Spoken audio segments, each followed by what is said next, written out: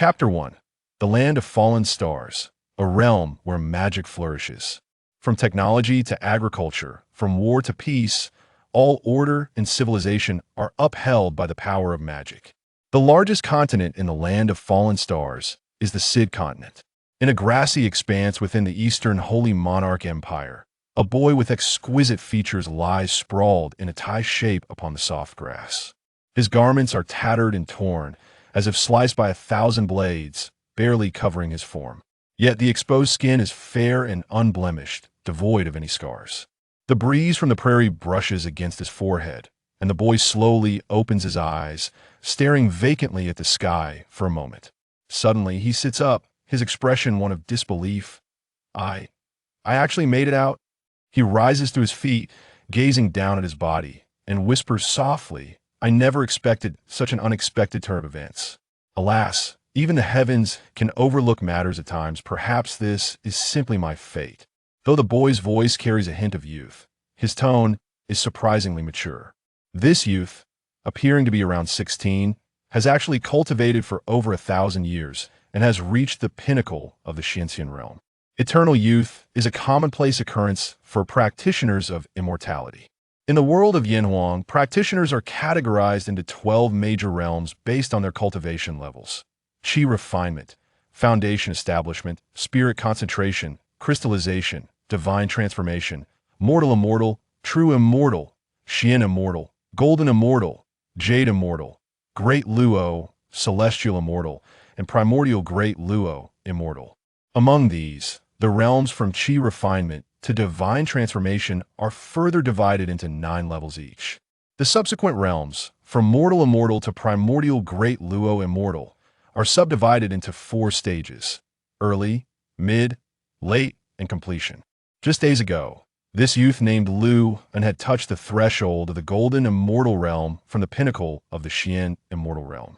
However, during the tribulation process, an unforeseen accident occurred. His protective artifact, the 9-turn demon sealing tower, suddenly gained sentience and unexpectedly turned against him. In an instant, the delicate balance between Lu and the heavenly tribulation was shattered, and 3 violent forces tore the surrounding space to shreds. Luin ultimately fell into unconsciousness, drawn into the void passage, and when he awoke, he found himself in this grassy expanse. Luin discreetly sent a thread of consciousness deep within his body. From earlier, he had discovered that he was unable to sense the celestial spiritual energy in his life essence. For a practitioner, this was undoubtedly terrifying. It is akin to a soldier on the battlefield suddenly finding their weapon missing. Under the illumination of that thread of consciousness, the internal state of his body became instantly clear. Indeed, both the celestial spiritual energy and life essence had vanished without a trace. The life essence is of paramount importance to a practitioner. Without it, one cannot condense celestial spiritual energy, rendering even the simplest spells unusable. It seems my life essence was shattered by the winds of the void passage, Luin mused with a bitter smile. He stood still, extending his hand, and a snow-white, translucent snow, celestial fruit appeared in his grasp out of thin air. Luin took a large bite, the sweet and fragrant juice bursting in his mouth, alleviating his mood somewhat. The fruit also contained a spiritual essence of heaven and earth, rapidly healing the other injuries within him. The destruction of his life essence signified a complete loss of cultivation. He was now even beneath the Qi refinement realm. For other practitioners, this would likely lead to despair, but for Luin, with a crunch, he swallowed the last piece of the resplendent fruit, barely chewing it before it slid down his throat. It was not a grave issue. As long as he was alive, he could cultivate anew. Moreover, although he had lost his life essence, his consciousness and body still retained the level of a first-tier Xian immortal, requiring no further effort to refine his body or cultivate his consciousness. He simply needed to focus on enhancing the realm of his life essence. First, he must return to his sect, the carefree celestial sect, for his personal safety and to gather the heavenly materials and treasures needed for recultivation from his sect's treasury. With a wave of his hand, his tattered garments transformed into a pristine white robe, the hem billowing behind him, rustling in the wind. In his new attire, his tall and elegant figure was further accentuated, resembling a young noble on an outing. A jade slip approximately half a foot long now in his hand. Both the slip and the snow celestial fruit had been retrieved from the spirit sea. A space practitioners open with their consciousness, primarily used for storing items without consuming celestial spiritual energy. Holding the jade slip meant for internal communication within the carefree celestial sect. Lewin infused his consciousness into it, contemplating. The disciples of the carefree celestial sect are widely dispersed. There must be fellow sect members nearby. Given my status, seniority, and reputation within the sect, the younger generation will surely rush over to greet me. This is not mere arrogance, although he does not take disciples. He often rewards those among the younger generation who exhibit merit or good character. Thus, his reputation within the carefree celestial sect remains quite favorable. Lost in thought, the jade slip activated under the influence of his consciousness, emitting a faint glow. 10 minutes passed. Half an hour passed.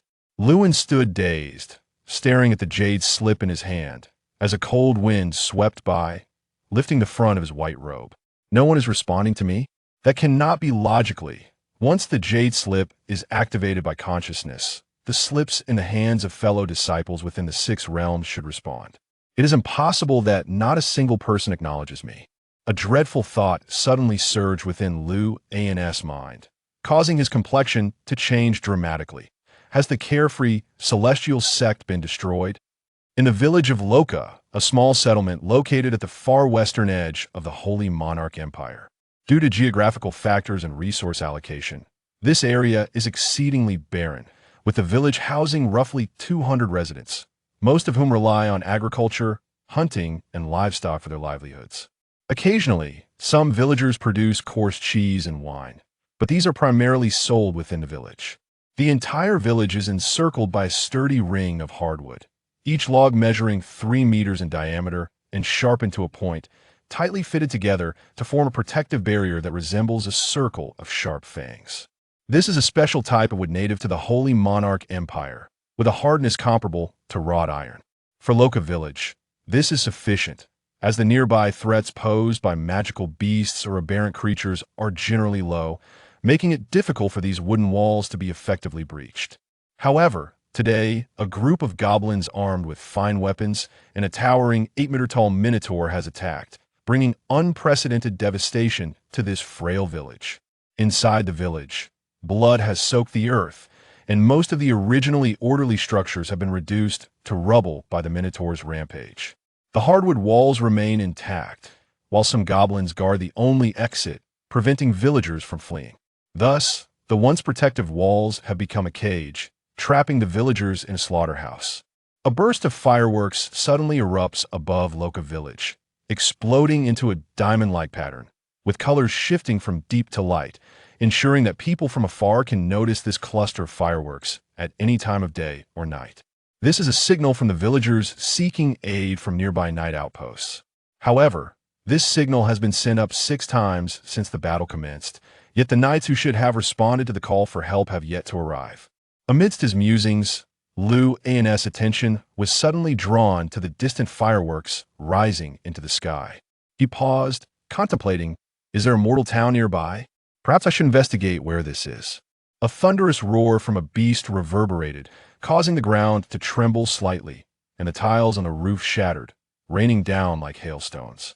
The Minotaur, resembling a demon, is clad in a scarlet magical armor, wielding a massive axe as it indiscriminately slaughters the villagers. The weak humans before it tremble in fear, scream, and flee, lacking even the courage to look it in the eye.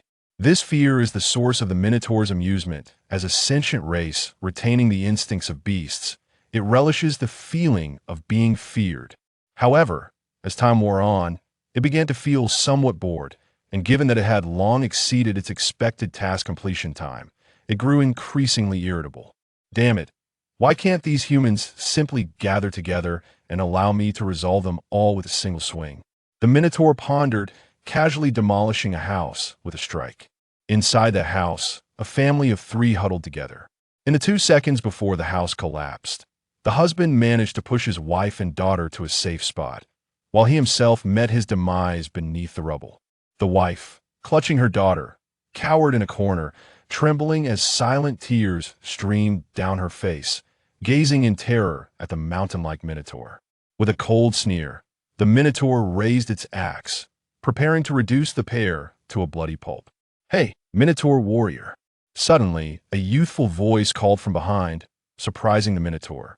It was unexpected that anyone would dare address it in such an environment, and the use of the term Minotaur warrior seemed to place it on equal footing with the speaker. The bull-headed behemoth turned its gaze, only to discover a frail human boy, approximately 14 years of age by human standards, his face smeared with dirt and ash.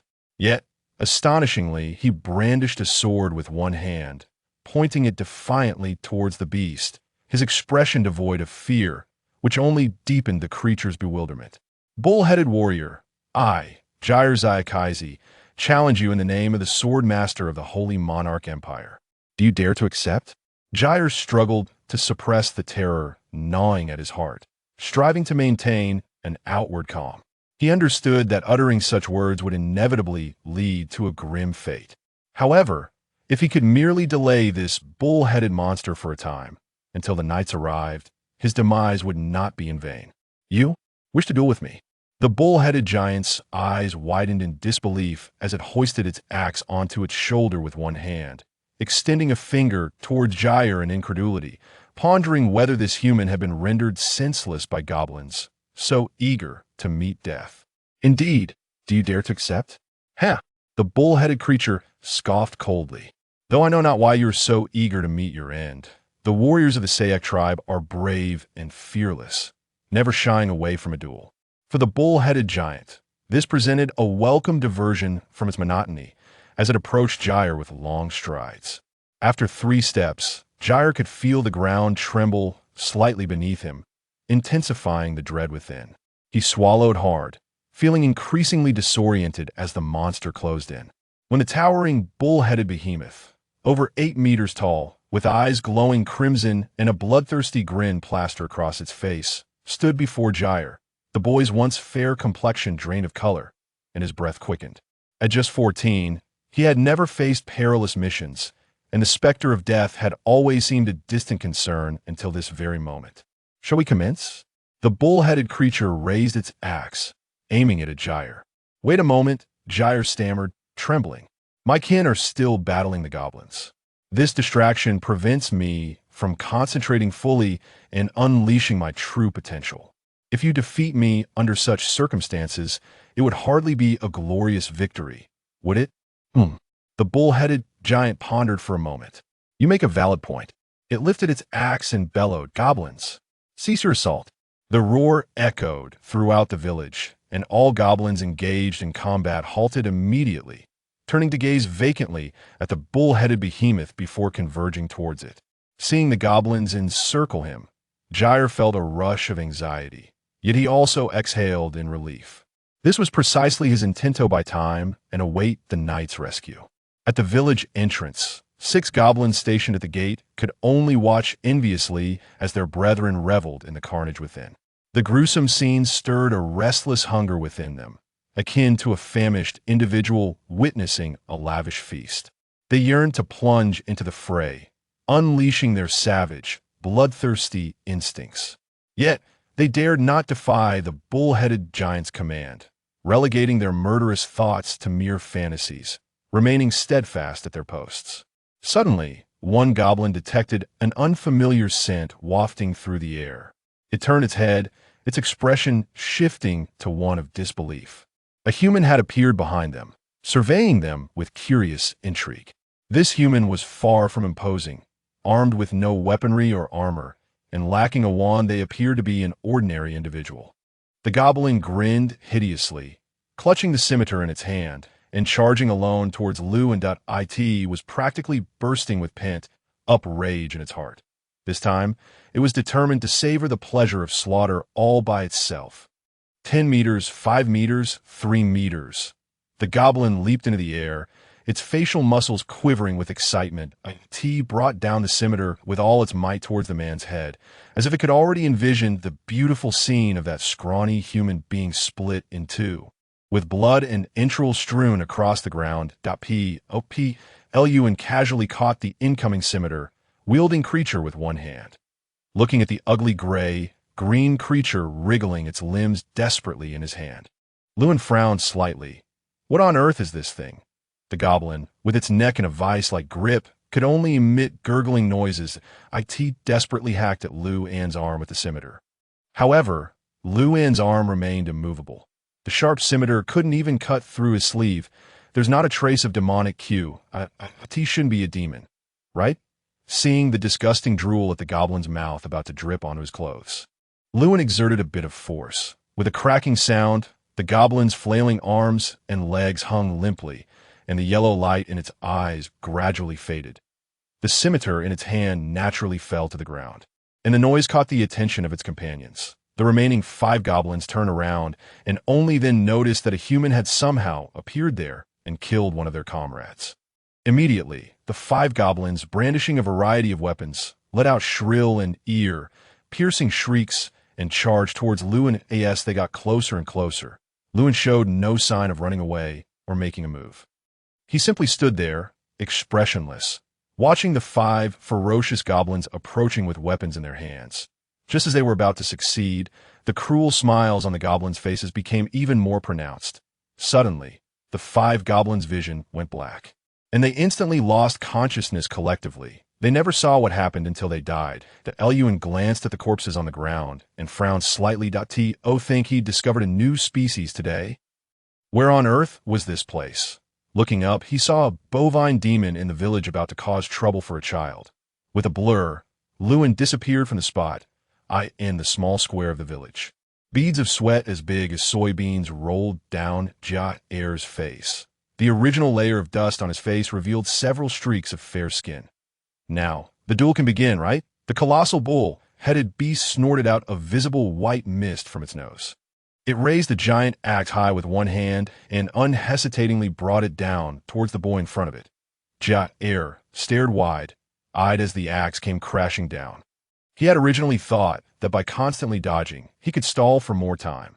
However, the giant axe weighing more than 10 tons, combined with the terrifying strength of the bull-headed beast, compressed the surrounding air. Jair felt as if he was having difficulty breathing. The surrounding air seemed to turn into gel. He couldn't move at all and could only stand there waiting for death. Death was imminent, and everything around him seemed to slow down. Jair's mind suddenly became extremely active. I'm going to die. The night still hasn't come. That I hope the night can arrive in time after I die. I'll never see Lady Leah's again. That I'll never be able to eat the berry bread at the academy entrance again. That I've done my best. Dying for the villagers, there's nothing to regret. Becoming a swordsman was to protect those who needed protection. Come to think of it, until I die, Lady Leah still doesn't know that I like her. What a pity. But a poor born boy like me doesn't deserve her anyway. Boom! The giant axe crashed down, kicking up a plume of dust several meters high. The ground trembled violently. The villagers watched the dust-covered area with despair and grief. Some villagers had closed their eyes or turned their heads away, unable to bear the sight of Jair's miserable state. The bull-headed beast stood in the dust and let out a strange because it felt that something was off. It was sure it had struck a flesh and blood body. However, unexpectedly, it hadn't smashed the body into minced meat. Its huge strength seemed to have been completely dissipated. Suddenly, a gust of wind blew the dust away, as if someone had drawn back the curtain of a stage. The expected gory scene didn't appear. A young man in white clothes had somehow appeared beside Jair. He was frowning at the bull-headed beast, and the long ribbons on his clothes fluttered up and then slowly fell. The young man in white looked around 16 years old. His black hair cascaded down like a waterfall behind his head. There was a cylindrical hair-binding ornament on his head that the villagers had never seen before. His facial features were exquisitely perfect, and his skin was so flawless that even young maidens in their prime would envy it. The villagers quickly came to their senses, being struck by such a terrifying axe. One should have been turned into a mess of minced meat, but both the young man in white and Jair were unharmed. At this moment, they were standing there, only that Jair seemed to have fallen into a coma. The bull-headed beast was first puzzled. When did this human appear here? It hadn't noticed at all. Was he a martial artist among humans? Or had he used some kind of teleportation magic? Then, It glanced at the giant axe in its hand. There was a large and obvious notch on the blade where it had struck the young man in white. How is this possible? The scarlet light in the bull-headed beast's eyes blazed brightly. In shock, it stepped back while staring at the giant axe with a large notch in its hand. It knew better than anyone how sturdy this axe was. It had been blessed by an elven mage and had endured countless battles over the centuries without ever being damaged. Now, it had been notched by this young man in front of it. Not only the bull-headed beast, but the entire Luoka village suddenly erupted into a frenzy after a brief moment of silence. What's going on? Who is that young man? Did he save Jair? Was the axe damaged when it struck the young man? Impossible. Did he use some kind of magic? The young man in white was, of course, Luin, although he had lost his natal true essence. His physical body was still at the peak of the first-rank mysterious immortal realm. Although he wasn't a body-training cultivator, during his millennium-long cultivation, this body had undergone countless thunder tribulations and absorbed numerous treasures from heaven and earth. Even without using immortal spiritual energy to protect himself, his defense was incredibly high for the bull-headed beast. He held the fainted Jair in his arms and curiously sized up the 8-meter-tall bovine demon in front of him. There was no such race as the bull-headed beast in Yanhuang, nor any similar races. So, in Luin's eyes, the thing standing in front of him was obviously an enchanted bovine demon. But that was strange. All demons should have demonic chi. Although there were ways to conceal it, for a demon to completely hide it from him when face to face, such a demon must have extraordinary strength. But Luin glanced around and recalled the axe blow he'd just taken. If it were a powerful demon with high cultivation, how could it use such primitive means to destroy the village, and so slowly? Moreover, that axe blow just now was quite ordinary. He couldn't even cut through the clothes issued by his sect for free, let alone hurt him. Furthermore, if he hadn't been curious and deliberately wanted to test the demon's strength, that axe blow wouldn't have come anywhere near hitting him. This thing in front of him was clearly an ordinary bovine demon, but had such excellent means of concealing its demonic chi. He had to pry this important secret out of its mouth. Luin turned his back to the villagers without looking back. He casually tossed the fainted Jair in his arms behind him. The latter traced a parabola in the air and landed steadily in the crowd, where he was caught by the villagers. You, this bovine demon, do have some tricks. Tell me, what method did you use to conceal your demonic chi? After getting rid of the burden, Luin put his hands behind his back, looked at the bovine demon in front of him, and asked in a cold tone. Originally, they were from different worlds, and their languages should have been mutually unintelligible. However, the Holy Monarch Empire was covered by a barrier magic called Voice of the World, which enabled free communication among intelligent races. Not only the Holy Monarch Empire, but many countries on the Sid continent also used this barrier magic, since there were many intelligent races on the Sid continent with dozens of cultures and languages. The existence of Voice of the World played a crucial role in trade and communication among these races. What bovine demon? What demonic chi? What are you babbling about? The bull-headed beast was utterly confused. These two terms were even more difficult for the bull-headed beast race, which had a relatively low level of culture. At the same time, a sense of horror welled up in its heart. It had used 70 of its strength in that blow just now. This human in front of it looked only in his teens, but did he really have such a monstrously high defense? With the inferior innate talents of humans, it was simply impossible to train the physical body to this level. Was it magic?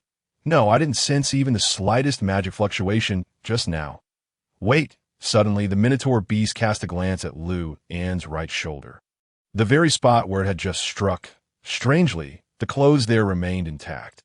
Even if one's physical body were tempered to an extremely strong state, it was unlikely that the clothes would be so tough as well. So it turned out that this strangely designed piece of clothing must be a magic item of no low rank. It boasted such an incredibly abnormal defensive function that it might even be a treasure from ancient times. With its limited knowledge, how could it possibly know that the Xiaoyao Immortal sect was one of the most renowned immortal sects in Yanhuang? Even the sect issued robes given to disciples for free were made of extraordinary materials. Although its defensive power was inferior to Luin's first-grade mysterious immortal body, Even if the Minotaur beast exhausted all its strength, it wouldn't be able to leave the slightest scratch on it. This was something that absolutely exceeded the Minotaur beast's comprehension. The Minotaur beast's Adam's apple bob as it stared at the white robe on Lewin with extremely fervent eyes that it was convinced in its heart that this was a valuable magic item, and it had to obtain it. Suddenly, it launched an attack. Its huge axe, carrying a powerful air pressure, smashed towards Lewin's head. In the Minotaur beast's view, although the defensive power of Lewin's clothes was abnormal, his head was unprotected. If it launched a full-force surprise attack, it would surely be able to kill him. Patted a very faint sound rang out, and a scene that shocked everyone appeared. It was even more astonishing than when Lewin had previously blocked the giant axe with his body and damaged it. Lewin's face remained calm as he simply extended a single finger to withstand this extremely violent strike. The entire Looka village fell silent again, and no one could explain what was happening before their eyes. Humans were generally recognized as having inferior talents. Although this race was spread across the entire Meteor Fall land, they were weak. They mostly had to hide behind tall city walls and rely on their relatively large population. One of their few advantages to survive. Their status was almost at the bottom. If Lewin were a lizard man, an orc, a troll, or a werewolf, this scene would have been more reasonable. But he was a human who was like an ant in the eyes of many races. Humph, you're so audacious. Amid the silence, Lewin let out a cold snort, as soon as the words left his mouth. The Minotaur beast felt a chill rising from below, and its heart seemed to suddenly stop the moment it heard those words. For the first time since its birth, this self-proclaimed brave beast had the thought of running away. Lewin's face remained calm as he casually poked the giant axe with his index finger, an action as if a child were poking at a soap bubble. But the point where it was poked, a crack instantly appeared. In just 1 second, one crack split into 4, then 4 into 16. Finally, this invincible giant axe crumbled into thousands of pieces right before everyone's stunned expressions. How is this possible? Oh God, I must be dreaming. This is so powerful. Is it an envoy sent by God to save us? The on-looking humans and goblins were no longer as shocked as before, when too many things beyond their cognition appeared before their eyes at once. They became numb. They felt as if they were in a dream, just like being drunk. Impossible. The Minotaur beast stared at the bare axe handle in its hand and involuntarily took a few steps backward. Losing its balance, it sat down on the ground, and the scarlet light in its eyes almost burst out. This scene was absolutely beyond its understanding. It began to suspect that it was in a nightmare, and its rationality gradually dissipated. In extreme shock, it roared loudly, "Goblins, charge!" As soon as the words were spoken, more than 50 goblins swarmed in from all directions, seemingly about to engulf Lewin. Goblins were creatures with low intelligence and almost no sense of the situation. It was likely that even if the ancient creator god were here, they would still dare to attack. Bad warrior-type professions generally lack group attack methods, especially in a situation where there are enemies all around. It's easy to be at a disadvantage that a somewhat experienced villager thought worriedly. In the eyes of most people present, with Lewin's strength and defense, he must be a warrior-type profession. Lewin naturally didn't take these ugly and weak creatures to heart, not to mention 50 of them. Even if there were 1,000 or 100 times more, they wouldn't pose the slightest threat to him. He calmly bent down, picked up a piece of the axe fragment, squeezed it hard to make it even more fragmented, then clasped his hands together and forcefully flung them out in all directions. Dozens of whistling sounds of projectiles crisscrossed. The axe fragments shot out in all directions like shooting stars. From the villager's perspective, almost instantly, the axe fragments penetrated the heads of every single goblin. The goblins' movements almost froze simultaneously, and then they fell to the ground one after another, losing their lives. The villagers looked at each other with lingering fear because some of them were right behind the goblins, and it was inevitable that the axe fragments might have hit one of them. But soon they discovered that none of the villagers had been hit by the axe fragments. The Minotaur beast, sitting on the ground, had been gasping heavily.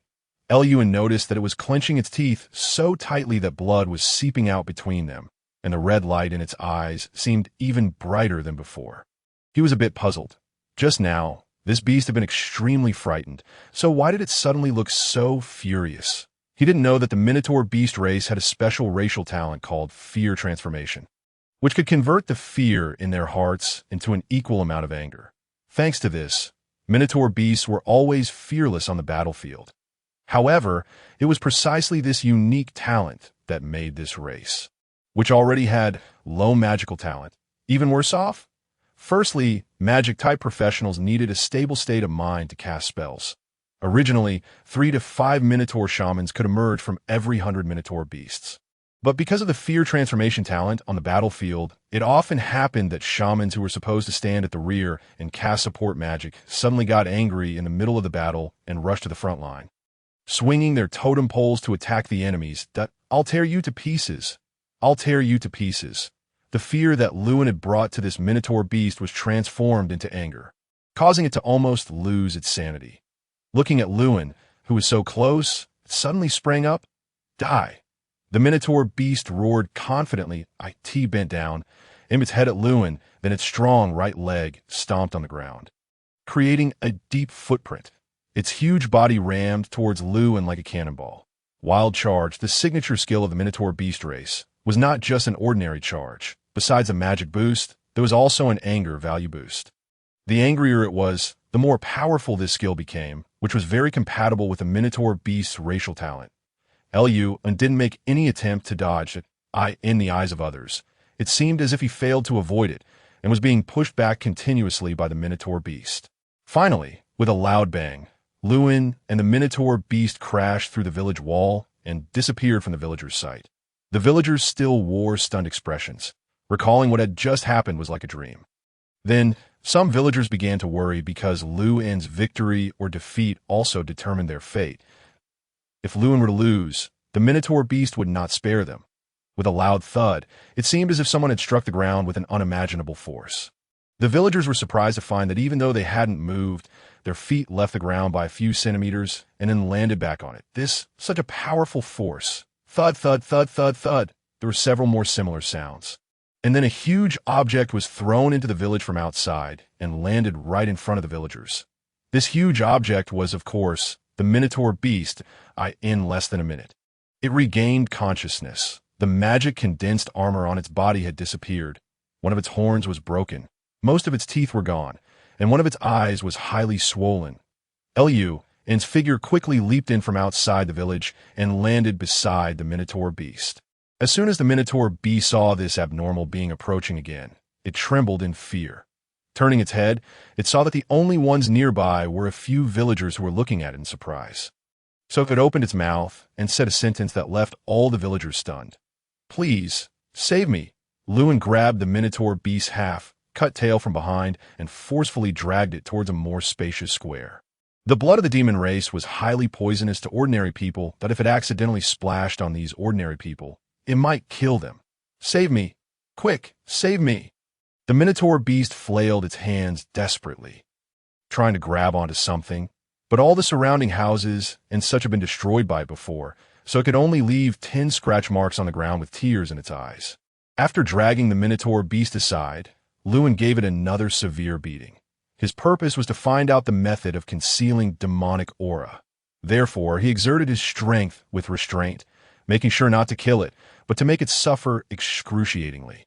Strangely enough, at this moment, Lewin actually felt a twinge of admiration for this young ox demon. This was admiration for its character, having nothing to do with its cultivation. He truly never expected that this little ox demon had quite a bit of backbone. Even though he had been torturing it, it kept feigning ignorance, insisting that it had no idea what demonic chi was. Well, clearly, it was a well-trained demon. Please let me go. I really don't know what demonic chi is. The ox demon's eyes were filled with tears. Why is there such a perverted human in the world? Humans are notoriously poor in terms of talent, but this human beats me as easily as a strong man would beat an infant. My once boasted strength is nothing in front of this human. Lewin was not of a tall build, and his fists were small, especially for the giant ox-headed beast. They might even be smaller than one of its eyes. However, every time those small fists were swung, they left an indelible shadow in the giant ox-headed beast's heart. Bang! Lewin punched it in the face. knocking out 5 more of its teeth. Still pretending. As a demon, how can you not know about demonic chi? I'm not a demon. Bang. If you're not a demon, how did you end up looking like this? When my mother gave birth to me, I was like this. Bang. If you want to lie to me, at least come up with a more plausible reason. I'm not lying. Really? Bang. If you don't tell me, I'll tear you apart alive. Eluin frowned and growled, gradually losing his patience. I'll tell you. I'll tell you. The giant ox-headed beast was filled with a multitude of curses in its heart. It thought, I'll tell you to go to hell. In such a situation, this race, which usually disdained thinking and only believed in strength, was forced to have its brain work at high speed, after organizing the fabricated reason in its mind.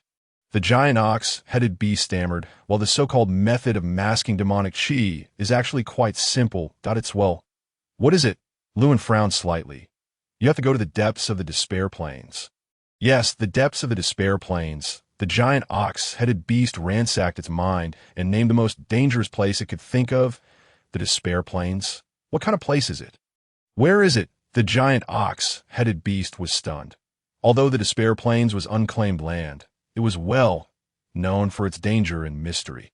How could someone not know about it? It's just to the west of the Holy Monarch Empire. The Holy Monarch Empire? Lewin murmured this unfamiliar name. Which continent is this country on? Yintian Fuzhou, Shangtaiyuzhou. The giant ox-headed beast blinked. Is this guy acting? It tentatively said, it's on the Sid continent. How dare you play tricks on me? There's no such place. Lewin's face darkened menacingly when he heard this. The hand grasping the ox-headed beast's neck suddenly tightened. The giant ox-headed beast struggled desperately out of fear, but even the piece of skin in Lewin's hand was almost torn off, and it still couldn't break free from Lewin's grasp. After a moment, Lewin, who had been scowling, suddenly showed a gentle smile. Fine, from now on, I won't say a single word to you. He let go of his hand and gently patted the ox-headed beast's neck as if he were patting his own dog. But this smile looked so terrifying to the ox-headed beast. A strong sense of unease welled up in its heart. Eluin grabbed one of the ox-headed beast's arms with both hands and stepped on its waist with one foot. With a bang, the ox-headed beast's arm was yanked off directly. A column of blood spurted out more than 3 meters, and the ox-headed beast couldn't help but let out a howl of pain. I'll tell you that I remember. I'll tell the truth. Please let me go. As if he hadn't heard, Lewin tore off one of the ox-headed beast's ears. The ox-headed beast deeply regretted coming to this place and even regretted being born in this world. It kept begging for mercy, but as Lewin had said, he really ignored it completely. Amid the ox-headed beast's gradually weakening pleas for mercy, Lewin tore off its other arm, 2 legs, and half of its tail, and finally crushed its body into minced meat inch by inch with the power of his palm. After finishing all this, Lewin turned to look at the villagers and found that they all looked as if they had seen a ghost. When he looked at them, they all took a few steps back, collectively, as evening approached. The afterglow of the setting sun cast long shadows over Luoka village, and the orange-hued light added a touch of gloom to the village. Lewin stood alone on the gravel path, looking at the scene in the village. The architecture in the village, as well as the hairstyles, hair colors, and clothing of the villagers, were all very peculiar, of a type he had never seen before. Although there were tens of thousands of countries in Yanhuang, and there were differences in their cultures and folkways, they were like the difference between beef noodles and Yanshan noodles. Definitely not like the difference between beef noodles and shoe soles. Where was this place? A place he had never set foot in and never heard of. Grievous cries echoed everywhere in Luoka village. Although the nightmare was over, the deceased relatives would never come back. Currently, there were only about 30 relatively healthy villagers in Luoka village. Under the arrangement of the village head, they were divided into 2 groups. One group set up a simple medical shed to take care of the wounded, and the other group went to repair the large hole in the village wall that had been rammed by the ox-headed beast and replace it with a spare gate to prevent anything from getting in through the hole at night. There were enough materials in the village to repair the wall, and there was also a spare village gate. Therefore, it was not difficult to repair the wall and the gate before nightfall. However, the situation at the medical shed was rather bleak. Luoka village was located in a remote area with a poor economy and extremely poor medical conditions. The only doctor was a chubby man, and his medical skills were not bad. But there were many medical supplies he couldn't afford, so he could only treat some common ailments at most. Facing the current situation where a large number of villagers were seriously injured, he was completely at a loss. The wounded in the medical shed would either end up with lifelong disabilities or have to quietly wait for death and anxiety. They were lined together under the temporarily built medical shed. Some had accepted the reality and stared blankly at the roof of the shed with numb eyes. Some were unwilling and kept begging the doctor to think of more ways. Their relatives couldn't face such a fact either. They knelt beside the beds, crying and praying for them. The doctor's chubby face was full of sorrow, and he kept sighing. Eliuan noticed this scene. With a thought, a ceramic medicine bottle suddenly appeared in his hand, which was half hidden in his sleeve. Just as he was about to step toward the medical shed, he suddenly heard someone speaking to him from behind. "Your Excellency," Eliuan turned around and saw a tall, middle-aged man being supported by several people standing behind him. This was a middle-aged man in his 50s, with a big nose, messy hair, and tattered clothes. It was obvious that he was very poor. "But I'm Hofstadter, the village head of Luoka village. Thank you so much for saving us. Such kindness will never be forgotten," the middle-aged man said. "That you're welcome," Eliuan replied calmly, thinking to himself what a strange name it was. Hofstadter took out a hemp bag from his bosom and presented it to Lewin with both hands. "This is our gift to you. Please accept it." Lewin glanced at the dark brown money bag and shook his head. "That I appreciate your kindness, but you need the money now. Keep it for yourselves." This, Hofstadter's eyes widened slightly. Releasing the distress signal fireworks was mainly to call for help from the knights, but there were also cases where passing adventurers would come to the rescue. In such situations, the rescued party should pay the adventurers. After all, the taxes paid usually didn't go into the adventurers' pockets. Especially today, if it weren't for this unfathomable adventurer in front of him, the entire Luoka village might have been wiped out by now.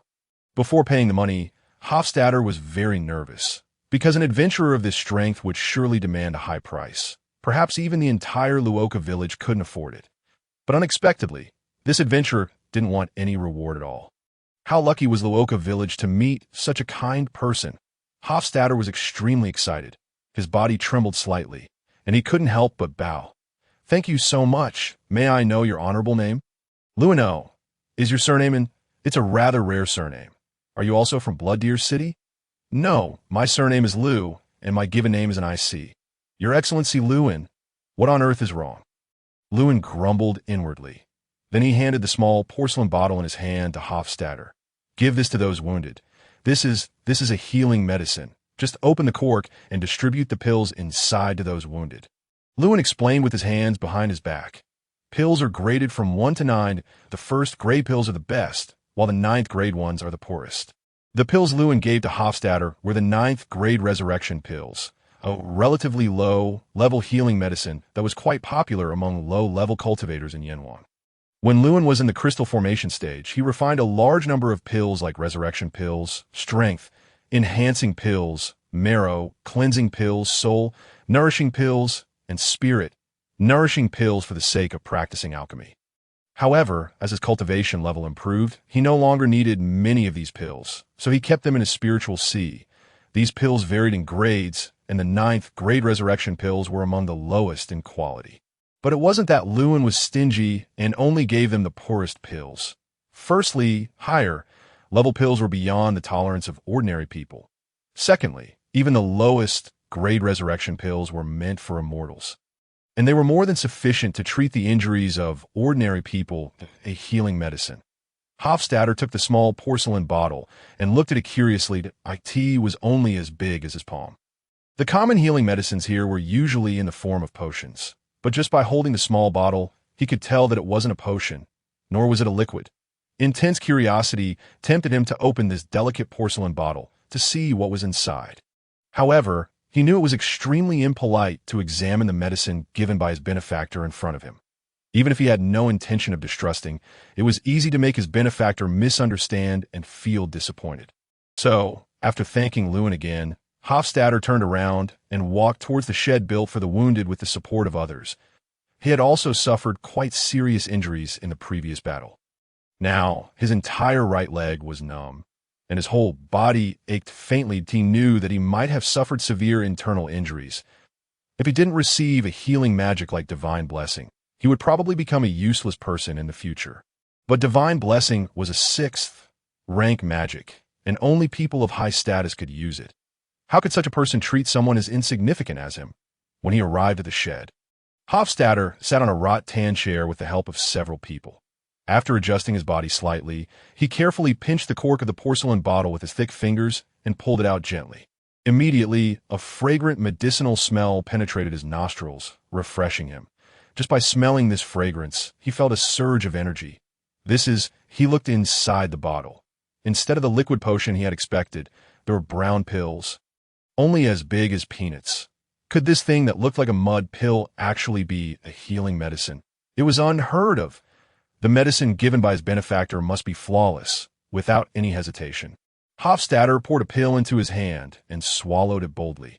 Then he handed the medicine bottle to the villagers who were taking care of the wounded, asking them to feed each injured person the pill.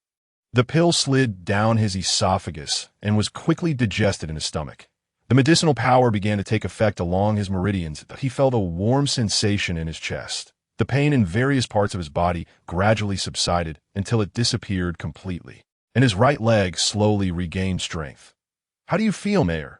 Several villagers who were reluctant to leave gathered around Hofstadter. Some were standing, and some were squatting beside the chair. They stared nervously and anxiously at Hofstadter's face. Hofstadter showed an incredulous expression. Then he suddenly stood up from the chair and walked around it. He kept muttering like a madman, "It's amazing! It's incredible! It's amazing! It's incredible!" Everyone was caught off guard. They had expected that the medicine given by Lu and would be effective. But they never thought the effect would be so immediate. He just stood up suddenly, not slowly with the support of the chair, but suddenly. "Ah, your leg is healed, Mayor." "Yes, and not only that, I feel no discomfort at all in my whole body. Even my old headache that has bothered me for decades has disappeared. I feel like I'm 20 years younger, buddy."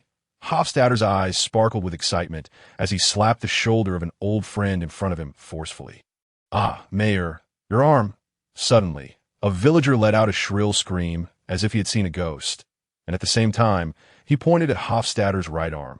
There was originally a serious sword wound there. Since the village's supply of bandages was limited and the wound on his arm was not life-threatening, Hofstadter had ordered the doctor to save the bandages for other wounded and had left the wound exposed. But this wound, which was originally as long as a palm, had unexpectedly shrunk to the size of a thumb and was still healing at a visible speed. This also the effect of the pill. Hofstadter excitedly took off his upper garment and tore off the bandage that the doctor had simply wrapped around him. Most of the wounds on his body had already healed. Except for the old scars, new skin had grown on all the wounds. The originally quiet and solemn atmosphere in the medical shed soon became as lively as boiling water. Some seriously injured and even dying people had miraculously healed in a short time after taking the pills given by Lewin. Moreover, they had magically regained their strength and could immediately get out of bed and move around. The chubby doctor looked at all this in disbelief. The wounded, who had just been waiting for death, were now hugging each other excitedly and cheering, just like they had heard the news that their country had won a great victory. Some men who had already said goodbye to their families were now crying and kissing their wives. The wives were also crying, but they were covering their children's eyes with their hands. Hofstadter looked at this scene, and the corners of his mouth couldn't help but rise. The haze that had been weighing on his heart seemed to dissipate all of a sudden. Born in a place that was not very peaceful, they could often let go of the deceased quickly. Seeing their dying relatives and friends recover their health was what they hoped for most at present. Hofstadter looked at Lewin in the distance, his eyes full of reverence. However, the latter didn't pay the slightest attention to what was happening in the medical shed. Lu and was sitting on a rock, resting his chin on his hand and looking elsewhere intently, as if the scene of these villagers working was a drama on the stage. What a mysterious person. Hofstadter sighed inwardly. Then he looked at the porcelain bottle in his hand again. This medicine was simply a masterpiece of the gods. Even the top-level healing potions and the Holy Sea's elixir of life couldn't compare to these small brown pills that looked like mud pills. If these pills appeared in Blood Deer City, they would surely cause a huge sensation. Even in the imperial city of Shilingluo, they would definitely draw the attention of the royal family. Hofstadter had been a known adventurer in his youth. He was fortunate enough to drink the elixir of life after being injured in a war for his country. He knew very well that even the elixir of life, which was to have the best healing effect, was not as effective as the pills that Lorden had casually given him. Who on earth was that Lord? At this moment, Hofstadter and the others for Lou and reached its peak. No less than their reverence for the god they had believed in since childhood, because the god had never appeared. While Lewin had appeared when everything seemed about to collapse, he had effortlessly defeated the strange species they thought they could never defeat and had bestowed this miraculous medicine on them. Mayor, just when these people were immersed in the joyous atmosphere, a villager who was responsible for repairing the village wall ran over in a panic. Sensitive Hofstadter immediately felt a sense of unease. His intuition told him that something terrible had happened again. The villager was out of breath. He bent down and pointed intermittently at a warehouse behind him. Please go and have a look. God, what on earth did we do wrong? Following the villager's guidance, Hofstadter came to a warehouse. The warehouse was filled with the smell of blood and hay. The villagers who had gathered at the door early looked serious and angry. They held weapons in their hands, pointing the sharp ends inside the warehouse, that a goblin was sitting on the muddy ground of the warehouse, holding something in its arms. Its yellow eyes were particularly conspicuous in the dim environment. One of its legs was broken, and the severed limb was lying not far away. Blood was still flowing from the broken part. Facing the humans in front of it, it let out continuous low growls from its throat. Much like a wild beast trapped in a cage and being gawked at. Gently pushing aside the villagers gathered at the door, Hofstad squeezed in, upon seeing what the goblin was holding in its arms. He couldn't help but be struck with horror. Several hoes, shovels, sickles, and rakes were tightly clutched in the goblin's arms, making a clattering sound as the goblin struggled. These farm tools were a bit too large for the goblin, and some of the sharp edges had cut through its skin, yet it still refused to let go. Goblins, which made a living by hunting, stealing, and robbing, were actually risking their lives to steal human farm tools. Everyone in the Holy Monarch Empire knew what this meant. There must have been an extremely rare mutant born in the nearby goblin tribe, the Goblin King. Just recalling its name would drag everyone present back to the goblin disaster more than 20 years ago. After a moment of daze, Hofstad found that his back had been soaked with cold sweat at some point. The Goblin King was a product of goblins and humans that IT was born with human intelligence and incredibly high magical talent. All goblins would instinctively obey all its orders. Even if it commanded them to die, they wouldn't hesitate for a second. IT would unite the scattered goblin groups around it and develop a civilized society of goblins. And its magical talent, so high that most geniuses would envy it, would enable it to grow into a terrifyingly powerful magic caster in a short time. Goblins reproduced quickly, had a large population, and a short growth cycle. They could almost reach adulthood and gain compatibility in less than half a month. There was a probability that mutants would appear among newly born goblins, such as goblin giants, goblin priests, rock goblins, shadow goblins, etc. These were all beings far more powerful than ordinary goblins. And when the Goblin King was born, the probability of these mutants appearing would multiply. By then, the nearby goblin groups would quickly grow into a terrifying force, and one understood the principle behind it. But history told them it was an unshakable rule. The moment the Goblin King was born, the peace in the vicinity had entered a countdown. Because the Goblin King would surely lead his fearless army to expand the goblins' territory. Why did this goblin in front of them steal farm tools? It was because someone was teaching these damned goblins to open up farmland. This was clearly proof of the birth of the Goblin King. The goblin, which had been growling and struggling in a low voice, suddenly fell silent. IT gritted its teeth and looked around at the humans who had surrounded it tightly. Seeming to know that it couldn't escape today, it suddenly loosened its embrace, and the farm tools scattered on the ground. Oh no! Quick, stop it! Hofstad rushed forward in a panic, but it was too late. The goblin was faster. IT quickly picked up the sickle on the ground and decisively cut it towards its own neck. It could be seen that it used all its strength without reservation. The sickle soon embedded itself halfway into the neck, and a large amount of blood gushed out from the wound. The goblin's yellowish eyes also dimmed. After its death, its body still sat there, but its head tilted to one side, hanging by the skin on the neck. Seeing that the goblin was already dead, Hofstad stopped in his tracks, staring fixedly at the goblin and whispering it could actually guess that we would send it to the interrogation room. Yes, it seems that the Goblin King has really been born.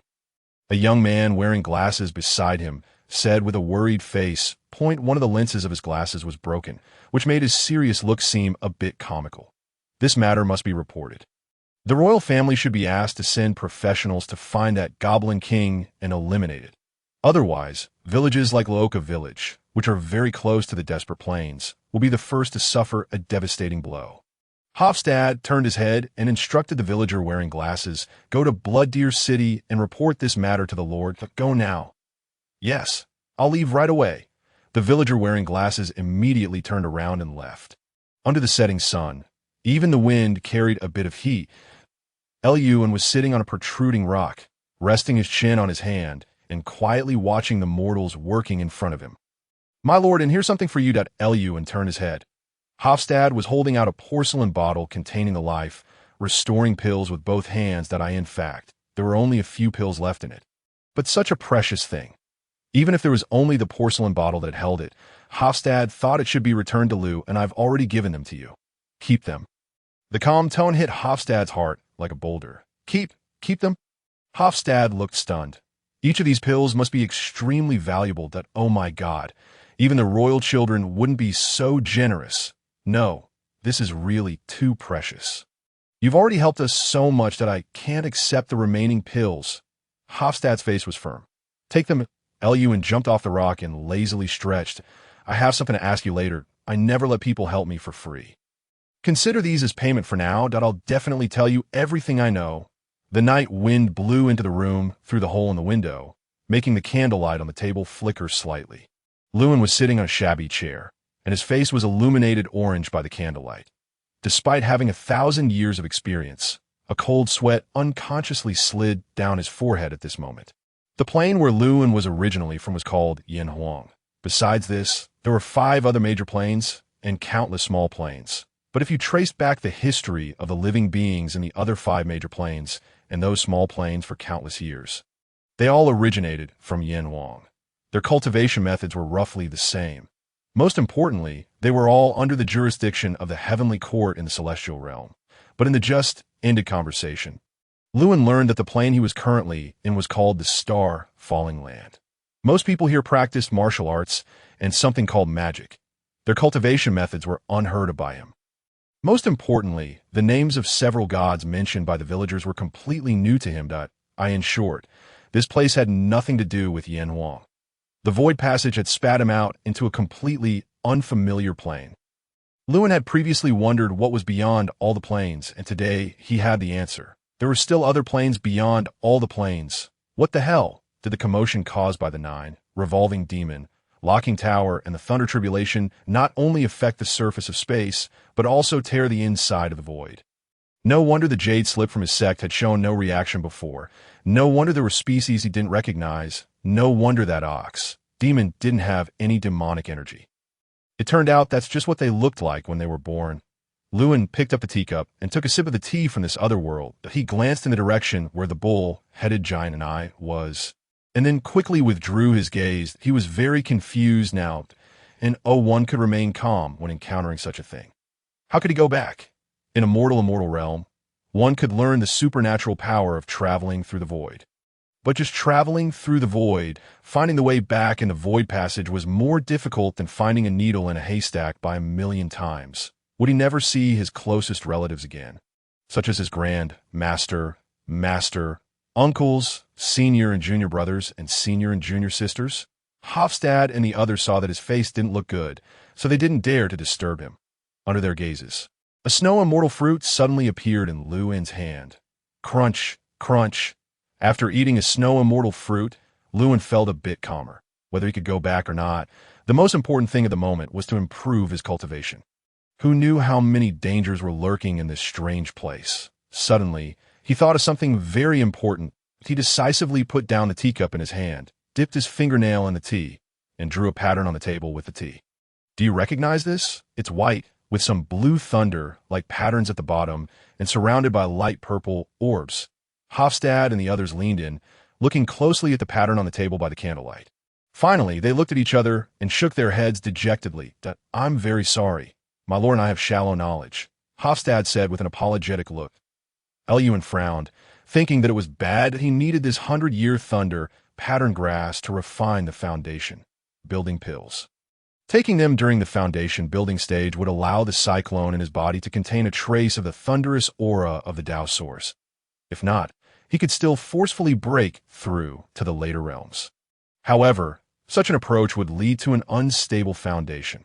During the path of cultivating immortality, it is not only necessary to absorb the spiritual energy of heaven and earth to temper oneself, but also quite crucial to absorb and transform the innate essence contained in rare treasures of heaven and earth for personal use.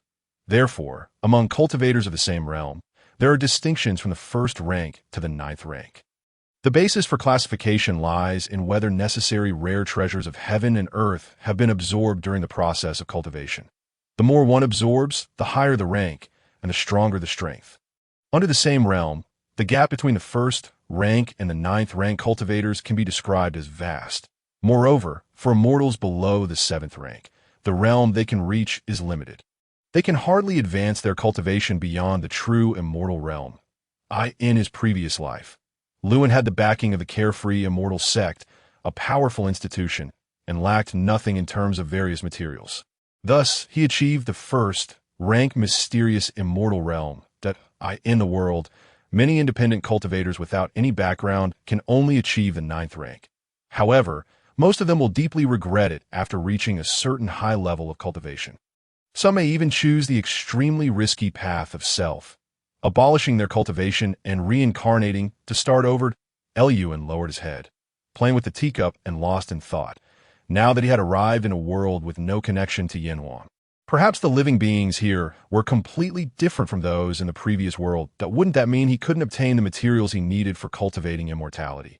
If so, would he have to cultivate to the 9th rank immortal? Thinking of this, Lewin couldn't help but feel annoyed. For him, cultivating to the 9th rank was no better than not cultivating at all.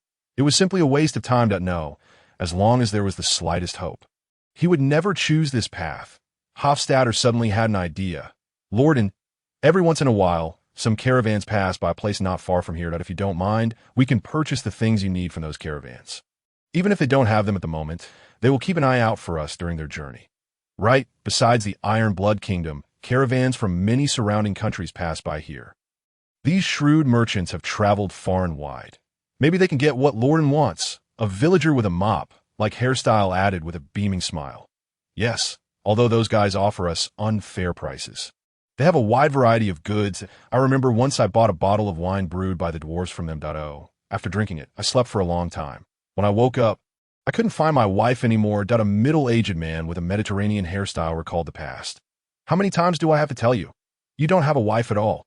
It was all in your imagination. Don't blame the wine, a completely bald middle-aged man retorted. Everyone was chatting animatedly. After hearing Hofstadter's suggestion, Lewin's heart skipped a beat.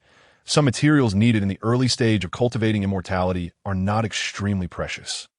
In Yenhuang, it is common for mortals to obtain materials needed by mortals and then exchange them for silver at immortal cultivating sections anyway. It was worth a try. Very well that I in that case. I'll trouble you all. Lewin said politely that you're being too polite. It's what we should do. Yes, you're our savior. We're more than willing to serve you. Several people quickly responded. Elwyn pondered for a moment and said, however, the names of those things might be different here from what they're called in my place. It's best that I draw them all. Then it'll be easier for you to identify them. Quick, get a pen and paper for Lorden.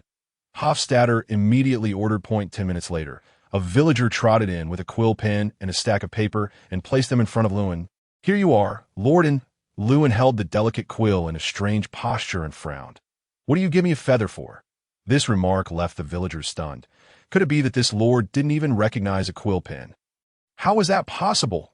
Didn't they use such pens for writing in his place? Hofstadter said. Elwyn nodded. I'm not used to this. You have a hairpin here? What's a hairpin? Several people exchanged glances and then looked at Lewin curiously. Forget it, Lewin sighed. Go find an iron or stone slab. If not, a wooden board will do. It should be large. Although they didn't know what Lewin needed these things for. They thought it was best to just follow his instructions that I'll go to the blacksmith's place to have a look. A villager stood up. Okay, I'll go with you. It might be too heavy for you to carry alone if it's large. I'll go too. More than 10 minutes later, several villagers carried an iron slab as tall as a person and 3 meters wide in the house with great difficulty.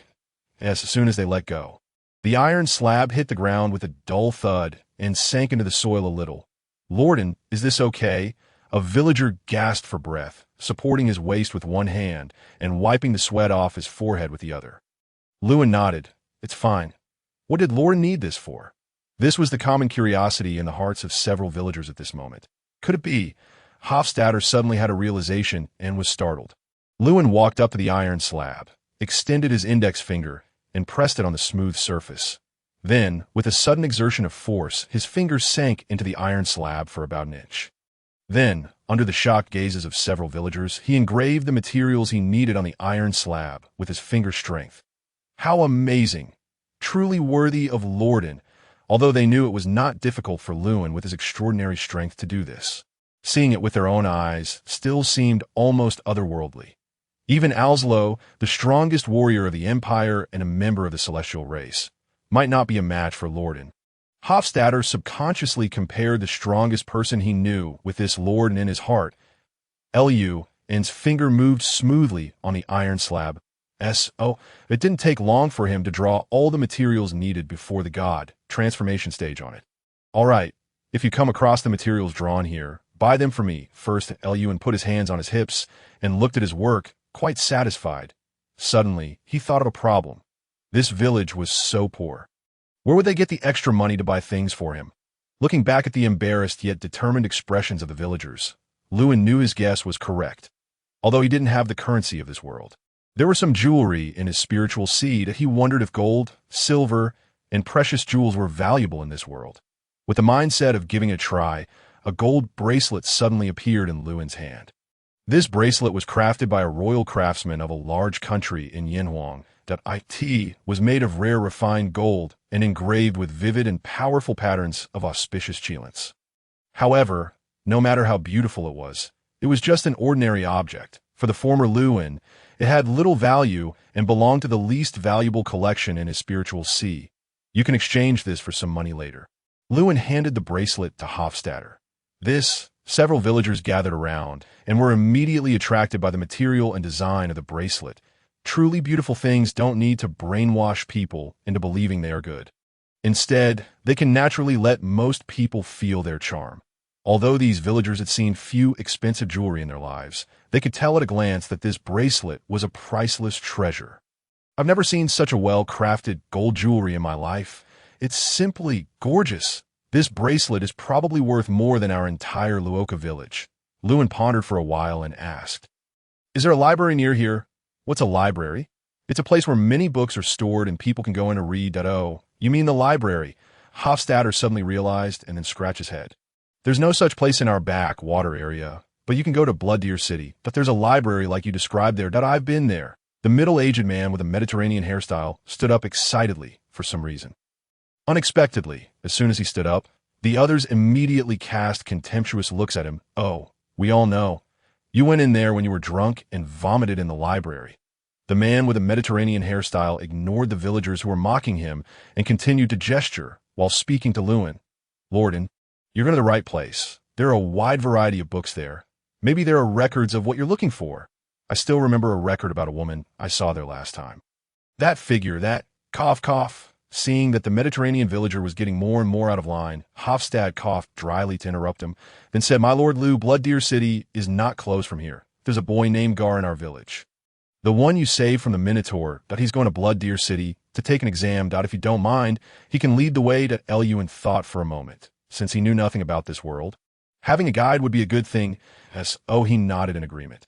"Good. Lord Lude, it's settled then." After everything was settled, Lewin chatted with the villagers. Through the chat, he gained some preliminary understanding of this world. However, Lewin knew the principle that reading 10,000 books is not as good as traveling 10,000 miles. He thought that to understand this world, it's best to experience it personally, such as participating in more affairs of this world. Of course, he must visit the library in Blood Deer City, and it's better to go there tomorrow. since there's nothing else to do in this village. Learning that Lewin was leaving, Hofstad and others naturally tried to persuade him to stay. But considering that their small village was too poor and keeping Lord Lu here for too long might delay his important matters, they didn't persuade him too much. Towards the end of the conversation, Lewin suddenly knocked on the table seriously with his finger. There's another important thing that must be made clear. Please tell us. Seeing Lu An's sudden seriousness, the villagers also felt nervous. Call me Lord Lu from now on. Not Lord, and don't ask me about my surname, and don't ask why. The night sky in the Sid continent is different from that in Yinhuang. There's also a red planet about the same size as the moon beside it. It's like a demon's eye, hanging in the dark night, emitting a strange red light. Hofstad told Lewin that this is the dark vermilion star, where the demon clan lives, but restricted by the world's rules. They can't come directly to the Sid continent. However, these demons can indirectly influence the Sid continent. Many disasters recorded in history books are their doing. At night, Luoka village prepared a sumptuous dinner for Lewin, which they thought was their due courtesy. There were no delicate and rare ingredients in the countryside, so the main courses were roasted pig and roasted lamb. In addition, the villagers also prepared side dishes such as meat and cheese. This was already the best they could offer. Cultivators have an incredibly long lifespan that avoid boredom. Many cultivators deliberately develop their own hobbies. Among them, gourmet food is one of the common pursuits of many cultivators. Lu was quite interested in the food of this other world. Lu used 2 casually broken branches as chopsticks, picked up a piece of roasted golden and crispy pork dripping with fat, and ate it slowly. The cooking method was not much different from that in Yinhuang, but the sauces used were quite peculiar to Lewin. My Lord Lu, I'm Garshiachi's that I'll lead you to Blood Deer City tomorrow. Just as he was eating, a boy walked up to Lewin and said politely to Lu and put down his chopsticks and sized up the boy. He was about 14 years old, relatively short and thin. Since it was summer, he was wearing loose shorts and a light blue short-sleeved shirt. His skin was a bit brownish-white, besides chatting about some common knowledge of this world with the villagers. Lewin also talked about what happened during the day he heard about Gar's selfless act of saving the villagers. Although Lewin was not the kind of person who sacrifices himself for others, he respected such a character, so he had a good impression of Gar. Lewin looked at him and patted the empty seat beside him. Come, sit beside me. Gar was stunned for a moment, then showed an expression of being extremely flattered. The two chatted while eating and got to know each other. After the dinner, it was almost midnight. Hofstad intended to find a place for Lewin to stay. After much thought, he finally found the largest and cleanest courtyard in the village. The interior decoration of the house was the best in the village. It's just that the family died in the battle during the day. For this reason, Hofstad specially asked Lewin if he minded that, of course. Lewin didn't mind such a thing. So he moved in. He just told Hofstad that all the villagers must not approach there before dawn the next day. The moon was like a hook that Lewin stood alone in the middle of the courtyard, looking around and sizing up the layout of the courtyard. For cultivators, it's only when they reach the foundation establishment stage that they need natural treasures and earthly treasures. Everyone is about the same in the chi refining stage. Taking advantage of the time tonight, Lewin planned to first raise his realm to the 9th level of the chi refining stage. But before that, he had to do some preparatory work. With a wave of Lu An's sleeve, streaks of flowing light flew out of his body, circled around him, and finally turned into various magic weapons, including swords, spears, hammers, breastplates, fans, books, chairs, slippers, etc. These magic weapons emitted a faint fluorescent light in the dark night and hovered around Lu, and although they had different functions and realms, they had one thing in common. That is, they all sealed the spiritual consciousness and immortal spiritual power that Lu had once infused in the cultivation world. Such magic weapons are called source magic weapons. Lewin didn't need to release his immortal spiritual power at all. He could mobilize them as easily as moving his own arms, summoning all these magic weapons out at once. If he encountered danger later, besides driving them, he could also extract the immortal spiritual power from them to briefly restore his strength. However, these magic weapons were made at different times by Lewin therefore. Although the immortal spiritual power in them all originated from Lewin, the quality was different, ranging from the initial stage of the mortal immortal realm to the great perfection stage of the mysterious immortal realm. Moreover, The immortal spiritual power in them would decrease after being extracted, so Lewin wouldn't extract the immortal spiritual power from these magic weapons unless it was absolutely necessary. Looking at the magic weapon surrounding him, Lewin's mouth twitched inexplicably, because he recalled the incident when his magic weapon, the 9-turn demon-locking pagoda, suddenly became alive and attacked him during his last tribulation. It shouldn't happen again, just for a breakthrough to the chi refining stage this time. Another simple and ancient long sword appeared in his hand. The Nine-Heaven Sword, one of Lewin's most commonly used magic weapons, sealed a weapon spirit inside. "Wake up, Xuanzhou," Lewin said softly, as his voice fell. The Nine-Heaven Sword began to emit a halo of blue mixed with gold. Finally, that halo left the sword body, turned into a stream of light, and shot straight into the sky. The night sky, where the moon and stars could still be clearly seen just now, instantly gathered thick rain clouds layer by layer, and cold winds blew from all around, foreboding the coming of storm. Is it going to rain? A villager who hadn't fallen asleep in the middle of the night yawned as he looked up at the sky through the window. Boom! Suddenly, a huge lightning bolt split the sky. Luoka village became brighter than daytime in an instant. The villager was in the middle of yawning, his mouth not even closed yet, and his expression froze on his face, with the light emitted by the lightning. He seemed to see a thick ink-colored claw like an eagle's claw reaching out from the thick clouds. Am I having an illusion? Forget it. It's time to go to sleep. The villager muttered to himself, blew out the oil lamp on the table, and got up to walk into the bedroom. Eliuan stood on the ground, looking up at the sky with a smile on his face, his clothes fluttering in the wind. With his eyesight, he could see clearly even in an environment without the slightest light. A dark cyan candle dragon tens of thousands of meters long was coiled in the sky. The rain cloud stretching for hundreds of miles concealed its huge body at my lord. What's the matter? A booming voice sounded in Lewin's ear. This voice was sent out by the candle dragon, named Xuanzhou, through his spiritual consciousness, and could only be heard by Lewin himself. Lewin replied with his spiritual consciousness, I'm going to break through to a higher realm. Protect me. Break through to a higher realm. My lord, are you finally going to break through to the golden immortal realm? Great. Once you reach the golden immortal realm, we can go and avenge those enemies. Haha. Old demon Jinsheng, turtle Taoist, just wait that if I don't take your dog lives within 3 days, I'm not a dragon. Hearing Xuanzhou's excited and happy tone, Lewin suddenly felt a bit embarrassed. Well, I'm just breaking through to the 9th level of the chi refining stage. Why are you so happy? Xuanzhou was stunned. Its huge dragon head emerged from the rain clouds, seemingly trying to see if Lewin was really Lew and quickly shrink back. Don't let anyone see you. Eliuan made a gesture like that of a rural person shooing chickens. If the villagers getting up during the night saw such a thing hanging in the sky, 2 of them might be scared to death on the spot. What realm? How many levels? Xuanzhou looked as if all its excitement had been in vain. 9th level of chi refining. Eliuan sighed and told Xuanzhou the whole story. There's actually such a thing? Xuanzhou was also amazed after hearing it. All in all, I have to restore my cultivation step by step. Today, you gar me from the sky.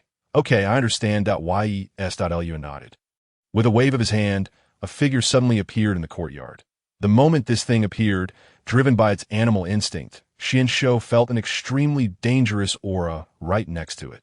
Its thick claws instinctively rose up. It was a humanoid creature, over 3 meters tall, with bulging muscles all over its body. Its bluish-gray skin was densely covered with blood-red inscriptions, and its skin was as hard as metal. Upon closer inspection, one could find that it was wrapped in a mass of gray It had stood still since it appeared, with its head always down. If there were any Yinhuang people here, they would surely exclaim, a zombie. A zombie! Xuanzhou was suddenly startled. The rain around quickly condensed, and a highly destructive spell was about to be cast in an instant. But after seeing the talisman paper on the zombie's forehead, Xuanzhou calmed down, and the spell dissipated on its own. This was a 10,000-year blood corpse. The conditions for the formation of a blood corpse were extremely harsh. But once formed, its body would continuously absorb energy to strengthen itself. This 10,000-year blood corpse had stayed underground for more than 10,000 years, nourished by the purest energy underground for the same amount of time. In terms of its physical abilities, it far exceeded Lewin, however. It didn't have spiritual intelligence and could only act according to its instincts. Not long ago, Lewin discovered it, dug it out like digging sweet potatoes. And it took him a great deal of effort and even some injuries to subdue it. Even at his peak, Lewin would have to go to great lengths to deal with it. Now, Lewin might be easily defeated by it. Fortunately, it was suppressed by the corpse, suppressing talisman bestowed by his senior uncle. But if the talisman were torn off, this blood corpse without spiritual intelligence would surely go berserk and attack all living beings indiscriminately. This was Lewin's last resort. Unless it was absolutely necessary, the talisman must never be torn off. After making these preparations, Lewin finally had a means to protect his life. However, something was still lacking for him to start his cultivation. Lewin stretched out his left hand, and a handful of colorful, glowing stones appeared in his palm. Each stone was about the size of a walnut, with different shapes: round, square, long, short, thick, and thin. Inside their crystal shells were various pure elemental energies. These were immortal stones, which had a wide range of uses. They were indispensable for alchemy, formations, artifact refining, and making talismans. Moreover, they were also the currency among immortals. Lewin pinched one with his right hand and flicked it. A red fire element immortal stone flew towards the east of the yard and embedded deeply into the soil. With another flick, a dark, purple thunder element immortal stone was embedded more than 10 meters southeast of the fire. Element 1. The number of immortal stones in his hand decreased one by one as he placed them in the courtyard with his finger strength, according to a certain formation's layout and sequence, without the slightest error. Threads of connection began to form between the immortal stones, and a formation took shape. This was the spirit gathering formation. Xianshou recognized this formation from the sky. The spirit gathering formation was a common formation in the cultivation world. Almost all cultivators could set it up. Its function was to attract all the spiritual energy within a certain surrounding area. The size of this area depended entirely on the quality of the immortal stones used in the formation. Lewin's immortal stones were of the highest quality, so the spirit gathering formation in the courtyard could absorb spiritual energy within a 30-kilometer radius. He could actually set up several more spirit gathering formations within this one to expand the range infinitely. But he didn't need to do so just for breaking through the chi refining stage. Having one spirit gathering formation was already a luxury. Lewin's robe fluttered gently in the wind. He felt the spiritual energy around becoming more and more intense. After he thought the time was right, he sat cross-legged on the ground and started to run the Xiaoyao Qi refining technique. Immediately, the thick and visible spiritual energy that had been leisurely wandering around the spirit gathering formation suddenly rushed towards Lewin's body from all directions, as if it had heard an order. Ordinary chi refiners would never dare to absorb spiritual energy at such an almost greedy speed, because the excessive spiritual energy would surely burst their bodies. But Lewin currently had the first, grade mysterious, immortal physique.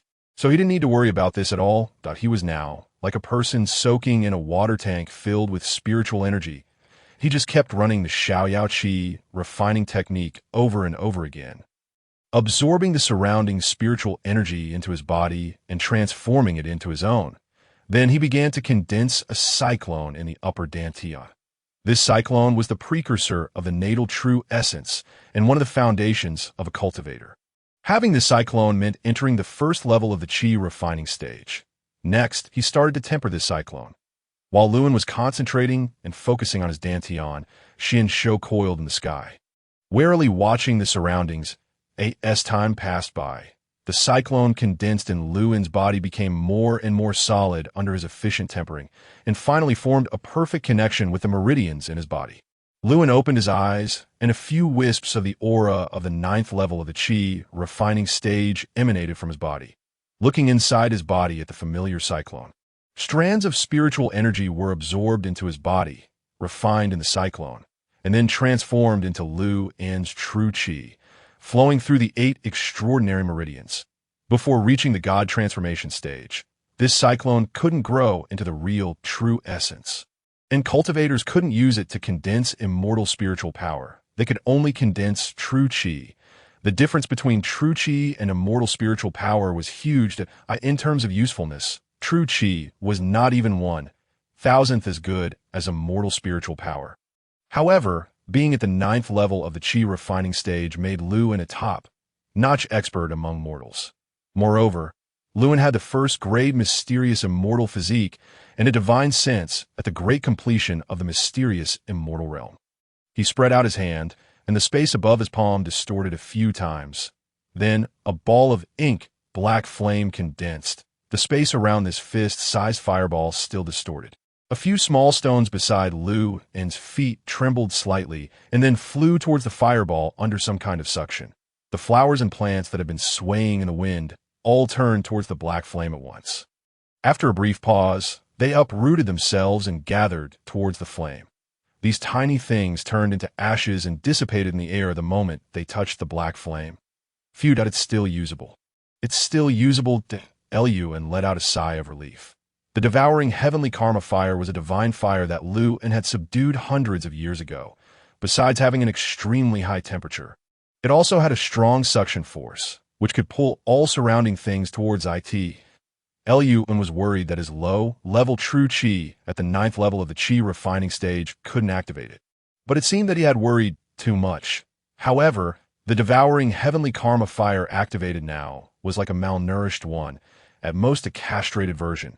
The devouring heavenly karma fire on his palm only lasted for less than 10 seconds. And Luin felt that his true chi was exhausted. Looking at his empty palm, Luin sighed that I still have to improve my realm. However, to cultivate to the first great immortal, one had to absorb 13 kinds of natural treasures during the foundation establishment stage. Luin currently only had 5 kinds and still needed to find the other 8 in this strange world. These 8 kinds of natural treasures were not very rare in Yanhuang, but it might be different in this world. Before collecting them all, Luin couldn't break through to the foundation establishment stage. Xianshou lay on the sky, yawned, and boredly watched the sun just rising on the horizon. More than 10 minutes later, at the village entrance, knowing that Luin was about to leave, the villagers put down their work and came to see him off. Lord Lu, rest assured that we will do our best to handle the matters you've entrusted to us. Hofstadter said seriously, Gale, you must take good care of Lord Lu. I know. Please rest assured. Gale nodded. Okay, everyone, you can stop here. Let's go. Luin beckoned to Gale. Just then, several villagers drove a carriage over. Lord Lu, this is the carriage prepared for you. Gale, come here. The coachman handed the reins to Jur. Luin looked at the carriage helplessly. He thought to himself that he could crawl faster than this thing. However, it was the villager's kind gesture, so he naturally wouldn't say anything harsh. But to be honest, riding this thing really delayed the journey. Ahem, thank you for your kindness, but I don't need this, Luin said, pointing at the carriage. Then, Luin walked behind Jar and whispered, don't move around. Huh. Jar hadn't reacted yet when the world in front of him spun 90 degrees. When he came to his senses, he was already being carried horizontally under Luin's armpit. Although Jar was relatively petite, Luin only looked around 16 years old and wasn't much taller than Jar. So when he carried Jar under a single arm like this, it was like rolling up a quilt and leaving. With Jata being the quilt, which way? Luin asked. Jar pointed to the east and said, that way. Luin nodded and said, okay, don't move around. Let's go. Before the crowd could figure out what Luin was going to do, he crouched slightly. The next second, he shot out like a bullet. A gust of air swept up from the place where he had been standing, and dust billowed up. The villagers were enveloped in the dust storm, coughing violently and waving their hands to disperse the dust around them. After the dust settled, they saw that Luin and Jar had disappeared, and there was a small pit where Luin had just stood. What amazing lower limb strength! Lord Lu is indeed not an ordinary person. Has such a powerful person really emerged from our human race? It's truly remarkable. The crowd stood there in a daze. Looking towards the east, this time, Jar was being carried under Luin's armpit, and the wind had distorted his features. His hair was all blown back, revealing his hairline. His eyelids fluttered, and his mouth puffed up like a bun. Who wouldn't praise this young man for his amazing facial expressions? Actually, Luin was just leveraging his strong lower limb strength to jump higher and farther. He wasn't flying by consuming true chi. Every time he jumped a long distance, he needed to land on a tree temporarily to gain more momentum. The scenery in front of him flashed by in reverse. Luin sighed, and a sense of disappointment welled up in his heart. In the past, when he still had his true essence. He could call on a mortal spiritual power to roam the universe. It only took an instant to travel from one planet to another. Now, he had to use such a crude way to travel. Jar. If you need to change direction, or if I'm going the wrong way, just tell me in time, Lewin said, looking straight ahead. But Jar didn't respond at all. Jar. Lewin lowered his head and took a look that he found that Jar was hanging his head and motionless. Could he fall asleep in this position? This guide is so unprofessional. Hey, wake up! Lewin shook Jar. Jar's little head wobbled like a rattle, and occasionally his profile faced upwards. Only then did Lewin notice that Jar's little face had turned purple at some point. Oops, I forgot that an ordinary person can't breathe at such a high speed. Lewin's face froze, and the corner of his mouth twitched. Then he sank his chi and quickly glided down from midair. Don't die. Lewin laid Jar flat on the grass. With a worried look on his face, he scanned Jar's body with his spiritual consciousness. After finding that there was no major problem, he breathed a sigh of relief. Although he didn't have much affection for Jar, with Lewin's character, he definitely didn't want Jar to die at his hands. He gently placed his palm on Jar's back and infused true chi into it. Soon, Jar's complexion returned to normal, and then he slowly opened his eyes at and held up 5 fingers and waved them in front of Jar. Seeing that Jar was completely okay, he said somewhat scoldingly, "You're such an honest kid. You endured it until you were like this and didn't make a sound at all that I thought I could hold on a little longer. Who knew I suddenly blacked out and didn't know anything?"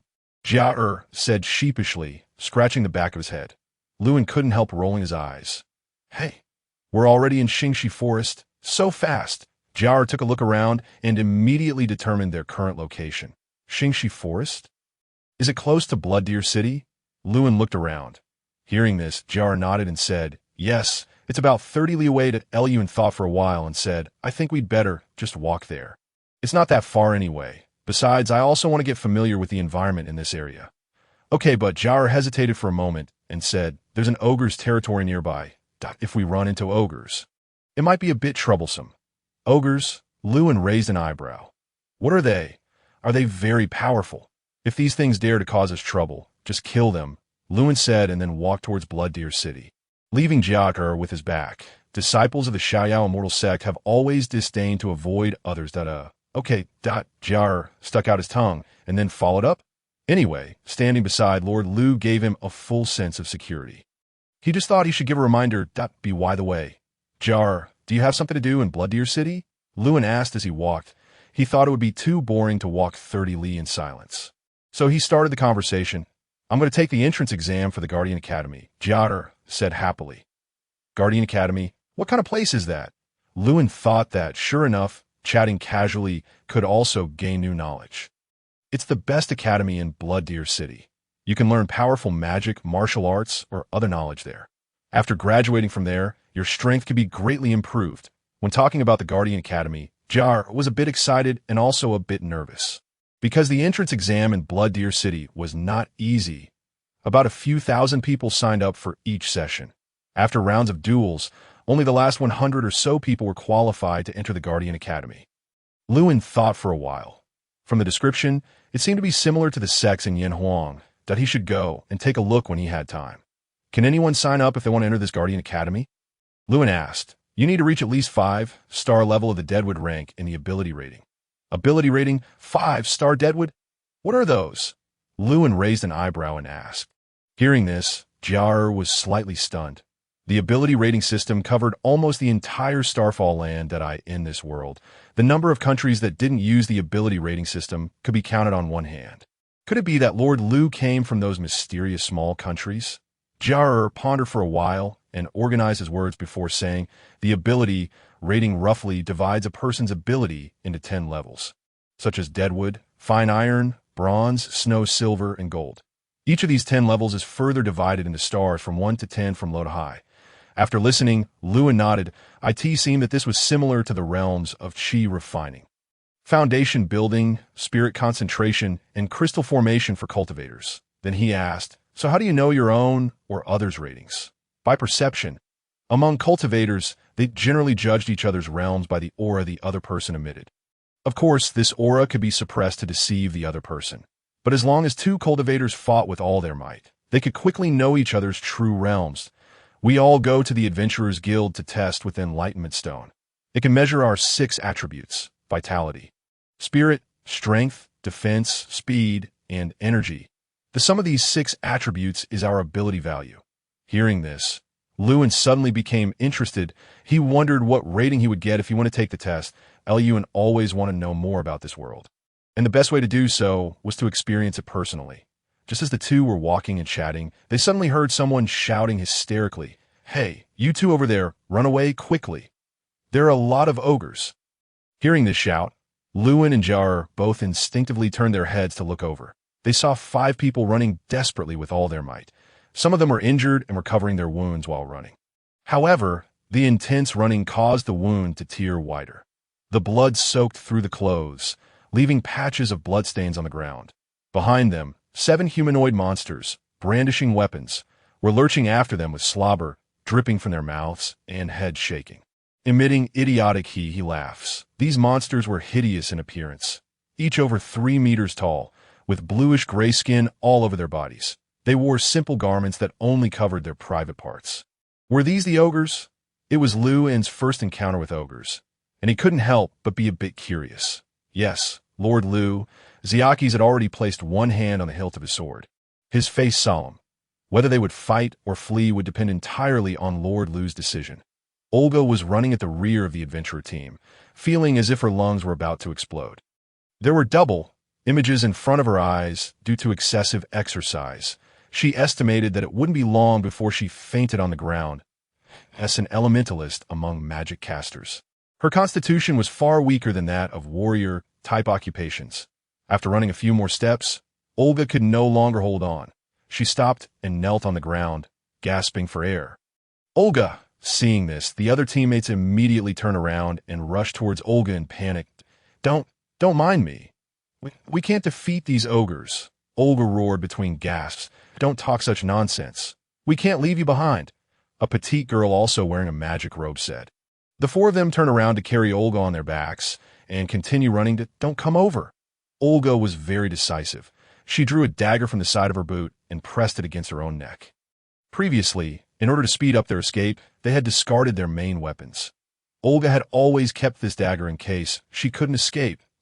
If that happened, she would end her own life. Being captured by human races like ogres and taken back to their tribe would definitely be more terrifying than death.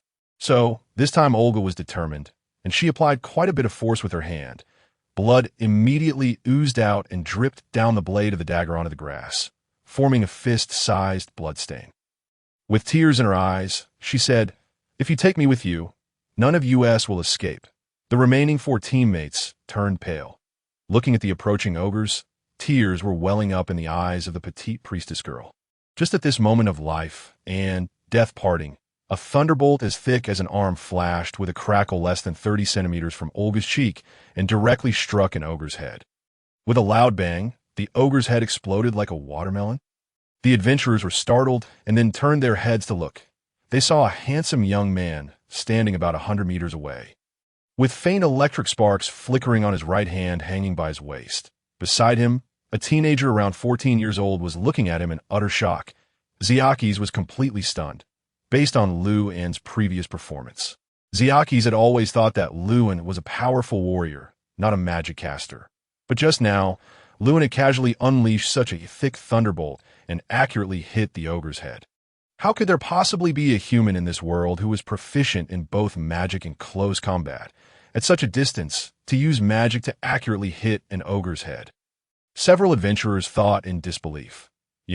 Although both magic and archery are long-range attack methods, the precision of magic is actually more difficult to control.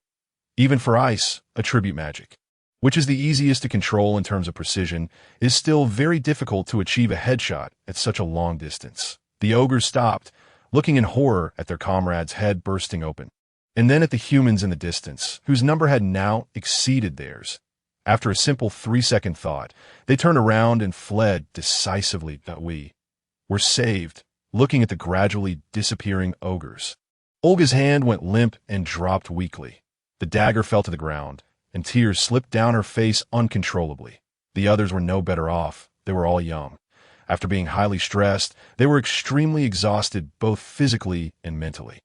They plopped down on the grass without any grace, or simply lay on the grass, breathing heavily and enjoying the feeling of survival after a near-death experience that a few minutes later. "My name is Olga Mitter.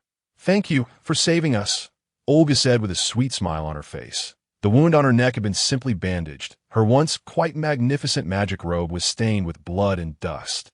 Her hair was in a mess and sticky with dirt. She looked extremely disheveled, with tear stains still at the corners of her eyes. But even so, it could be seen from her overall demeanor that she was a girl from a good family.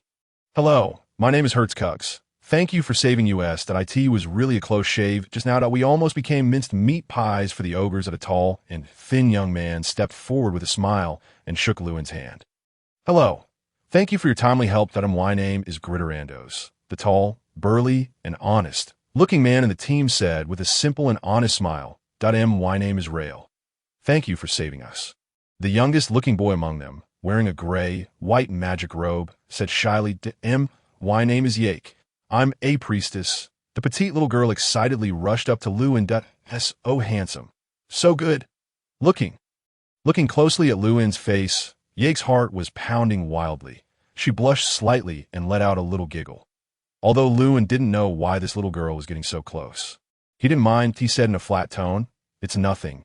Just a small thing. My name is Lewin Jar Zyakisi. Jar also greeted everyone with a smile on his face. In this way, the seven of them got to know each other temporarily. Since they had just experienced a life and death situation and were physically and mentally exhausted, the adventurers decided to take a short rest before making further plans. So, the seven of them sat in a circle on the grass. Lewin had a brief conversation with them and learned that they had taken on a mission from the Adventurers Guild to hunt down the Lava Monitor Lizard, a magical beast. But before they could find the Lava Monitor Lizard's habitat, they had encountered more than a dozen ogres. First, they didn't run away. Instead, they cooperated with each other and killed 8 ogres. But in the end, they had used up all their magic power. Helplessly, they had to abandon their weapons and equipment and flee in a hurry. Lava Monitor Lizard? Is it very powerful? Lewin was like a curious child, being curious about everything since he came to this world. Hertz, the tall and thin one in leather clothes, said, "The Lava Monitor Lizard is a magical beast of the 8-star level in terms of refined iron. Not only is its body covered with a thick lava armor, but the magma it spits out can instantly meld equipment made of refined iron. Actually, it's more dangerous than those dozen or so ogres just now." But Olga is an elementalist proficient in water, attribute magic, and Rail is even more proficient in the rare ice, attribute magic. They too can effectively restrain the Lava Monitor Lizard. In addition, Yake, the priestess, has a blessing magic specialized in resisting fire, attribute attacks, so we dared to give it a try. Hearing Hertz mention her, Yake proudly puffed out her chest a little. After hearing this, Lewin thought for a while and then turned to Jar and asked, "Jar, when is your exam?" Jar was a bit stunned when suddenly asked by Lewin, but then he replied, "It's in 3 days." Lewin nodded and then asked Olga and the others, "How many days will it probably take to hunt down that Lava Monitor Lizard?" Olga didn't know why Lewin was asking this, but she still answered truthfully, "It's not far from here to the Lava Grotto, the territory of the Lava Monitor Lizard. It will take at most a day and a half to hunt it down." "In that case, how about letting the 2 of us go with you?" Lewin asked, blinking his eyes. Among the natural treasures needed in the Foundation establishment stage, there's a medicinal herb called fire crowgrass, which usually grows in the layers of fire-type beasts in Yenwang. Judging from the description, that Lava Monitor Lizard is of the fire attribute. Maybe there is the fire crowgrass he needs there. And for Lewin, it really doesn't matter if he spends 1 or 2 more days going to the library to look up information, because immortal cultivators have extremely long lifespans. 1 or 2 days is no different from 1 or 2 minutes to them. The adventurers exchanged glances and fell into hesitation. "Sister Olga, let them join us. That you've seen his thunder, attribute magic. It's even more powerful than our tutors." Yake circled Olia's waist, her eyes sparkling like stars.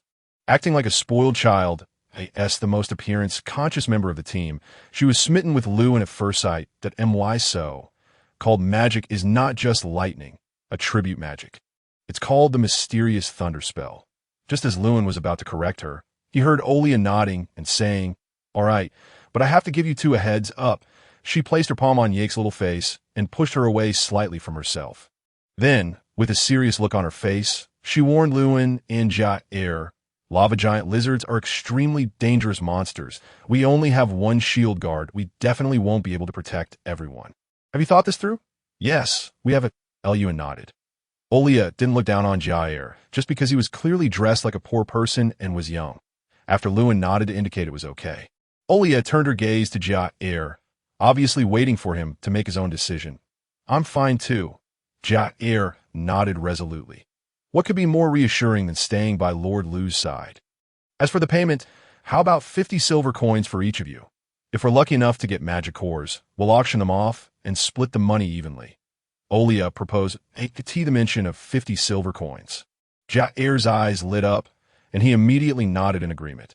Although Lewin had no idea whether 50 silver coins was a lot or not, judging from Jair's reaction, he knew it was a good price. So he also nodded in consent. "Did I in that case?" Olia smiled.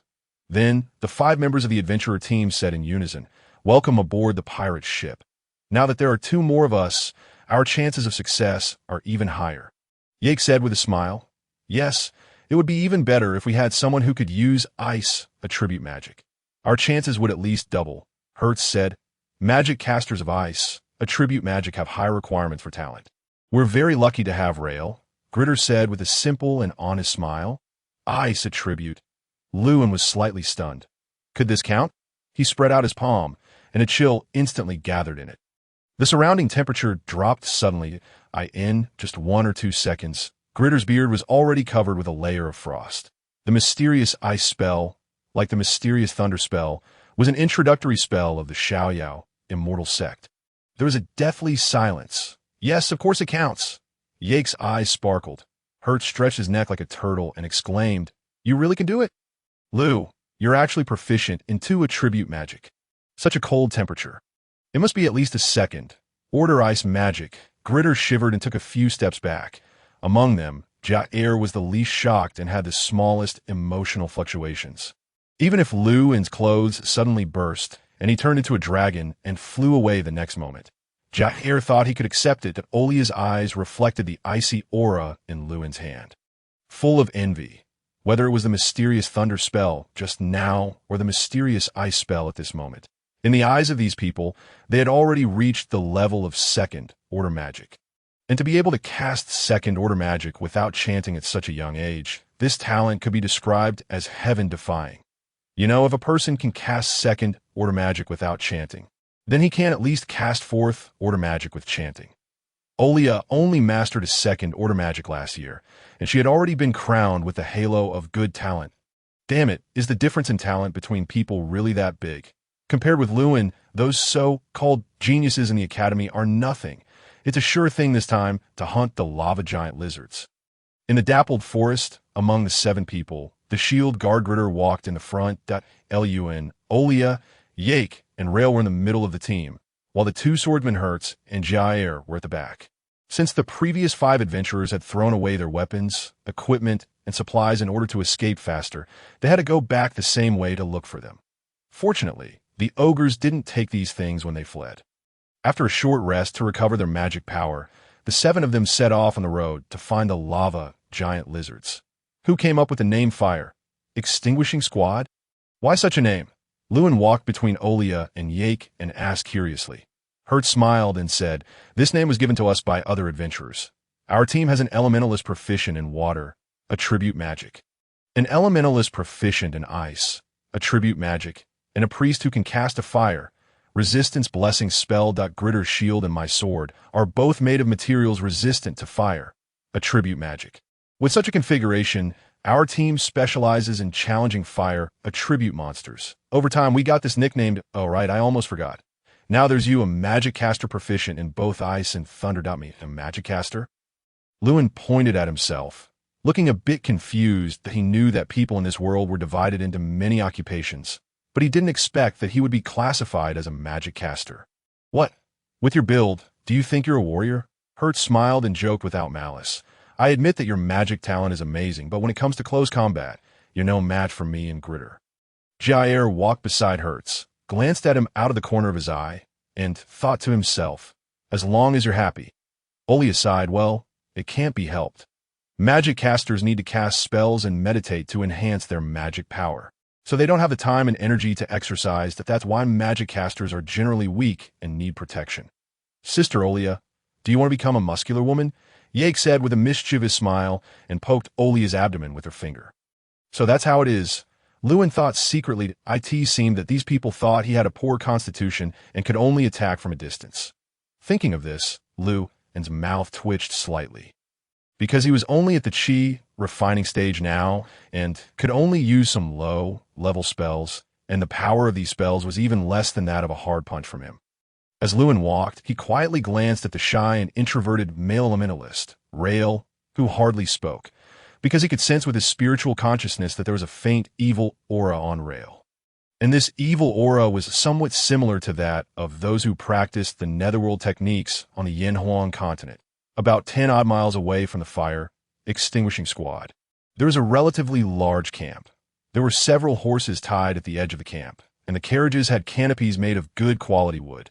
More than a dozen people were busy in the camp, setting up tents, starting fires, and cooking. A petite girl in a pure white magic robe, with a dog-tail grass in her mouth, was squatting beside the campfire, boringly stirring the slightly bubbling soup pot with a branch. At this time, a strong-looking old man walked through the crowd and came to the girl's side. Miss Adele. Oh, any news from my sister? Adele spat out the dog-tail grass in her mouth and stood up with great interest. She looked up, revealing a peerlessly beautiful and charming face. Her appearance was somewhat similar to Olia's, but she was younger and had more vitality between her brows, and there was a petal, shaped purple, red mark on her forehead. Adele was wearing a magic robe with green patterns. There was a small piece of fine iron nameplate fastened to her waist with a thin iron chain that was about the size of a thumb and had 2 stars printed on it. The old man carried a heavy sword on his back and had a bronze nameplate on his waist. He looked very capable and was obviously a master. However, when facing Adele, he always looked respectful. Yes, that the rangers we placed near the molten fire cave saw that they're almost at the entrance of the cave, and the old man paused for a moment and then continued. It seems that they've recruited 2 more adventurers. What? Adele frowned slightly, and her eyes emitted a cold chill. Are there still adventurers who dare to join Olia's team now? Seeing that Adele might get angry, the old man quickly continued. However, I don't think we have anything to worry about. I know one of the adventurers. He's just a little kid from Looka village with only the strength of a 5-star worthless. Such strength is just a drop in the bucket when facing a lava giant lizard.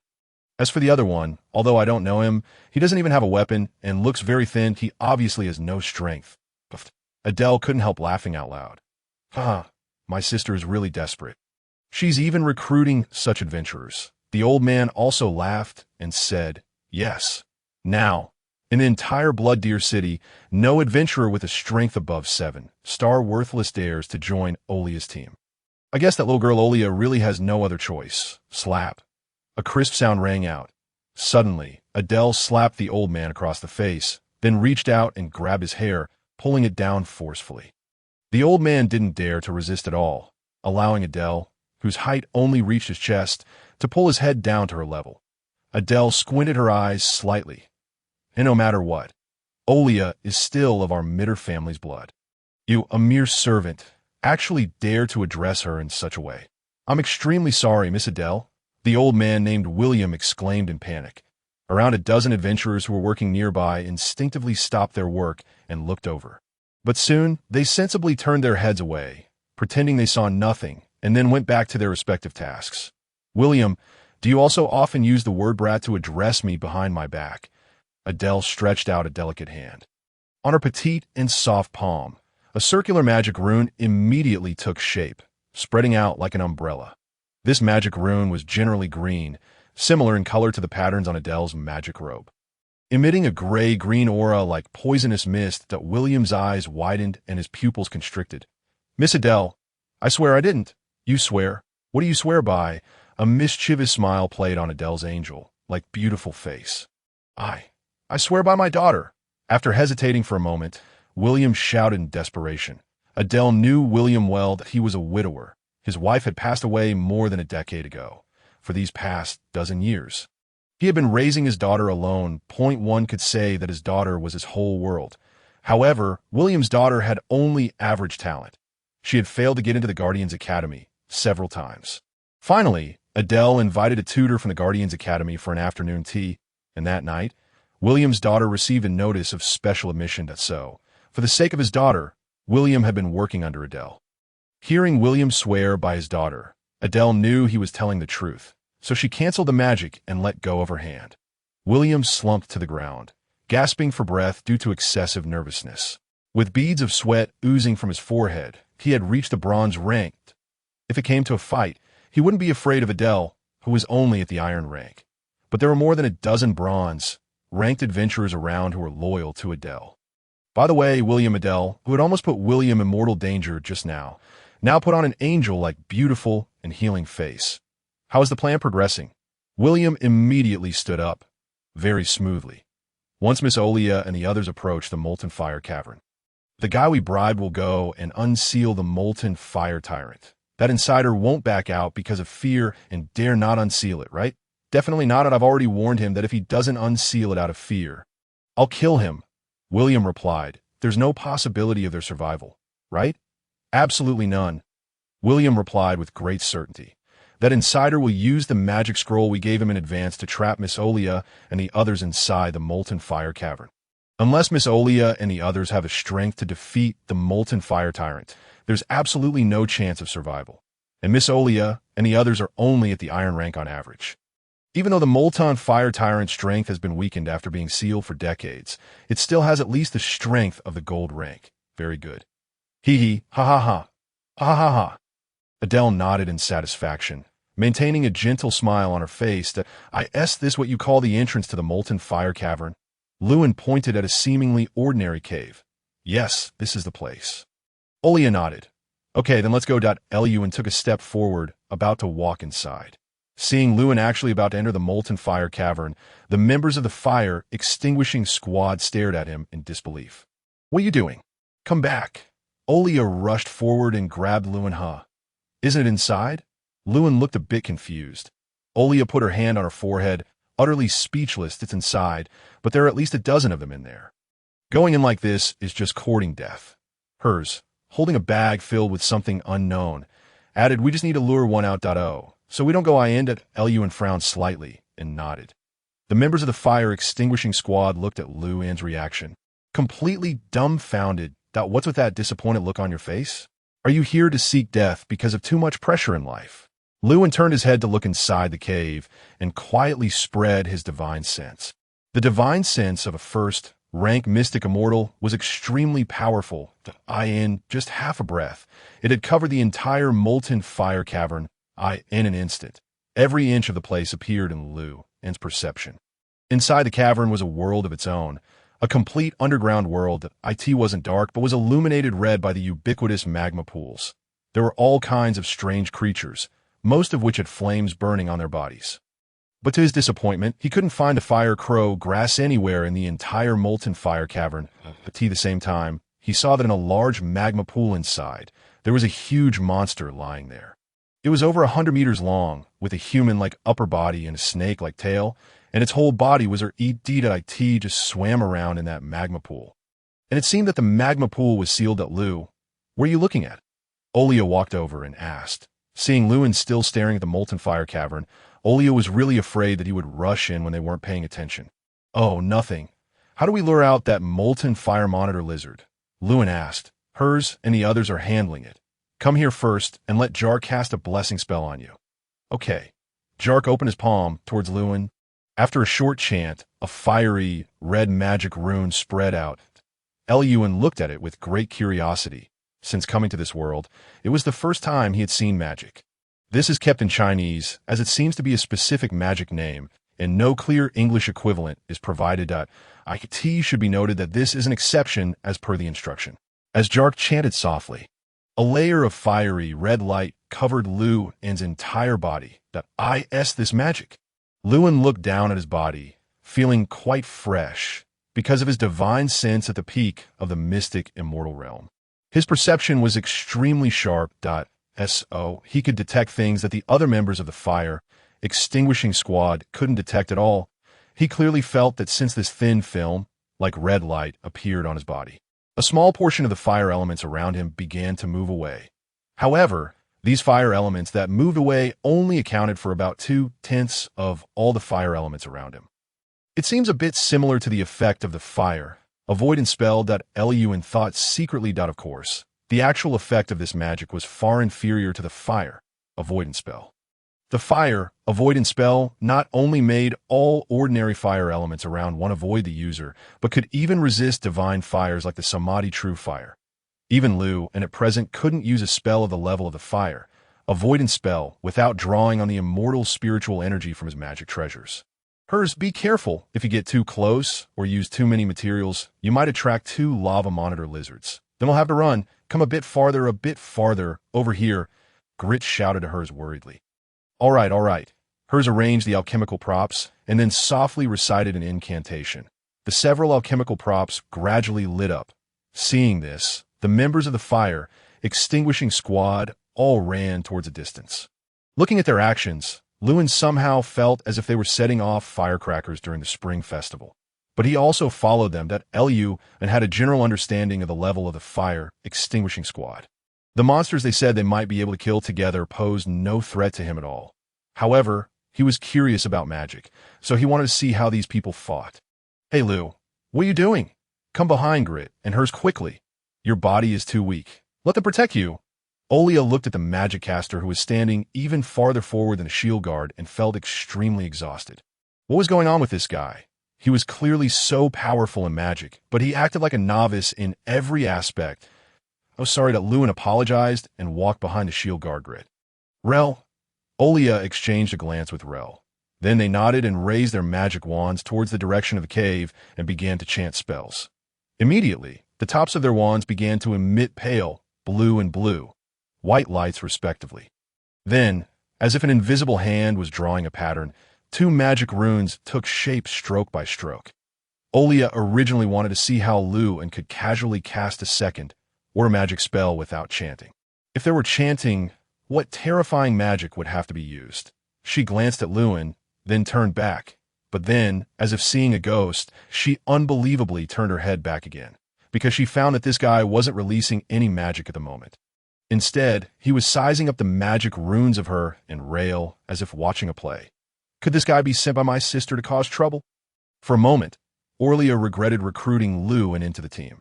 Strange footsteps came from inside the cave, like someone slapping the ground with flesh. They were very frequent, and the noise was getting louder and louder. It's coming out, Grit said nervously, looking ahead and raising his shield a bit higher. The other members of the fire extinguishing team were also on high alert. The lava giant lizard was an iron ranked 8 monster, and among the same ranked creatures, monsters usually far exceeded humans in combat power. Miss Adele, the plan is proceeding smoothly. William rushed over in a hurry and said excitedly, he was so happy because Orlia's death would definitely bring him huge benefits. This was not an ordinary adventure mission. The Mitt family was a well-known commercial family in Blood Deer City. Although not aristocrats, their social status was definitely not low. Half a month ago, the head of the Mitt family, Old Mitt, contracted an incurable disease. So he planned to select one of his 2 daughters as the family heir. The Mitt family's industries couldn't be split in half because many of them were interrelated. Splitting them might lead to a rapid decline, so only one heir could be chosen, and the other would have to assist the heir. Old Mitt declared that he would let the 2 daughters each organize a team to hunt a monster. Whoever hunted the monster of the highest level would win. This competition seemed fair, but the problem was that most people in Blood Deer City knew that Old Mitt favored his younger daughter, Adele.as, for the eldest daughter, Orlia. After her biological mother passed away, she was basically left to fend for herself. She was even once sent to another city to live alone. In this situation, adventurers in Blood Deer City who could afford to offend the Mitt family didn't want to get involved in the Mitt family's affairs. And those who couldn't afford to offend them didn't dare to help Orlia. Even though the latter offered a much higher price than usual, in everyone's eyes, it was a foregone conclusion that Adele would take over the Mitt family. And no one wanted to upset Adele at this time. Moreover, Adele's mother's family was no good. while Orlia's mother's family had gradually declined more than a decade ago and now ran a coffee business. Once Adele took over the Mitt family, loyal subordinates like William would have a better life. They could even bring blessings to 3 generations and let their daughters rely on the Mitt family. Adele was sitting on a comfortable wicker chair, holding a goblet in one hand and crossing her legs. Even in this desolate place, she was wearing comfortable slippers. Very good. Adele took a sip of red wine. With a loud bang, the lava giant lizard smashed through a stone wall with its body and jumped out, landing in front of everyone. Its mouth was bulging, as if it was holding something. Monsters had a stronger sense of elements than humans. Before rushing out, it felt that there were 2 places in front where ice and water elements were concentrated. Obviously, someone was chanting magic, so it also cleverly started chanting magic while running. Almost the moment it landed, the lava giant lizard spat out a stream of scorching magma from its mouth, which slammed into the fire, extinguishing team with a bang. Yakko, Grit immediately shouted nervously. Junior shield blessing. Yakko quickly raised his hand and released a low-level magic. This magic didn't last long, so it couldn't be released in advance like Junior fire resistance. But a faint green light appeared on Grit's shield. The magma hit the shield. Just the powerful impact force made him take a few steps back before steadying himself. But at the same time, he had to endure the scorching heat. The air was filled with a burnt smell. If he hadn't been blessed with the magic in advance, he might have been burned so badly that he would have dropped the shield uncontrollably. Meanwhile, Gar and Hertz stood on both sides of the magic chanting group to prevent the lava giant lizard from making a sudden attack. You know, the moving speed of the lava giant lizard was not slow for humans. At the same time, Rael and Orlia finished chanting their magic. A huge water tornado and more than a dozen ice cones attacked the lava giant lizard together. Lewin also timely raised his hand and threw the mysterious ice spell. The mysterious ice spell flew faster than the other 2 magics. In the blink of an eye, it hit the lava giant lizard and then burst out a burst of cold air, causing the surrounding temperature to drop a bit. The lava giant lizard let out a howl and turned to dodge the other 2 magics, but was surprised to find that its speed had slowed down a lot. The ice cones and the water tornado came right after. The lava giant lizard, whose speed was restricted, couldn't dodge. Both magics hit it without any waste that Rael's ice cones could hardly pierce the lava skin of the lava giant lizard. But the cold air attached to them lingered around it, making it feel extremely uncomfortable. The water tornado was more direct. It hit the lava giant lizard from above. Suddenly, water vapor filled the air, and the lava giant lizard let out continuous screams. However, the lava giant lizard was after all an iron, ranked 8 monster, and wasn't so easy to be defeated. T shook the flames on its body violently and used some kind of magic to remove the speed reduction effect brought by the mysterious ice spell. Then it quickly moved and rushed towards Lewin from the side, planning to eliminate a magic caster first. Here it comes. Protect Lew! Grit roared and blocked in front of Lew and together with Hertz. Seeing that Gar, who was also on the protection mission, didn't move, Hertz shouted, Gar, what are you standing there for? Gar twitched the corner of his mouth, thinking that Lord Lew was the one who needed the least protection among them. But seeing that Lewin had no intention of taking action at all, Gar thought that maybe Lord Lew didn't want to expose his strength he also rushed over, planning to resist the lava giant lizard together. Hertz swung his sword at the lava giant lizard. With a clang, the sword was blocked by the lava giant lizard's skin and didn't cause any damage to it. The lava giant lizard howled and stretched out its sharp claws towards Lewin.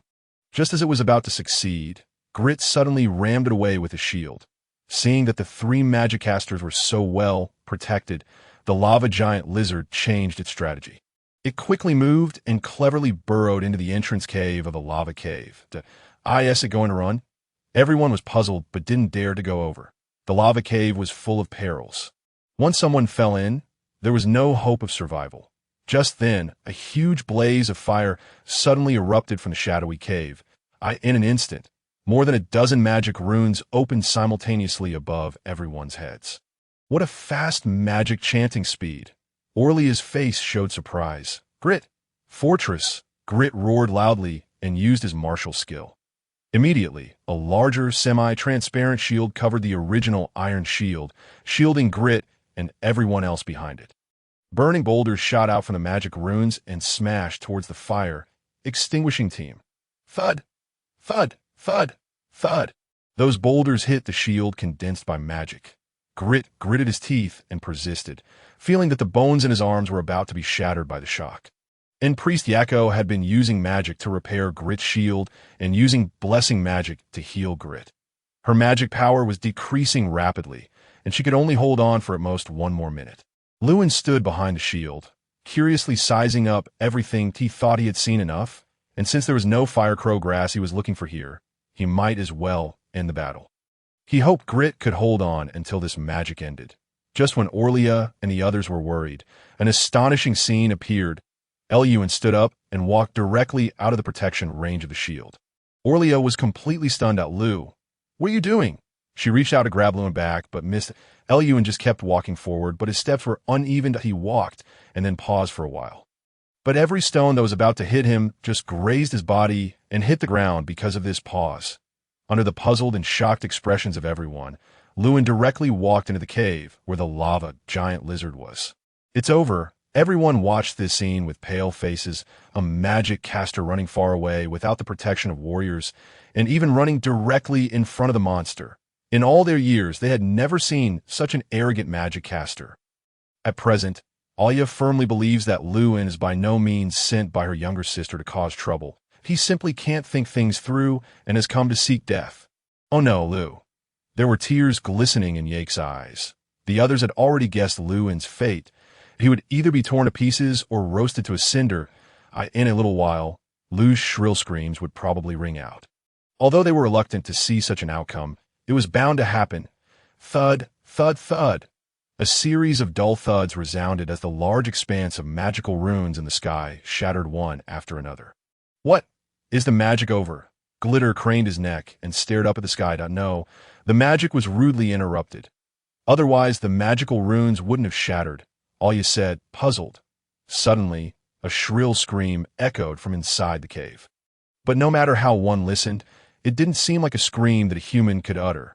The group blinked their curious eyes and stared at the cave, and a few seconds later, the corpse of the lava giant lizard was split in two and hurled out. The corpse slid several meters on the ground and came to a halt in front of the crowd.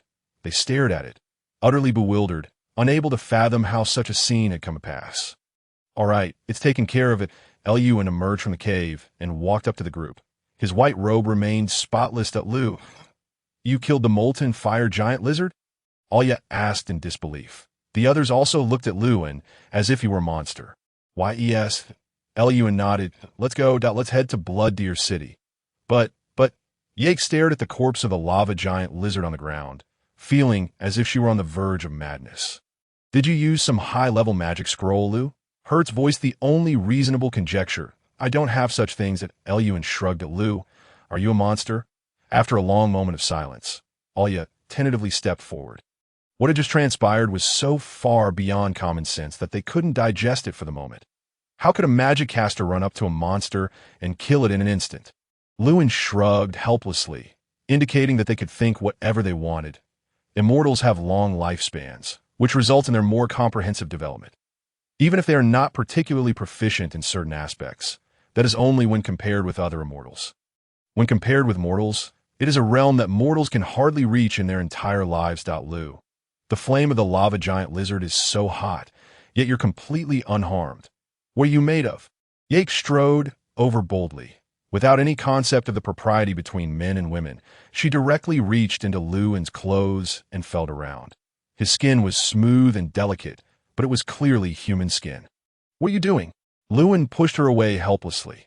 The group bombarded Lewin with a flurry of questions, but after realizing that Lewin was unwilling to tell them anything, they sensibly stopped asking.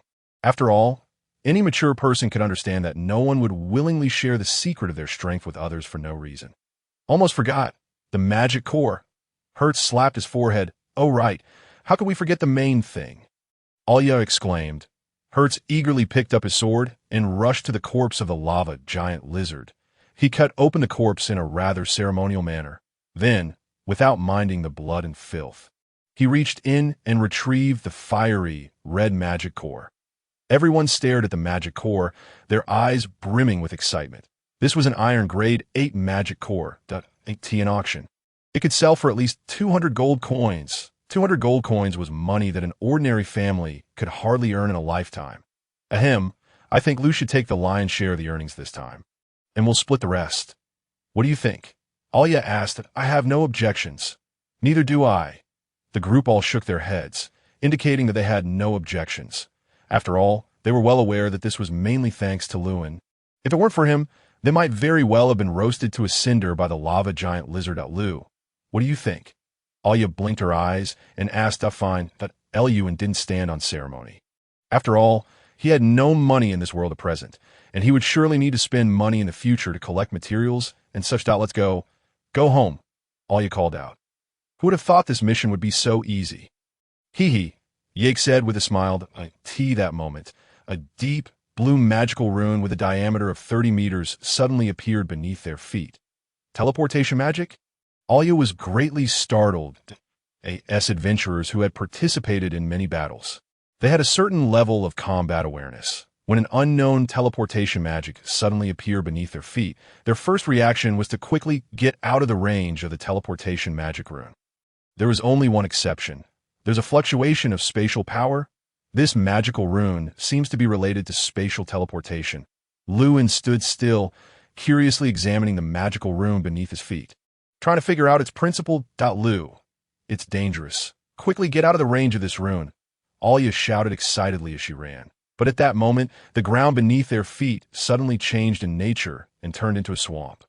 The group sank into the ground and couldn't escape the range of the teleportation magic rune. Glitter! In the glow of the magical rune, Alia stared at Glitter with hatred in her eyes. Glitter still wore a simple-minded smile on his face.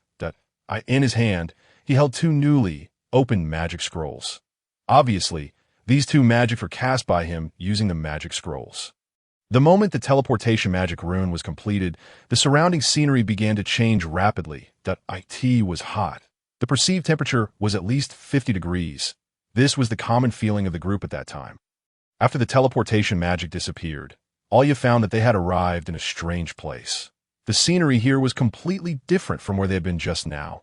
The entire field of vision was red, as if there were a red film over their eyes. Around them, magma pools were bubbling. 30 meters away was a cliff, and below the cliff was a large expanse of magma pools. The entire scene was like a hellscape. After sizing up the environment, the group couldn't help but turn pale. Is this the molten fire cavern? Hertz exclaimed in horror. Yes. Over there, if I remember correctly, is the place where the molten fire tyrant was sealed back then. Rail pointed in the direction of the cliff. The molten fire tyrant. At the mention of the molten fire tyrant, the group subconsciously lowered their voices, as if speaking louder would wake the molten fire tyrant up. As subjects of the Saint Monarch Empire, they had learned about the events related to the molten fire tyrant in the course of imperial history. Back then, influenced by the Dark Crimson Star, it had fallen from a celestial race bomber to a monster. It had once burned a city in the Saint Monarch Empire to a cinder with a 10th order magic. All those who were burned to death by it had become its slaves, transforming into a kind of monster called fire puppets. Later, 20 gold rank magic casters from the Saint Monarch Empire's magic guild joined forces. Finally, at the cost of 15 lives and the damage of 2 sacred artifacts, they had sealed it here. Glitter, were you bribed by Adele? Alia angrily questioned. The group glared at Glitter with hatred. Elu and was also unclear about the matters between them and simply stood aside as an onlooker. When the teleportation magic took effect, the surrounding space began to distort, but he didn't resist and was teleported down along with the group. Why? For money. Alia's face was as cold as ice. Glitter had been through life and death situations with them for several years. Yet he had betrayed them today. Glitter, you know what it means for an adventurer to betray their teammates, don't you? Hertz said seriously. Glitter gave a simple, minded chuckle. Miss Adele gave me more money than I could spend in several lifetimes. Anyway, I don't have to be an adventurer anymore. You're going to kill us just for money? Alia asked in disbelief. Did I ever treat you badly? Will I treat you badly when I inherit the family? Glitter shook his head. Alia, I know you've never treated your friends badly, especially us. But any sane person can see that your younger sister, Adele, will eventually become the head of the Mitter family. By then, out of concern for public opinion, Your sister won't do anything to you. Your worst-case scenario will just be to become a small manager in one of the Mitter family's industries. But what about us, the people who helped you go against your sister? In the end, we'll be hired to be killed by your sister, right? Glitter paused for a moment and continued, sorry, I want to help you at first. But I changed my mind halfway. But you clearly had many opportunities to kill me on the way. Like during the ogre incident, why did you wait until you brought everyone here to make your move? Alia was somewhat puzzled. During the period when you were vying for the heirship with the second young lady, any way of your death would make people suspect the second young lady. However, if the Molten Fire Tyrant unexpectedly breaks through the seal, there will be a reasonable explanation for your death, Greed explained. What? The Molten Fire Tyrant? Alia and the others exclaimed. Greed, you said you're going to release the Molten Fire Tyrant? Yake's small face showed extreme horror. Greet took out a small box from his bosom, on which was printed a pattern of black feathers. Rail, the most knowledgeable one in the fire extinguishing squad. Recognize the box. That's a special box for holding fallen angel feathers. Fallen angel feathers are extremely rare and precious materials, with a special effect of weakening seals, truly worthy of being Rail. Who has the best grades? Greet smiled. It's a pity that it doesn't matter anymore. After saying that, he forcefully threw the box behind him. The box fell into the magma and was burned to ashes, while the black feather inside produced a special effect, a burst of black light, as if alive, tumbled in the magma. Everyone felt a sense of oppression rising from the magma pool beneath the cliff. Lewin slightly squinted his eyes, that he found that the sealing technique in this world was quite similar to that in his own world. Therefore, he could sense that the seal beneath the cliff was gradually disappearing. Are you crazy, Greed? How many people will the Molten Fire Tyrant kill after it comes out? Yake shouted with a slightly trembling voice. Anyway, I won't die. Miss Adele gave me these two magic scrolls. One can cast the 5th Order Shield Magic Jade Barrier, and the other can use the 4th Order Magic Short Distant Spatial Transfer. Greet shook out a magic scroll with one hand. Then, a magic rune was being drawn under his feet, and at the same time, a golden barrier wrapped him inside. Greet waved his hand. Well, goodbye everyone. In about 5 minutes, the seal of the Molten Fire Tyrant will be completely broken. Good luck to you. It was actually a 5th Order shield magic. A shield magic of this level couldn't be shaken even if the fire extinguishing squad exerted all their strength. Everyone gritted their teeth as they watched the transfer magic on Greet start to take effect. Although it took a minute for this magic to take effect because of the 5th Order magic shield, they couldn't interrupt Greet. Damn it. In a fit of anger, Hertz threw his sword at Greet, but the fine, iron sword was immediately bounced off as it was about to touch the golden dome. Hertz, it's useless. This is a magic beyond your understanding. Greet smiled, then suddenly looked at Lewin. Oh, yes. And Lewin, who had been watching the show, was stunned for a moment and pointed at himself. Me? Yes. Greet nodded, with a smile on his face. If you're willing to tell me your cultivation method and promise to follow me and become my subordinate in the future, I can take you away too. Jiager twitched the corner of his mouth. He looked at Lewin and then at Greet, thinking to himself that this young man might not be able to get out of this situation. In the scorching molten fire cave, everyone looked at Greet with hatred as he was about to teleport to a safe place. But they were helpless. Lewin was originally quite interested in seeing how this teleportation magic worked. But when he heard that Greet not only threatened him, but also wanted him to be his subordinate, he immediately changed his mind. It seems you're a stupid person. Well, goodbye forever. The magic rune under Greet's feet was about to be completed, which meant he would soon be transferred to another place. Suddenly, in just an instant, he saw Lewin appear in front of him. Greet, hiding behind the barrier, involuntarily took a few steps back, but he still didn't believe that Lewin could break the 5th Order Magic Jade Barrier before the transfer magic was completed. However, he clearly underestimated the power that a first-rank profound immortal could burst out. That Lewin casually slapped the barrier, and the indestructible barrier immediately rippled. Greet was extremely shocked because he knew that this was a sign that the barrier was about to break. As a 5th Order magic, Jade Barrier had self-repair ability, but after trying to repair itself for a second, it finally couldn't hold on and shattered into stardust, disappearing into the air. Greet was greatly shocked. This is impossible. He subconsciously wanted to say something to plead for mercy, but Lewin didn't even bother to listen. He directly grabbed Greet by the neck and threw him to the ground. Boom! The ground splashed with gravel. Greet's body directly smashed a big hole in the ground. And at the same time, the transfer magic under his feet was interrupted by Lu in just 1 second before it was completed. As a meat shield class, his physical strength was naturally not bad. Moreover, since Lewin didn't want to kill him, he just fainted. Looking at the unconscious Greet, Lewin picked him up with one hand and threw him towards Alia and the others. You're the one who pays. Deal with him as you see fit. The 5th order magic shield was actually broken in one go. Alia covered her mouth and stared with wide eyes. Originally, she thought that Lewin had killed the lava giant lizard with the help of some magic props. But now she realized that it was really his own strength. Lu, you're definitely a monster. Hertz couldn't help but gasp. Rail stood aside. His expression was first one of shock, then he looked a bit tangled and fell into a painful hesitation. He was burdened with a secret that he couldn't tell anyone that a few months ago he met a member of the Black Calamity, an extremely evil organization hated by all the surrounding countries. Rail thought he would die miserably. But that Black Calamity member didn't kill him. Instead, he praised Rail for having the potential to become a necromancer. As 2 choices were presented to Rail. One was to be tortured to death and have his body turned into an undead. The other was to become that person's disciple, learn necromancy, and lurk in the Holy Monarch Empire as one of the Black Calamity's pawns. It had been very difficult for Rail to get to where he was today. He wasn't willing to die like this, so he chose the second option. Originally, he thought that even if he revealed himself and used necromancy, he couldn't escape from the molten fire tyrant. But with Lewin here, there might be a glimmer of hope, even if he stayed in this cave and let Alia and the others leave first.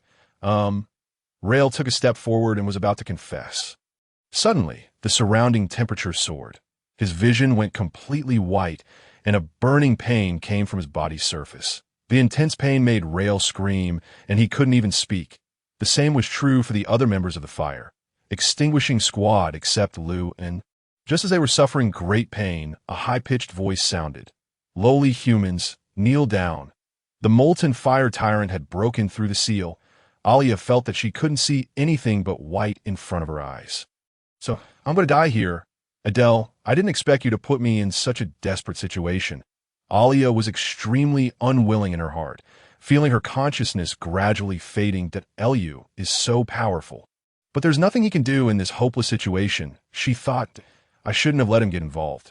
Suddenly, she felt a coolness around her, and the terrifyingly high temperature seemed to drop all of a sudden. Is this a hallucination before death?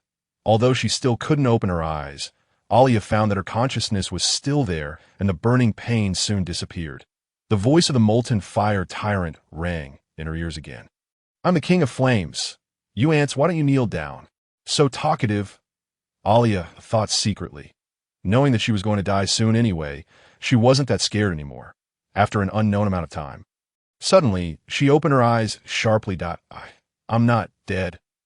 Alia looked around in disbelief. The entire molten fire cave was red due to the high temperature, but within a radius of 50 meters centered on them. It was like another space. Here, the color was normal, and the high temperature was completely isolated. Rail was lying on the ground, seemingly still unconscious. Yake was standing beside him, looking extremely worried and casting healing magic again and again. However, Rail wore a pained expression and showed no sign of waking up. Meanwhile, Lewin stood with his back to them, gazing at the molten fire tyrant. An umbrella was stuck into the ground not far from Lewin's feet. It was a very beautiful umbrella, seemingly made of crystal, with several colorful ribbons hanging from it. The Fanalioli umbrella, a true celestial realm treasure. It stood upright in the ground, emitting a faint fluorescent light. This was a defensive treasure that, once activated, could form a protective barrier with a radius of about 50 meters around the user. Thanks to its presence, the terrifying high temperature generated by the molten fire tyrant couldn't affect the fire, extinguishing squad in the slightest. What is this? After waking up, Alia curiously examined the Fana Lioli umbrella. Could it be a magic item? But where did Lewin take it out from? Did Lewin possess a magic storage item? Alia curiously sized up Lewin, who had his back to them. She found that he had neither a storage bag nor any storage rings on him. Could there be other storage props? For now, this seemed to be the most reasonable assumption. Sister Alia, it seems like Rail is dying, Yak shouted to Alia with a crying voice. Rael was still unconscious. Hers and Ja'er stood beside him with solemn expressions. Yak cast healing spells on Rael one after another, but the latter showed no sign of improvement. Practicing necromancy would cause the practitioner to be more vulnerable to light, lightning, and fire, attribute damage. Therefore, Rael was the most severely injured among them. Moreover, Yak's healing spells were light, attribute magic, so their effect on Rael was greatly diminished. If Rael continued to practice necromancy and one day became an undead, light attribute healing spells would not only fail to heal him, but would also cause him harm. Upon hearing about Rael's poor condition, Alia, in her anxiety, intended to check on him. However, she suddenly felt a sharp pain all over her body. Only then did she notice that due to the high temperature, her skin had turned red. Even the slightest touch felt like being pricked by thousands of needles. Looking up, she saw that except for Lewin, the others also had varying degrees of burns. If it weren't for Yak's, which reduced fire, attribute damage by 20, they would probably be dead by now. Eluin glanced back at them. And then a small porcelain bottle appeared in his hand, that he then handed the bottle to Ja'er, who was closest to him. Ja'er, distribute these to everyone. Okay. Ja'er took the porcelain bottle and immediately nodded. He recognized it as the same medicine that Lewin had given to Hofstad in Luoka village, and knew that its effect was like a miracle. Ja'er's eyes sparkled with excitement.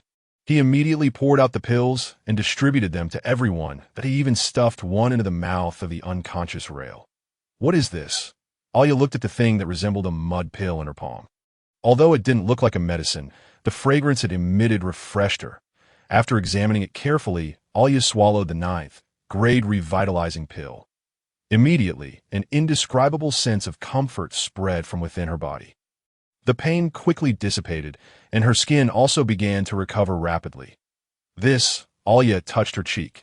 Her once burned and rough skin had returned to being smooth and elastic, and there was not a trace of pain anywhere on her body. All the new injuries that the other members of the fire extinguishing squad had sustained in the molten fire grotto also recovered rapidly. Rael slowly woke up and looked around in a daze. The 9th grade revitalizing pill was used by cultivators to treat injuries. Using it to treat their minor injuries was almost like using a sledgehammer to crack a nut. This medicine is so amazing. Alia and the others were expressions of disbelief, while Ja'er's reaction was not as intense. Lu, where did you buy this medicine? Alia pinched her smooth and delicate face over and over again in disbelief. I made it myself, Lewin replied casually. What? Made it yourself? Alia was shocked. Could it be that Lewin was also an apothecary? Alia couldn't help but look at the small porcelain bottle in her hand again. This medicine took effect quickly and had a fast healing speed. Even a life-threatening injury could be cured in such a short time. For adventurers, having this medicine was like having dozens more lives. Moreover, it had a huge advantage, which was its portability. Currently, the most popular life potion on the market could only be consumed by one person per bottle. However, this medicine bottle, which was about the same size as the life potion bottle, contained dozens of pills. The apothecary who could refine such medicine must be a grand master level one. Even the royal family members would treat such an apothecary with courtesy. After all, the prosperity of the medicine market had a certain impact on the entire country. But how could a person be proficient in close combat, magic, and alchemy at the same time? The molten fire tyrant stared curiously at the barrier formed by the Fana Lioli umbrella. Logically speaking, these humans, who were so weak, humble, and fragile that they were no different from ants, should have been burned to death, but they were sitting there as if nothing had happened. When the molten fire tyrant saw that the humans who should have been easily killed by him were sitting there unharmed, he felt that his dignity had been damaged. In anger, he let out a roar, wriggled his snake-like body, and moved closer to the humans. The high temperature in the surroundings originated from the molten fire tyrant himself. Therefore, the closer one got to him, the higher the temperature would be. Wherever he passed, even the stones caught fire. Seeing the molten fire tyrant almost pressing his face against them, the members of the fire extinguishing squad turned pale with fear and huddled together, shivering. Only Lewin stared fearlessly at the molten fire tyrant, seeing that this humble human was not afraid of him. The molten fire tyrant, in his anger, began to chant a spell that in an instant. 16 magic runes with a diameter of over 10 meters took shape around the barrier. The next second, 16 thick pillars of flames crashed down on the barrier simultaneously. Da-da. The members of the fire extinguishing squad hugged each other. Too scared to make a sound, Herz's hair stood on end in fear. The barrier was transparent. With 16 pillars of flames crashing down like this, it felt to them as if these pillars of flames would directly hit them. Boom! A deafening sound rang out. The wave of flames generated by the explosion was over 70 meters high. The shockwave made the entire grotto seem on the verge of collapsing, from the perspective inside the barrier. Except for the 50-meter radius around them, all they could see was fire. There was nothing but fire. The hearts of the members of the fire extinguishing squad were in their throats. The flames of the molten fire tyrant could easily destroy a city out of course. After being sealed for decades, his strength had declined a lot, and his flames were not as powerful as before. But even so, for people of their level, getting even a little bit of the flames on them would definitely turn them into ashes. The 16 pillars of fire continuously bombarded the barrier for 5 minutes. The barrier remained as stable as a rock. Although it showed a slight tremor, there was no sign of it breaking. After the flames dissipated and everything returned to calm, the molten fire tyrant looked at the fact that his magic had no effect on the barrier at all. His facial features, which were made entirely of fire, showed an expression of utter disbelief. Since I can't even break the barrier of the Lioli umbrella, it seems I don't need to extract the celestial spiritual power from the treasure to deal with him. Thinking of this, Lewin slightly clenched his fist and stepped out of the barrier. Seeing this human actually walking out of the barrier that could protect them, the molten fire tyrant immediately launched an attack. After a brief chant, he sent a fire shockwave towards Lewin. However, with Lewin's speed and reaction, it was difficult for this attack to hit him. He dodged nimbly, easily avoiding the shockwave. The shockwave continued to rush backward and hit a rock wall, collapsing a large part of it. Seeing Lewin so easily dodge his attack, the molten fire tyrant's eyes widened. He clearly remembered that humans were a particularly weak race. How could this human in front of him have such a fast speed and reaction? For a moment, the molten fire tyrant felt a bit nervous. Could it be that after being sealed for decades, the outside world has undergone earth-shattering changes and humans have suddenly developed some potential? Did I shout too loudly just now? After dodging the magic, Lewin didn't pause. His figure flashed, and he immediately disappeared from the spot. He punched towards the molten fire tyrant. He didn't want to waste time. So he threw this punch with all his might. He even mobilized the true chi in his entire body to enhance the power of this punch, intending to send the molten fire tyrant to hell with one blow. Seeing Lewin directly punching at him like this, the molten fire tyrant couldn't help but burst into laughter. He himself was a pure elemental being, immune to any physical attacks. No matter how powerful this punch was, it couldn't harm him in the slightest. However, as Lewin's fist approached with an extremely terrifying pressure, the molten fire tyrant suddenly changed his complexion, and a feeling of panic welled up uncontrollably in his heart. This pressure was simply too powerful and too terrifying, but it was already too late to dodge. Boom! The fist struck with a thunderous sound. The surrounding air was compressed to a viscous state under the impact of this punch. With a deafening noise, the powerful fist wind exploded. The molten fire tyrant was an elemental being. In theory, this punch should have passed directly through his body. However, the force of this punch was so great that even the resulting fist wind was extremely powerful. His body was directly dispersed by the fist wind and drifted down. The remaining fist wind slammed into the rock wall behind the molten fire tyrant, and the continuous rumbling sound was ear-splitting. The rock wall collapsed in pieces, and more than half of the entire molten fire cave had caved in. The fire extinguishing squad below watched this scene in horror. Was this the power that a human could unleash? However, within less than 3 seconds, the scattered flames that were about to fall to the ground were suddenly attracted by some force and regathered, taking on the form of the molten fire tyrant again. The reformed molten fire tyrant still had a look of panic on his face. It was too terrifying, truly terrifying. With such power, could the opponent be a demigod? Seeing that his punch had missed, Lewin frowned slightly and then sent out a palm strike from a distance. The palm force left his hand and passed through the molten fire tyrant's body. The molten fire tyrant swayed but quickly regained his stability. Realizing that although Luin's power was terrifying, it wouldn't have any real impact on him, the Molten Fire Tyrant's mindset underwent a change.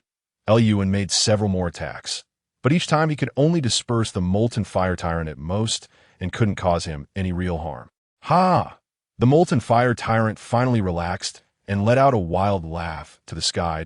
It seemed that this man was a warrior, an elemental being immune to physical damage. He was the natural enemy of most warrior classes. Just as he was laughing, a mass of cold air landed on his mouth. Luin had just thrown out an ice curse with his right hand, and another was already formed in his left hand. Alternating his hands, he hurled ice curses one after another at the Molten Fire Tyrant. The Molten Fire Tyrant had never seen a human throw second, order ice, attribute magic so quickly, as if it were easier than picking up snowballs from the ground. Coupled with the astonishing physical strength this man had just demonstrated, he couldn't help but wonder whether this man was a mage or a warrior. Currently, the ice curse was only equivalent to a second-order magic. Although ice attribute attack had a restraining effect on the Molten Fire Tyrant, they didn't have much of an impact. Luin stood firmly on a small protrusion on the rock wall, attacking the Molten Fire Tyrant with ice curses while frowning slightly. Should he extract the immortal spiritual energy from the origin treasure and use a high-level spell to finish him off? The immortal spiritual energy in the origin treasure would decrease with each use, and Luin really didn't want to use it unless it was absolutely necessary. What was considered absolutely necessary? At least it wasn't now, because the Molten Fire Tyrant couldn't even break through Luin's defense and posed little threat to him. Although the ice curses couldn't cause much damage to the Molten Fire Tyrant, they made him feel a bit uncomfortable. Already in a volatile and irritable state, he let out a roar and launched one high-level fire magic after another at Luin. But all were dodged by Luin, and this made him even more irritated. After missing a few more magic spells, the Molten Fire Tyrant suddenly turned around and flew towards the cliff behind him. What was he up to? Luin was a bit puzzled. He saw the Molten Fire Tyrant dive into the magma like a diver. His huge body was completely submerged in the magma. After a short while, the magma began to bubble, and its level started to drop at a visible rate. After absorbing the magma, the Molten Fire Tyrant's strength soared, and his body underwent a series of evolutions. Not only did his size become larger, but more offensive organs also grew on his body. His deafening laughter echoed through the cave, and even the air began to vibrate from it. The Molten Fire Tyrant knew that neither he nor this white-clothed human in front of him could defeat the other. So he decided not to waste any more time and planned to rush directly to the surface world. After absorbing the last drop of magma, the Molten Fire Tyrant shot straight into the sky. The thick and hard rocks couldn't stop him at all. He charged upwards all the way, like a force that swept away all obstacles, due to the destruction he caused with his reckless charge. Combined with the damage caused by Luin's previous fist wind, the Molten Fire Cave began to shake. The ground cracked, and stones kept falling from above. It's going to collapse, Hirsch shouted.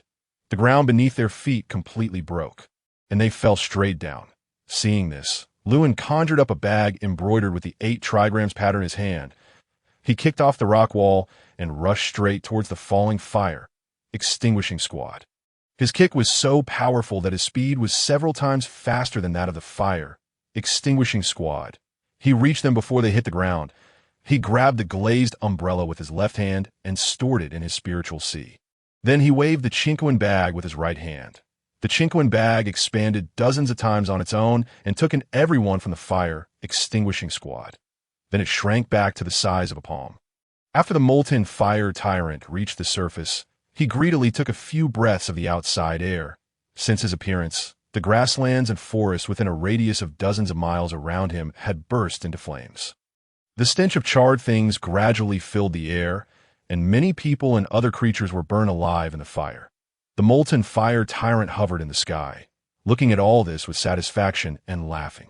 The Molten Fire Tyrant reigns over the world. In a city close to the Molten Fire Tyrant, some old men with gray beards, who were poring over thick magic books, changed their expressions drastically when they heard the faint roar. They threw down their precious magic books and rushed to the window to look into the distance, where there was a figure wrapped in flames. Oh my God, what a calamitous season! The matter of the Goblin King hasn't been investigated clearly yet. And how did the molten fire tyrant break through the seal?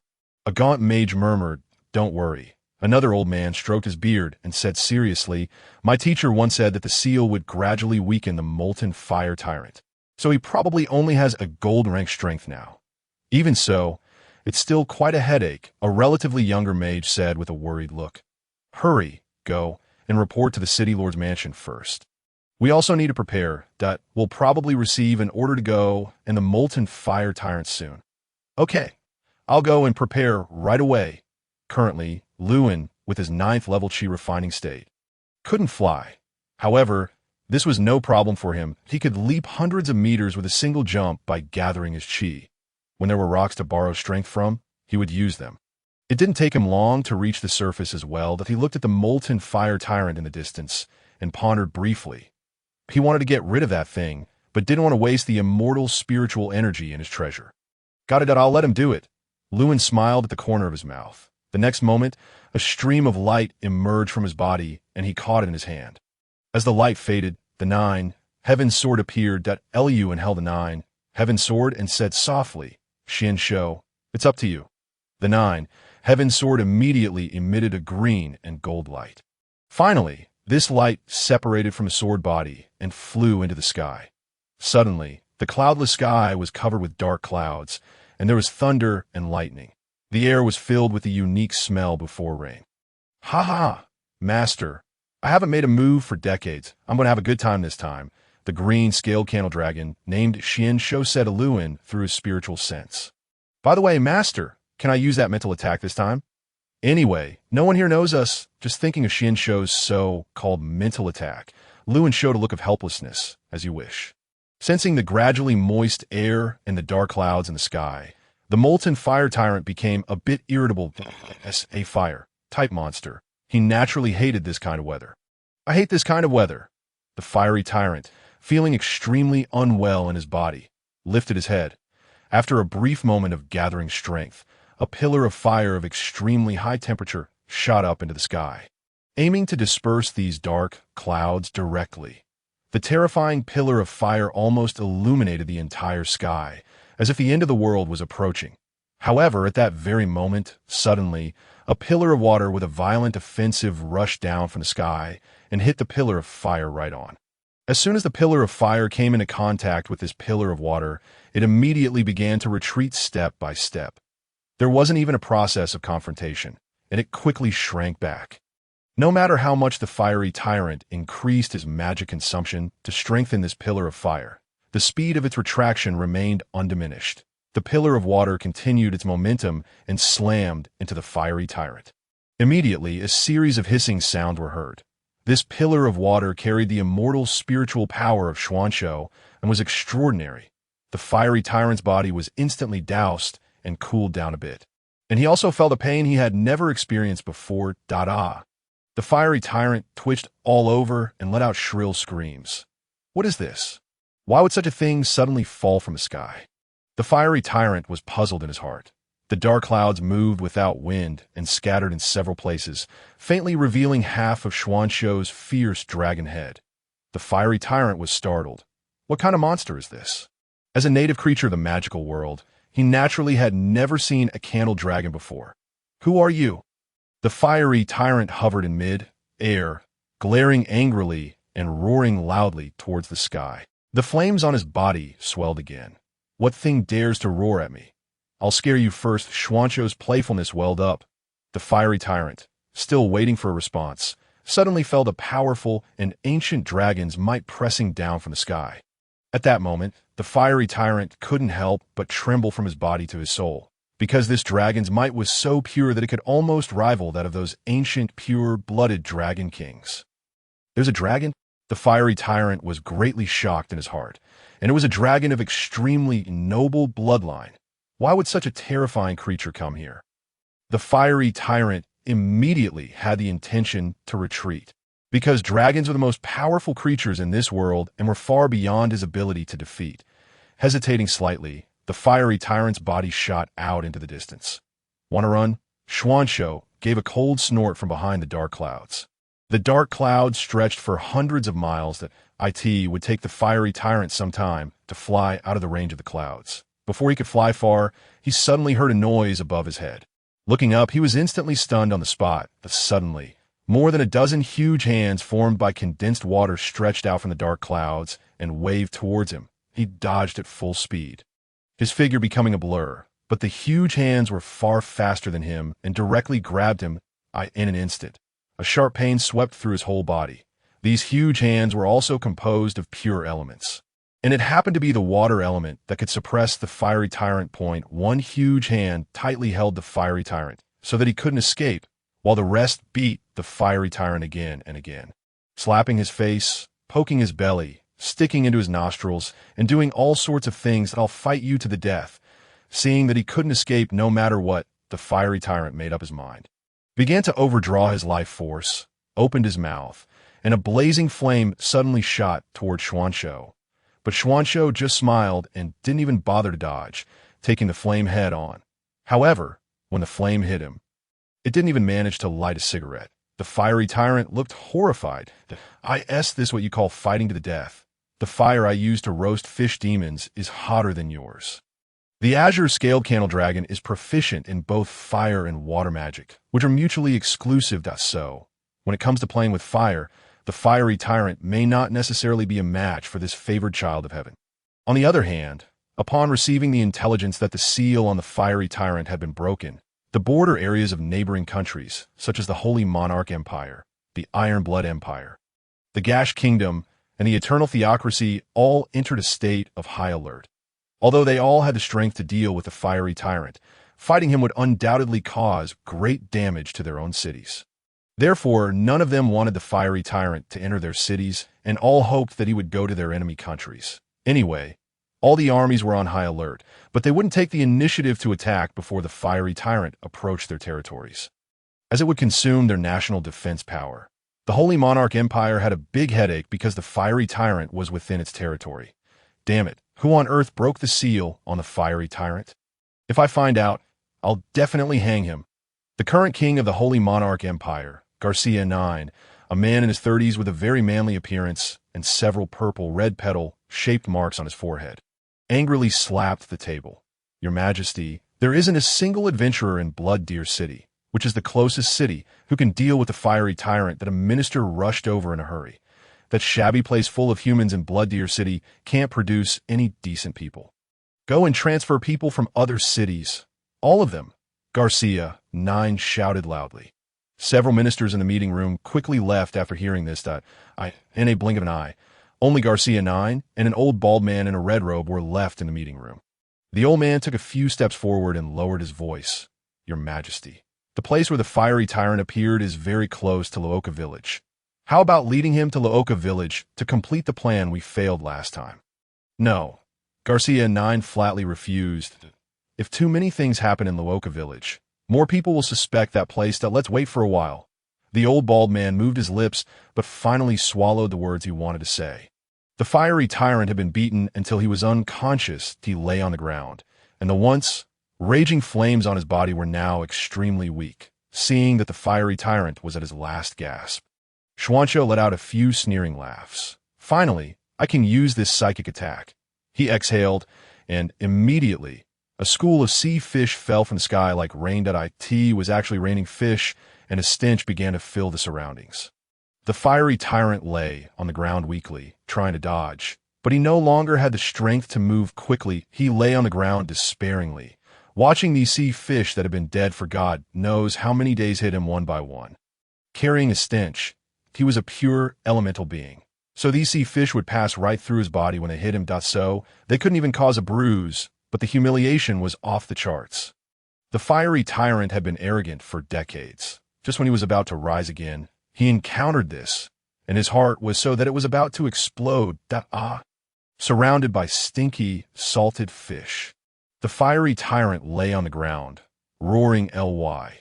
The roar gradually faded after more than 10 minutes, and his body made entirely of fire also dissipated along with it. A fist-sized, deep, red rhombic crystal fell to the ground. In the Magic Guild, those senior magicians were all looking at the distance with horrified expressions. Can you feel it? Can you feel it? An old magician with a white beard pointed at the distance. His hand trembling a bit, he stared with wide eyes like a madman. The dragon's might. Can you feel it? It's the dragon's might. There's a dragon passing through our holy monarch empire. Oh my God. I hope it's not an evil dragon. Otherwise, not only the holy monarch empire but also several neighboring countries may cease to exist. The Magic Guild Hall was usually quite quiet, just like a library. Magicians needed a quiet environment to study magic.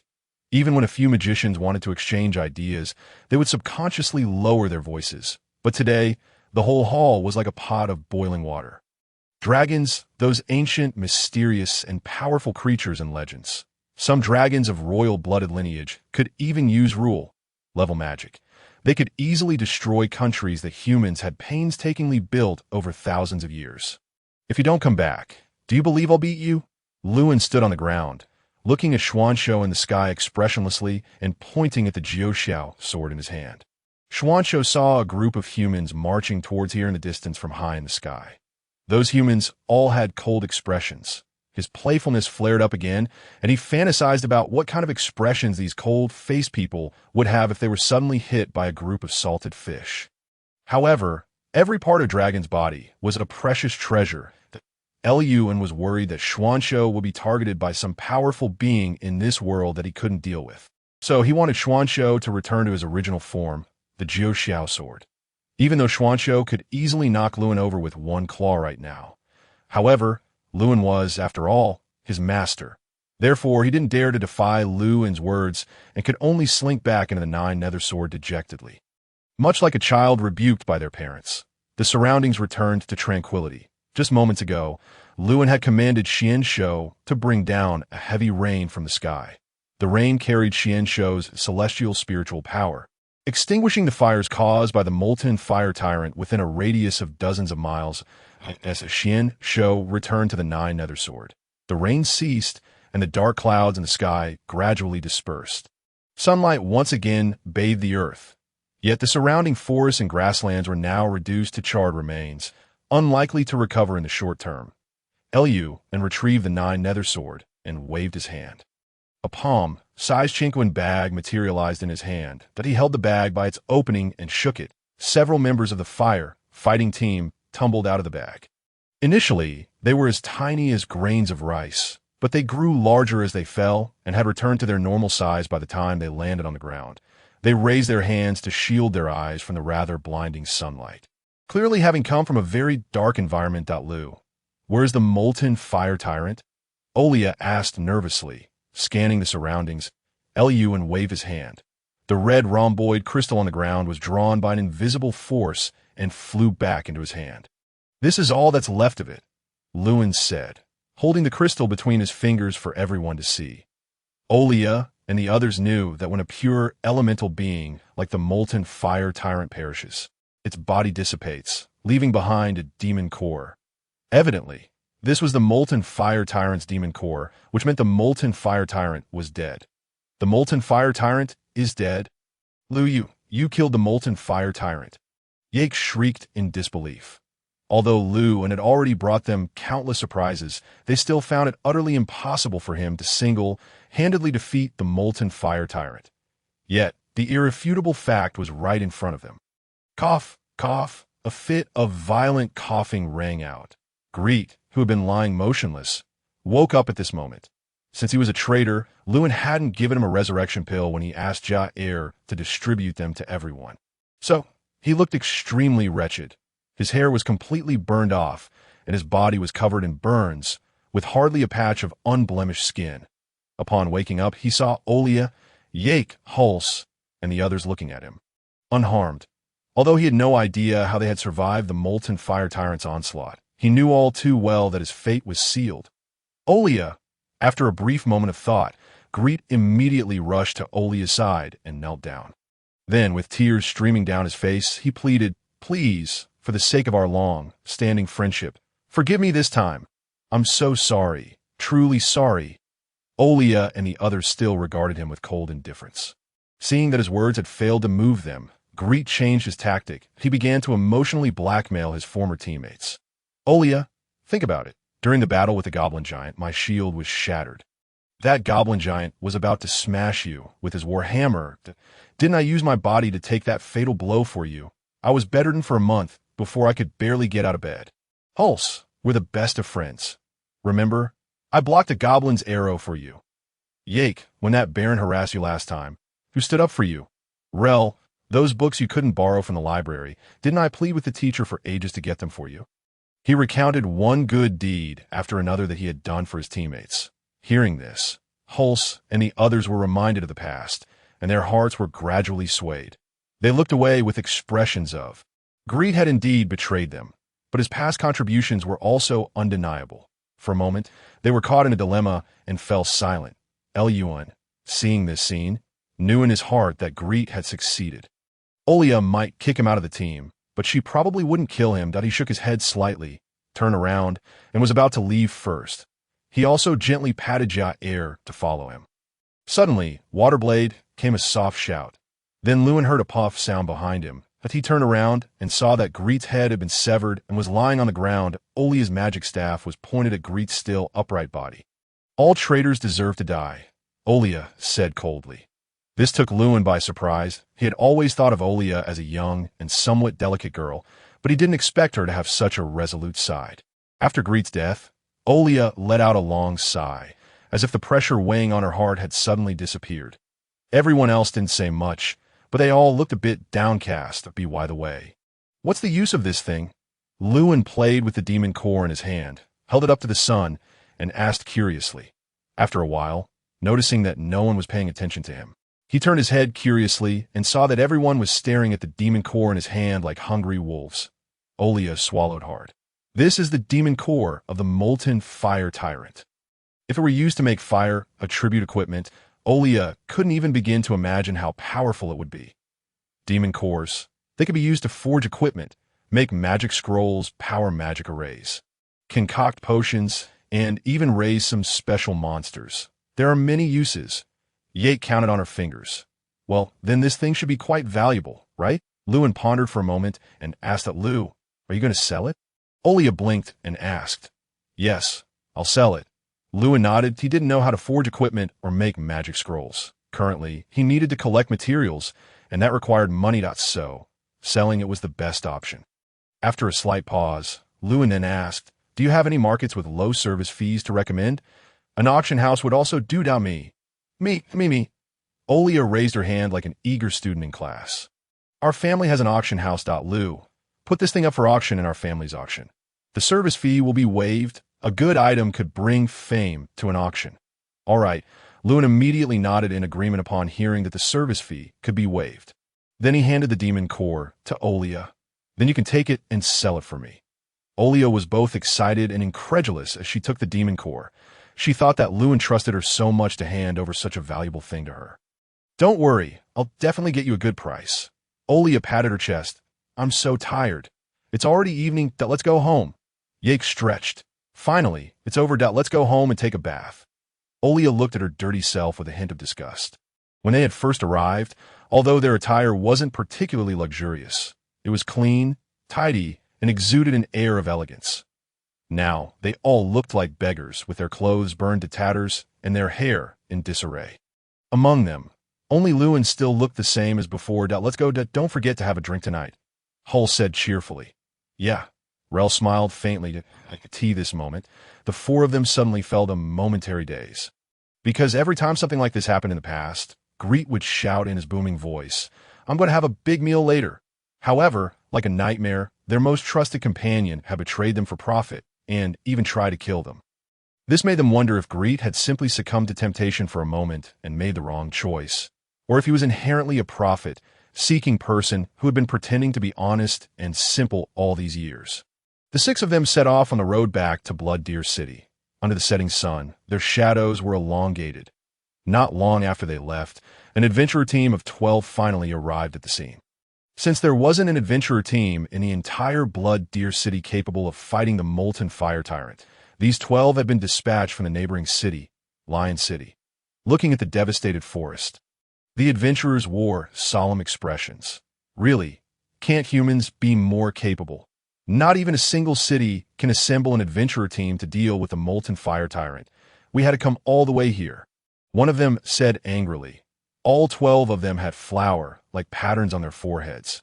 These were innate and were the distinguishing features between them and humans. They were the celestial race. The Holy Monarch Empire was composed of two races, humans and the celestial race. In those days, the ancestors of the two races jointly founded this country, apart from the inborn patterns on their foreheads. There were no differences in appearance between the celestials and humans. However, in fields such as martial arts, magic, commerce, politics, technology, and alchemy, there were more outstanding talents among the celestials. Therefore, almost all the neighboring countries recognized that the celestials surpassed humans in various innate abilities and were a superior race. As a result, in the Holy Monarch Empire, even though it was not explicitly stated, the celestials held a higher status than humans, that they're incompetent. Why should we take care of them? The man said resentfully. All right, stop discussing this topic. Business comes first. Glenn, find out where that guy is. The captain waved his hand at a long-haired man with a longbow on his back, took a few steps forward, and softly chanted a spell. Eagle's sight. A shrill cry of an eagle pierced the sky, and an invisible blue falcon flew out from the man and soared into the high altitude. After a moment, he recalled the falcon and shook his head at the captain. No, that thing isn't within dozens of miles around here. The captain frowned. Has he left? Just now, right here, there's a burst of dragon. In my opinion, it's very likely that a certain dragon passed by here and casually eliminated the molten fire tyrant. A short-haired woman analyzed. This is just one possibility. Maybe he went somewhere else.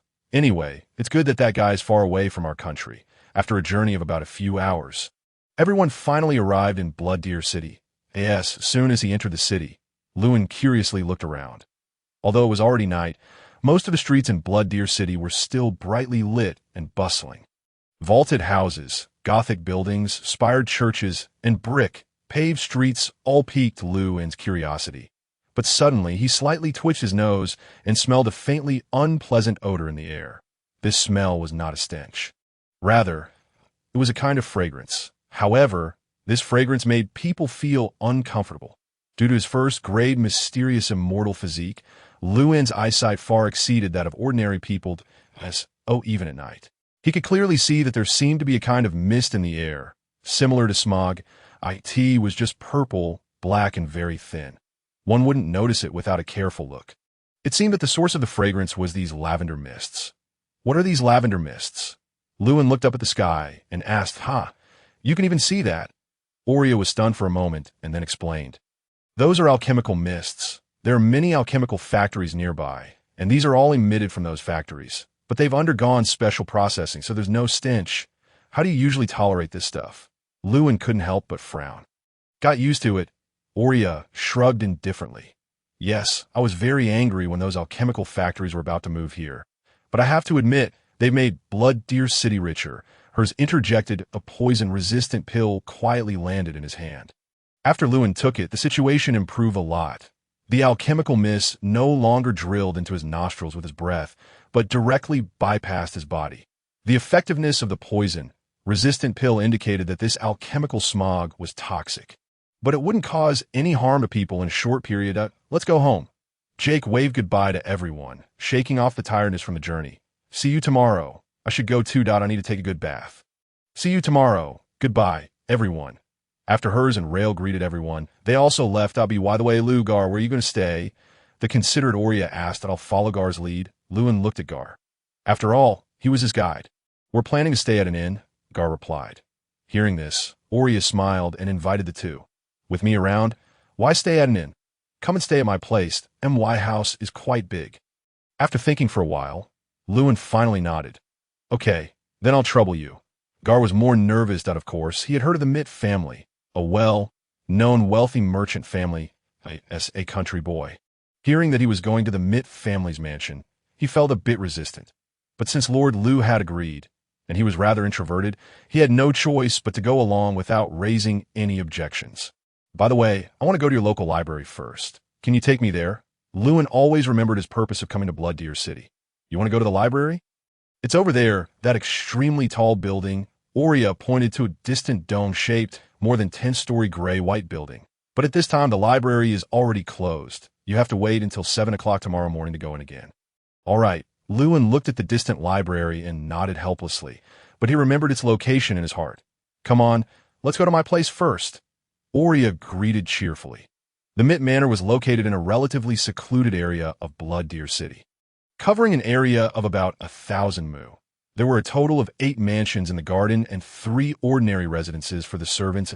In addition, there were gardens, artificial lakes, rockeries, and other garden decorations in the garden, as well as a fairly large ranch and farm.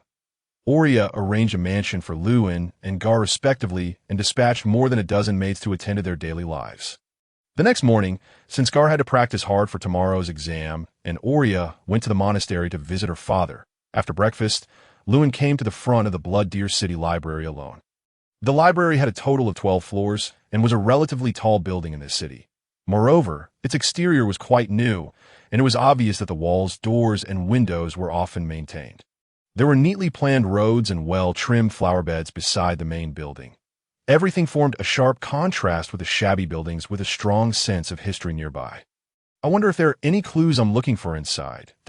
Lewin was about to step inside, but the guard in front of the library stopped him. Hello? Please show your access pass. The guard said with high-quality courtesy. Although he didn't know what style the clothes Lewin was wearing were, he could tell at a glance that they were quite expensive. Coupled with Lewin's fair and delicate skin, it was obvious that he was either a noble or born into a wealthy family.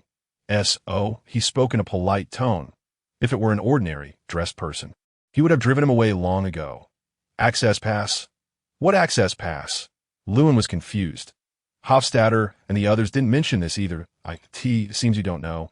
The library used to welcome everyone in. After all, the city lord attache's great importance to education. But since a farmer got drunk inside and vomited there last time, you have to spend 5 gold coins to get an access pass to enter. The guard explained helplessly. This made Lewin a bit embarrassed. He really didn't have 5 gold coins on him at the moment. The magic cores of the lava monitor and the molten fire tyrant hadn't been sold yet, so he hadn't received that money. All he had on him was a hiring fee that Aurea had paid him last night. 50 silver coins. Is it possible that someone dressed so elegantly can't even produce 5 gold coins? The guard thought. Right? The more noble a person is, the more likely they're to have the habit of not carrying money when going out. His tone became more respectful. Actually, it's okay if you don't get an access pass. If you have a rating of 5-star or above in the Decadewood rating, you just need to show your rating plaque, and you can enter the library freely. Rating? Lewin was stunned for a moment. He had heard about it from Gar before, and he was also quite curious about what rating he could get through the test. After thinking for a while, since Gar had told him that the rating place was at the Adventurers Guild, he asked, "Can you tell me where the Adventurers Guild is?" "Of course, it's my honor to serve you." The Gar nodded and then told Lewin the location of the Adventurers Guild. After nodding and thanking the guard, Lewin walked towards the Adventurers Guild. As he walked, Lewin groped around and didn't take long to find the location of the Adventurers Guild. It was a circular building with a pointed roof and covered a large area. Lewin estimated that it was about 50 mu and could easily accommodate tens of thousands of people. He pushed open the wooden door. First, he entered the hall, which was almost full of people. The atmosphere was noisy and bustling. These people sat together in groups of 3 or 5. Some were talking and chatting loudly. Some were lying on the tables in silence. Some were laughing, and some were crying down on most of their tables. There were large mugs of golden beer, along with some fruits and snacks. It seemed that drinking beer and having a good chat at the Adventurers Guild to relieve stress had become a self-developed habit among these people. All the tables, chairs, and booths were divided into several rows, with relatively wide aisles between each. Lewin followed one of the aisles and reached the counter at the innermost part of the hall. "Hello, young man.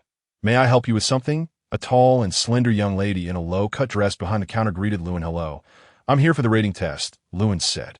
"Please follow me." The young lady had a pair of shallow dimples when she smiled sweetly, and her soft, spoken words were very pleasant to listen to.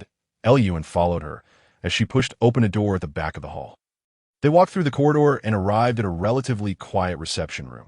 "Here, please fill out this form first." The young lady at the front desk handed Lewin a form and a quill pen.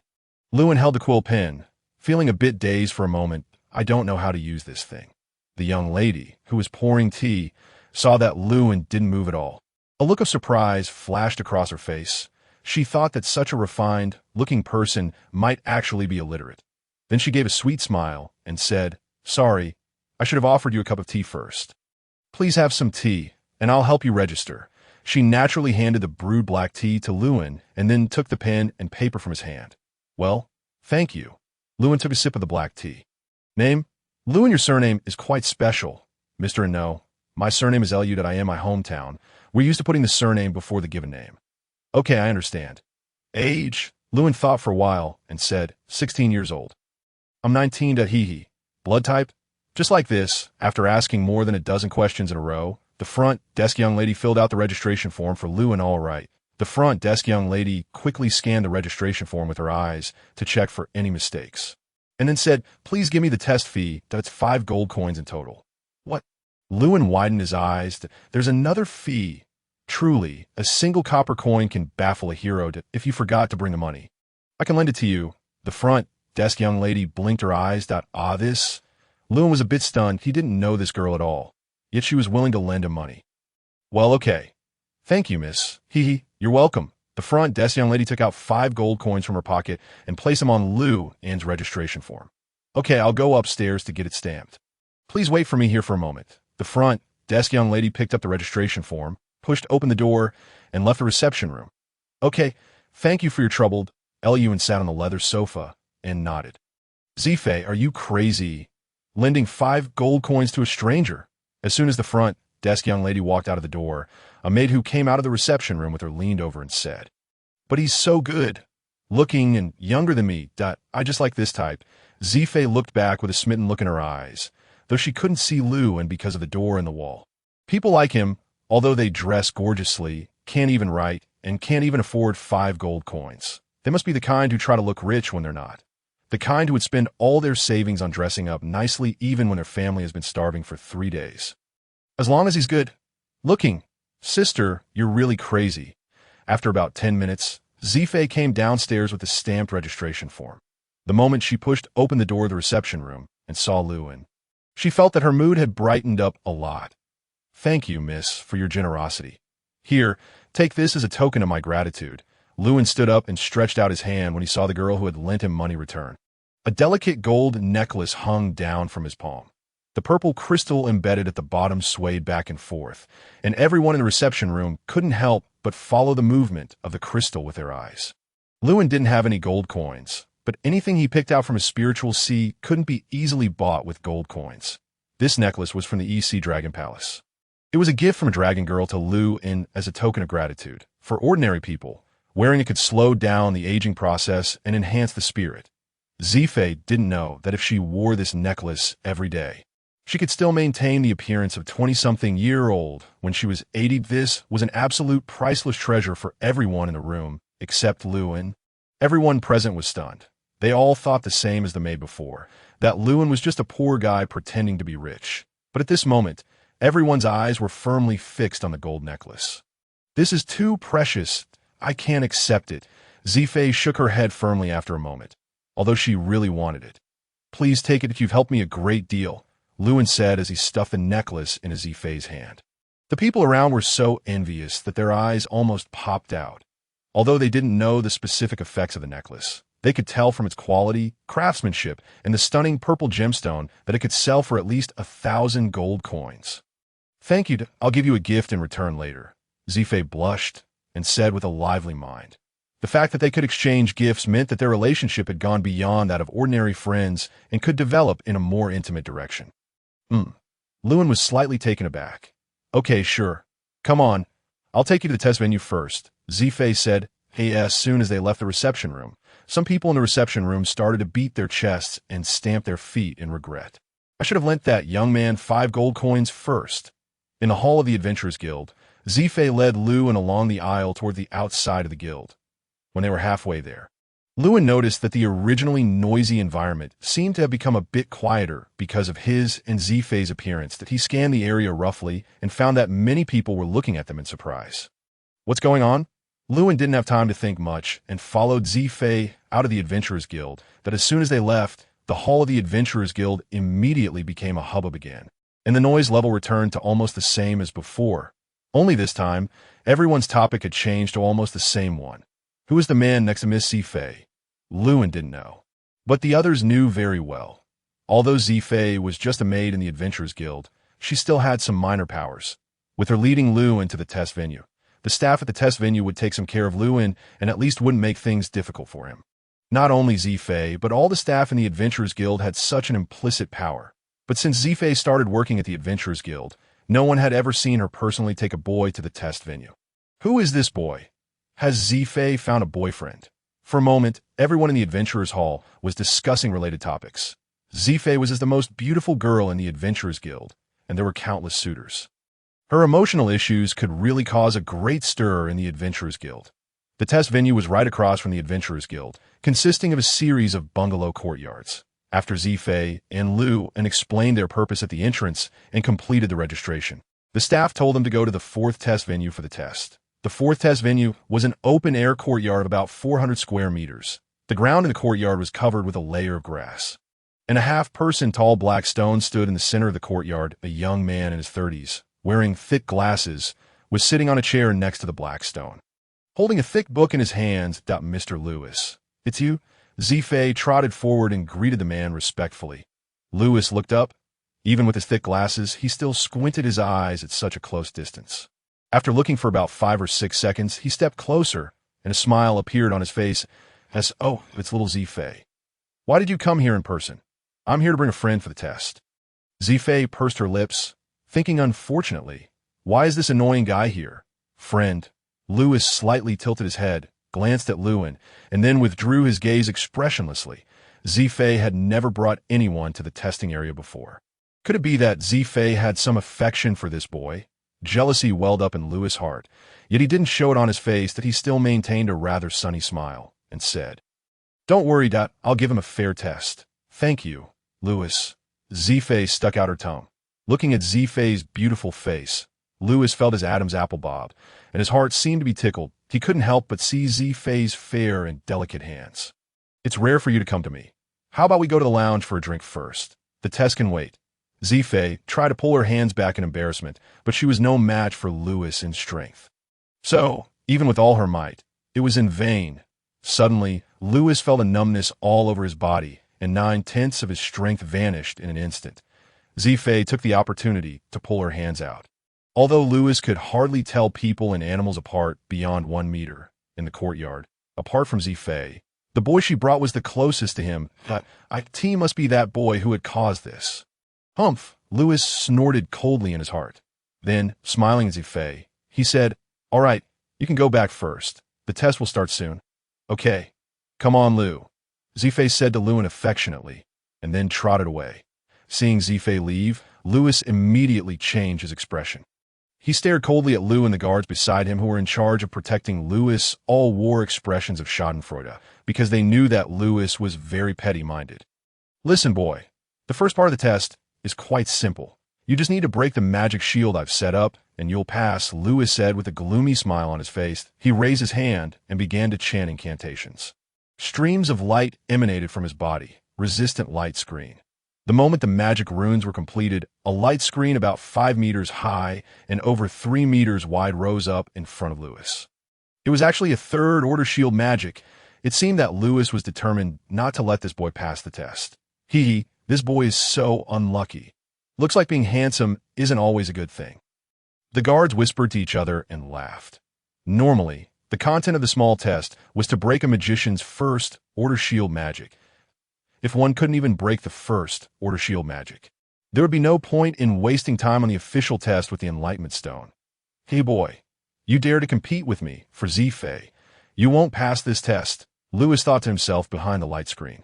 Lewin looked at the light screen in front of him, frowned, and was momentarily caught in a dilemma. Seeing Lewin's expression, Lewis became even more certain that this young lad would never be able to break his third-order shield magic. For more than a decade, he had spent 15 hours a day studying magic, and his eyes had become highly myopic. Only then had he achieved what he had today, if he couldn't even trouble a young boy. Wouldn't his whole life be a joke? In fact, Lewin was frowning and in a dilemma because he really wasn't sure how much force he should use to break the light screen without killing the person behind it. Once, Lewin had used 40 of his strength to break a 5th-order shield magic called the Golden J Barrier with one palm, and that strike had just shattered the shield without harming the person inside.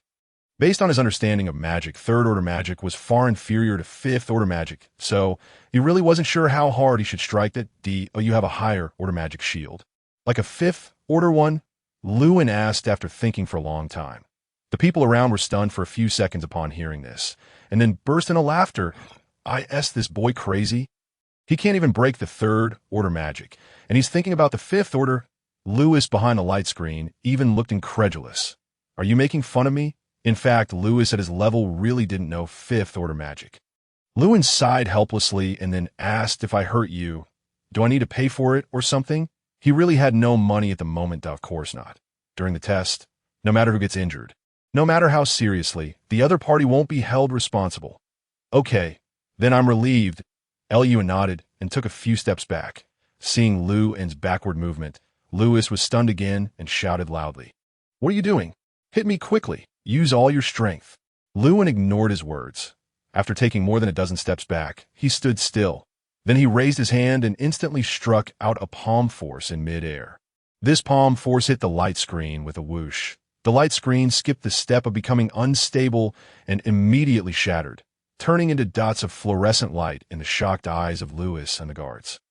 However, the palm force still had some remaining strength and continued to move forward, hitting Lewis in the chest.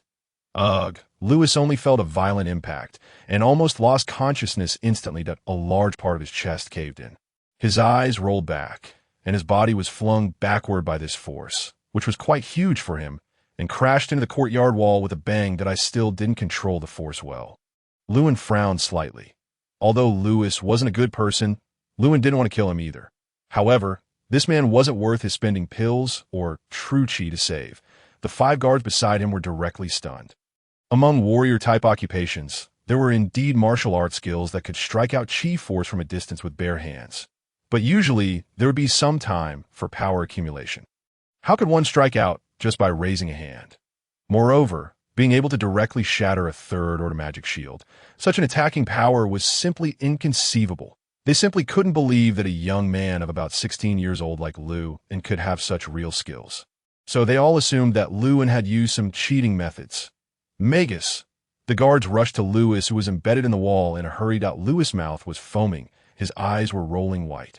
His body twitched from time to time, and he kept making sounds in his throat.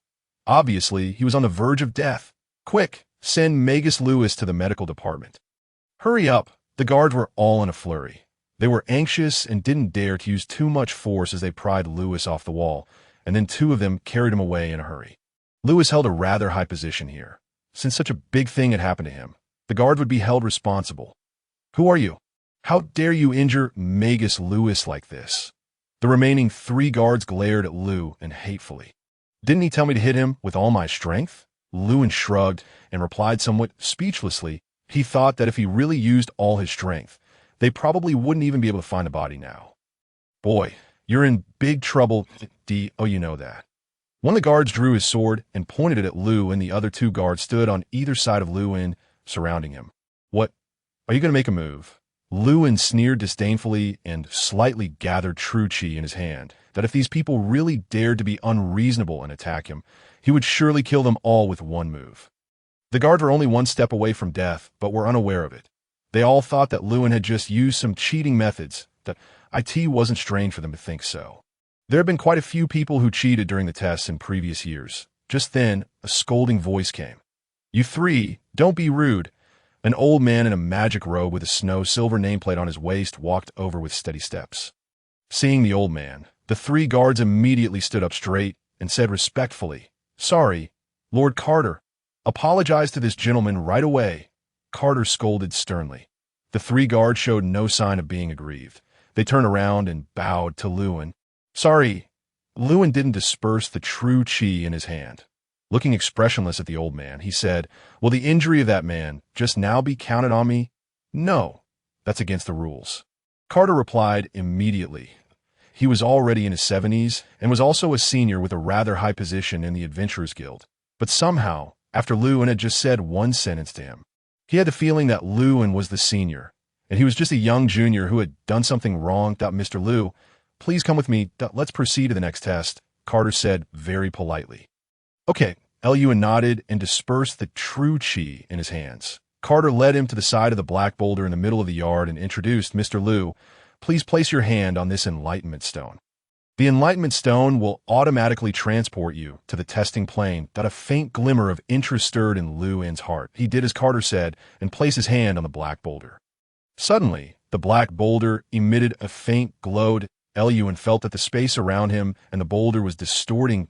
It seemed that this black stone was somewhat similar to space-related magical treasures, such as the jade pure bottle, the Chinkoan pouch, and the purple gold gourd. Carter looked at Lewin with a slight look of surprise on his face, then at the enlightenment stone. Logically speaking, as soon as a person's hand touched the enlightenment stone, they would be transported to the testing plane. But Lewin had been standing beside the enlightenment stone for almost a minute and was still there. This was a situation Carter had never seen before. The degree of space distortion around the enlightenment stone and Lewin's body became more and more intense, to the point where it could be easily seen with the naked eye. However, Lewin still stood there, unmoving. What on earth is going on? The shock on Carter's face became even more evident. As time passed, the space around Lewin and the enlightenment stone distorted wildly. An ordinary person would surely be shredded into pieces if they endured such space distortion. But when Carter glanced at Lewin, he seemed completely unharmed. Finally, in front of Carter and the three guards with stunned expressions, the enlightenment stone let out a click sound and shattered into several pieces, scattered on the ground. Carter stared wide-eyed at the broken enlightenment stone on the ground. Impossible! This can't be. How could such a thing happen? The enlightenment stone actually shattered. Why did it break? Lewin looked at the fragments on the ground, also somewhat puzzled. But his puzzlement was different from Carter's. He couldn't understand why this enlightenment stone was so fragile. When cultivators went through the heavenly tribulation, if they were fortunate enough, they had the chance to break through the void, touch the heavenly Tao, and refine a trace of the heavenly Tao into their immortal bones.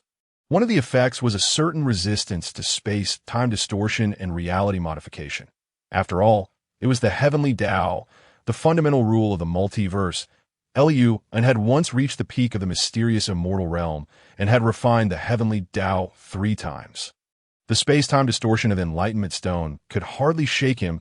Lun had originally wanted to test whether he could withstand the space-time distortion of the Enlightenment Stone. But he didn't expect the stone to shatter like this. After pondering for a while, Lewin pointed at the fragments on the ground and asked somewhat sheepishly, "Do I need to compensate for this? If so, it might take me some time to give you the money." Old Carter was completely stunned on the spot. It took him a full 5 seconds to react after hearing Lewin's words. He woodenly shook his head and said, No. The 5 gold coins you paid include insurance, which means you don't need to compensate for any damage you caused to the testing field during the test.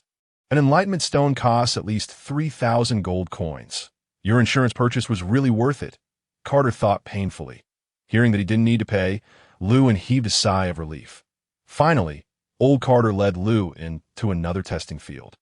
He couldn't convince himself that a human could break an enlightenment stone. He thought there must be something wrong with the enlightenment stone, rather than the 16-year-old boy in front of him having some mysterious power. Lewin placed his hand on the new enlightenment stone, and the space began to twist again. Although old Carter claimed that the previous enlightenment stone had broken on its own, his heart skipped a beat when he saw the space around Lewin and the new enlightenment stone twist. However, this time, Lewin deliberately suppressed the resistance to space-time distortion in his immortal bones. After a tremor in the surrounding space, he was transported to another plane as the light in front of his eyes faded. What came into Lewin's sight was a place like an arena, but it was empty all around with no spectators. He was standing on the arena in the middle of the ring. And across from him was a rather familiar creature, a goblin. The goblin raised the scimitar in its hand, let out a shrill cry, and rushed towards Lewin. Lewin had long witnessed the level of this kind of creature and didn't take it seriously at all. He gathered his true chi on his finger and flicked it. The goblin had just taken half a step when its head was instantly pierced by a finger force. It slumped to the ground. Limp. After the goblin fell to the ground, its body turned into a white light and disappeared. Then, the next monster appeared. It was a lion, twice the size of an ordinary lion, with claws and fangs shining with a metallic luster. "Sir Carter, does this guy probably have some cheating methods?" a guard asked. Carter had been staring at the enlightenment stone. His duty was to record the final data provided by the Enlightenment Stone. Hearing the guard's words, he slightly shook his head and said, "I don't know, but the Enlightenment Stone will automatically block all cheating methods. Is it really okay that he injured Lord Lewis like that?" The guard asked with a somewhat resentful tone, "Is Lewis himself clean?" Carter turned around and questioned. The guard immediately lowered his head and stopped talking. Carter continued to scold in a serious tone. "Usually, Lewis has used his power to deliberately make things difficult for others for money or to please those nobles not just once or twice. Now that he has ended up like this, it serves him right." The guard kept his head down and still said nothing. Knowing that the matter had reached this level, the guard was well aware that he should remain silent. Saying a single extra word might lead to utter disaster. The more Carter looked at these lackeys, the angrier he got. He simply waved his hand and said, "All right, you guys, go take care of Lewis quickly. I can handle it here alone." The crowd heaved a sigh of relief, politely said goodbye to Carter, and then scurried away. The monsters that appeared in the Enlightenment Stone plane became more and more powerful, but they were still at the level of being defeated by Lu and in one move. However, the true Chi in the Chi refining stage had limited power, so when facing some later monsters, he chose to engage in close combat. After easily twisting off the head of a giant monster, the giant's body fell to the ground and turned into a white light and disappeared. Normally, 3 seconds after the previous monster was killed and disappeared, the next monster would appear. But this time, the interval seemed unusually long that in the outside world, the Enlightenment Stone suddenly emitted a bright light, and strings of words appeared on its smooth surface. "Has he come out so soon?" Carter was stunned, but hasn't he been in there for even 3 minutes? When he saw the final data on the Enlightenment Stone, a look of horror instantly appeared on his face, as if he'd seen the sun charging towards him. Vitality, 99999. Spirit, 99999. Strength, 99999. Defense, 0. Speed, 0. Energy, 1200. Comprehensive rating, Snow, Silver 10 stars. My God. Carter felt a bit unsteady on his feet for a moment. He took a few steps back and finally sat down on the ground in an extremely undignified manner. What are these heaven-defying values? Snow, Silver 10 stars? Higher than mine. And this is surely the limit of the lower grade Enlightenment Stone, not the limit of this tester, because 2 of his values are 0. In a less developed city like Blood Deer City, the Adventurers Guild at most uses lower grade Enlightenment Stones. There's no need to spend money on better ones. The lower grade Enlightenment Stone can only measure up to the Snow, Silver level. 10 stars. And in the entire Empire, only a few dozen people can break through the Snow, Silver 10-star mark and reach the gold level. Each one of them is a precious asset of the Empire. Moreover, logically speaking, for an ordinary adventurer's test, even if one of the values is too low, the rating won't be very high.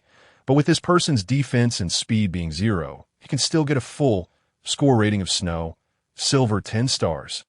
What are these heaven-defying values? An energy value of 1200 isn't too remarkable, but it's the only value that seems normal. Vitality, spiritual power, and strength have actually reached 99999. This is not the tester's upper limit, but the upper limit of the lower grade Enlightenment Stone. And what's going on with the defense and speed being 0? I don't understand it. I completely can't understand. Carter simply couldn't comprehend how Lewin had managed to achieve such a numerical result. However, the reasons were quite straightforward. Firstly, Lewin's true Chi was only at the Chi refining stage, so it wasn't particularly powerful that at most. It was used for long range attacks, and the quantity was scarce. After using it a few times, it would run out, and Lewin was too lazy to replenish it.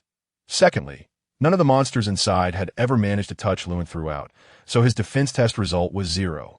Thirdly, Lewin had remained stationary since entering, so his speed test result was also 0. Nevertheless, in an era when human talents were in short supply, the emergence of such a powerful human youth was still a cause for great joy.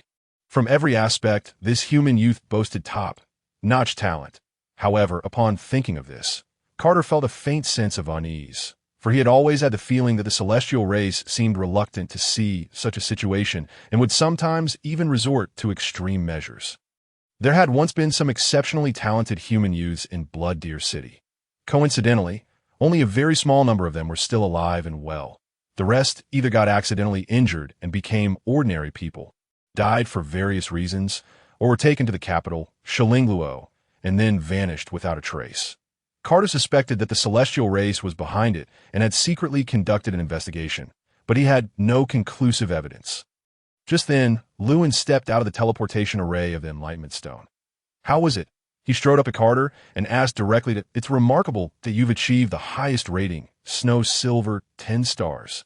If you wish to take a higher level test, you can go to the Adventurers Guild in the capital, Shillingluo, and use the Intermediate Enlightenment Stone for testing. Snow Silver, that's enough for me to enter the library." Lewin thought to himself, "May I ask the name of your master? Someone who can teach a person as outstanding as you must surely be a renowned master. Perhaps I even know him." Carter was a bit nervous. He was worried that Lewin's master was from the celestial race. If so, then in the future, Lewin would surely be making contributions to the celestial race as well. Lewin thought, "It's a miracle if you know him. Well, it's inconvenient to disclose. When can I get my nameplate?" "Ah, the nameplate needs to be made. Please leave your current address, and someone will personally deliver it to you upon completion." "Well, I'm staying at the Mitter family's manor." "Very well. I'll go and inform them to make the nameplate and try to get it done for you as soon as possible. Goodbye, young man." Carter greeted him and left, clenching his fists with a touch of excitement. There were an unusually large number of people in the northern district of Blood Deer City today because it was the registration day for the Guardian Academy. After practicing swordsmanship at home for a while, Jar left the Mitter family's manor and headed to the registration center in the northern district. "Hey, isn't that Jar?" A relatively tall examinee among his peers noticed Jar's solitary and slender back, and his eyes lit up with surprise. He rolled his eyes and thought, "Great, I'm just bored waiting in line. Oh, if it isn't Jar." Hearing someone calling his name, Jar turned around and saw a familiar face. "Yadi?" Jar stared at the familiar face, and it took him a few seconds to recall who he was. It wasn't that Jar had a poor memory, but that children at their age changed a great deal every year. That Jar remembered that the last time they met, Yadi was about the same height as him. But now, Yadi was almost a head taller. Jar and Yadi had once been classmates and had stayed in a monastery together. Jar had worked part-time while studying there, while Yadi had been sent to the monastery because his parents simply couldn't control him. They had learned basic courses such as literacy and history there, rather than martial arts or magic. It had been nearly 2 years since they last saw each other. Mainly, in the past 2 years, Jar had been at the primary college in the town and had often struggled to make ends meet. Where would he have had the spare money to come to Blood Deer City? "Long time no see." Yadi smiled faintly. "Are you also here to register for the Guardian Academy?" "Yes," Jar nodded. "Since we have to wait a long time for the physical examination, how about we have a sparring session during this time?" Yadi smiled confidently, placing one hand on the hilt of his sword at his waist. Jar was a bit tempted when he heard this because their swordsmanship skills had been on a par 2 years ago. So he also wanted to know who was stronger between them now, after 2 years. Jar immediately nodded. "Sure." After completing the test, Lewin thought that he couldn't enter the library until the nameplate was made and delivered to him. There was really nothing else for him to do in the meantime. So, out of boredom, he wandered around Blood Deer City. Coincidentally, he was quite curious about this city. Only after this stroll did he realize that 50 silver coins was really not a small amount. The food on the streets, even the meat dishes, only cost 50 to 100 copper coins per portion, and 100 copper coins could be exchanged for 1 silver coin. In the entire market, silver coins were the most common because their value was moderate. Carrying a small amount could meet the daily shopping needs of an ordinary civilian. Gold coins were relatively rare and of high value. If a civilian family lost one, they might go hungry for a month. It was noon when Lewin returned to the Mitter family's manor. Thanks to Olia's personal instruction, Lewin and Jar could enter and leave the manor freely. When he returned to the villa, the maids had prepared a change of clothes for him, drawn a bath, and also prepared snacks and tea, since the body of a cultivator would not produce the slightest bit of filth. There was no need for a bath. He just asked the maids to send the snacks and tea to his room later. Passing by the second living room, Lewin saw Jar sitting on the sofa, looking listless, resting his chin in his hand, looking extremely dejected. "Master Lu, you're back." Seeing Lewin return, Jar immediately stood up to greet him. "I heard you went for the rating test. How did it go? Was it smooth?" Lewin nodded. "IT was okay." "What about you? Why do you look like a wilted eggplant?" "Wilted eggplant." Jar was stunned for a moment, then thought about it. and this metaphor was strangely apartment. Then Jiaer opened up and told Lu and about the sword fight with Yadi in the morning. He had originally thought that since their skills had been similar before, even if there was a gap between them after 2 years, it wouldn't be too large. But unexpectedly, under Yadi's attack, he had only lasted for less than 5 minutes before being defeated. This made Jiaer highly doubt himself. He began to think that with his current level, he definitely wouldn't be able to pass the exam tomorrow. Master Lu, I've just realized that my swordsmanship talent is so poor. Jiaer forced a smile, looking like a deflated balloon.Elyuan thought for a moment and asked, "Is that Yadi also a child from a poor family like you?" Jiaer wondered why Luan suddenly asked this, but he always answered Luan's questions truthfully, so he shook his head. No, his parents work for the City Lord's mansion, so their family is considered to be of middle-class status in Blood Deer City.Elyuan nodded and said, "In that case, I don't think it's because your talent is inferior to his. That Yadi has lived a life of plenty since birth. In the past 2 years, he only had to focus on practicing swordsmanship. But you not only had to practice swordsmanship, but also worry about your daily meals every day. How could you possibly defeat him?" Jiaer was slightly taken aback. After hearing this, the unease in his heart lessened a bit. But upon careful consideration, Yadi had already widened the gap with him in just 2 years. Not to mention others. So, he probably still wouldn't be able to pass the exam tomorrow. This thought crossed his mind. An anxious look appeared on Jiaer's face again. The registration fee for the Guardian Academy's exam was not low. It had taken him 2 years to save enough money that if he failed this time, he wouldn't be able to afford to register a second time. Seeing Jiaer's expression, Luan thought that this boy had at least shown him the way, so he might as well give him some guidance. Getting so dejected over such a small setback, how can you achieve great things in the future? Come here, that I'll teach you a set of sword techniques. Luan patted Jiaer on the shoulder. Master Lu can also use a sword? Jiaer was a bit surprised because he had never seen Luan fight with a sword. Cultivators learn almost everything during their long years. Although it's just a cursory attempt, a mere superficial exploration can span several hundred years. For mortals, this has already reached the pinnacle of attainment.Elyuan is indeed not adept at using a sword. But that's in comparison to first-rank profound celestial beings of the same level. The two men came into the yard and stood face to face. Which swordsmanship style should I teach you? Luan stroked his chin. First of all, Jiaer is not a disciple of the free and unfettered immortal sect, so Luan can't teach him the swordsmanship of that sect. However, among all of Luan's collections, there are still some secret manuals from other sections. The difficulty lies in the fact that those two profound are surely beyond Jiaer's current foundation, and Luan doesn't have any two basic ones. Moreover, Jiaer's goal is to pass tomorrow's exam, so a style that can yield quick results must be found out. I've got it. After much thought, Luan suddenly thought of martial art that was very suitable for Jiaer's needs.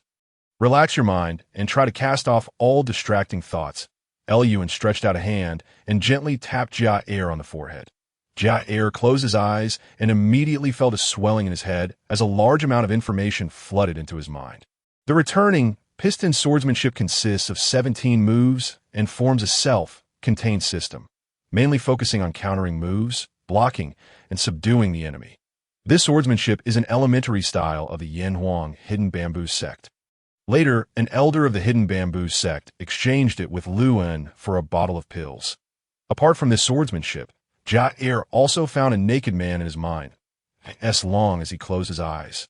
He could see this man, and the man would rotate from various angles according to his thoughts.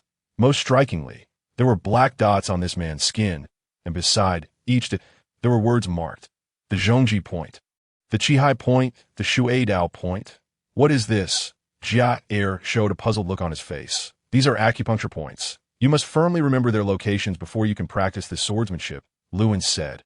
Indeed, although the returning piston swordsmanship is not as good as many other swordsmanship styles in terms of sword moves, it implies the skill of acupoint, striking.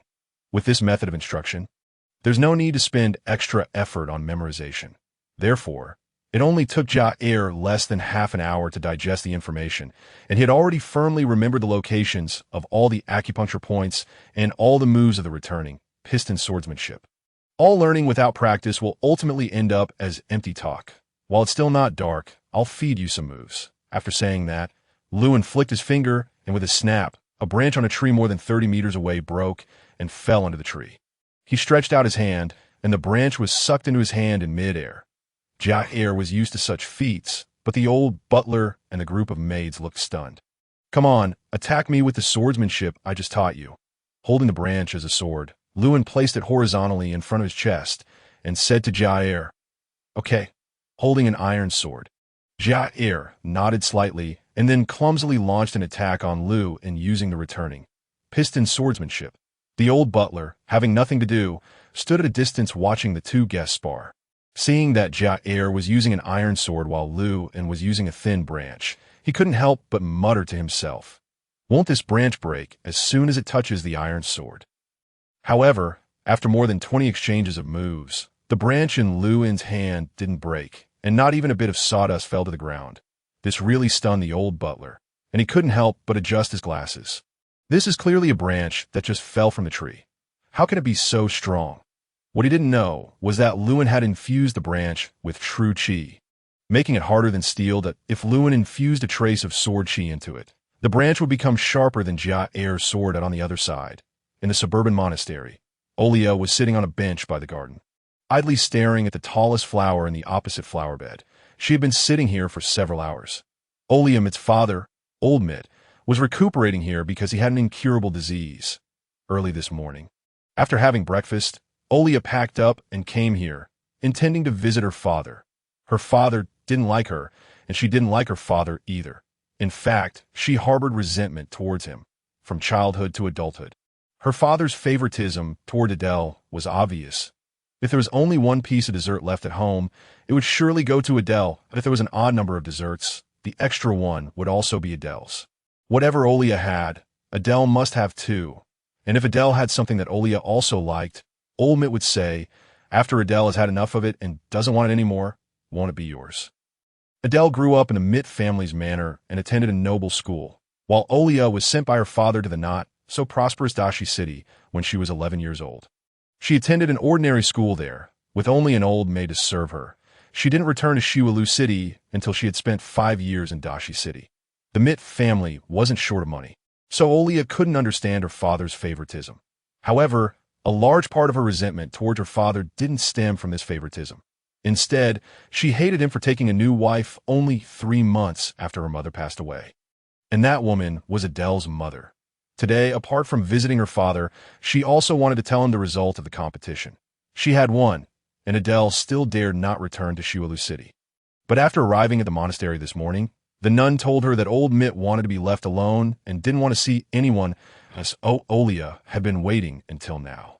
A bee landed on the tallest flower, interrupting Olia's recollection.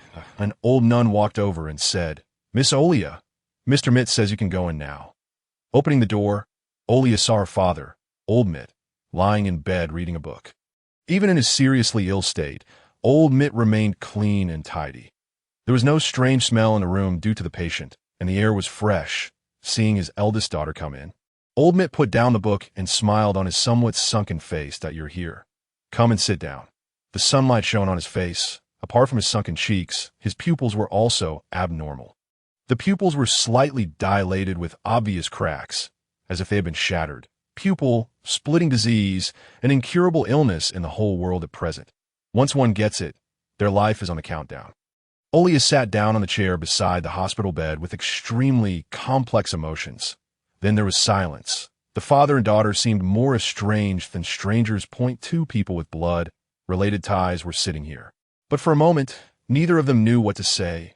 Olia bit her lips and asked, "Father, are you feeling better?" While waiting outside before, Olia was full of resentment towards her father. She had thought many times in her mind that once she went in, she must tell her father haughtily, "The daughter you've always favored, Adele, lost." Moreover, it was she who released the molten fire tyrant, causing the villages closest to the molten fire cave to suffer from a fire. Countless villagers were burned to death. This is the little daughter you've always favored. It's precisely your favoritism that has nurtured her such a character. According to the law, she should be executed, but when she really came in and saw her father's gaunt and aged face, she always thought of the time when her father still loved her very much before he married Adele's mother. She suddenly thought of Grit. There was a similarity between her father and Grit. That is, they had both been very kind to her before, but later, due to others, they treated her like an enemy. She didn't know how to handle this kind of relationship correctly.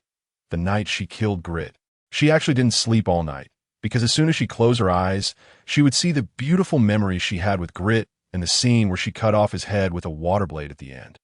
Not very well. Old Mitt shook his head I'm so eager to find a qualified heir. Old Mitt motioned for the maids serving him in the room to go out. After the whole room was left with only him and Olia, he turned his head and said in a slightly hoarse voice, "Child, I know why you've come to see me today." Olia was slightly stunned. "You want to plead with me, don't you?" Old Mitt looked at Olia. "But as the head of the family, the rules I've set cannot be changed. You lost, so according to the rules, Adele should become the heir of the Mitt family, and you should learn how to be an assistant." The anger in Olia's heart was immediately ignited. She was stunned for a long time and then asked in an accusing tone, "Father, how did you know that I lost this competition and Adele won?" Old Mitt was taken aback. "You know very well how unfair this competition is, right? You know that there was no way I could win this competition, right?" Sensing that something was amiss with Olia's emotions, Old MIT decided to divert the conversation. "Olia, do not seek so many excuses that a person aiming for success should reflect more on their own shortcomings." "Reflect on my own shortcomings? Haha." Olia chuckled in anger. "Due to your favoritism towards Adele, no one in Blood Deer City dares to join my ranks to slay monsters alongside me, all fearing that Adele, upon inheriting the MIT family, would seek retribution against them. You are well aware of this, yet you still impose such unfavorable rules upon me. Over the years, how many times have you favored Adele with funding compared to what you have provided me? Adele has wealth and prestige. She recently employed 16 bronze adventurers directly from the Adventurers Guild. That as for me, I have only my 4 best friends who bear immense pressure to assist me, while Adele has even bribed one of them, intending to have me killed in a cave 1,000 meters underground." Tears welled in Olia's eyes, the pent-up emotions of years finally unleashed at this moment. Old MIT's expression also shifted into one of discomfort, as this was a topic he had long wished to avoid due to his own guilt. "What do you mean Adele has bribed your friend and nearly caused your death in the underground cave?" he inquired. Olia, amidst her tears, managed to smile. "You know about the fire tyrant breaking its seal, don't you? That was orchestrated by your obedient Adele." "What?" Old MIT gasped, sitting up straight. "You must understand how furious His Majesty the King is about this matter. Adele will be sent to the gallows." "Olia," Old MIT admonished loudly, "have you lost your mind? Are you truly willing to send your own sister to the gallows? Keep this matter to yourself. Do you understand?" "Why should I? She nearly had me killed. Should I really protect her? Do you not realize that concealing such a grave crime could also lead to a death sentence?" Olia exclaimed incredulously. "But you are not dead, are you? If you had perished, I would not have spared Adele. Yet you are still alive. Why must you act so ruthlessly?" Olia replied, her spirit dimmed. "Father, let go of that hope. I will not protect her." Old MIT slammed his hand on the bed in anger. "You always think only of yourself. I sent you to Stone City for this very reason." "What?" Olia lifted her head slightly. "Adele is your sister. As the elder sister, you ought to show her some consideration. But you, time and again, dismiss her whenever she desires your toys. Indeed, which is why she secretly entered my room and ruined all my toys." Olia retorted with a cold laugh. "Precisely. Eventually, the two of you grew increasingly discordant, often quarreling over trivial matters. I could see that time. You were taller than Adele. She could not compete with you and would simply cry. I had no choice but to send you away to another city. You mean to say that was the reason you sent me to Stone City for 5 years?"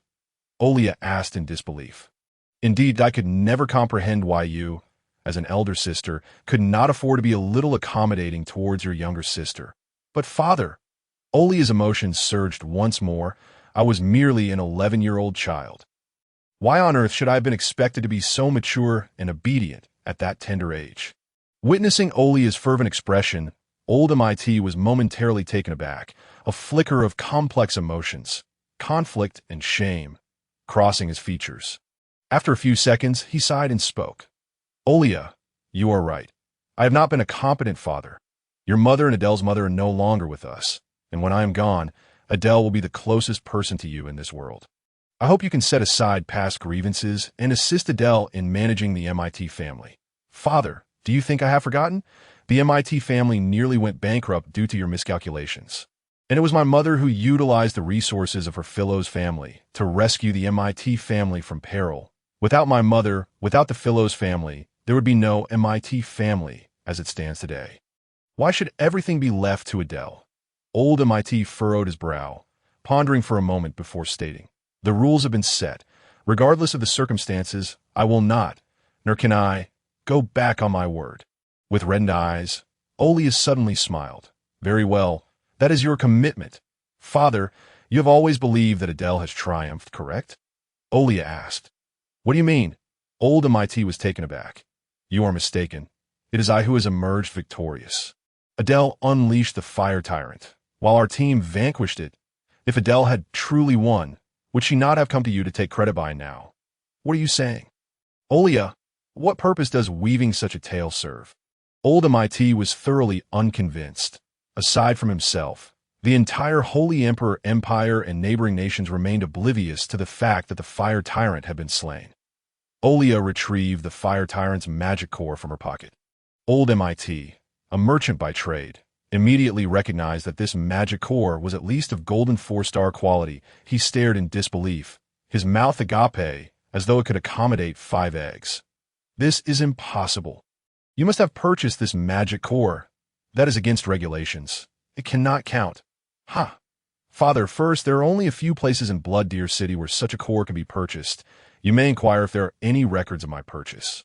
Second, whether this is indeed the Fire Tyrant's core can be verified by a professional. In no way. I refuse to believe it." Old MIT stubbornly shook his head. "You do not disbelieve. You simply refuse to accept the truth." Olia asserted, "According to the rules, I shall inherit the MIT family." With that, Olia turned to leave, feeling there was little point in remaining any longer. "Olia," old MIT called after her urgently, "it is unreasonable to leave all the inheritance to a single person. How about you leave a portion for Adele? Just 3/10 will suffice." Upon hearing this, Olia halted, and old MIT noticed her body trembled uncontrollably. After a few seconds, she turned around and screamed hysterically. "Why is it only when you think Adele has won that you do not say to leave me a share? Are you so biased towards Adele? Now, at this moment, you do not mention that dividing the inheritance is difficult." Olia, breathing heavily and clenching her fists, glared at old MIT. "Father, I quite liked what you said a few minutes ago. The rules have been set. Regardless of the circumstances, I will not, nor can I, go back on my word." Old MIT was rendered speechless by her words, panting heavily before finally speaking. "Fine, I understand. In a few days, I will host a banquet, inviting everyone, and then announce you as the heir of the MIT family." Olia merely grunted in response, turning her back to leave. Once outside in the courtyard, Olia felt an indescribable sense of relief. The nuns behind her whispered and occasionally pointed, likely remarking on how this young girl spoke so loudly to her father, which seemed quite rebellious. The former Olia might have retaliated, but now she felt an unexpected indifference to their gossip. As dusk approached in the MIT manor, Lewin effortlessly disarmed Giles' sword with a branch, stating, "Well, it is about time. If we continue practicing, you may find yourself too fatigued for the exam tomorrow." Giles, panting heavily and drenched in sweat, bore a joyful expression, feeling that this afternoon's training had yielded more than the past few years combined. "Lord Liu is truly remarkable." Lewin tossed the branch aside and continued, "Not bad. After practicing with me for an afternoon, you have mastered about 30% of this swordplay." "Only 30%? Giles exclaimed in surprise and delight. Mastering 30% of this swordplay already felt formidable. One could only imagine the level of strength he would attain upon mastering it entirely. As the two concluded their training, the old steward approached with a languid gait. "Gentlemen, shall I prepare dinner?"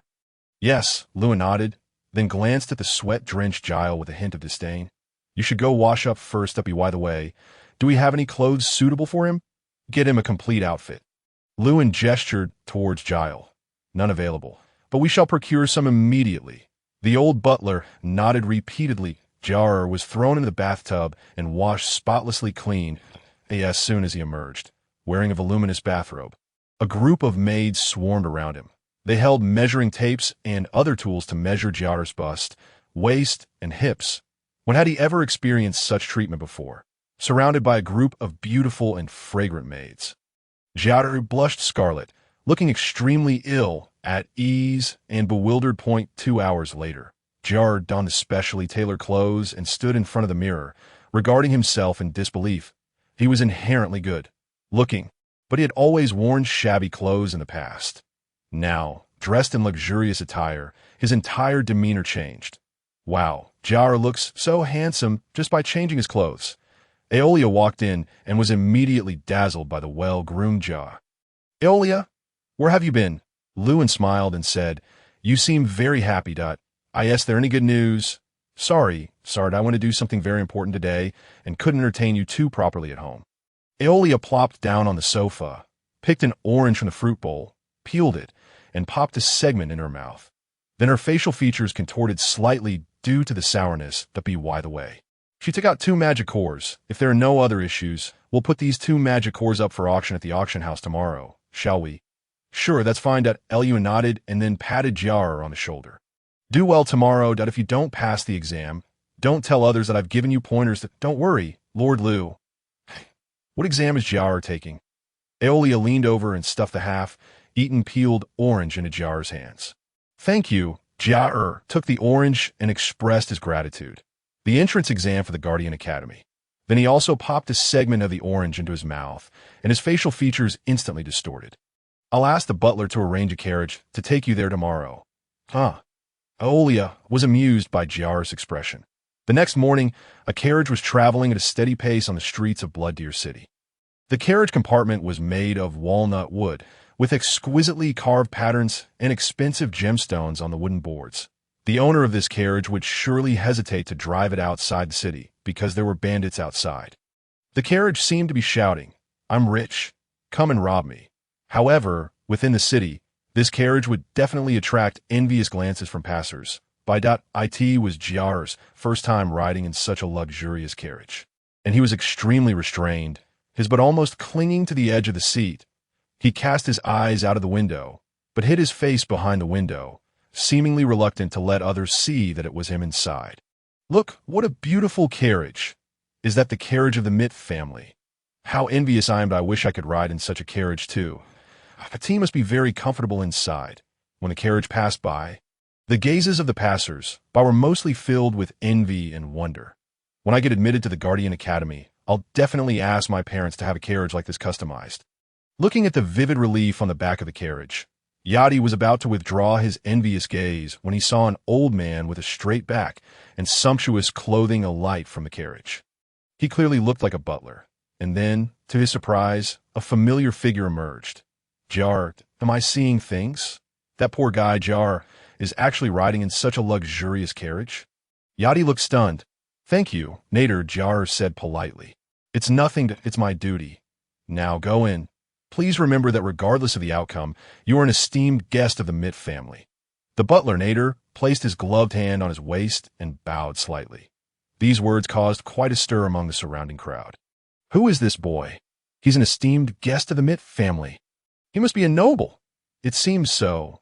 Even if he's not a noble, he must come from a prominent political family or a wealthy merchant family. Yadi walked over, looking disdainful. Don't make wild guesses that I know that guy. He's just a poor boy from Loka village. A poor boy. Impossible. How could a poor boy be an esteemed guest of the Mitt family? Another person refused to believe it must be fake. Does he even deserve to take a look at the gates of the Mitt family? He must have hired the people and the carriage himself. Although Yadi knew nothing, he spouted nonsense. But why would he do that? The people around were puzzled. Who knows? I beat him up just yesterday. Yadi clenched his fist and said confidently with a smile. Watch me teach him a lesson later, on the other side. Lewin finally obtained his rating plaque. It was a silver plaque, about the size of 2 fingers, index and middle finger, put together, with 10 stars engraved on it. Lewin could sense with his spiritual consciousness that his own aura was sealed inside. It seemed that this thing was difficult to forge as soon as he got the plaque. Lewin left the Mitt Manor and arrived at the front of the library. Oh, it's you? The guard recognized him. With this, I can enter the library, right? Lewin took out the plaque. Oh. The guard took the plaque and stood there. Stunned, he looked down at the plaque in his hand, then at Lewin, then back at the plaque, and then at Lewin again. Silver snow? 10 stars? Well, can I go in? Lewin asked impatiently. Of course. Come in. Come in. Guard Tom will always protect the safety of everyone in the library. The guard immediately stood at attention and returned the plaque to Lew, and any person of the silver snow level could easily amass wealth and power. Remembering this person's name might lead to a connection with this noble in the future. Lu and ignored the strange guard and pushed the door open to enter the library. It was the sweltering summer. But as soon as he stepped into the library, a gust of cold air blew towards him. Lu and immediately spotted the source of the cold air, a glowing magic rune in the center, which seemed to keep the entire library at a comfortable temperature. The entire hall was extremely quiet. It seemed that only the sounds of turning pages and occasional footsteps could be heard. Besides the people with their heads buried in books, there were some staff members standing at the edges, observing the hall. They're probably maintaining order and preventing people from stealing or damaging the books. Lewin thought. Near the entrance of the hall, there was a signboard almost as big as the door, indicating the classification of books and the locations of certain types of books. Lewin glanced at it and decided to go to the plant section first. Walking lightly inside and searching for a while, Lewin found a dozen or so books about plants, hugged them in his arms, and sat down at a desk. There was also a twin-tailed girl sitting at the desk. When Lewin came over, she instinctively looked up at him. After seeing that he was an unusually handsome boy, she couldn't help but take another look at the same time. She also noticed that Lewin was holding a dozen books in his arms. This wasn't particularly strange. It was normal to search for key information from a large stack of books. Oh, dear, I was just staring at the handsome guy and almost missed my study time. The girl thought. Immortals, due to their spiritual consciousness, have extremely powerful mental strength. They can read books with photographic memory and easily interpret long passages of text. This results in most immortals, like Lewin, reading books extremely fast, except for those who have the leisure to savor every word. He picked up the first book and started flipping through the pages at a rate of almost 2 pages per second, memorizing and understanding the content of each page. The girl sitting next to him nearly spat out her water. What the hell? Where did this lunatic come from? First match, Jiar and Yadi. The examiner stood in the middle of the arena and announced loudly. Haha, I'm really lucky today that I'm up against this novice in the first match. Yadi was originally standing in the crowd, munching on a cream-filled bread with his arms folded. As soon as he heard this, he was overjoyed. Winning the first match for sure made him ecstatic. Come on, Yadi, go for it. A few of Yadi's companions cheered him on. Don't worry, if I can't even beat him, I might as well stop learning swordsmanship.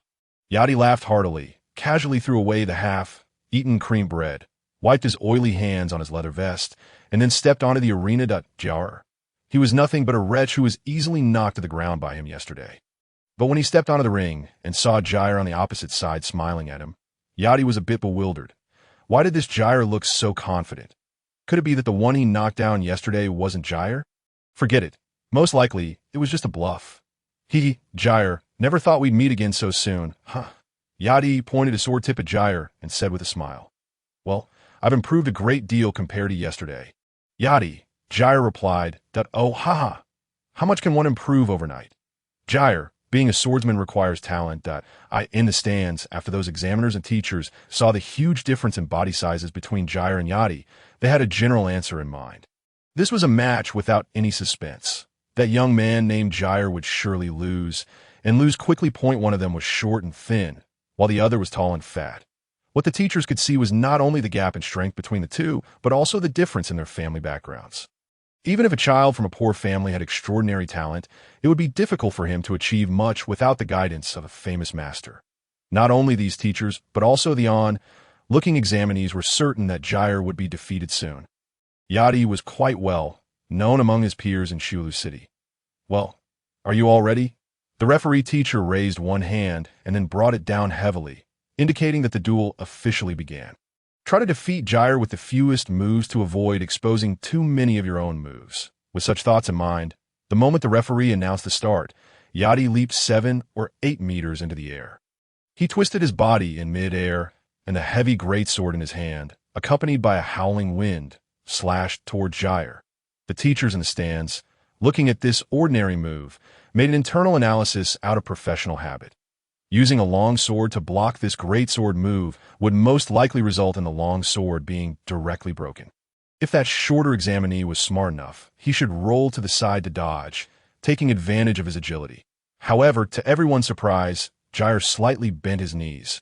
This was the basic stance that all martial artists from the Yanhuang region learned at the beginning, standing firmly like a tree.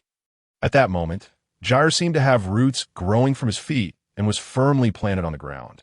Then he made an astonishing sword flourish, reversed the sword in his hand, and held the thick hilt upwards.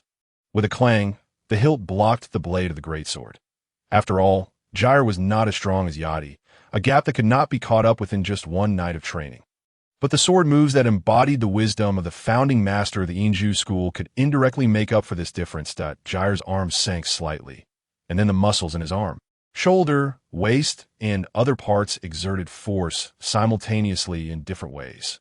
Yadi suddenly felt that the downward force he had originally exerted was being led involuntarily to the right, that he couldn't control himself in midair, and his whole body flew to the right. He tumbled on the ground several times before propping himself up with his sword. He said in surprise, "What? What did you do?" This was the technique of deflecting and unloading force in the back thrust swordsmanship, which Yadi naturally didn't know. Not only was he surprised, but everyone who saw this scene was shocked by this life-saving move. The examinees in the audience were about the same age as Jair, so they just thought this move was very beautiful and cheered. The teachers, on the other hand, were impressed. Unloading force. It's actually unloading force. How could such a young child use this technique so skillfully? And this is a very sophisticated way of unloading force. That child must have a famous master to guide him. Who would have thought? Who would have thought? Yes, the most wonderful thing about this move was that it was almost impossible to detect how the attacker deflected the incoming move, making it hard to defend against. It's so profound that I'll go back and try it later to see if I can replicate this move. Who is this child's master? It seems that no one in Shualu City uses this style of swordsmanship. If the founding master of the Inju school were here and saw his created swordsmanship being marveled at by a group of people from another world, he would probably stroke his beard and let out a heroic laugh looking up at the sky. Good boy, you held back yesterday, didn't you? You're so scheming. After the embarrassing fall, Yadi felt a bit ashamed, especially since he had boasted before. Then he picked up his sword and rushed forward again. People were no longer indifferent to this match. Now they all stared intently at the ring, looking forward to the next performances of the two. With a clang, the two swords clashed. Yadi exerted all his strength, and Jair blocked it in an unexpected posture. Then, before Yadi could understand what was going on, he immediately felt that the sword in his hand seemed to come alive and wanted to fly out, and no matter how hard he tried, he couldn't hold it. The next second, the sword flew out of his hand and landed outside the ring. In a competition between swordsmen, if one sword is knocked out and lands so far away, according to the rules, it means a loss. This can't be true. This can't be true. Yadi widened his eyes and repeated these words in disbelief. Yesterday, he defeated Jair in a dozen moves, but just half a day later, today Jair defeated him in 2 moves. Jair wins this match. With the referee's announcement, the arena was instantly ignited like gasoline hit by a spark. Cheers and praises came like a tide. Jair was immersed in it. Looking at the people in the stands cheering for him, and never before felt emotion welled up in his heart. He really hoped that time would stop at this moment forever. Since his birth, this young man had for the first time felt what it meant to be in high spirits. On the contrary, there was Yadi. He had been so full of confidence when he stepped onto the ring.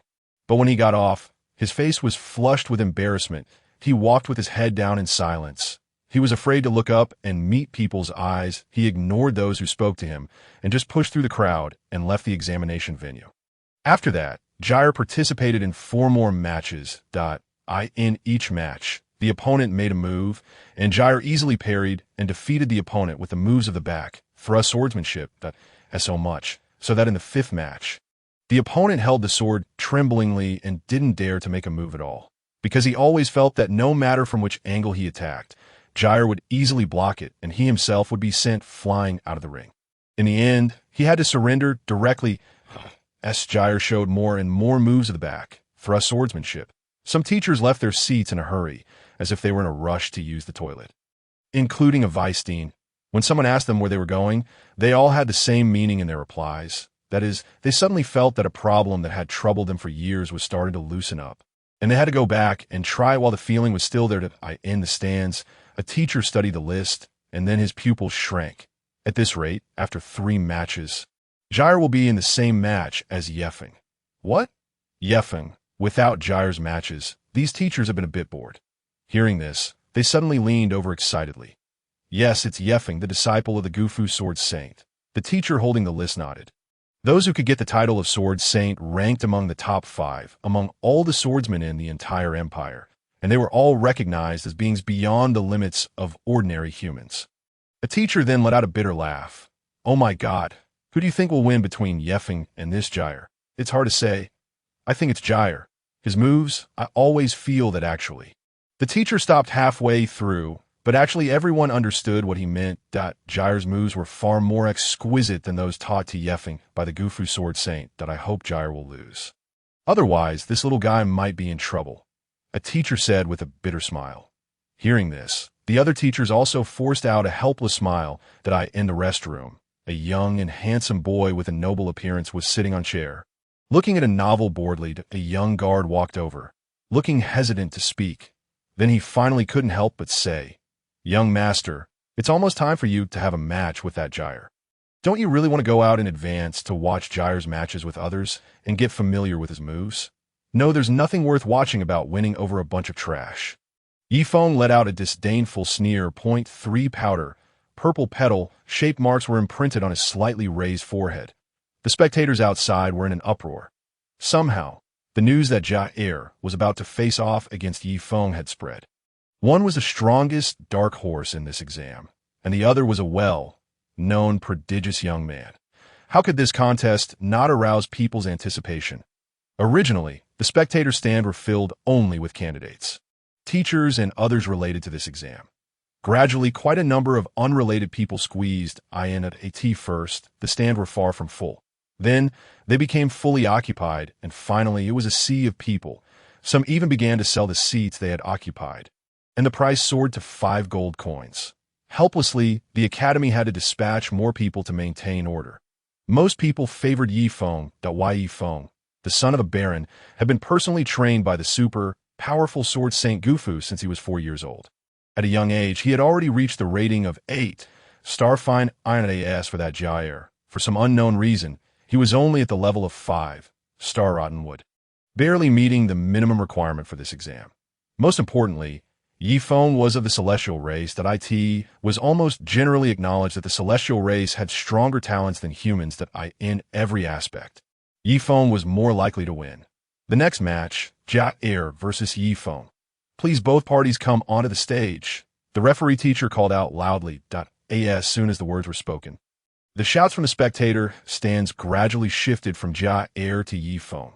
Some people who had kept quiet when Gyre had been winning continuously and didn't even know Yifeng were now shouting with all their might. A beggar doesn't envy a rich man, but will envy another beggar who earns more than him. In the eyes of some, Gyre had been at the same level as them before. But now, while they had all lost, he was stealing the show. If someone could bring him down a peg or two, they would feel much better.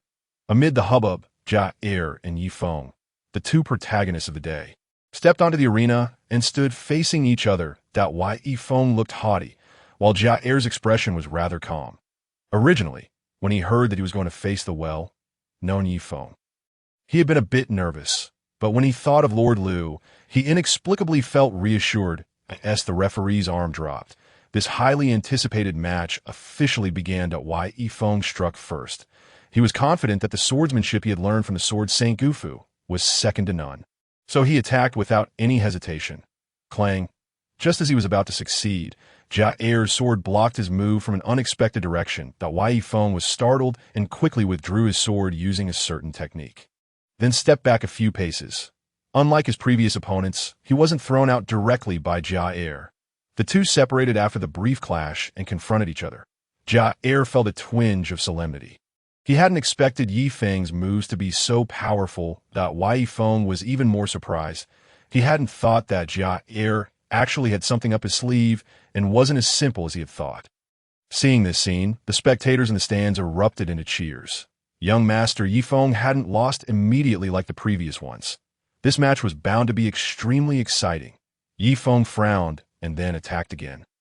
Becoming even more serious, Jia didn't show any sign of weakness and frequently used the moves of the back. Thrust swordsmanship.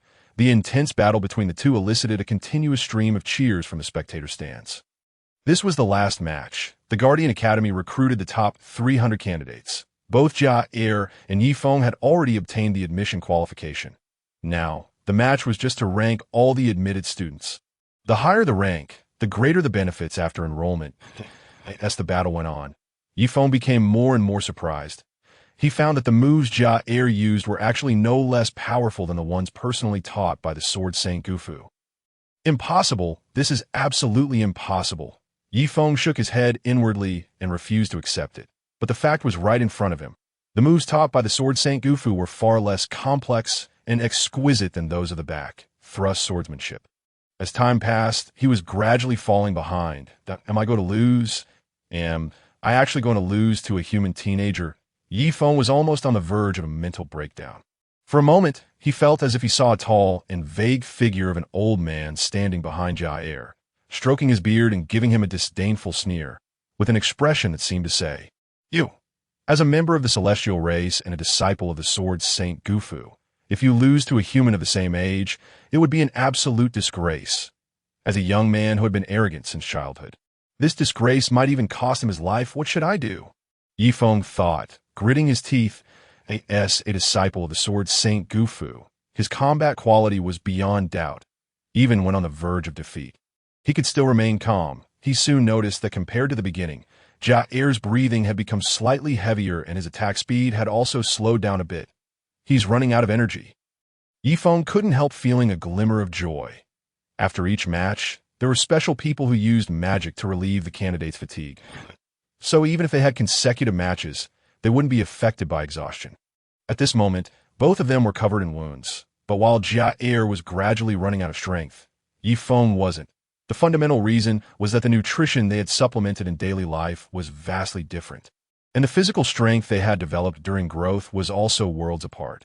Seeing that he couldn't defeat Yifeng with the first 13 moves of the back, thrust swordsmanship in a short time, and his own strength was declining rapidly, Jia decided to use the most profound move of the back, thrust swordsmanship, the acupoint striking style, to end the battle quickly. Jia found an opportunity during the confrontation. Reversed the sword hilt, and with a peculiar way of exerting force, struck Yifeng on the left chest. Yifeng was stunned. He had no idea what Jia was doing. Moreover, this strike didn't seem to have much force and didn't even hurt. Since Jia used the sword hilt to strike the acupoints, he couldn't block Yifeng's attack, and he was hit by a few more sword strikes. This Jia crazy. How could he use the sword like this? I guess he doesn't know how to fight anymore. I've always said that he can't be a match for young Master Yifeng. Right? Who is young Master Yifeng? How can he be compared with him? The spectators were talking animatedly. Then Jia used the sword hilt again and pressed a few acupoints on Yifeng's body in a certain order with a strange force, at the cost of getting a few more sword wounds on his body. Yifeng was completely confused. Since he had never seen acupoint striking before, he really didn't understand what Jia was doing, seeing that Jia was covered in wounds and could barely stand. Apparently unable to continue blocking the attacks, Yifeng thought it was time to end the battle. He crouched slightly, raised his sword, and a faint wave began to spread from the sword. Martial skill. The teachers in the spectator stand were shocked. They had forgotten that Yifeng knew martial skills. This was probably the charge slash, a common but difficult to learn martial skill. Although this move required 2 seconds of charging, the attack speed was very fast. With Jia so badly injured, he definitely couldn't dodge it. Jia was surely going to lose this time. By the way, what was he doing just now? Stabbing Yifeng with the sword hilt? I don't know, that it's really puzzling. The people in the spectator stands recognized Yifeng's martial skill and erupted into cheers again. Everyone's eyes were filled with excitement as they awaited Yifeng's slash. The charge slash could unleash several times more power than one's own strength, with Jia barely able to stand. The outcome was already decided. The referee teacher, who was also on the arena, moved slightly and got ready to act at any moment, planning to save Jair before the sword struck him. Just as everyone held their breath, waiting for the most crucial moment, they noticed that Yifeng was still holding the sword and charging, motionless. Isn't the charging time of this charge slash a bit too long? The teacher asked, but it's way too long that it's almost 10 seconds. Whose charge slash is this slow? No, the magical wave on Yifeng's sword has disappeared. He's not charging. What? Then why is he holding the sword and not moving? I don't know. What on earth is he doing? Everyone was utterly confused at why Yifeng stood on the arena, roaring in horror inside. I can't move? Why can't I move? Yes, Jair had used acupoint, striking to block several key acupoints in Yifeng's body, leaving him frozen in place. If Jair had wanted to kill him, he could have just struck the vital acupoints, and Yifeng would have been bleeding from all 7 orifices by now. Since so much time had passed, and Yifeng had been holding the sword like that for almost a minute, the people in the spectator stands all noticed something was wrong. What's going on? What is young Master Yifeng doing? Why doesn't he slash? Indeed, why has it stopped moving? Among those present, apart from Jair, no one knew what had happened. The martial arts in the Starfall land and those in the Yanhuan continent belonged to 2 different systems. The people here had no knowledge of meridians or acupoints, so naturally they didn't understand the art of acupoint striking. Jair took a brief moment to regain his strength. Then he threw the sword in his hand onto the ground, walked over to Yifeng, picked him up, and hoisted him onto his shoulder.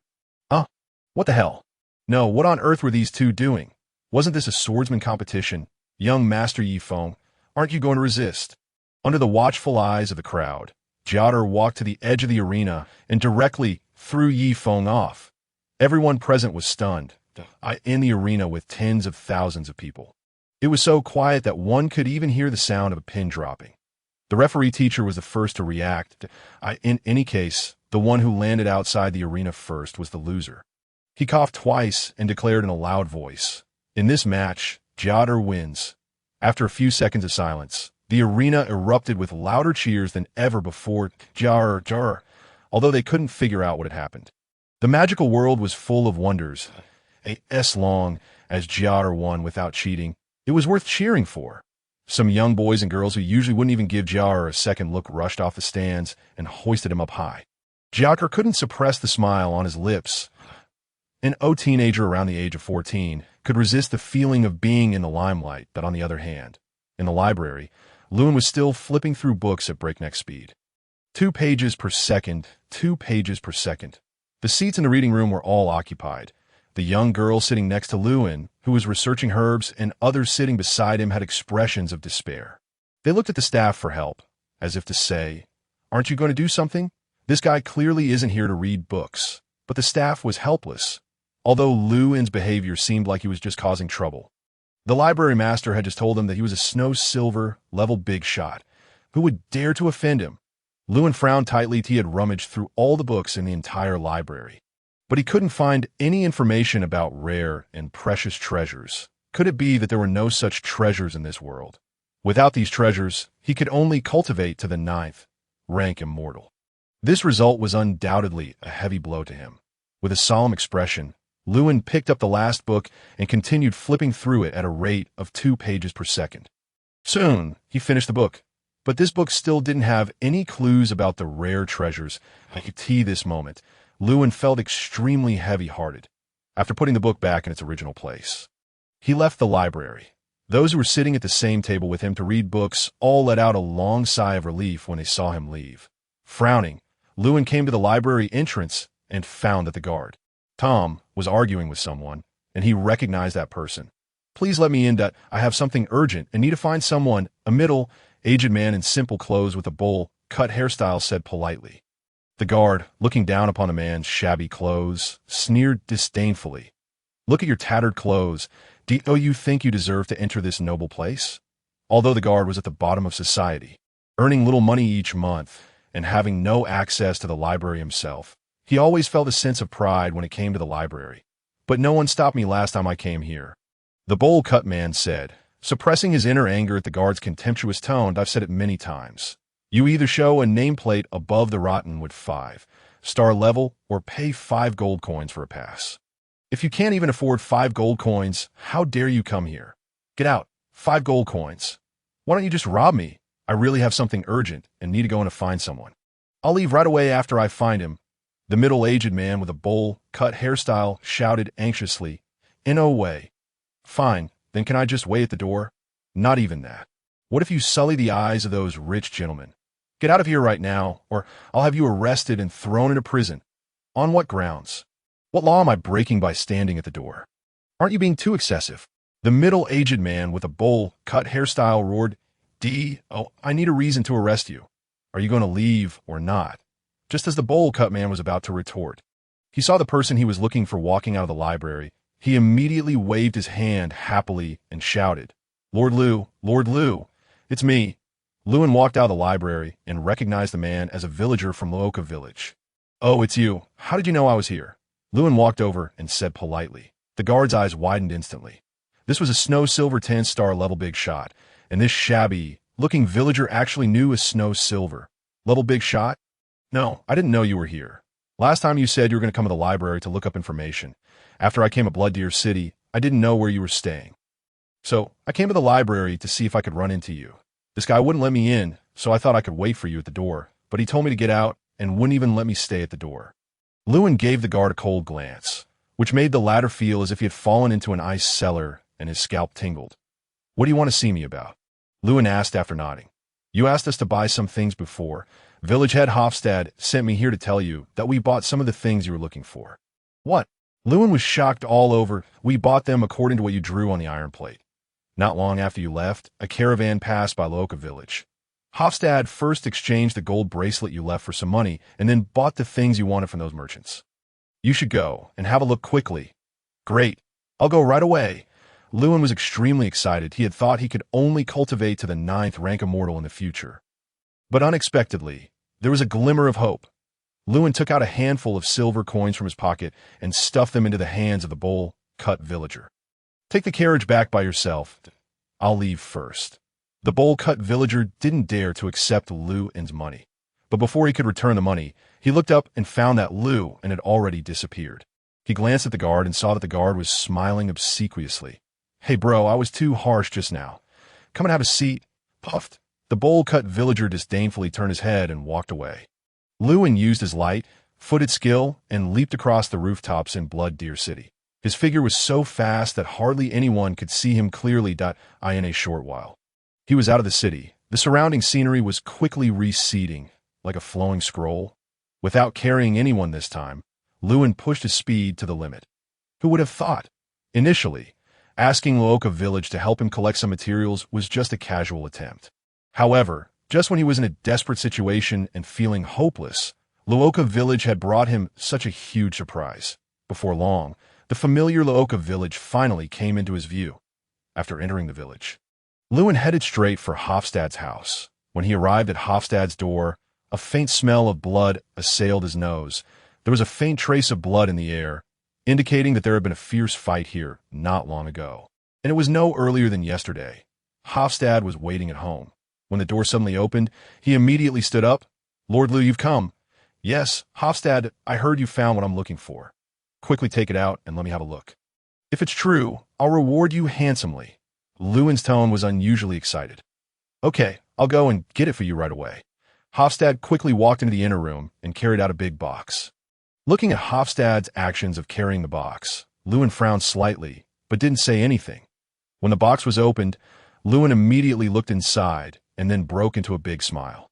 Inside were exactly the rare treasures he was looking for. Lingyun flowers, thunder, veined herbs, 100 refined fruits. The box was full, and there was more than one of each kind.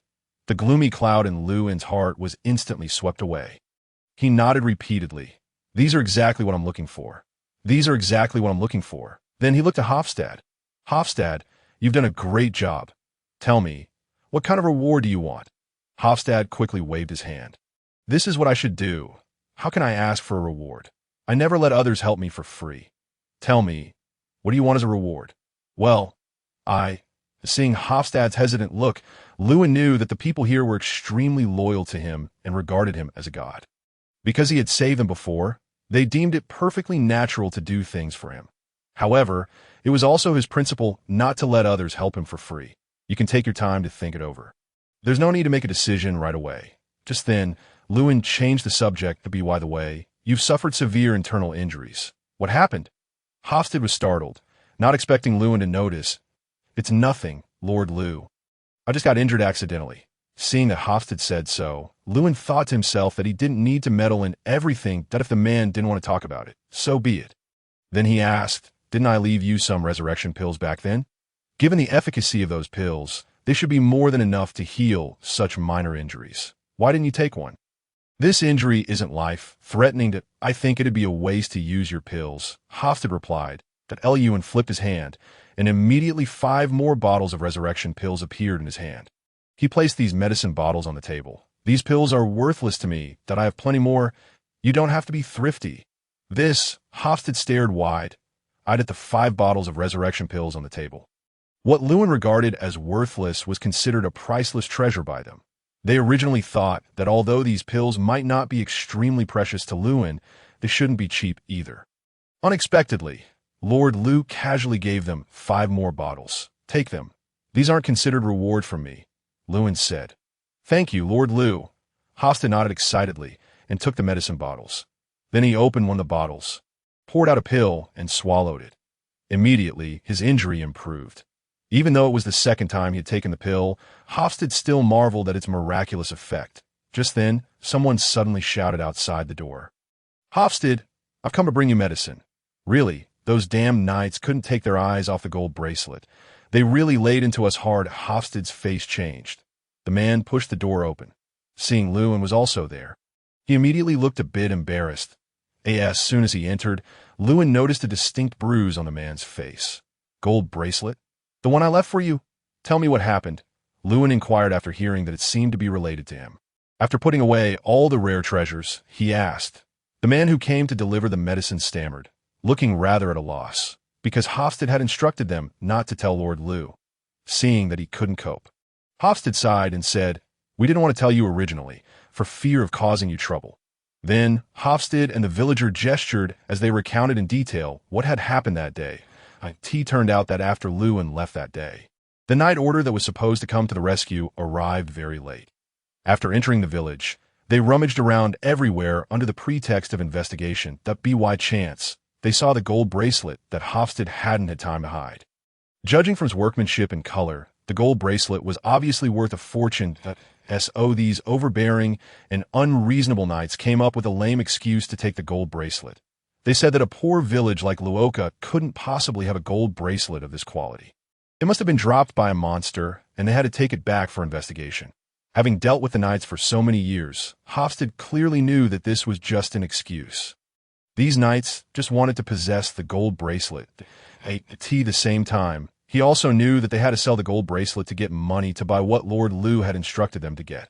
Strictly speaking, this gold bracelet belonged to Lord Lew. He refused to let the knights take the bracelet away at all costs. Then the knights started to beat him. The villagers, who were grateful to Lewin, also joined the fight against the knights. In the end, when the knights found that they almost beat the villagers to death, but they still wouldn't let go, they left after threatening to cause more trouble. What? Lewin was extremely furious after hearing this. These scoundrels almost ruined my important matter. If the knights had snatched the gold bracelet, Luoka village wouldn't have had the money to buy the rare treasures. Thinking of this, a murderous intent welled up in Lewin's heart. Before cultivating immortality, Lewin was the son of a merchant family. When he was 12 years old, the local magistrate, in order to seize their family's real estate and farmland, colluded with local bullies and gentry to frame his father with false charges and had him executed after the autumn harvest. His mother couldn't bear it and committed suicide by throwing herself into a well. Because he was staying at his uncle's house at that time, he managed to escape the disaster temporarily. However, those who had ruined his family wanted to eliminate all potential threats. They bribed local hooligans to find and kill him. The so-called most dangerous place is also the safest place. He hid near the magistrate's mansion for 3 days without eating or drinking.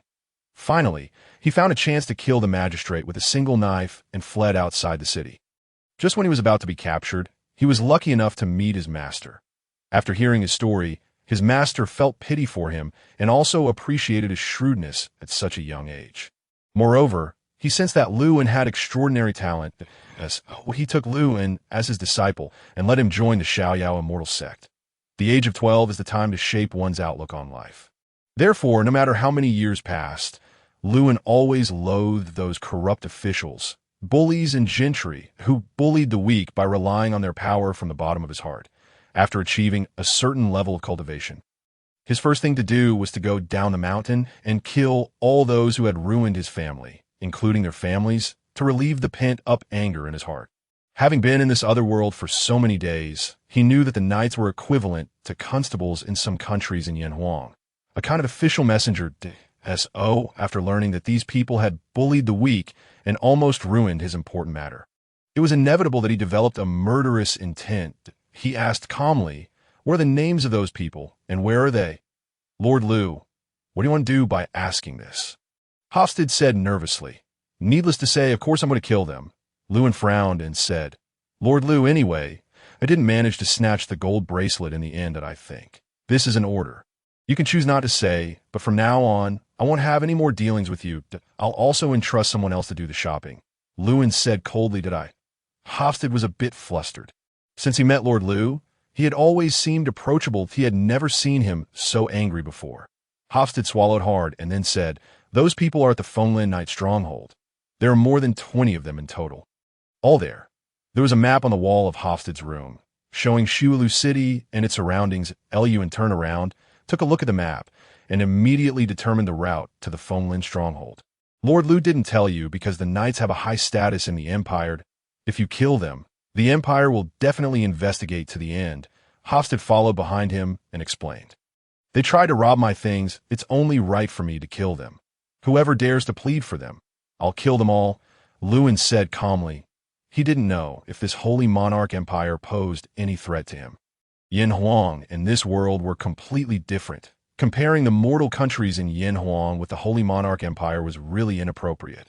But if it was the other side's fault and he endured it just because they were more powerful than him, he really wouldn't deserve to be a disciple of the Xiaoyao Immortal sect. The disciples of the Xiaoyao Immortal sect pursued the freedom to do as they pleased, which was exactly the opposite of what most other sects advocated. Being pure-hearted, having few desires, and avoiding getting involved in karma. While the disciples of other sects tried their best to cut off all emotions and desires, sever the worldly ties, pursue interests, and avoid karma, the disciples of the Xiaoyao Immortal sect enjoyed life to the fullest. They drank and had fun, made decisive killings, avenged grievances with gusto, and listened to music in the brothels. In short, as long as it didn't go against the principles of heaven and human ethics, they did whatever made them happy. In the view of the disciples of the Xiaoyao Immortal sect, if cultivating immortality meant losing one's true nature, it would be better not to cultivate at all. What's the use of a long life if it means giving up oneself and becoming desireless? Hearing what Lewin said, Hofstad realized his mistake, that he shouldn't have made decisions for Lewin on his own. "I actually thought I was smarter than Lord Liu and knew better what to do. How stupid I was." Hofstad mused that Lewin didn't blame them either. It was only human nature. And besides, they were also thinking about themselves. Meanwhile, he thought of something. After he killed those knights, there was bound to be an investigation into Laoka village, and it might drag the village into trouble. This village had rendered him such great service, so of course he couldn't let his momentary impulse bring them misfortune. Cold, hard-headedness was never his nature. However, he still intended to kill those knights. He put away his frosty look, and his expression became amiable again. Then he spoke, "But rest assured, don't worry that the fire will spread to you, that you've done me such a great favor, and I won't stand by and watch you get into trouble." After saying that, a stack of yellow papers and several bottles of pills appeared in his hand. The porcelain bottles of those pills were reddish-brown, which was significantly different from the green porcelain bottle that contained the resurrection pill. Looking at the two things Lewin took out, Hofstad was filled with curiosity, because the things Lord Liu took out were always so astonishing that sometimes he really suspected that Lord Liu came from another world. Lewin said indifferently, "The pills in the red porcelain bottle are called strength-enhancing pills. After taking one, you can increase your strength by 50,000 caddies within 2 hours." "What? 50,000 caddies?" Hofstad and the villagers widened their eyes, their mouths opening so wide that their jaws were almost dislocated. They could hardly believe what they heard. Gaining 50,000 caddies of strength just by taking a pill, even if it was only temporary, was an incredible feat that was far beyond the limit of human strength. Even the strongest man in the Empire, Arslo, probably didn't have such great strength. Hofstad and the villagers' gazes were firmly fixed on the medicine bottles, and they couldn't look away. With their limited knowledge, they could hardly imagine that such a medicine existed in the world. If someone else told them that just by taking a pill the size of a peanut, they could gain 50,000 caddies of strength, they would definitely think the person was a liar. But they never had the slightest doubt about what Lewin said. These strength-enhancing pills were also refined by Lewin Furness hundreds of years ago when he was practicing alchemy, and there were still quite a few in his spiritual sea. However, the condition for these pills to take effect was that one's strength had to be less than 50,000 caddies. For Lewin now, 50,000 caddies of strength was really insignificant, so he no longer needed these pills. Then Lewin picked up the stack of yellow paper talismans and handed them to Hofstad. This is called the Golden Light Talisman, that if you paste it on your body, you'll be protected by golden light for an hour, invulnerable to swords and guns, and immune to fire and water. He thought about his experiences and what he had seen in the past 2 days, and then continued, "Anyway, it's no problem to block a third-level magic spell." Third-level magic spell. Hofstad took the stack of golden light talismans and exclaimed in disbelief. These things were very light. He could hardly feel their weight in his hand. The thin yellow paper seemed to tear to touch, and there were patterns drawn with some vermilion pigment on it that he couldn't understand, but he couldn't feel the slightest magical fluctuation at all, and it was hard to believe that these things could have such an amazing effect. Take these 2 things for self-defense. I'll give you more when you run out. However, Lewin suddenly looked serious. That if I find out that someone uses these 2 things to do evil and harm others, I'll kill that person with my own hands. Yes, we understand, Lord Lew. Hofstad and the villager immediately promised. Apart from enabling them to protect themselves from revenge, Lewin actually had another plan when giving them these 2 things, which was to develop this village. Previously, he saved the people in this village. Although the villagers were loyal to him, admired him, and were grateful to him, to be honest, this village didn't mean much to him.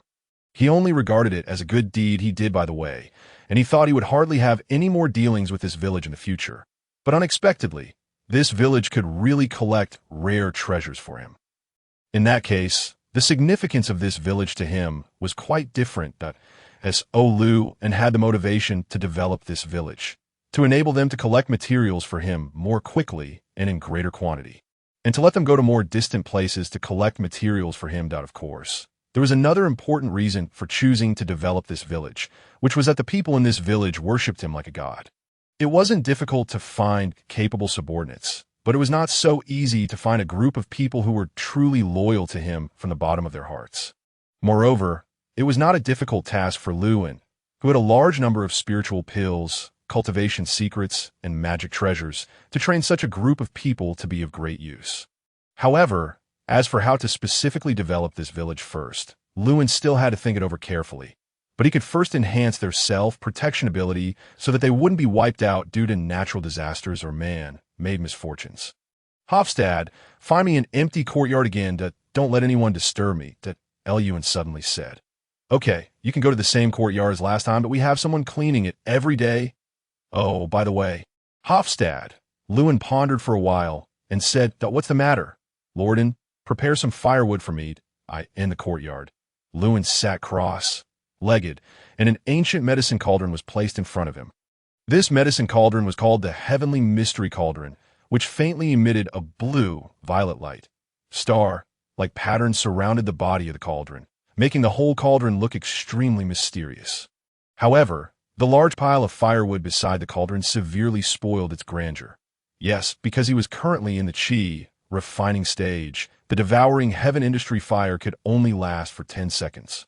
Although Lewin had mastered the Xiaoyao Qi refining formula very proficiently and could restore his true Qi instantly, the fire still tended to be interrupted, so now he could only use this most primitive way. Lewin squatted on the ground, threw 2 more pieces of firewood into the cauldron like a person cooking a meal, and blew on it a few times with his mouth. Sigh, watching the fire in the medicine cauldron burn more and more vigorously. Lewin sighed and couldn't help laughing and crying at the same time, that he never thought that one day, a rare and precious cauldron like the Heavenly Mystery Cauldron would end up in such a situation.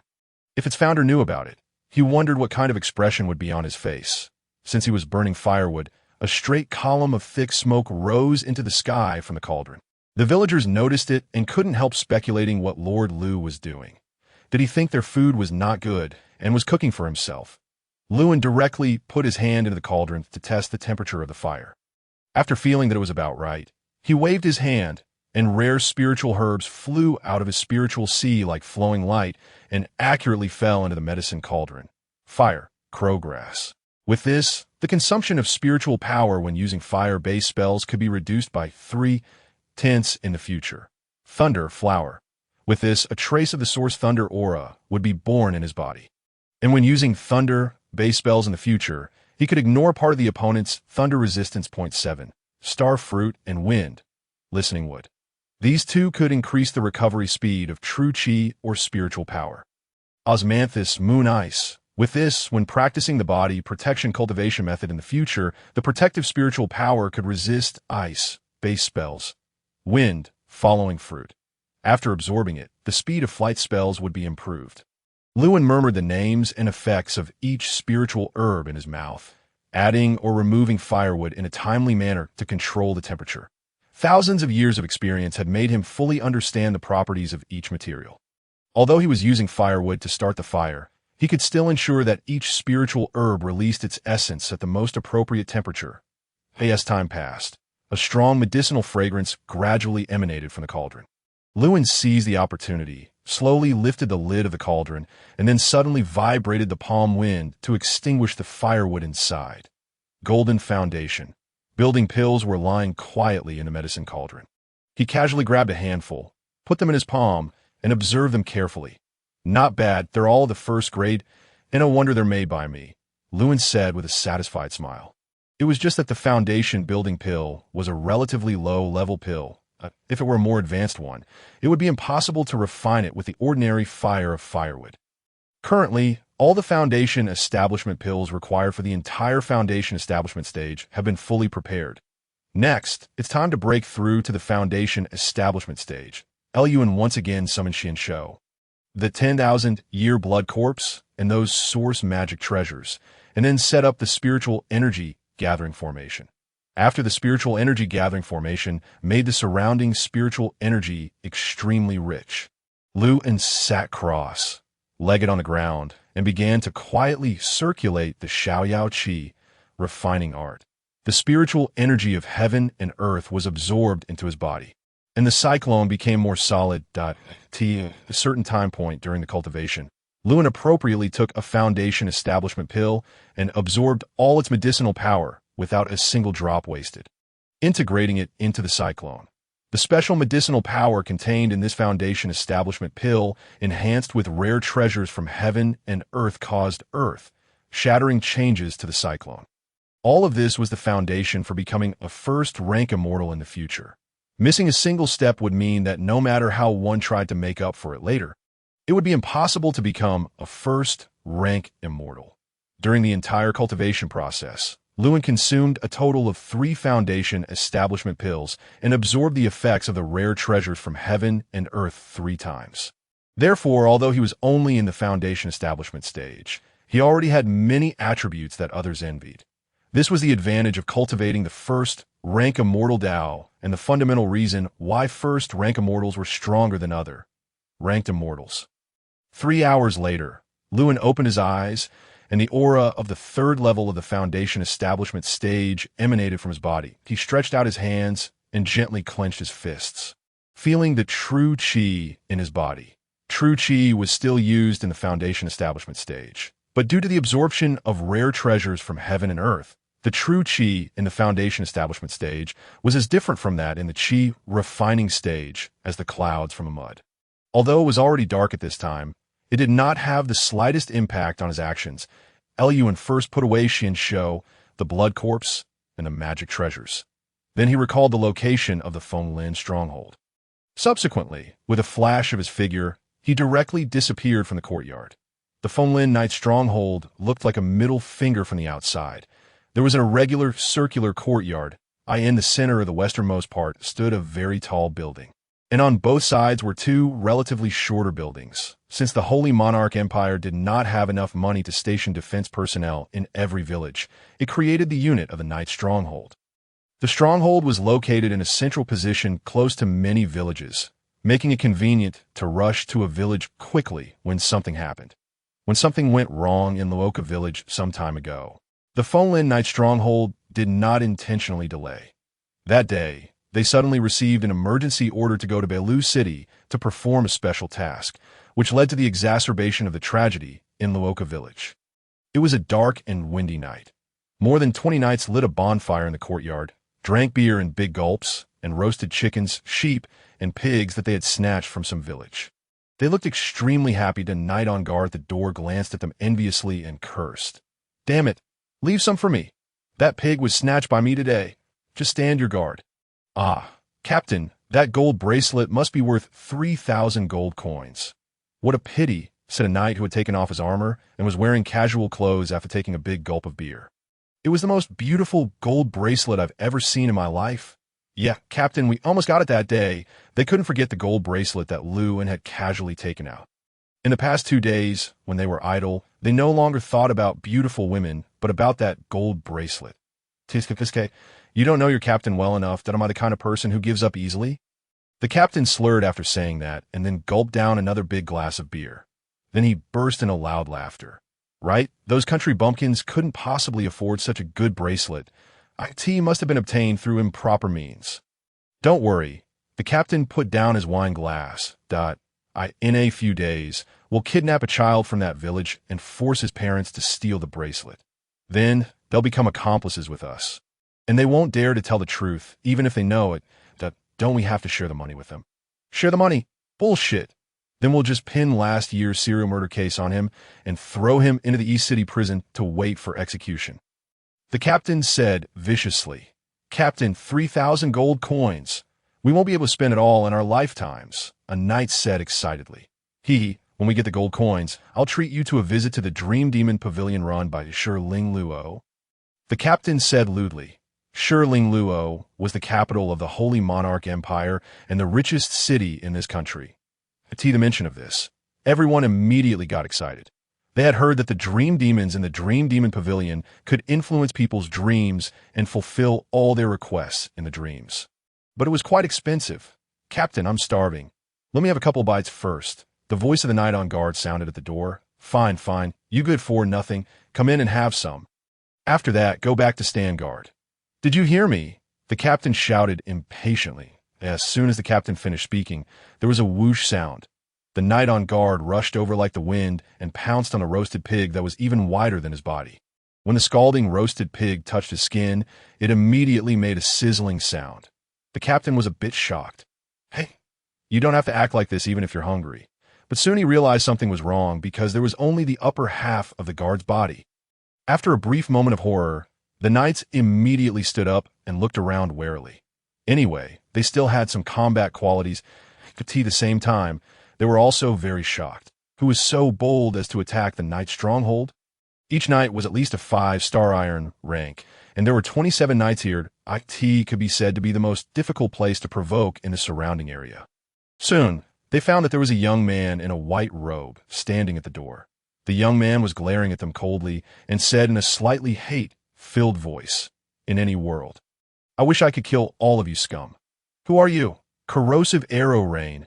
A magic caster immediately raised his hand, and a magic rune quickly took shape in his palm. There was a dense sound like popping beans. And dozens of green magic arrows emitting a corrosive aura shot out. They were extremely fast and shot at Lewin one after another. Lewin didn't dodge. After these arrows hit him, they exploded in a toxic mist that engulfed him. How dare he attack here? He's really asking for death. Scare me to death. Later, find out his identity. It's better not to let his family off either. The knights, who thought Lewin was already dead, said disdainfully with smiles. Poison-type magic had very weak lethality against non-living things such as stones and buildings, but it was very harmful to living beings. Although corrosive arrow rain was only a second-order magic, there were very few people in the entire empire who could take it head-on without dodging. Moreover, Lewin looked only about 16 or 17 years old. But the next second, Lewin walked out of the thick toxic mist as if he were taking a leisurely stroll in a courtyard. Not only was he unharmed, but even his clothes were clean and spotless. The smiles on the faces of the knights who had been sneering froze instantly. They stared with wide, open eyes, full of disbelief. How? How is this possible? Is this guy wearing magic equipment with poison resistance? But we clearly didn't see any magic fluctuations. Don't worry about it so much. Kill him quickly. 8 magic casters didn't dare to waste any more time. They all raised their hands or magic wands. And colorful magic runes quickly took shape. Immediately afterwards, various types of magic with different attributes and effects bombarded Lewin like raindrops. Explosive fireball, shadow concentrated acid, earth spikes, flying stones, high-pressure water flow. Wound expansion, seeing so many new magics at once made Lewin widen his eyes a little. But except for making the courtyard full of potholes and leaving hardly any intact places. None of these magics could cause the slightest impact on his body. They just dissipated when they hit him and couldn't even stop him from moving forward. This the most powerful magic you have.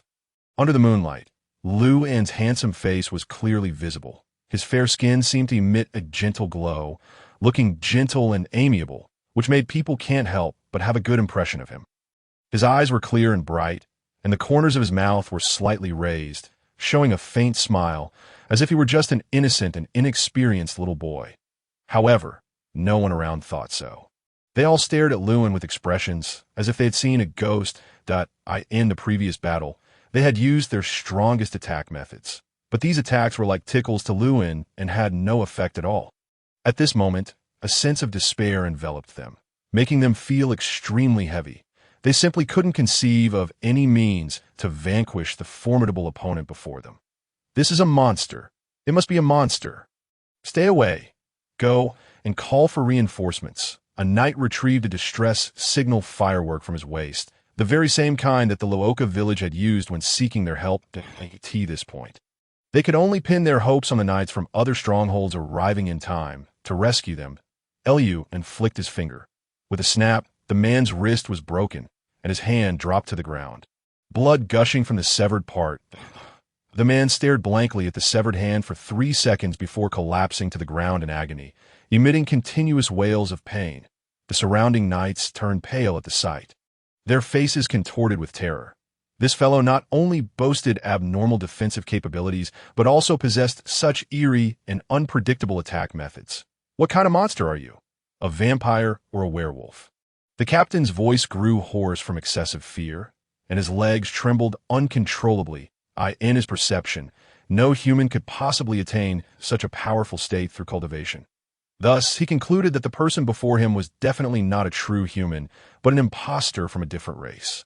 Werewolf, something like a wolf demon. And what is a vampire? Is it like a leech that has gained spiritual powers? Lewin murmured to himself. He was utterly unfamiliar with these two terms and had no idea what they signified. Just then, a startled cry rang out. "Captain!" The captain turned his head upon hearing the call and saw a knight holding a massive sword, shouting at him with a beaming face. The sword was about half a meter wide, with a straight golden stripe running along the middle of the blade, equal in length to the blade itself. The hilt was plain, yet clearly embossed with the insignia of the city lord's family.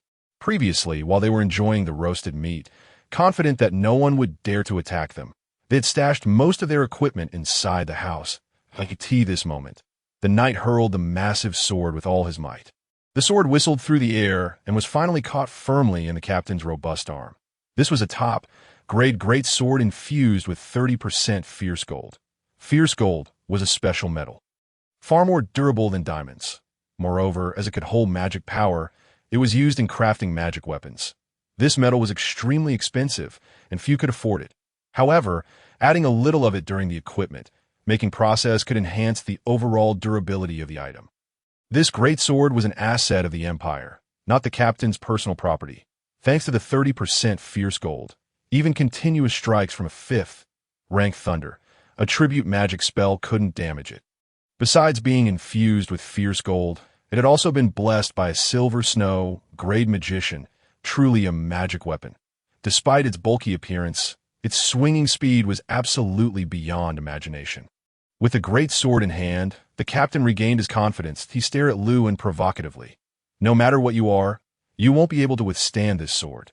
Suddenly, he froze, for somehow, this huge sword was no longer in his grasp. When did this happen? The captain was completely dumbfounded, looking at Lewin playing with the great sword in disbelief. Lewin waved it a few times with his right hand, then tossed it to his left hand and waved it again. The huge sword seemed so out of proportion to his slender figure. Yet in his hands, it was as if it had no weight at all. Lewin thought this sword was nothing special and wondered why the man had suddenly become so confident after getting hold of it. He pinched the blade with both hands and, as easily as tearing a piece of paper, ripped this sword, which was considered indestructible by the knights. This must be a nightmare. Yes, it must be a nightmare. How could such a thing happen in reality? A sense of unreality welled up in the knights' hearts.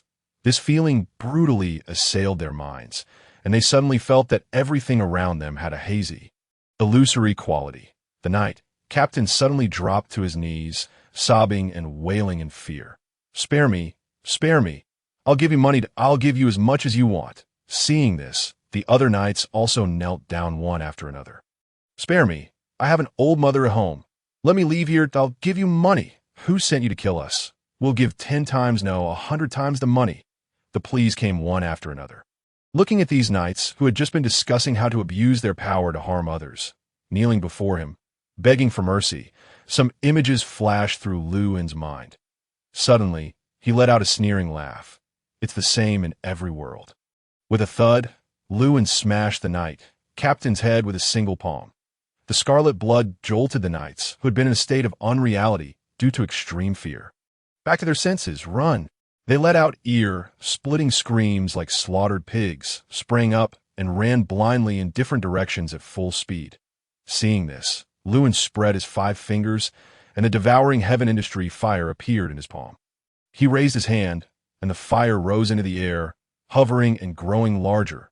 Previously, when Lewin had used the 9th level of Qi, refining to activate the devouring heaven industry fire, it was only the size of fist. But this time, with the power of the 3rd level of foundation, establishment, the fire was 30 times larger, with a stronger suction force and a longer duration. The knights who were about to escape the courtyard suddenly felt a pulling force. They turned back and were horrified to see a huge ball of fire in the sky above the courtyard. The fire was as black as ink, and the space around it was constantly twisting. Although they didn't know what it was, they were well aware that getting caught in this fire would mean certain death. No, let me go, Spare me, please. More than 20 knights pleaded, tears and snot streaming down their faces, just like those who had been oppressed by them with their power in the past. Lewin watched all this with a calm face. He had lived for thousands of years, and no matter how pathetically they cried, his heart remained unmoved. The knights, along with the bodies of the knight, captain, and the guards on duty, were finally sucked towards the devouring heaven industry fire. The moment their bodies touched the fire, they instantly turned to ashes. The devouring heaven industry fire, a divine fire that had even burned the sun, was an absolute one-sided massacre for mortals. Everything fell silent. The only sound left in the surroundings was the chirping of insects. Just as Lewin was about to leave, he suddenly remembered something and turned to enter the building of the knight stronghold. Judging from what these knights had said earlier, they seemed to have extorted a great deal of money and resources from the common people on a regular basis. So, there must be a lot of valuable things in these buildings.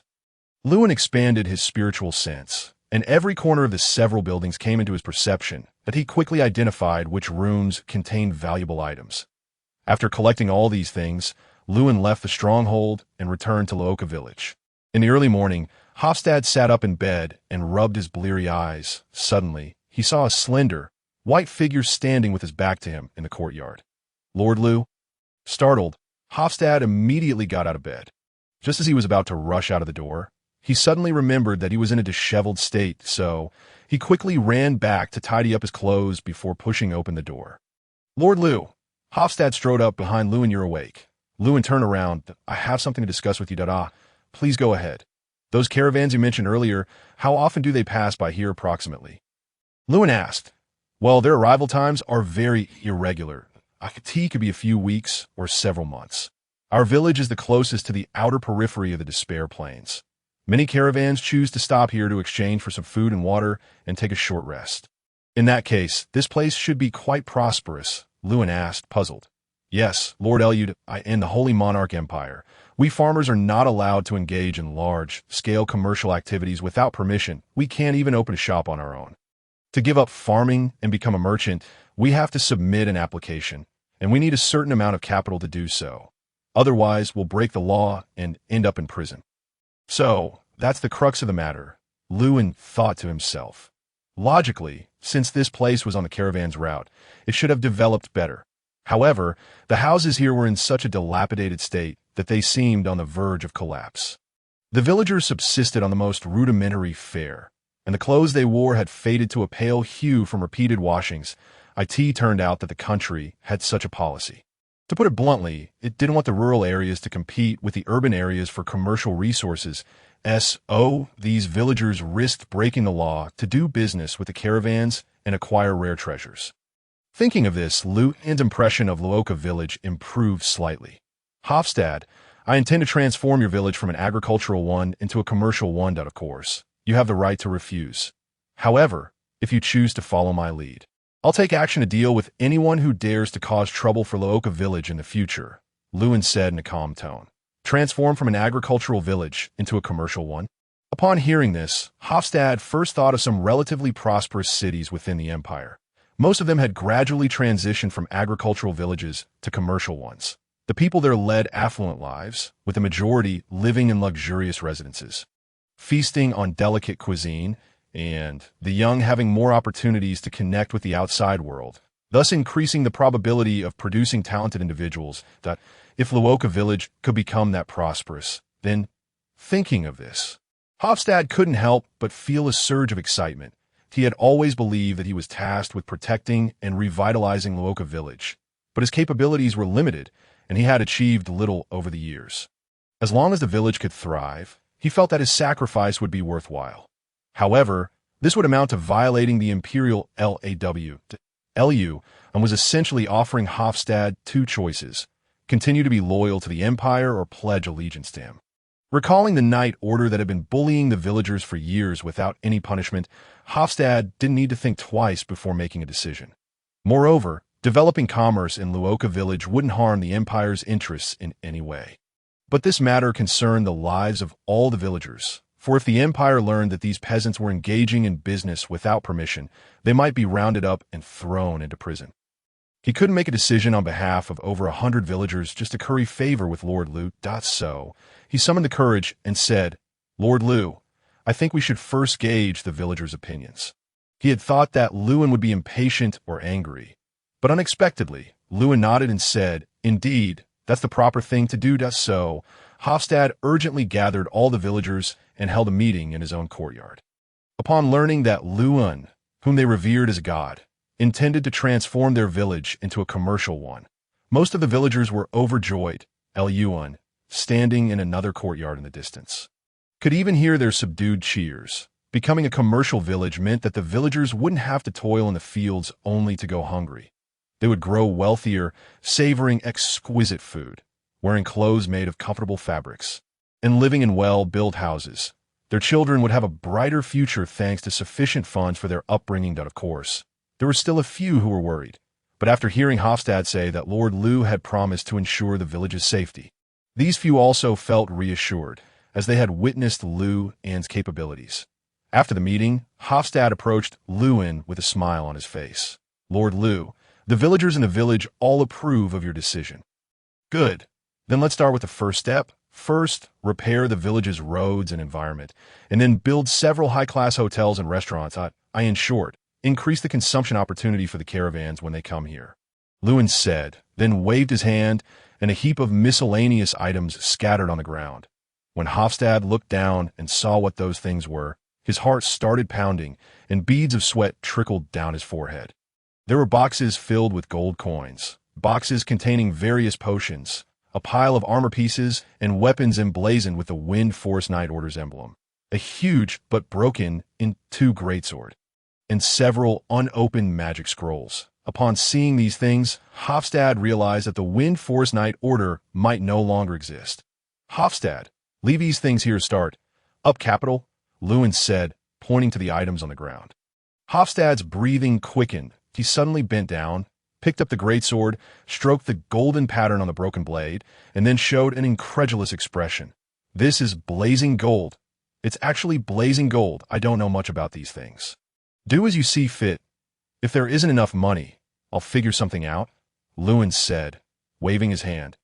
Hofstad excitedly squatted down and rummaged through the items on the ground. The gold coins had no special markings and could be spent directly. The potions and magic scrolls could be sold to passing caravans or used by themselves. The equipment with the Knight Order's emblem needed to be handled carefully. The village blacksmith could melt them into metal blocks. Roughly estimated, the total value of this pile of items wouldn't be less than 6,000 gold coins. But Lord Liu, there's still a problem, but go ahead and say it. Neither our village nor the surrounding villages have people who can build high-class buildings. If we hire people from the city at cost, we're likely to be discovered by the authorities, which could lead to some trouble. Makes sense, Lewin mused, since he had arrived in this world. He hadn't known many people, and the wealthiest among them was Olia. So, after a moment of thought, he decided to ask Olia if she could solve this problem. Hofstad, don't farm or hunt these days. First, repair the village's environment, then I'll go to Blood Deer City to see if I can find workers who won't leak the information. Sure, Lord Liu. In the afternoon, Olia was at home, trying on evening gowns one after another. There would be a dinner party in 2 days with her as the centerpiece. Her father, Old Mitt, would announce at this dinner that Olia was to become the heir of the Mitt family. Many important people would be present at that time, that a dozen maids carefully held expensive gowns each. Olia admired her beautiful face and figure in the floor-length mirror, and a satisfied smile would occasionally bloom on her face. Only when she went on adventurer missions in the wild would she dress more casually. But during her time at home, even her casual outfits exuded the charm of a noble lady. Miss Olia, that guest named Liu is here to see you. We've asked him to wait in the living room first, a maid standing in the corridor said without opening the door, just standing at the entrance. Liu, Olia's eyes lit up. Is back. In the living room downstairs, Lewin picked up a cup of steaming coffee and took a sip. The next second, his face contorted in discomfort, and he barely managed to hold back the urge to spit out the liquid in his mouth. But he forced himself to swallow it, and then looked at the maid who had made the coffee for him with a look of grievance. Why did the people in this world like to drink such a thing? Was it some kind of herbal soup? At this moment, a crisp sound of high-heeled shoes came from the stairs. Eluin looked up and saw Olia gracefully descending the stairs in a gorgeous evening gown. The skirt swayed gently with her steps, looking as beautiful and charming as a blooming flower. Seeing this, Lewin put down the coffee cup, stood up, and nodded with a smile to greet Olia. Olia asked with a soft laugh, Liu, where did you go last night? I was planning to invite you to try the steak I made myself. I want to take care of some personal matters. Olia had thought that when Lewin saw her exquisitely dressed self, he would surely be amazed and praise her. However, the way Lewin looked at her was no different from usual, which made her feel a bit disappointed. In fact, it wasn't that Olia lacked charm, that Eluin had lived for thousands of years and had seen all kinds of gorgeous and alluring women. Although beauty could attract him, it definitely couldn't make him show an involuntary reaction. You have time. I have something I'd like you to help with, Lewin said. Olia looked up at Lewin in surprise. She couldn't believe her ears. This mysterious super master was actually asking her for help. This was simply inconceivable. She blinked her eyes and then nodded vigorously, saying yes. Come to my room. Eluin offered a gentle smile and nodded. Olia's room was extremely spacious, spanning a full 200 square meters, and came with various functional rooms, including a bathroom, a toilet, a cloakroom, a dressing room, and a reading room. The entire room was both comfortable and practical, exuding a faint fragrance. Upon entering the room, Lewin couldn't help but look around. Although he had seen countless mansions in Yanhuang, the mansions in the two worlds were of different styles after all. The two sat facing each other at a small table. After the maid placed the snacks and drinks, she left at Olia's behest in the spacious room. Only Lewin and Olia remained at What's the matter? Liu? Olia cut off a large piece of chocolate cake with a knife and fork, put it into her mouth, and chewed it carefully. Eluin told Olia about his plan to secretly conduct business in Luoka village. Hire construction workers to carry out construction there, and avoid revealing the information. Olia chewed the cake while slightly lowering her head in thought. She knew this was a crime, but Luin had saved her and other teammates' lives. With this debt of gratitude, she definitely wouldn't refuse Luin, even though this matter carried a certain risk. After a moment of thought, Olia swallowed the cake in her mouth and looked up. I've got it. We can hire construction workers from other countries, but my uncle can contact some orc construction workers. The Holy Monarch Empire has always been on bad terms with the orc countries, and orcs aren't even allowed to appear within its territory. We'll let those orcs leave after finishing the work, so there's no chance of the information being leaked. Great. Luin's eyes lit up, and then he said with a smile, "Thank you, Olia." "It's nothing." Olia gave a sweet smile, and then suddenly seemed to remember something. By the way, Lu, the auction of the molten fire tyrant's magic core isn't over yet, and the price is still rising. It'll probably take a few more days. The magic core of the lava monitor lizard has been sold for 200 gold coins. Yes, we agreed before. You'll take the majority. So you take 150 gold coins, and the remaining 50 gold coins will be divided among our 5 people. Is that okay? Okay, no problem. Eluin nodded. Now that the construction of Luoka village required money, he was faintly looking forward to how much the molten fire tyrant's magic core could be sold for. I specifically asked the auction house to keep the seller's identity confidential, so for now. No one knows that you killed the molten fire tyrant. How about it, Lu? Do you want to make this public? Then you'll become a hero. Olia said. She wasn't sure if this mysterious and powerful person like Luin preferred to be high profile. So she took the initiative to conceal the fact that Luin had killed the molten fire tyrant. But if she wanted to, she could still make this news spread across the country. Luin shook his head, and Onid, that it's better to keep his secret.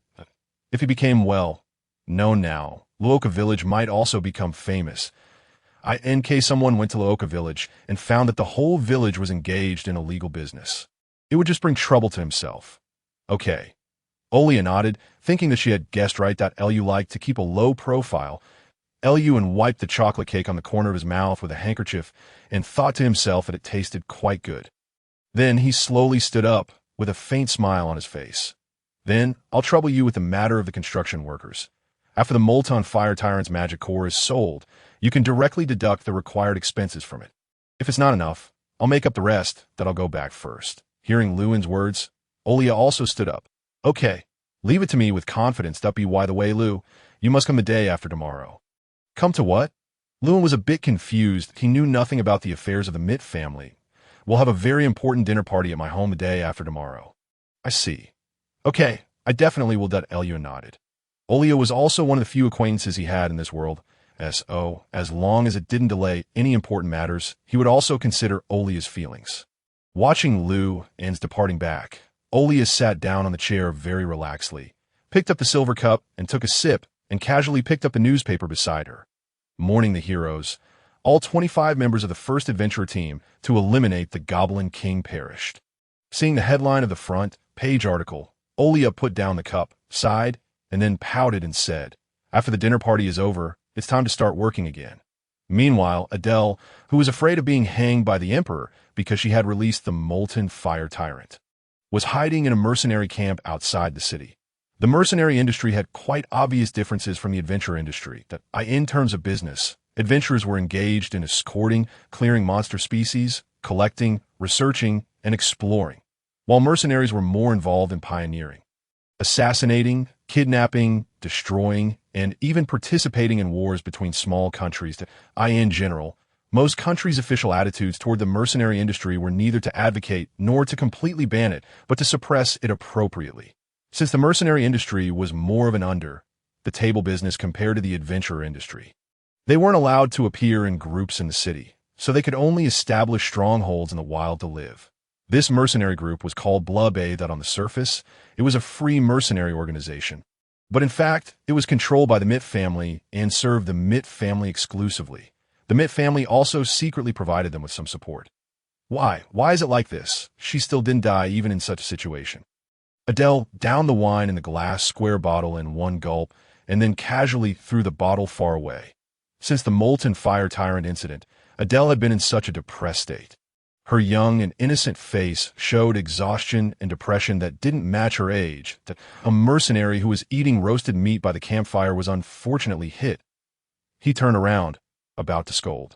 But met Adele's cold eyes. He immediately turned back resentfully. Even if Adele had failed, she was still the second young lady of the Mitt family and could be regarded as their master. William squeezed through the drunk mercenaries. He had also had a tough time recently.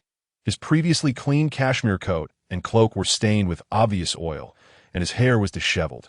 Most importantly, he didn't dare to return to the city, as he was very worried about his daughter's situation.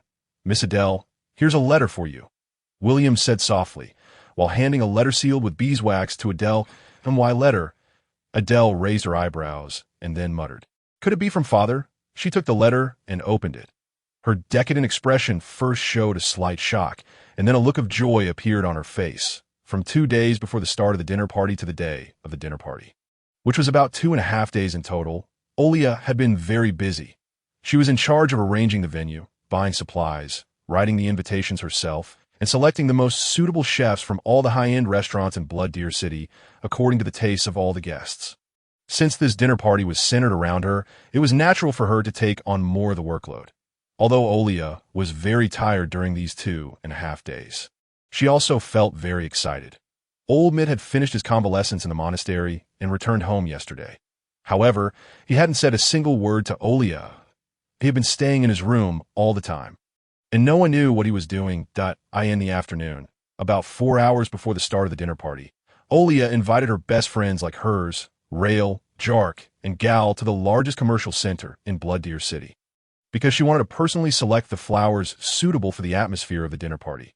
"Why didn't Lou come out with us? I miss him so much," Jark, wearing cute and luxurious clothes, asked curiously. He said he didn't have time.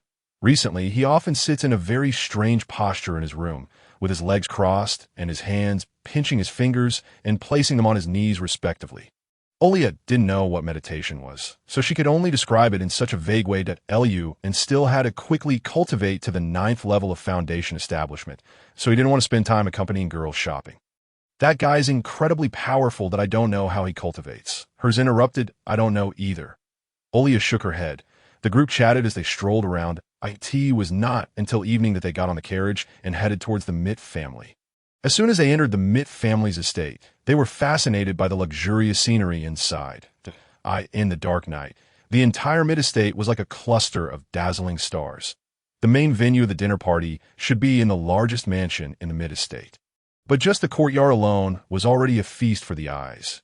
Everywhere was decorated with priceless crystal lamps emitting magical light, that on the oak tables were delicacies carefully cooked by the chefs, and red wine that was usually hard to buy with money. A young bard stood beside the fountain pool, holding an accordion in his hands, gently plucking the strings and playing a melodious tune. The magicians were performing all sorts of resplendent and safe magic on one side. They transformed flames into beautiful flowers and made water dance in mid-air, attracting the gazes and applause of the crowd. Social celebrities, who were rarely seen on ordinary days, had also gathered here tonight. The gentlemen were dressed in gowns inlaid with precious stones, while the ladies were draped in floor-length silk dresses embroidered with intricate patterns. They held scepters and fans studded with gems, wearing polite and elegant smiles on their faces as they exchanged greetings with each other.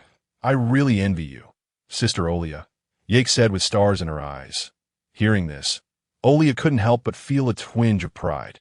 After all, everything here had been arranged according to her wishes, and she was the protagonist of tonight. But suddenly, she saw some people who shouldn't have been here. They were a group of Celestial clan members with petal marks on their foreheads. Although their looks were only average, the aura emanating from their clothing, posture, and behavior was enough to prove their extraordinary origin. They were from Adele's mother's family. Although Olia had only seen them once when she was very young, their suppression of her had left a deep impression, so she recognized them right away. But Adele had lost, and Olia was on bad terms with them. Why would they come here tonight? The more Olia thought about it, the stronger her bad premonition became. She threw away the flowers she had spent the entire afternoon buying and rushed straight towards the largest mansion in the Mitter estate. "Olia, where are you going?" Yake and the other companions looked at Olia's somewhat discomposed appearance in puzzlement. After exchanging glances, they followed in her footsteps. The vice president of the Adventurers Guild, Carter, the old magician who had conducted the rating test for Lewin, had naturally also received an invitation from the Mitter family. He was holding a wine glass inside the Mitter estate, looking around aimlessly as if searching for something.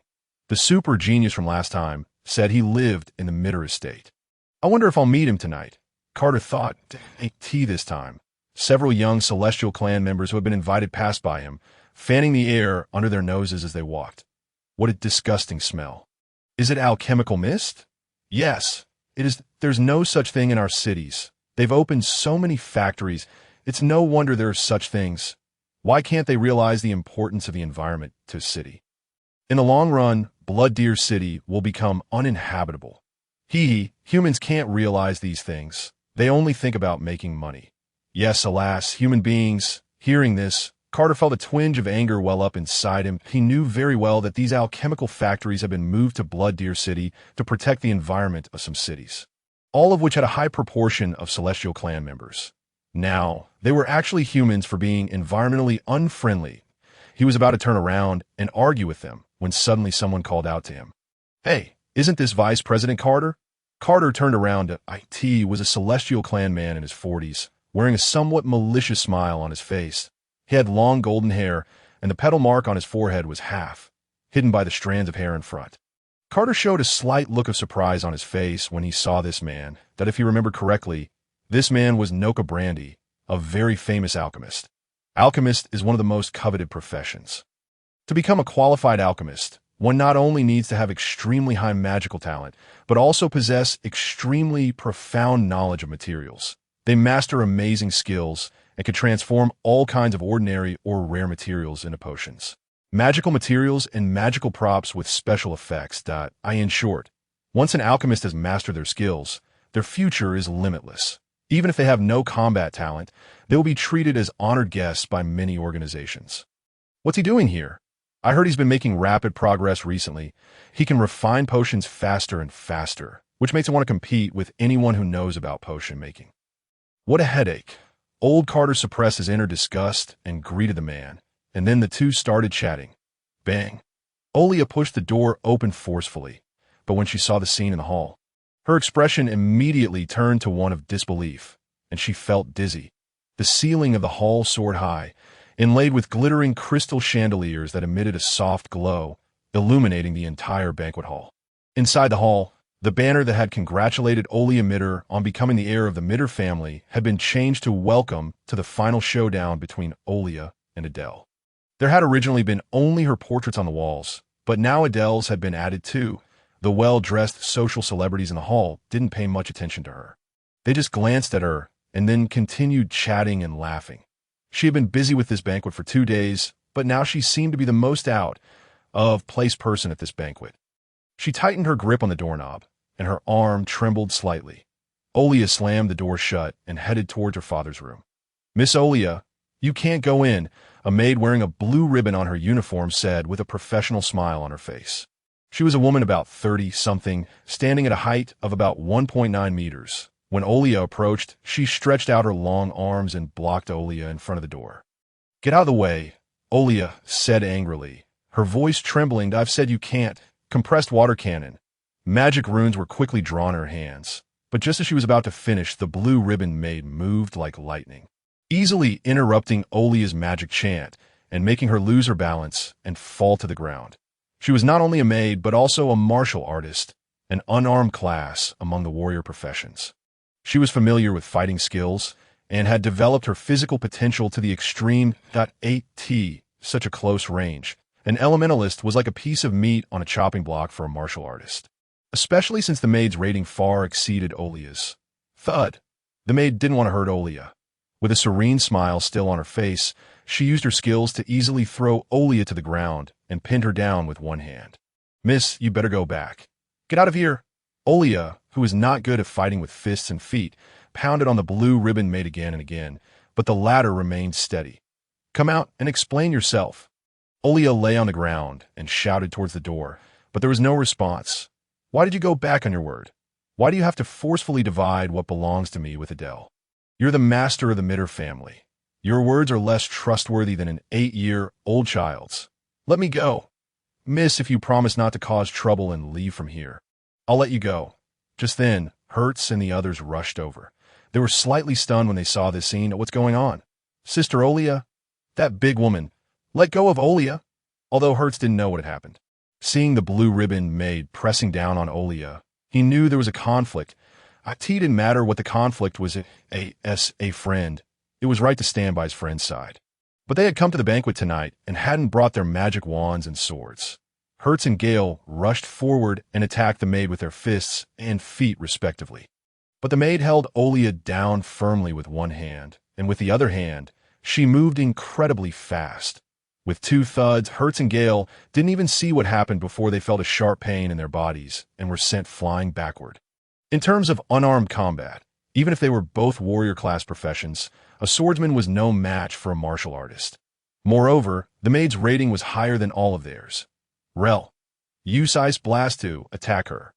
Olia, who was pinned to the ground, roared with wide, open eyes. No, it's not possible. Ice Blast will hurt you. Rel was shy and introverted, not good at expressing himself, but he had always followed Olia's orders in the fighting team and had developed a habit. Once Olia got angry, she could really do anything to achieve her goal, even if it meant hurting herself. This could be seen when they had encountered an ogre let her teammates escape. She had taken out a dagger and was about to kill herself right away. Hurry up! Olga roared again. Rail showed a hesitant look and put down his raised hand several times. Ice Burst was his most powerful ice attribute magic. If he released it on the blue ribbon maid, there was a high probability that a part of Olga's body would freeze and shatter at a touch. Rail, what are you hesitating about? Hurry up! This time, there was even a hint of pleading in Olga's roar. This trace of pleading made Rail pause. He had never heard the captain speak in such a tone. Moreover, he had never gone wrong by following Olga's words. He raised his hand, and the blue-white magic runes emitting cold air were drawn in front of his hand. Just then, Rail saw a glimmer of surprise suddenly appear in Olga's tear-filled eyes. The other members of the fire-extinguishing squad were stunned for a moment and looked behind them. There, Lewin was walking leisurely around the corner, carrying a plate of chocolate cake. His cheeks were puffed out, and there was a bit of chocolate on the corner of his mouth. It was obvious that he had stuffed a large piece of cake in his mouth. When everyone saw this person, they suddenly felt an overwhelming sense of relief. The blue ribbon maid's expression grew more solemn. What's going on? Why did the young lady show surprise on her face as soon as this person appeared? And why did these kids look relieved? She sized up Lou, and he was thin, clearly someone who had never undergone high-intensity training.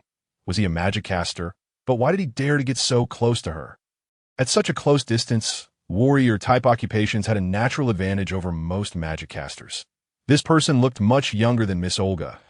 He couldn't be a magic caster powerful enough to ignore warriors at close range. In the blink of an eye, Lewin had walked to a position very close to them. "What are you guys doing?" "Lou, save me," Olga shouted. The materials used in building the Mitter Manor were the highest quality, and special efforts had been made on sound insulation. No one outside could hear Olga's previous shouting. Hers and the others had followed Olga in the courtyard and finally arrived here. But Lewin had the body of a first-rank profound celestial immortal, with hearing far surpassing that of ordinary people. As soon as he heard that Olga was in trouble, he rushed over on the way. He took a piece of chocolate cake from the dining table.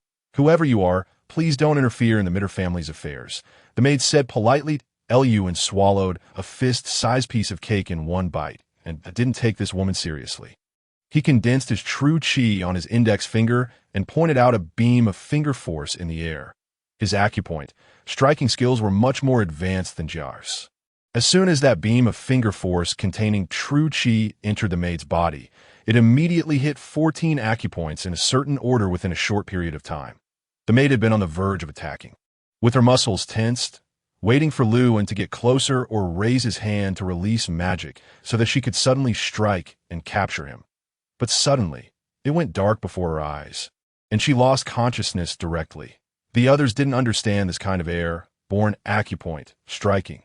They just saw Lewin move his finger, and the maid fell. But Lewin had shocked them more than once. So this time, they were only slightly shocked and not to the point of standing still. Olga stood up. Without having time to say anything to the others, she quickly pushed the door open and walked in. The door was roughly pushed open with a bang. Old Mitter looked up from behind his desk with a very surprised expression, since Lewin's heir, born acupoint, striking made little noise. Old Mitter never expected that such a big maid would be defeated so quickly. Olga, you! Father, why? Why did you change my banquet into a competition? I've already won. The position of the heir should be mine. Why is there suddenly a final competition? Olga angrily questioned. This obvious act of favoritism made her feel extremely uncomfortable again. Old Mitter's face was thinner than a few days ago, and his complexion was even worse. His pupil-splitting disease had become much more serious. One could easily tell that he was a dying man, but Olga no longer felt the slightest bit of pity. Strictly speaking, since old Mitter married Adele's mother when Olga was 6 years old and brought the 4-year-old illegitimate daughter Adele home, he had no longer fulfilled his responsibilities as a father to Olga. During those years in Jushur City, Olga's life was extremely difficult. It was the old maid who helped her, and she earned some living expenses by working part-time. Later, it was also through her hard work that she was admitted to the Guardians Academy, which gave her the opportunity to return to Shiwalu City, even though his physical condition was very poor. Old Mitter still had a sharp look in his eyes. Olga, do you think it's too childish to decide the heir of such a large family just by winning one competition? But why didn't you say there would be a final competition before the competition? And do you think I don't know? If Adele had won the last competition, there wouldn't be any final competition today. You would have directly announced Adele as the heir, right? Even if I win this final competition today, you will surely come up with another reason to delay it. Anyway, you have the right to interpret things, right? Old Mitter shrugged in his chair. Don't make me sound so despicable. If you can win today's competition, the position of the heir will definitely be yours. Olga hugged her shoulders and sneered. Do you think I'll still believe what you say? Old Mitter responded unreasonably. If you don't believe me, you can give up. Whether you assist Adele in managing the family, or take a sum of money and leave Shiwalu City, is up to you. Olga was so angry that her chest heaved. Facing such a despicable person, she was utterly helpless. What? Are you very dissatisfied? Old Mitter lit a cigar. I'm the head of the family. In theory, it's my freedom to hand over the family to whoever I want. Even if I hand over the Mitter family to those beggars in the Dirty River area, you and Adele have no right to object. The fact that I agreed to select the heir through a competition is already very kind to you. In fact, if I were really as selfish as you think, I would just announce Adele as the heir. Olga clenched her fists and shouted, Do you think I don't know? You're just trying to gain a good reputation. Moreover, Olga's mother at least contributed half of the credit to the Mitter family's success today. Why do you think I'm not qualified to inherit the Mitter family? Old Mitter was speechless. He took a deep puff of his cigar and continued. Olga, seriously, give up that I can hire a professional lawyer to divide the estate and leave 1/10 of the estate to you. This is the biggest concession I can make. Olga looked at him in disbelief. Concession? Taking away what should be mine and only leaving me 1/10. You call this a concession? Seeing that Olga was not to be swayed, old Mitter had to change his strategy. Olga, I hope you can think about the overall situation and give up the position of the heir to your sister. You can assist her. This will take the family to a higher level. Why do you think so? Do you think my ability is inferior to Adele's? Do you believe that if Adele was thrown into that hellhole of Jushur City at the age of 11, she wouldn't survive half a year? How many precarious industries have I revived for you? Yet you think my ability is inferior to Adele's? Olga sneered. In terms of ability, 10 Adele's can't match you. Old Mitter admitted. Indeed, besides being a somewhat talented magic caster, Olga also had excellent business acumen and had helped the family solve many problems and create great benefits. All of this was due to Olga's studious and hard working nature. Growing up in Jushur City, without these two qualities, she and the old maid couldn't have survived. But in the face of some things, your ability is worthless. What things? Olga was puzzled. The celestial race. Old Mitter's eyes were piercing. You should know that Adele's mother is from the celestial race, and Adele also has half celestial race blood. That I've reached an agreement with the Brandy family, Adele's mother's family, as long as Adele inherits the family. The Mitter family will transform from a human family into a celestial race family. By then, The family status will rise sharply, and it can also integrate into the upper class circles of the celestial race. Olga understood what her father meant. The celestial race not only had stronger talents in magic and martial arts than humans, but also had a smarter mind. Therefore, whether in business or politics, the Celestials have achieved far more than humans. As a result, the upper class circle of the Celestials is a kind of resource that most people yearn for, and it is an aggregation of various supreme powers in this country. Father was right that if the Mitt family becomes a celestial family, its status in this country will surely rise rapidly. However, by then, the Mitt family will belong to Adele, not me, even if it develops into a super aristocratic family. What does it matter to me? Seeing Aurea fall silent, Old Mitt thought she was finally convinced. He heaved a sigh of relief and continued to persuade. Now you can understand me. My daughter, that I know you've been sensible and obedient since childhood, that I've wronged you all these years. Aurea suddenly let out a cold laugh. Sensible and obedient since childhood, always sensible and obedient. If I hadn't been a sensible and obedient child when I was young, if I had cried and made a fuss whenever I was wronged instead of hiding in my room to avoid troubling you who were exhausted, maybe things wouldn't be like this today. Looking back, since childhood, Adele was the one who would cry to their parents when wronged. And every time she cried, Father often wronged her, the elder sister, to comfort Adele. So, is it really true that the crying child gets the candy? Aurea, seeing that the just stabilized situation was about to get out of control again, Mick quickly spoke up, intending to suppress Aurea in the name of the overall situation. Don't be so selfish. As a member of the Mitt family, what's wrong with sacrificing once for the family? Why should it always be me who makes sacrifices? Aurea, it was my fault that I always asked you to make sacrifices and give in to your younger sister before. But those things are in the past. Today's matter is of great significance. You can't just think about yourself. This time, Aurea didn't shed tears. She was completely justified in striving for what she deserved and loudly questioned. Since you decided to let Adele inherit the family anyway, why did you pretend to hold a fair competition and make me play along with you? To make people think you're just? Aurea, Old Mitt slapped the table and shouted, "You're so disappointing that you're not even willing to sacrifice for the family." He coughed violently because of his excitement. By the way, don't think about reporting the matter of Adele releasing the molten tyrant to the knights to fight for the position of heir. Old Mitt took a few deep breaths and then said, "The Goblin King is very difficult to eliminate and has become a headache for the Empire that I've donated 30 of the family's industries to support the elimination of the Goblin King. Now, if you go to any court, they'll say that the molten tyrant was accidentally released by a mercenary named Jack, who committed suicide out of fear of punishment yesterday. Would you rather sacrifice 30 of the family's industries than give me a fair result?" Aurea asked in disbelief. In a luxurious bedroom in the Mitt Manor, Adele in a purple dress gave orders to more than a dozen armed adventurers in the room. Among them, the most difficult one to deal with is the thin one in strange white clothes. I've asked someone to check in the Adventurers Guild. He's a 10-star Snow Silver adventurer. Uncle Caxiu, Uncle Badier, you Snow Silver, level 1s will have no problem dealing with him. As for the rest, Aurea left the room with a wooden expression that a sense of powerlessness welled up in her heart.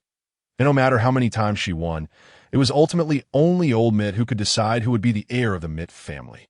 She originally thought it was just an unfair competition, but unexpectedly, it wasn't even a competition. It was a stage play. She wasn't a contestant, but an actress playing the loser to set off the winner. Inheriting the Mitt family wasn't just about the unwillingness in her heart that Adele's late mother and Aurea's late mother, both wives of Old Mitt, were buried in the Mitt family's private cemetery. Once one side completely controlled the Mitt family, the fate of the other's late mother's tomb was predictable. The members of the fire extinguishing team who had been waiting downstairs felt extremely sad when they saw Aurea walking out dejectedly. In their impression, Aurea could be regarded as an optimistic and strong little girl. Without exaggeration, she was the spiritual pillar of the whole team. Without her, the fire extinguishing team would retreat in the face of many setbacks. It was the first time they saw Aurea so vulnerable and helpless. I don't understand. I didn't do anything wrong. Why does my biological father suddenly stop loving me? Aurea squatted on the ground, buried her head in her knees, and sobbed. And just got the gist of the matter. A friend. He thought he should say something to comfort Aurea and relieve her pain. He pondered for a while. walked up to Oria and expressed his personal view. Well, I'm not good at comforting people, but I've always thought that it's very stupid to let others control your emotions. Loving yourself is more important than anyone else loving you. Oria, who was squatting on the ground with her head buried in her knees, slowly raised her head when she heard this.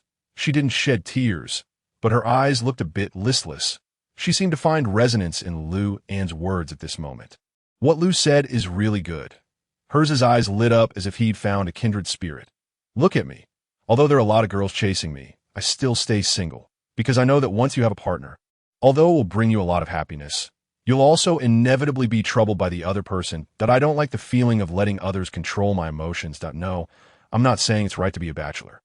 I just mean don't be too dependent on others' emotions. Lewin rolled his eyes speechlessly. Hers, I've known you for almost 10 years. Why have I never seen any girls chasing you? Yak laughed mischievously and mercilessly exposed the truth. Yak, why are you suffering from dementia at such a young age?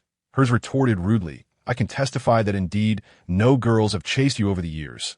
Lair knew he wasn't good at words, but still tried his best to ease the atmosphere. And the atmosphere really became a lot more relaxed. Oria's eyes brightened a bit, and a slight smile appeared on her face. Thank you all. The commotion here had attracted some people's attention since just now. Some people pointed at them from afar and whispered to each other with smiles from time to time. Everyone could see that many of them were surely laughing at Oria's embarrassing state. Lewin, with his extraordinary hearing, was even more certain of this. He walked to Oria's side and whispered, "Do you know what the most important thing about loving yourself is? It's not to wrong yourself, even if you have to wrong others." Hearing this, Oria's eyes became even brighter. Her pent-up emotion seemed to find an outlet. She slowly stood up. Hers, Yak, Ja, Air, Lay, Air, Lu. Please help me. Just give the order. I'll do whatever Sister Oria says. I'll definitely help you with all my might. Yes, we'll all try our best to help you. Okay. Oria looked around at the people who were enjoying the banquet she'd carefully prepared, but were here to celebrate for Adele. Use all your strength to destroy this banquet. No problem. Leave it to me. Everyone was willing to do anything to see Oria recover, so they agreed readily. Oria suddenly thought of something and then looked at everyone and added, Lu doesn't need to use all his strength. Just do as you see fit. Carter, the vice president of the Blood Deer City Adventurers Guild, was almost on the verge of collapse at this time. He had just politely chatted with Nuaka Brandy, an alchemist, but unexpectedly he couldn't get away. Moreover, there was a strong sense of superiority and disdain for humans in Nuaka's words, which made Carter extremely disgusted. Yesterday, I visited your Blood Deer City Alchemist Guild. To be honest, there's a reason why your human alchemy has always been inferior to ours. The Celestials, Nuaka said, and then took a sip of the wine in his goblet. Looking profound as if to say, I know everything, just ask me. But Carter would rather pretend to choke on his food and keep covering his mouth with his sleeve and coughing than respond to him. However, this couldn't stop Nuaka. Although no one was paying attention to him, he still continued. There must be a reason related to talent. You humans definitely have less talent than us Celestials. You have to admit this. In Carter's mind, I didn't say I didn't admit it. Why do you keep repeating the same thing? Noka curled the corner of his mouth, revealing a disgusting smile. Yesterday, I was eager to witness your human alchemy and compete with someone to see who could refine higher quality potions. Yet, not a single one of you humans dared to take on the challenge. You humans, lacking in alchemy talent, magic talent, and martial arts talent, with poor personalities and prone to producing traitors. Alas, what would you do without our celestial race? Excuse me, Mr. Nokad. I have some urgent matters to discuss with Mr. Kufid. I'll talk to you later. Unable to bear it any longer, Carter made up an excuse and left. Watching Carter's retreating back, Noka sneered contemptuously, a sense of elation filling his heart. After talking for so long, he also felt a bit hungry. Looking back, he saw a plate of food that suited his taste on a white wooden table not far from him. It was a smoked sausage wrapped in a crispy casing, plump and round. In the dim light, it glistened with a layer of oil. Just at the sight of it, Noka could imagine biting into it. The satisfying crunch of the casing as he bit through, and then savoring the tender, delicate meat perfectly blended with spices while sipping red wine. His appetite whetted, Noka strode over, about to cut the roasted sausage with a knife and fork. Suddenly, a boy rushed over and, with a crash, overturned the whole table along with the plate of roasted sausage onto the ground. Noka stared blankly at the scattered food on the ground for a moment. Having attended so many high society banquets, it was the first time he had ever seen someone overturn a table. But what's going on? This is a banquet, and everyone here is a civilized person. How could someone overturn the table? Has a commoner sneaked in? Then, an obvious commotion arose at the banquet. Although the guests at the banquet didn't deliberately lower their voices when speaking, they also didn't speak too loudly.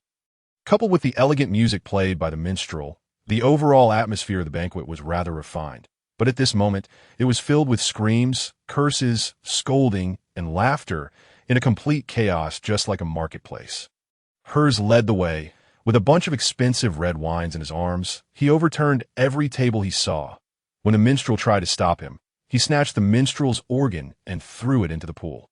Later, somehow, Lewin said he would be in charge of overturning the tables, and then Hers picked up an iron rod used for hanging lamps and, using his magic power, smashed a booth of over 50 square meters to pieces.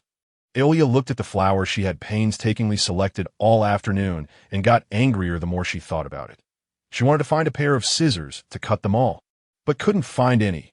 Finally, she simply ran back to her room, took out her wand, and continuously cast water tornadoes to shred the vegetation and flowers. The entire courtyard looked as if it had just been hit by a storm. Ye took a toothpick used for eating fruits and popped every balloon he SAW.at first. He even scared several celebrities who had come to congratulate Adele when there were no more balloons to pop. He cast Vitality spell on the cats and dogs in the courtyard. Affected by the magic, these small animals suddenly became extremely excited and immediately joined the chaos. Rel and Jar, being introverted and polite, specifically went to remove the banners, colored lights, and portraits. If someone happened to be standing in their way, they would politely say, "Excuse me, we need to remove this. Could you please step aside?" Lewin followed Hers, overturning tables while stuffing chocolate cakes, bacon, etc. into his spiritual sea, and occasionally having a few bites at it. Was then that Carter finally noticed him. Watching the mysterious and powerful Lou and participating in the chaos, and acting as if he hadn't eaten for days. Carter was completely stunned. The other guests also looked at this scene in a daze and had to dodge the flying water tornadoes and rushing dogs from time to time. Many people were soaked, with remnants of flowers and leaves sticking to them. Some famous ladies even lost their high heels and were walking barefoot on the grass. There were barks and screams. Under the effect of the Vitality spell, some people felt full of energy and were jumping around. Some animals suddenly pounced on others' faces, and some landed on people's heads and started scratching frantically when they got stressed. Eolia, having exhausted her magic power, weakly leaned against the flower bed. Her clean and fair little face, like a flower, was also stuck with leaves and a few petals. Such wanton destruction could easily cause self-injury. Looking at the chaotic banquet and the grumbling guests, she suddenly burst into laughter and laughed more and more heartily. Lewin walked over with a piece of fish in his mouth. Well, isn't it more satisfying to treat yourself well instead of suffering in silence? Olia laughed so hard that she could hardly catch her breath, and even tears welled up in the corners of her eyes. Her long, shiny black hair cascaded down her shoulders like a waterfall, gently brushing against her fair skin. She was already extremely beautiful, with a delicate face and a graceful figure. Wherever she went, she was always the center of attention. With this smile, she became even more radiant and charming. Some guests who had been angry with her found their anger half gone when they saw her appearance. "Thank you. I'm much better now." Olia gently wiped the corners of her eyes with her hand. Of course, her appearance alone was not enough to completely dispel the guest's anger. A female guest, wearing a wet red dress and only one high heel, stepped on a puddle and pointed at Aeolia, scolding loudly. "Is this how your family treats distinguished guests?" "Yes. Anyway, we are your guests." The accusing voices became more and more intense. If it had been in the past, Aeolia would surely have been a bit flustered and wanted to apologize. But after today's events, she began to reflect on whether she had been too weak in the past. She looked around at the crowd, pointed at them, and shouted in a voice louder than everyone else's. "Listen up. I prepared this banquet, and I can smash it if I wanna. So what? Do you think I don't know that you came here specifically to celebrate for Adele?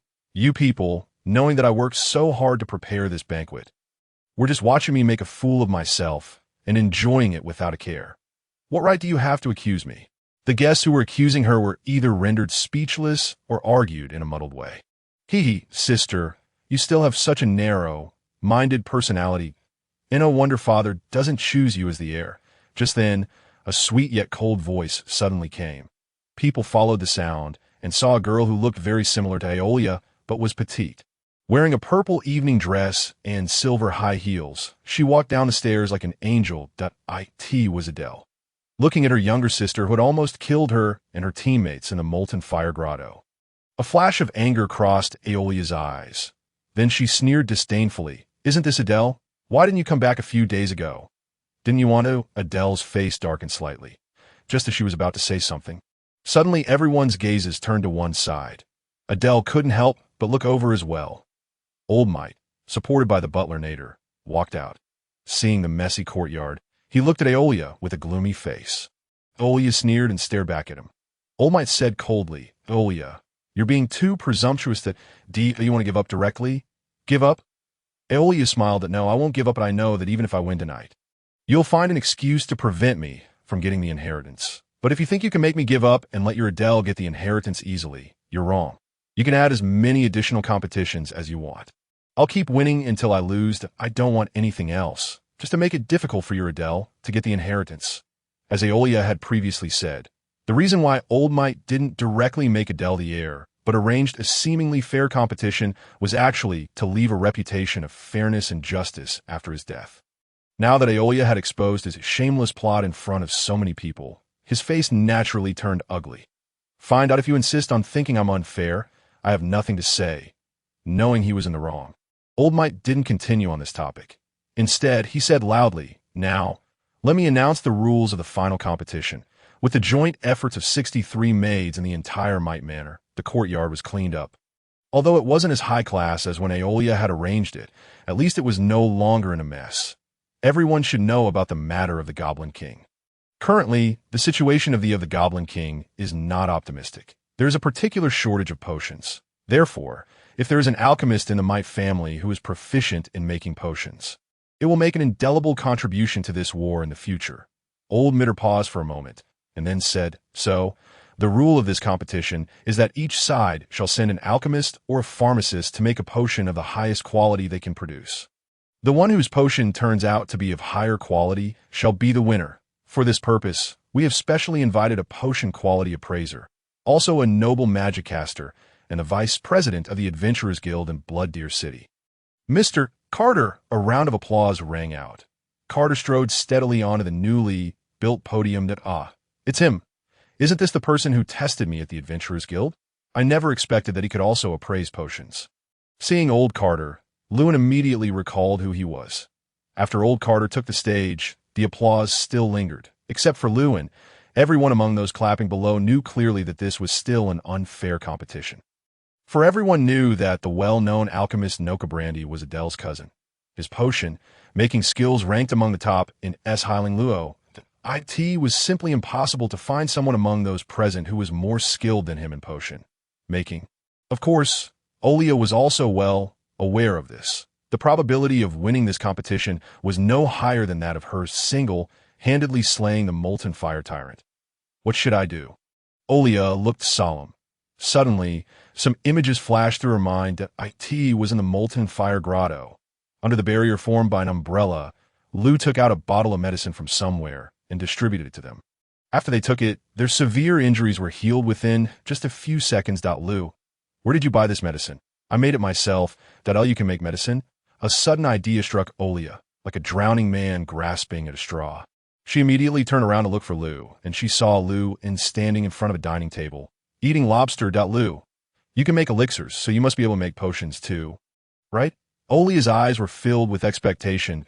Lun swallowed the lobster meat in his mouth and nodded. You want me to participate in that competition? Olia replied a bit excitedly. Yes, Ludet, I know you've helped me many times and I owe you a great deal.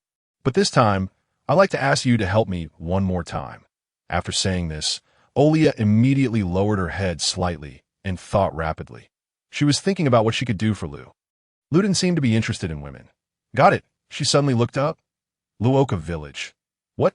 Lewin was slightly stunned. Lu, if the villagers in Luoka village collectively apply to become merchants with gold coins, someone will definitely investigate the source of the gold coins. But if I become the head of the Mitter family, I can invest in Luoka village in the name of investment and make all the people in Luoka village legally become merchants. Then we won't have to act furtively when hiring construction workers in the future. Hearing this, Lewin was a bit tempted. He was about to develop Luoka village so that they could help him acquire rare natural treasures more efficiently. If he developed it against the laws of this country, there would surely be troubles. But if Olia could do as she said, Luoka village wouldn't have to develop in secret anymore. After weighing in his mind for a while, Lewin nodded. Okay, it's a deal. I'll help you become the heir of the Mitter family. Okay, thank you, Lou. Olia said, blinking her big, excited eyes. Among all the people here, including the assistants, no one was a match for Noka in terms of potion making. Lewin was the only one with a glimmer of hope to win.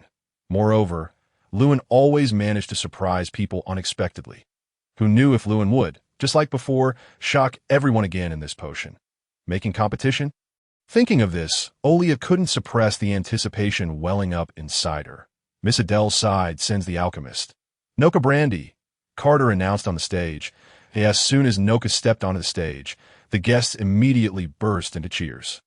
After all, he was a well-known alchemist. Miss Olia sighed, sends. Carter obviously hesitated for a moment and then double-checked the list submitted by Olia to what's wrong with Carter. I don't know. Did he come across an unfamiliar and rare character? Haha. After double-checking again and again, Carter finally announced, Miss Olia's side sends Lou. As soon as Lewin stepped onto the stage, the cheers from the guests became much fainter.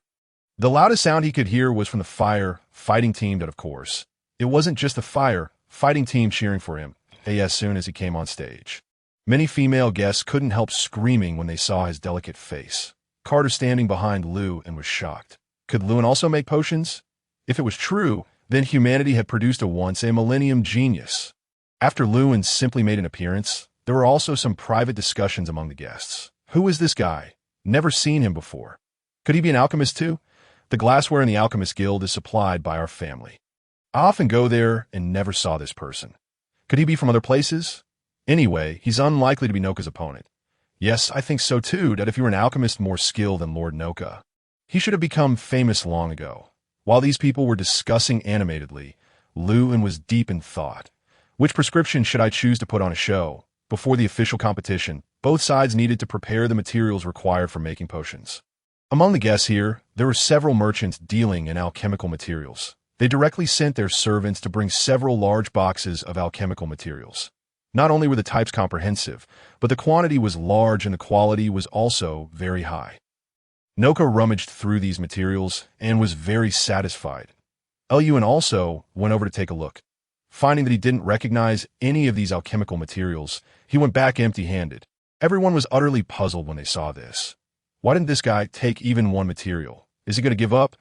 Could it be that this kid actually doesn't know how to make potions? Lewin was also a bit hesitant. What kind of medicine should he refine? Since there were no low-grade materials in his spiritual sea, he couldn't refine those low-grade elixirs. After much thought, Lewin suddenly had an idea. Got it. Olia, I have some questions for you. After a while, Carter came over to inquire. After confirming that both sides were ready, he announced the official start of the competition. As a master-level alchemist, Noka always carried a set of professional alchemical equipment wherever he went. An alchemical furnace, a crucible, a distiller, alchemical test tubes, a gold searing tong. These things, seemingly in disorder, but actually in an orderly arrangement, were placed on a stone table and immediately caught many people's eyes. It was quite rare to see a master-level alchemist make potions in person, especially for some upper-class people who brought their children. This would undoubtedly enlighten their children. Maybe their children would be discovered to have alchemical talents and become alchemists in the future, just when everyone was staring at the dazzling array of equipment on Noka's workbench. Someone suddenly exclaimed, "What's that?" Suddenly, everyone's eyes were turned to Lewin's side. There was a one-person tall, pitch black metal object beside Lewin. The main body of the object was round, with 3 legs for support and a lid on the top. What on earth is this thing? Is this Lou planning to use this thing to make potions? Is it a specialty of their country? Haha, it's so funny. How could such a bulky thing be used to make potions?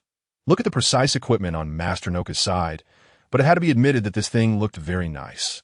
Yes, but it's just good looking. Not only the guests, but also Olia, Hurst, and others standing on Lou and side saw the medicine cauldron for the first time. This thing looked so bulky and had no special features. How could it be used to make potions? Lewin took it out from his spiritual sea. From others' perspectives, it seemed to have appeared out of thin air, but this didn't cause much of stir. Storage-type magic items were not rare in the upper-class society of Blood Deer City. Some people of status would have spatial storage bags and the like. Of course. The things it could store were far fewer than those in Lu An's spiritual sea. The crowd pointed at and tittered over this large, clumsy, and pitch-black thing. Lu and ignored these ignorant mortals and activated the Tianji cauldron with a single hand pressed on it. Immediately, the Tianji cauldron glowed with dazzling colors, and some dark blue starry patterns surrounded it, adding much mystery to it. People stared blankly at these starry patterns, as if they were peering into the profound mysteries of the universe at that moment. Everyone, including Nooka, was completely captivated by the appearance of the Tianji cauldron at this moment. Even if they still didn't believe this thing could refine pills, they still thought in their hearts that it was a very rare and precious treasure. Carter forced himself to shift his gaze away from the Tianji cauldron, coughed twice, and then announced, "The competition begins." With Carter's announcement, Lewin and Nooka started completely different pill-making procedures. After all, Nooka was a man of real learning. Once he got into the state, he achieved a state of complete concentration that he fussed with the various alchemy equipment on the table, with firmness and concentration in his eyes. He put the basic potions of various colors into the alchemy beaker in different proportions, heated it on an alchemy furnace half the height of his arm, and then stirred it with a metal rod while observing the subtle reactions of the potion with his eyes. Only an alchemist as talented as him could have such meticulous observation skills. When the color and state of the potion synthesized from those basic potions reached the best, Nooka took it out.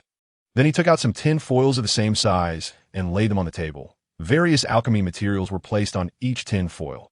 Then Nooka pointed his palm at them. Powder state, making it a magic rune, quickly took shape in front of his palm. This was a very convenient daily. Use magic, not even reaching the first order level. Its effect was to quickly turn some materials into powder. In some noodle shops in the town, they particularly liked to hire apprentices who could use this kind of magic. Then, another magic rune emerged above the powder state, making magic rune. Magic effect acceleration. This was an enhancement type magic that could speed up the activation time of magic. Those materials on the tin foil turned into powder in just a few seconds. As if they had undergone tens of thousands of years of weathering in an accelerated state, it was actually a composite magic. The guests exclaimed, in a wonder he was a master-level alchemist. Even the magic he learned was all in the service of alchemy. As a not-so-peaceful country, abandoning combat magic, and specifically learning magic that was helpful for alchemy was undoubtedly a very risky but great act. It seemed that Master Nooka was bound to win this competition. At this time, people suddenly felt that the surrounding temperature had risen significantly. Then someone exclaimed in a high-pitched and incredulous voice, "Black flames!" Hearing this exclamation, everyone turned their heads to look at Lu An's side. Previously, in order to prevent the two contestants from being affected by the night during the pill-making process, Old Might had the maids set up crystal lamps in the yard. These lamps were engraved with light, attribute magic arrays, and could emit powerful light with just the power of magic cores. So even though it was night, people could clearly see that there was a jet black flame burning in the large iron thing in front of Lu and I in this magical world. Black flames were the highest and most terrifying existence among all flames. It was said that even dragons couldn't withstand the burning of black flames. For human beings or weak constitution races like the celestial race, as long as they got a little bit of it, they would immediately turn into ashes. People had only seen this legendary black flame in some illustrated books, and now it actually appeared in front of them. It must be just a trick. That's right, I've been deceived before. Some swindlers sold a kind of medicinal powder. When you burn that powder, the flame would turn black, but in fact, the temperature was still the same as that of ordinary flames. It's nothing special that I think so too. The probability of these humans or celestial races seeing black flames in their lifetime was about the same as that of seeing pure-blooded dragons. So they simply didn't believe that a boy who looked only 16 years old could conjure black flames Luan's cultivation base had reached the 5th level of the foundation building stage in the past 2 days. Using the true chi at the 5th level of the foundation building stage to activate the devouring heavenly karma fire. Although he could only activate a weakened version, it was still dozens of times better than that in the chi refining stage. And the duration could reach 5 minutes. Moreover, because he had absorbed the rare treasure, the fire crowgrass, the true chi he consumed to activate the devouring heavenly karma fire was reduced a bit. Although this reduction was just a drop in the bucket, it could still extend the duration a little. Nuoka's pill making process was so complex, precise, and full of unexpected reactions all the time that it was undoubtedly more spectacular. People felt that it was just like an artist creating. Except for the black flames that made people suspicious, there was nothing interesting about Luan's side. That Luan sat lazily in front of the iron thing. Holding his shin, he held some herbs they had never seen before in his hand, and occasionally threw these herbs into the iron thing as casually as throwing away waste paper. How could he make pills like this? It seemed that this Lu was a swindler. Maybe Miss Olia had been deceived by him. But in a place where they couldn't see, inside the devouring heavenly karma fire. The combination and transformation of those herbs, the control of the flame temperature, and the conversion of the medicine properties were dozens of times more delicate than Nuoka's, and it was all controlled by true chi from a distance. It was just that this was beyond these people's cognition. Even though it was right in front of them, they couldn't detect it. As time passed by, Nuoka was still operating meticulously. Luan retracted his hand, and a transparent and colorless liquid emerged from the hole of the Tianji cauldron. He took out an empty porcelain bottle and collected the liquid into it. Well, it's done. Luan weighed the porcelain bottle in his hand and smiled satisfactorily. Is it finished? So fast. Faster than Master Nuoka. What's the use of just being fast? It's the quality that matters. Don't you understand? People still didn't think highly of Luan at this time. Carter walked quickly to Luan and said, "Please hand it over to me. I'll use the identification magic to identify its quality." People always felt a bit strange. Why was the respected Carter speaking so politely and respectfully to a 16-year-old boy? Okay, you have to be fair. Luan handed the medicine bottle to Carter and said, seemingly with a hidden meaning, that he thought that everyone present was biased toward the Del's side. But actually, he really wronged Carter. Carter was just invited to be the appraiser. He was also the only neutral person among all the guests and hadn't been bribed by old might. Luan's casual remark immediately made Carter extremely flustered. Don't worry, I'll definitely appraise it fairly. By the way, is it convenient to tell me the name of this potion? This is a potion I just invented. It doesn't have a name yet. A newly invented potion. You're so talented. You can say whatever you want. Carter carefully placed the potion on the table and stretched out his palm towards it. Potion identification. This was also a kind of daily use magic. As the name suggested, it could identify the quality of a medicine according to the feedback the medicine gave to the magic. The magic runes slowly rotated in Carter's hand, and then the rotation speed became faster and faster. Old Carter looked solemn, and the guests were all craning their necks and looking forward to it. Suddenly, a sound like a broken window rang out, and the magic rune in front of Carter's hand actually shattered. Then old Carter said in a trembling voice, "Medium grade, SSSS, grade sacred object quality." The air seemed to freeze, and everyone was speechless. The quality of potions was divided into ordinary, excellent, high quality, rare, extraordinary, sacred object, and miracle, and each category could be further divided into special grade, upper grade, medium grade, and lower grade. The highest quality potion ever appeared in the entire empire was only of the rare grade. Whoosh! A deafening explosion shattered the stillness. Everyone turned in the direction of the sound, only to see Master Noka, who had been completely absorbed in his work, now staring at Lu and with a ghost-stricken look on his face. The table in front of him had toppled over, most of the glass alchemical equipment had been smashed, and various alchemical potions were splashed all over the floor. His composure had completely shattered. This time, Noka had been exceptionally focused, more so than ever before. From the very beginning of the production process, he'd sensed that this was the best performance he'd had in months, as long as he was more careful and concentrated than usual. There was a great hope that he could break his own previous record and refine a potion of superior quality as an alchemist master. He'd soon make these upper-class people marvel again. As a genius who had been proud since childhood, he thoroughly relished the feeling of being admired and astonishing everyone. But just when his heart was brimming with anticipation, what did he hear? A medium-grade sacred relic quality potion? A young man who looked more than 20 years younger than him had sat in front of an iron contraption, casually tossed a few unremarkable herbs into it like scraps of paper. Spent only half the time he did, and then refined a potion that was 10 grades higher in quality than his painstaking efforts. He looked down at the half-finished pharmaceutical process on his workbench. Suddenly, he felt that his cautious efforts to refine a high-quality potion were an utterly ridiculous joke, and he himself was unworthy of the title of alchemist genius. So his composure snapped, and he overturned his workbench. Impossible! This can't be possible! Noka cried out in a state of existential crisis.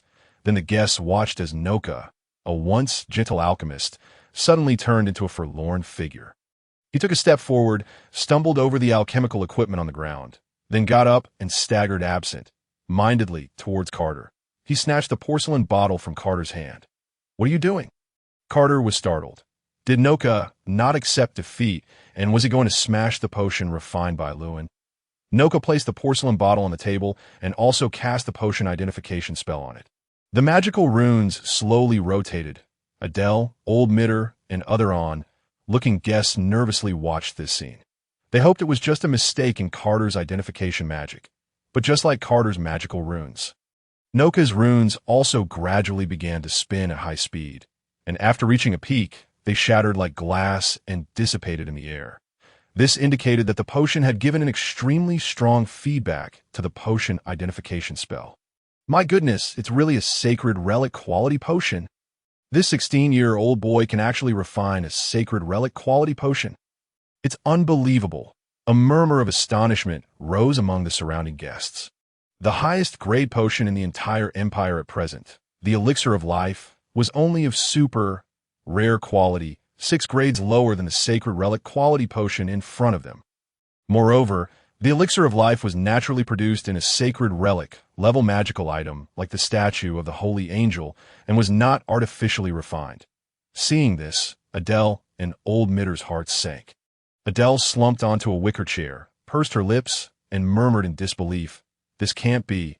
Old Mitter looked solemn, already thinking about another excuse to invalidate this competition, that it's fake. It must be fake. You hid this potion in that iron contraption beforehand, didn't you? Noka still refused to admit it.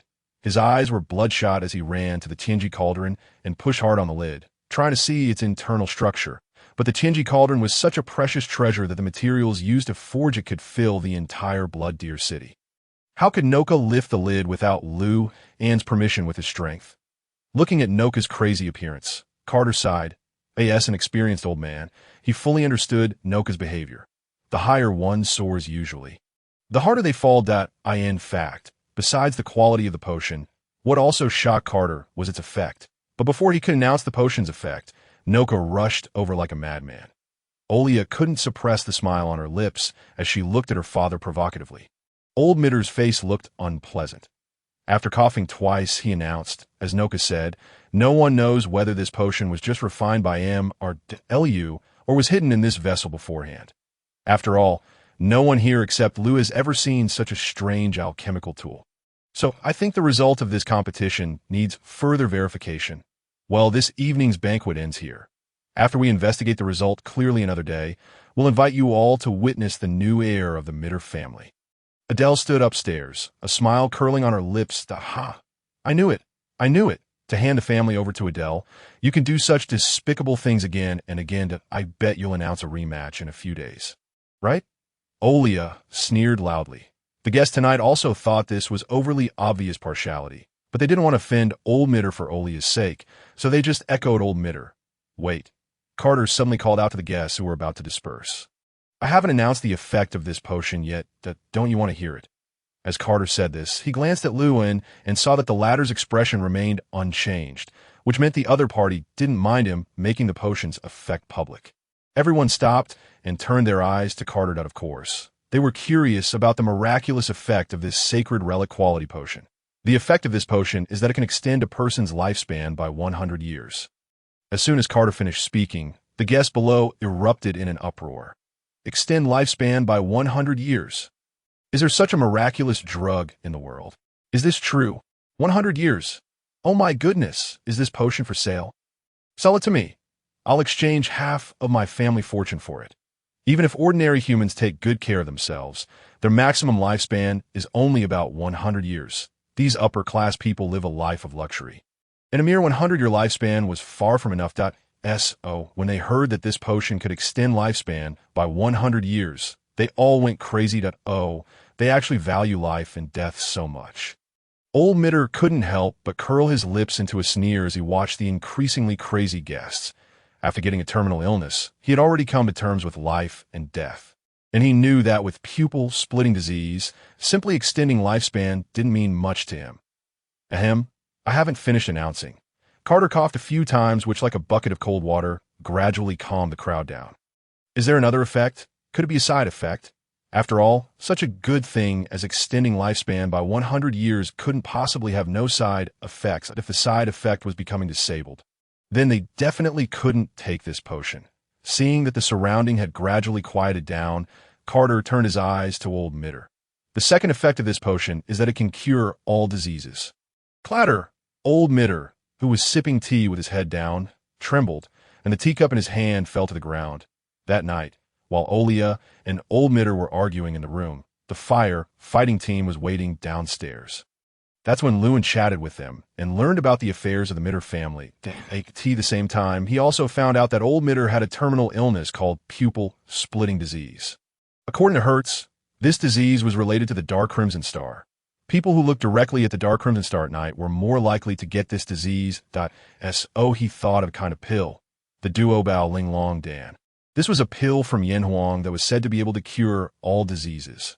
Although it couldn't cure every disease, it could definitely cure diseases that an ordinary person could survive for a few days with. The problem was that the Duobao Ling Long Dan was a pill, while the competition required a potion. Lu and spent an extra 5 minutes researching and developing a potion with a similar effect to the Duobao Ling Long Dan based on its refining method. That's why Lewin started refining the potion 5 minutes late. These guests were all amazed by the potion's 100-year lifespan, extending effect, and worried about its possible side effects. However, in fact, extending one's lifespan by 100 years is the side effect of this bottle of medicine, but it's simply because the raw materials Lewin used were of extremely high quality. Even if these materials were not refined into pills, but directly used for making soup, they could still extend one's lifespan. After all, the guests learned that the medicine had no side effects. Could not only extend lifespan by 100 years, but also cure all diseases. They were even more frenzied. They surrounded Lewin, constantly driving up the price of the medicine to an unimaginably high level.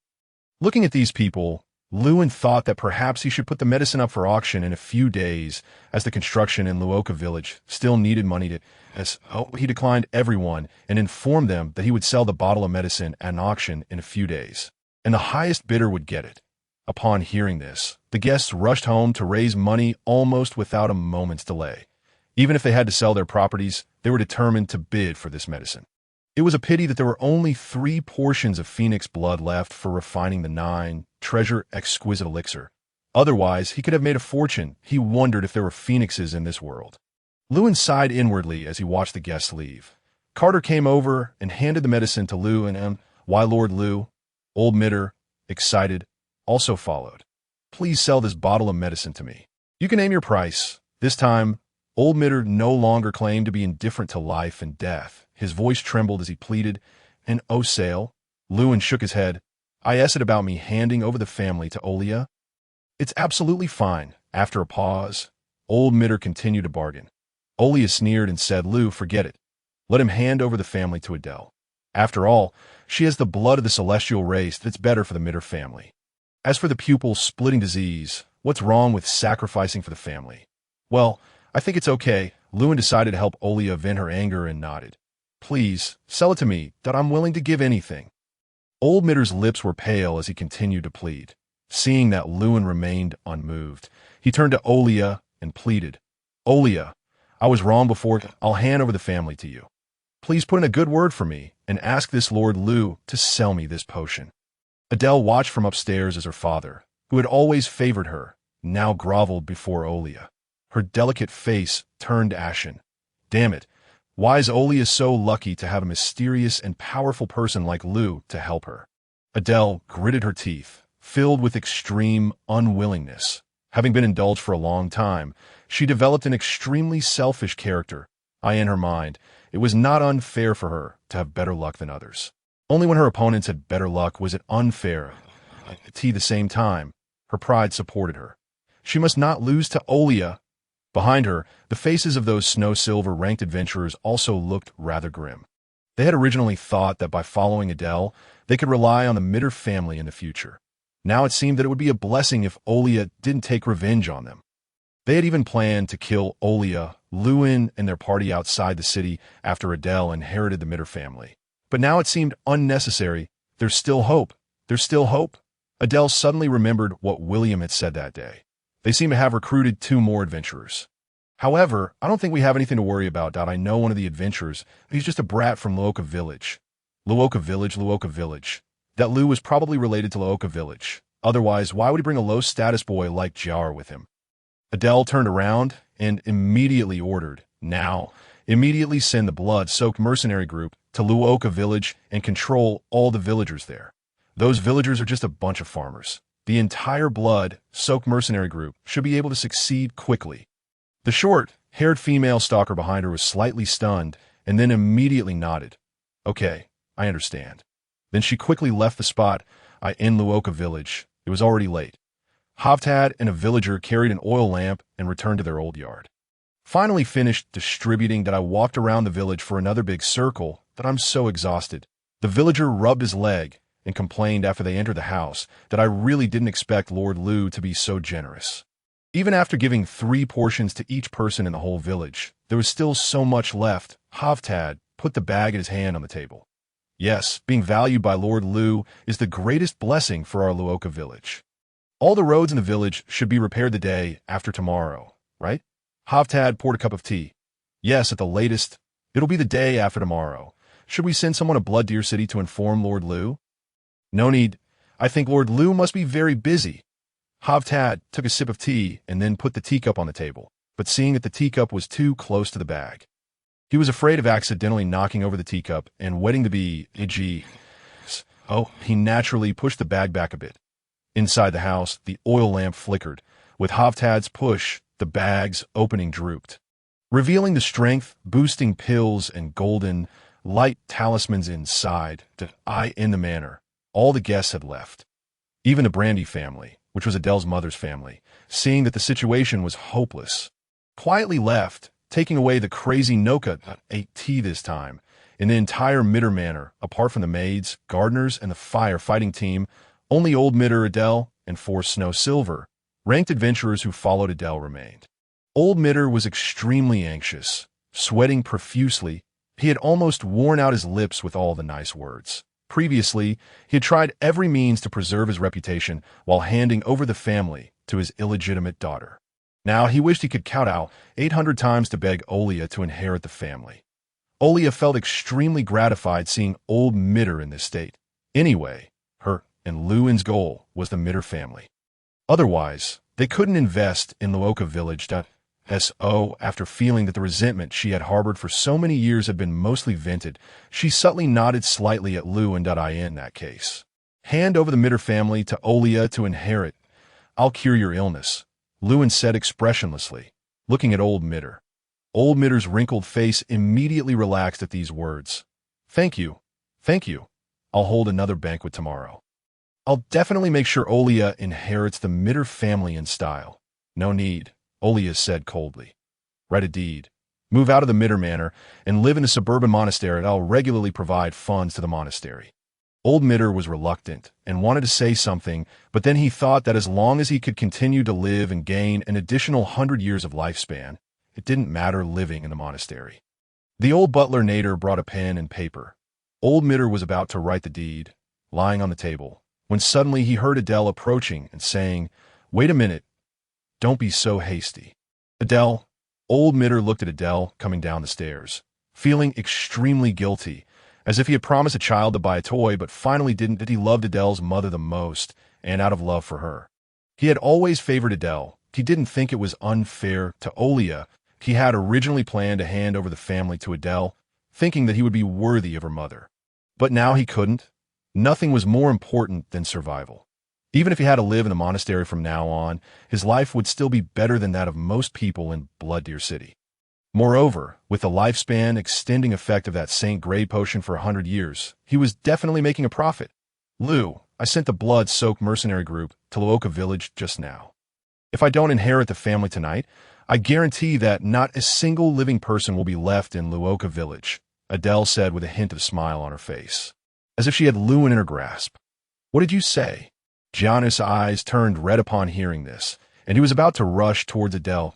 Eliu slightly raised his hand to stop him. Lord Lou, don't worry, it'll be okay. Lewin glanced at him.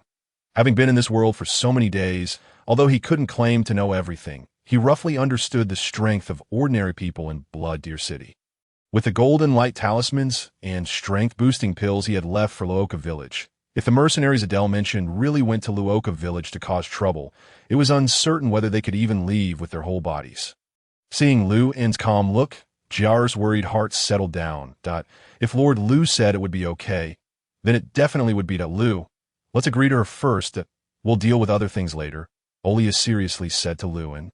Although she didn't know the relationship between Liu En and Luoka village, since Adele was threatening Liu En with Luoka village, it meant that place was very important to Liu and that no need. Liu En whispered softly. Then, with an expressionless face, he looked at Adele and said, Oh, in that case, this bottle of medicine won't be given to your father. Then your father's illness won't be cured, dear Adele. Upon hearing this, old Mitter nervously glanced at Adele. Then add one more condition. Leave the medicine and you go. Otherwise, I'll have the people in the Luoka village killed. Eliu and shook his head. That won't do. You've just witnessed the value of this medicine. For the Mitter family, this bottle of medicine, and the people in the Luoka village, you can only choose one of them in exchange. Upon hearing this, Adele hesitated for a moment and then immediately said firmly, I choose the Mitter family. You can keep the medicine yourself. Old Mitter felt as if his heart had been severely struck. This is the little daughter I've doted on since childhood. Adele, old Mitter covered his chest with one hand and pointed at Adele with the other. He hadn't shed a single tear during these days of having a terminal illness. But at this moment, his eyes couldn't help but moisten. He began to regret in his heart why he had been so partial to such a heartless person. If he had known this earlier, he should have been more partial to Olia. Adele saw the state of her father, and a flash of, for lack of an equivalent English word, this is left as is for now, passed through her eyes. But this flash of it was just a passing moment. Immediately, she turned her head away and no longer looked at her father. Eliuin, you leave here right away. But you can't take Olia with you. After my father hands over the family to me, I'll have the blood-soaked mercenary group leave, Adele said with a somewhat sickly look on her face. Not so fast. What if you go back on your word after getting the family inheritance? How about this? Let's go to Luoka village together. After your father gives the family to you, you release all the people in Luoka village in front of me, Lewin said playfully. Looking at Adele. In Luoka village, there was really not much entertainment at night in the countryside, so people generally went to bed early. But suddenly, a loud noise woke up all the villagers. After the previous incident with the bull-headed monster, all the villagers were rather sensitive. They resolutely got out of bed, simply put on their clothes, and then took out the strength pills and golden light talismans from the boxes or drawers at home. They swallowed the strength pills in one gulp and pasted the golden light talismans on themselves. Suddenly, an endless stream of power seemed to burst forth from their bodies, and at the same time, a faint golden light covered their bodies, though this golden light could only be seen by themselves. If there are any pretty women later, tie them all over to me. The mercenary group leader stood in front of the door shattered by the bomber and shouted loudly. Whoa! More than 100 mercenaries behind him roared excitedly. Looting was what these mercenaries liked to do the most. Every time they looted, it meant extra money and beautiful women, as the mercenary group actually controlled by the Mitter family. They usually didn't dare to do such a thing, but now, with the order from the second miss of the Mitter family, they could let loose and vent. Anyway, the Mitter family would handle the investigation by the night order. The mercenaries rushed into the village like wolves rushing into a flock of sheep. Creak. The wooden door of a house very close to the village entrance suddenly opened, and a woman walked out. It was an elderly aunt. She half hid behind the doorframe, and looked at these mercenaries timidly. What? It's just an old woman. A mercenary with a sword stopped and looked at the ant disdainfully. The order Adele gave them was to control all the people in Luoka village and wait for her next order. This mercenary raised his sword and rushed forward. Get down on your knees for me. The other mercenaries didn't take the ant seriously at all. They thought one person could easily subdue her. Suddenly, there was a loud thud. The other surrounding mercenaries looked back in shock. They saw that the ant made a swinging punch in a very unprofessional posture, with a look of panic in her eyes as she stared into the distance. The mercenaries looked in the direction the ant was looking in puzzlement. They saw that the mercenary who had just rushed towards her was stuck on the hardwood village wall, and his body had turned into a pile of minced meat in Luoka village. Originally, the mercenaries of the blood-soaked mercenary group thought they were like wolves among sheep, but they never expected that they were the sheep. A group of reckless sheep. The leader of the blood-soaked mercenary group knelt on the ground powerlessly, like a puppet with its strings cut. He felt that this must be a nightmare. It was supposed to be just a group of farmers here. They saw an old villager who was at least 80 years old running over briskly and punching a mercenary. The mercenary's chest immediately caved in, and his body flew directly into the air and didn't come down until it disappeared from sight. Chain lightning, super hot fireball, destructive energy. The magic casters in the mercenary group, while retreating in panic, released magic at the villagers indiscriminately. Many of the spells even hit their own people. However, the magic that could easily kill the Rottenwood 5-star monsters couldn't even break the clothes of these villagers. A child who looked only 7 or 8 years old squatted down and easily lifted a stone that looked to weigh at least 5,000 caddies with one hand, and then threw it at the mercenary group leader. It must be a dream. The mercenary group leader knelt on the ground, smiling stupidly and having no thought of dodging. Thud. The huge boulder directly smashed his body into a pulp when Lewin and the others arrived at Luoka village in a fast-moving carriage. The battle was already over, and dawn was breaking. Adele stood at the village entrance, looking at the villagers in the village gathering in groups to collect the bodies of the mercenaries in disbelief. How is it possible? How is it possible? In an instant, Adele's face turned ashen and her body went limp. Her last hope was shattered. The few adventurers who followed Adele also couldn't believe what they were seeing with their own eyes. Of course, they didn't think that the farmers had killed these battle-hardened mercenaries with an average rating that wasn't low, because this was simply impossible, even more impossible than an ant tripping an elephant. There must have been another mercenary group here before, wiped out the blood-soaked mercenary group, and then left Silver Snow great adventurers. They followed Adele in order to become her right-hand men after she inherited the family and completely rely on the Mitter family. But they also knew very well that once they failed, they might very well be retaliated against by Olia. In fact, they were right. After this incident, Olia had grown a lot. Perhaps the previous Olia wouldn't have retaliated against them, but the current Olia would definitely use the resources of the Mitter family to retaliate against these people who had opposed her once she took control of the Mitter family. Thinking of this, these 4 Silver Snow great adventurers fell into extreme struggle. Lord Lu, Jar, why have you come? Some villagers noticed Lu in and the others while carrying the bodies. It's nothing. You just go on with your work, Lewin replied casually. Leaving the bodies in the village for a long time could easily lead to plagues. The most terrifying thing was that undead creatures might appear in places with a large number of corpses. So these villagers didn't dare to delay and quickly started the work of carrying the bodies. Clang, a Silver Snow great adventurer, suddenly drew his sword. This is just a back-water place. There are 4 of us Silver Snow graders, and only one of them is a Silver Snow grader.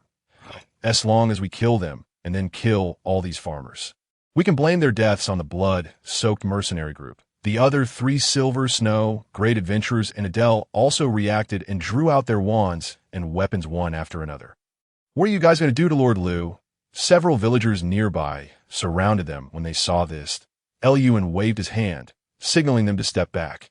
Come to think of it, he had always been curious. His rating was Silver Snow 10-star from the nameplates on their waists. The others were from Silver Snow 3-star to 6-star. That is to say, their ratings were similar to his, but they didn't seem like it. Could it be that they had to fight to see their real strength? Lewin took a few steps forward and protected everyone behind him.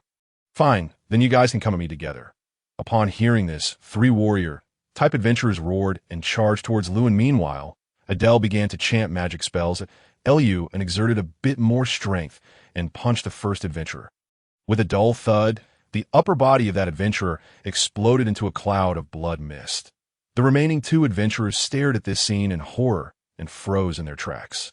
Lewin's figure flashed, and he appeared between the 2 of them.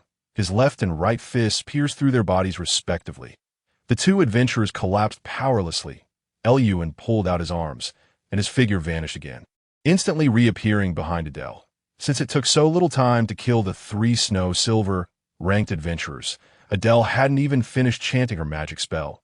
She was stunned for a moment, and then felt her petite body being lifted up and thrown in front of Olia. After all this, Lewin frowned slightly as he looked at the corpses on the ground, thinking, are these the people of the same rank as me? I even thought that if the fight got tough, I would draw some celestial spiritual power from the mortal-immortal realm. This is it. Sure enough, that ranking is completely unreliable. Olia stood there, while Adele lay on the ground in a sorry state. Their situations were completely reversed compared to a few days ago. What? Do you want me to beg for mercy from you? Adele, with a dirty face and scratches, still refused to yield. No, Olia raised her hand. Aiming at Adele, blue magic runes began to shine as they were being drawn. Adele, thanks to you, I used to be weak, but from now on, I won't be. Adele half lay on the ground, her eyes fixed intently on the almost completed magic runes. Olia! Adele! Old Mitt, standing aside, clenches fists. Puff!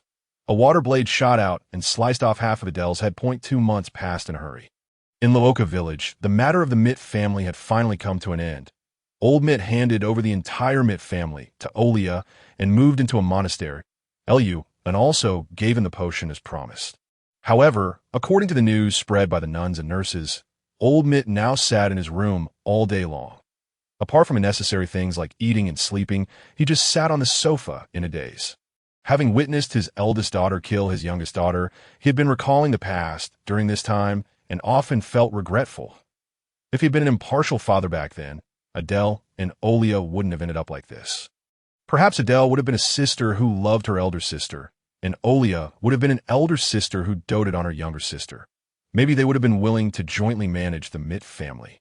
On the night when Olia completely took control of the Mitt family, she came to Lu An's room and knelt on one knee, declaring that she would lead the Mitt family to follow Lewin and obey his orders from then on.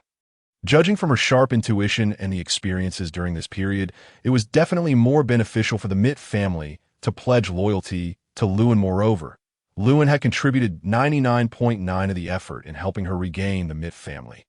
During this time, Luoka village had also undergone earth-shattering changes. The magic core of the molten fire tyrant was sold, and the final transaction price was 30,000 gold coins. In addition, the stolen goods looted from the Wind Forest Knights were sold for 500 gold coins.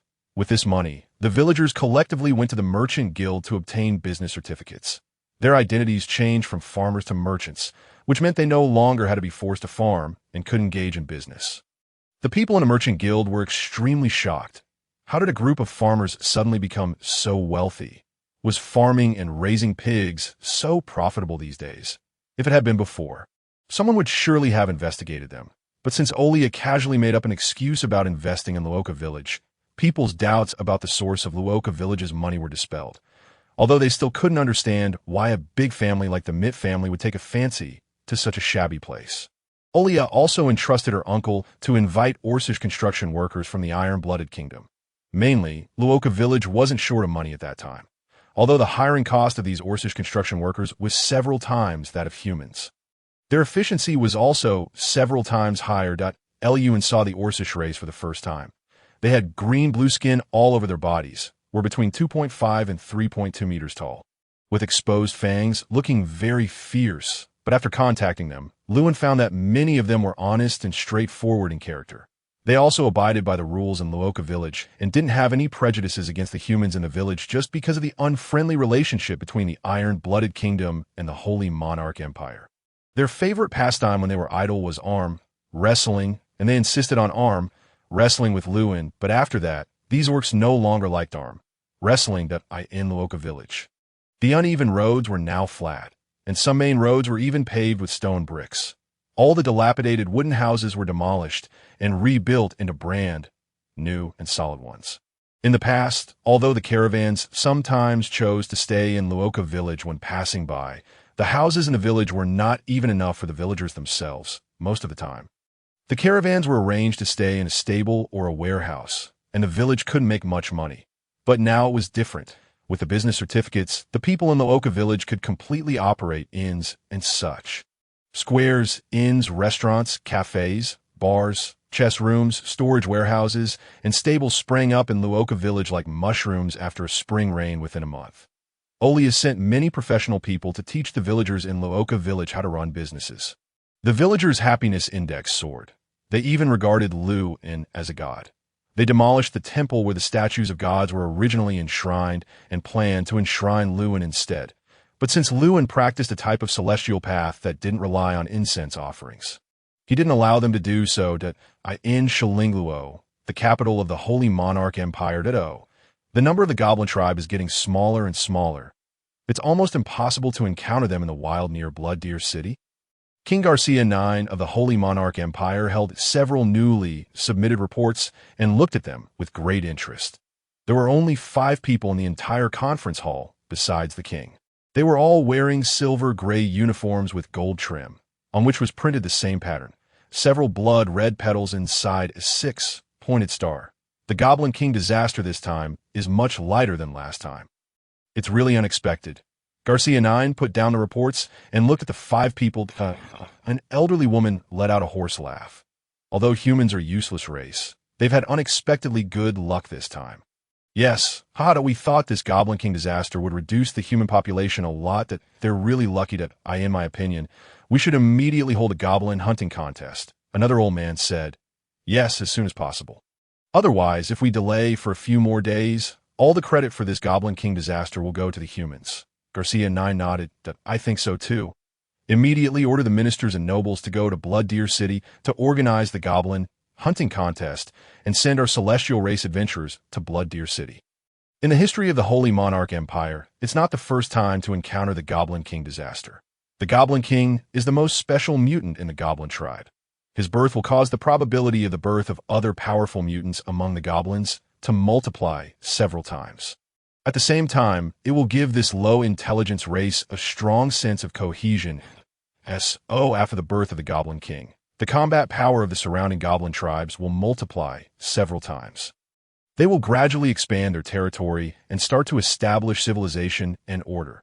The last Goblin King disaster was more than 20 years ago near Lion City. At that time, the adventurers in Lion City had difficulty resisting the goblins' attack and almost fell. Finally, the royal family ordered to hold a goblin hunting contest in Lion City, setting up generous rewards to encourage adventurers from all over the country to go to Lion City to participate in hunting goblins. Eventually, the Goblin King of that year was easily found and killed. Okay, go and do it right away. Garcia IX waved his hand. Yes, the few people immediately stood up and walked out of the hall upon hearing this. By the way, Your Majesty, the old woman stood still. You remember the big conflict between the celestial race and humans during the last goblin hunting contest? Garcia IX thought for a moment and then suddenly realized. I remember. Yes, will there be such a big conflict again this time? After all, some humans have noticed something that the old woman said. Don't worry, I have my own way. Yes, Your Majesty. The old woman turned around and walked away. On the cloak behind her was printed a pattern of a golden 6-pointed star with petals, which sparkled brightly in the sunlight. The news that the royal family planned to hold a goblin hunting competition in Blood Deer City was printed in newspapers across the country the next day and distributed to people from all social strata. In the Adventurers Guild of Blood Deer City, Bang, and Middle, aged adventurer with a somewhat red face from drinking angrily smashed the table. Beside him, everyone was also grumbling and looking furious. How shameless. They didn't hold the goblin hunting competition earlier, but they have to hold it at this time, when we're almost done. Yes, it's so unfair. Right, it's so disgusting. How many of us have died this time? All 4 of my teammates died at the hands of shadow goblins and goblin priests. We were finally about to kill all those goblins, and now they hold the goblin competition. The Middle, aged adventurer gulped down a large glass of beer and said with a sobbing voice, The other adventurers looked solemn, and their gazes towards him were full of sympathy. The adventurers in Blood Deer City, in order to defend their homeland, risked their lives and received meager subsidies to explore goblin gathering places and fight against the nearby goblin tribes. They had shed too much blood and lost too many lives. Just when everything was about to end, the celestial race was coming to help that a young man who was carefully reading the newspaper suddenly shouted, "Look at this! This is just so disgusting." He held up the newspaper and pointed at the main text of a certain section. Everyone gathered around and saw clearly what the young man was pointing at.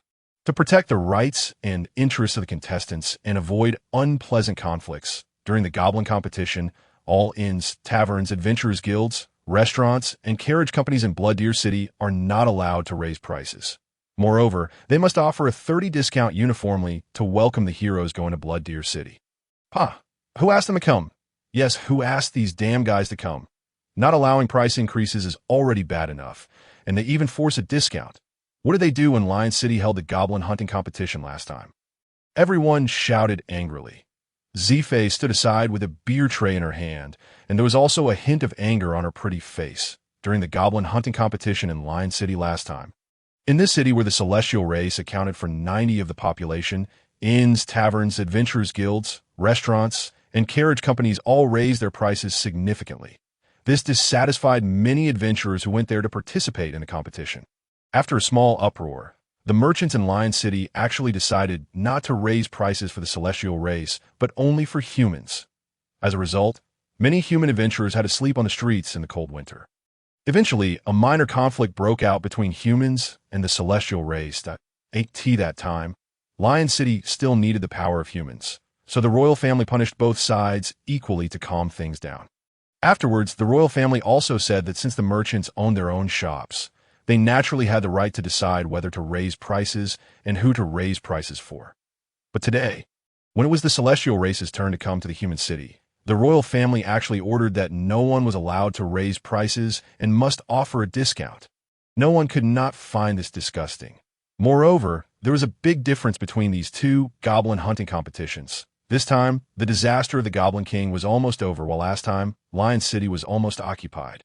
In fact, this time the celestial race was coming to share the credit with humans, while last time humans had actually gone to support Lion City, even though they were used to the royal family's discriminatory treatment. This time it really made these human adventurers feel extremely disappointed. In the hall of the Adventurers Guild, the adventurers were still shouting about the unfairness loudly. Zife exercised a little of her power as a waitress in the Adventurers Guild and added a large glass of iced beer to each table for free. In the largest and most luxurious yard deep in Luoka Village, Eluin stood in front of the heavenly mystery cauldron, controlling the devouring heavenly flame inside the cauldron with his spiritual sense. Luoka Village was rebuilt more than a month ago in the following month. More and more caravans found that staying in Luoka Village was not only comfortable, but also inexpensive. So, more and more caravans passed through Luoka Village. And some even took a detour to come here. So, in this past month, the caravans that traveled all over the place brought more and more rare treasures to Luin. In these 2 months, Luin's cultivation had reached the 3rd level of the crystallization period.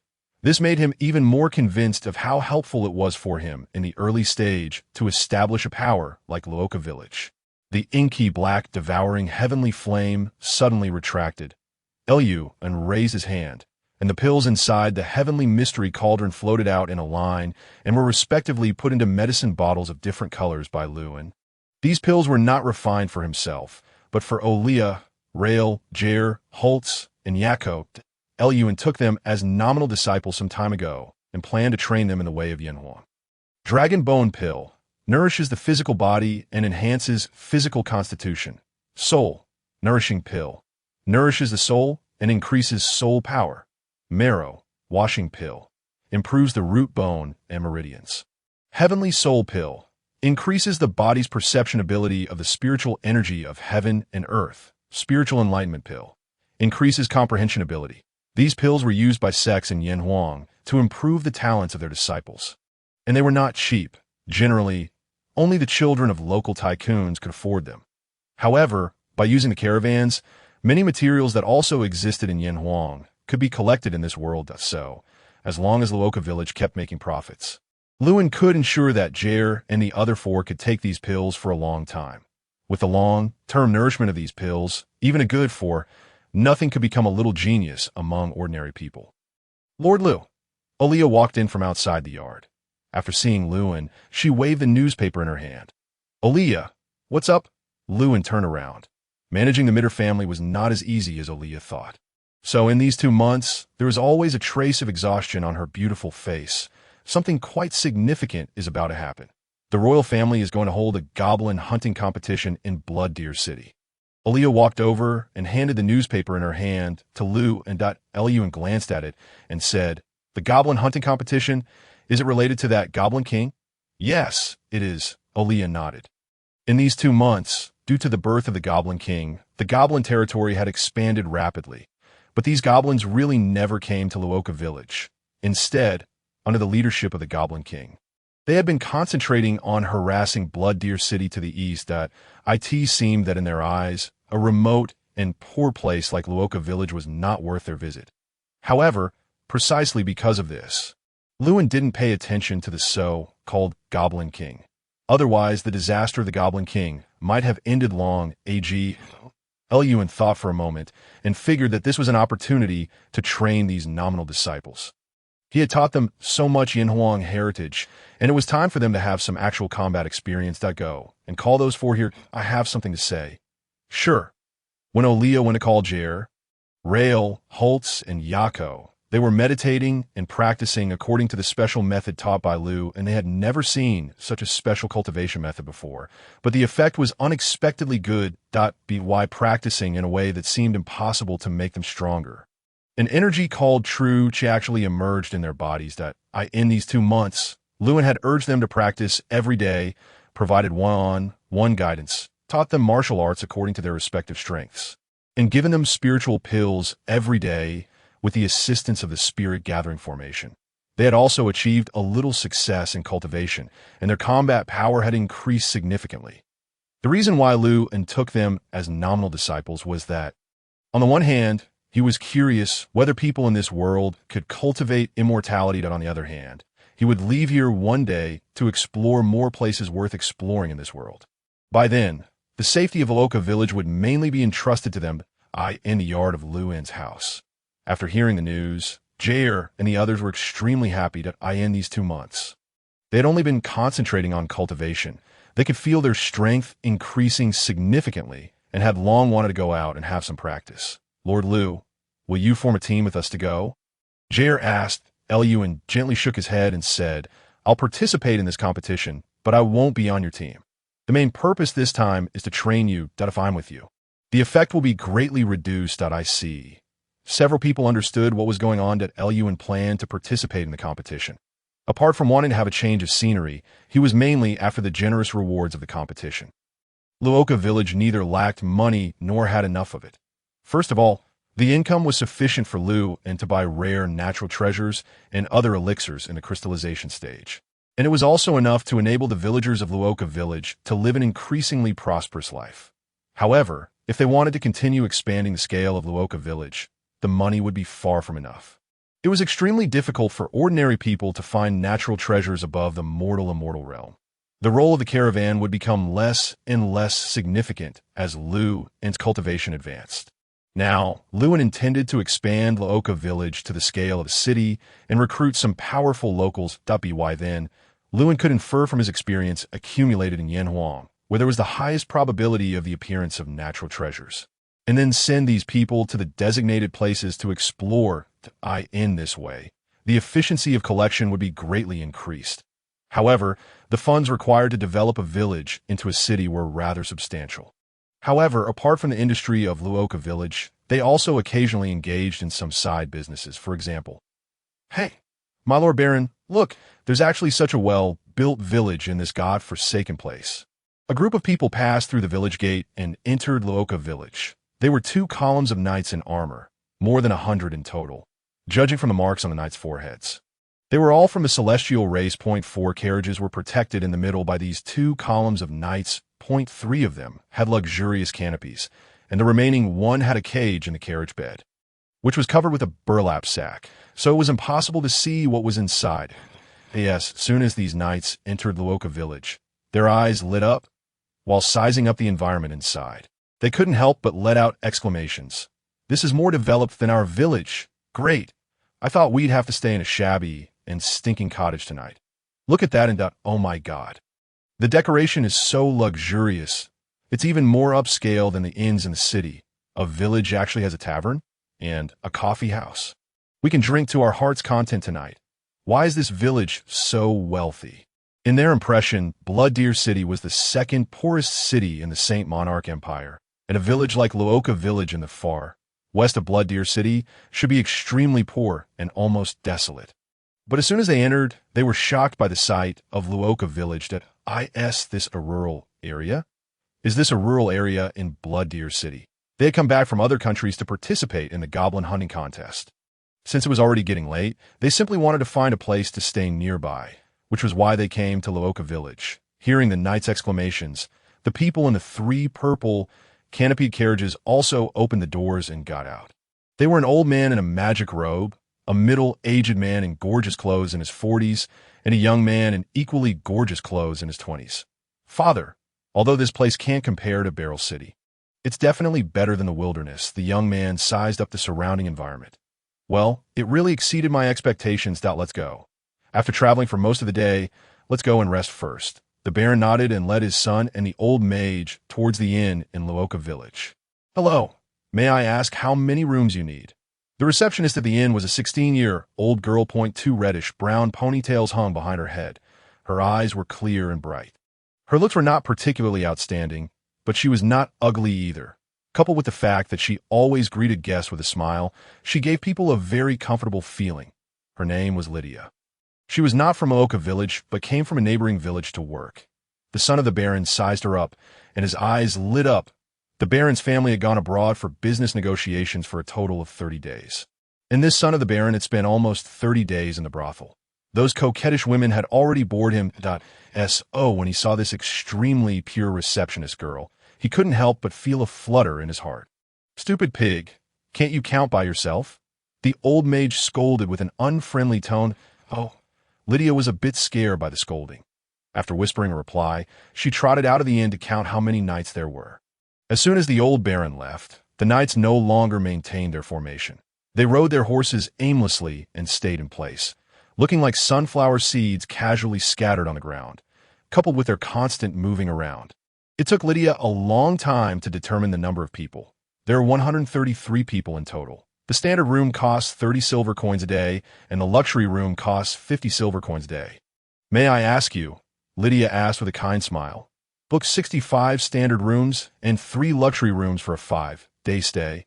The old Baron threw a small money bag at Lydia expressionlessly and glanced at her with disdain. Sorry, my lord. The money you gave is not enough. Lydia stammered after counting the money inside. Damn it. The old mage roared angrily, glaring at Lydia fiercely as the magic runes on his hand quickly took shape. Forget it, don't cause any more trouble. The old Baron waved his hand, and the magic runes in the old mage's hand dissipated. There are 100 gold coins in this money bag. Are you blind? How can you say it's not enough? The old Baron snorted coldly. That it actually costs 105 gold coins in total. Lydia said weakly. What? Don't you know that inns must offer a 30 discount during the goblin hunting contest? The old Baron stared at Lydia menacingly. This commoner girl had actually made him lose face. If this were on his own territory, he would strangle her to death. Called nobles usually had ancestors who were remarkable. But it didn't mean that they themselves were still outstanding when the title was passed down to their generation. Although they lived much better than ordinary people, in terms of wealth, they were far inferior to a business-savvy family like the Mitt family. Moreover, the Baron had just made a significant expenditure abroad, so he really cared about whether he could get the discount. But Lord Liu said we don't need to give a discount. Lydia was so scared that she was almost crying. The fierce old mage was furious. Outrageous! Do you believe I'll burn down your inn and not give you a single copper coin? If you want to stay, pay the full price without a single coin less. If not, get out. Just then, a calm voice came from the door. Eliu stood at the door, looking at them expressionlessly. Lord Liu. Lydia was like a drowning man grabbing a life-saving straw. She ran to Lewin and hid behind him, looking at the Baron's son, and the fierce old mage in fear. Stay or not? If not, get out of this village, Eluin said, looking at them. Outrageous! How dare you talk to Lord Baron like this? The old mage shouted angrily, then raised his hand. The fiery red magic rune appeared in his palm, aiming directly at Lewin. Kid, are you tired of living? The Baron's son also drew the dagger from his waist. With a thought from Lewin, the magic rune in the old mage's hand dissipated in the air like smoke blown by the wind. He stared at his palm his expression as if he had suddenly found a hemorrhoid on his hand. After Lewin's true chi reached the crystallization stage, he already had the ability to precisely control ordinary elements in the world. So for a low-level magic like this that mobilized elements, he could cancel it with just a thought. Have you made up your mind? If not, leave now. Eluin stood at the door, tilting his body slightly as if making way for the three of them. Seeing that his personal mage was defeated, the Baron knew that this young man was not ordinary. The IT was almost dark now. If they went out again, it would be very difficult to find a place to stay. Camping in a wild was too harsh and a bit dangerous. Fine, we'll stay. After weighing the pros and cons, the old Baron compromised. Pay the money. Eluin nodded. When people stay in a dangerous environment for too long, once they suddenly reach a safe environment, they are likely to relax and long to release the pressure they have accumulated before through revelry. So after these nights and the Baron's son settled down, they went to the tavern to eat, drink, and have fun to their heart's content. They made a lot of noise, howling like wild beasts to release their emotions. Lewin was sitting in the yard of his own house. Hearing their noise so late at night, he couldn't help but frown. Although he could block out the noise, what would the merchants who also lived here think? They had also paid for their stay. In the event that it affects their impression of this place and leads to a decline in business, it would surely result in financial losses. Just as he stood up to stop these noisy people, he heard a young girl let out a pained scream. Lydia? Lewin frowned, and in a flash, he vanished from the spot. Inside the hotel lobby, Lydia was disheveled, her hair in a mess. There was a fresh red wound on her forehead. She was lying on the ground, sobbing as she held onto the table.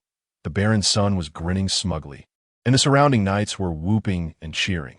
Some caravan members were peeping furtively through the door cracks or over the railings, but they dared not step forward to intervene. Point one couldn't really blame them. Who would dare to go against a noble with over 100 knights? That night, after the Baron's son had too much to drink, his improper thoughts about Lydia were magnified to the extreme. So he wanted to pay for a night with her. However, Lydia was a decent girl and refused no matter how much money he offered.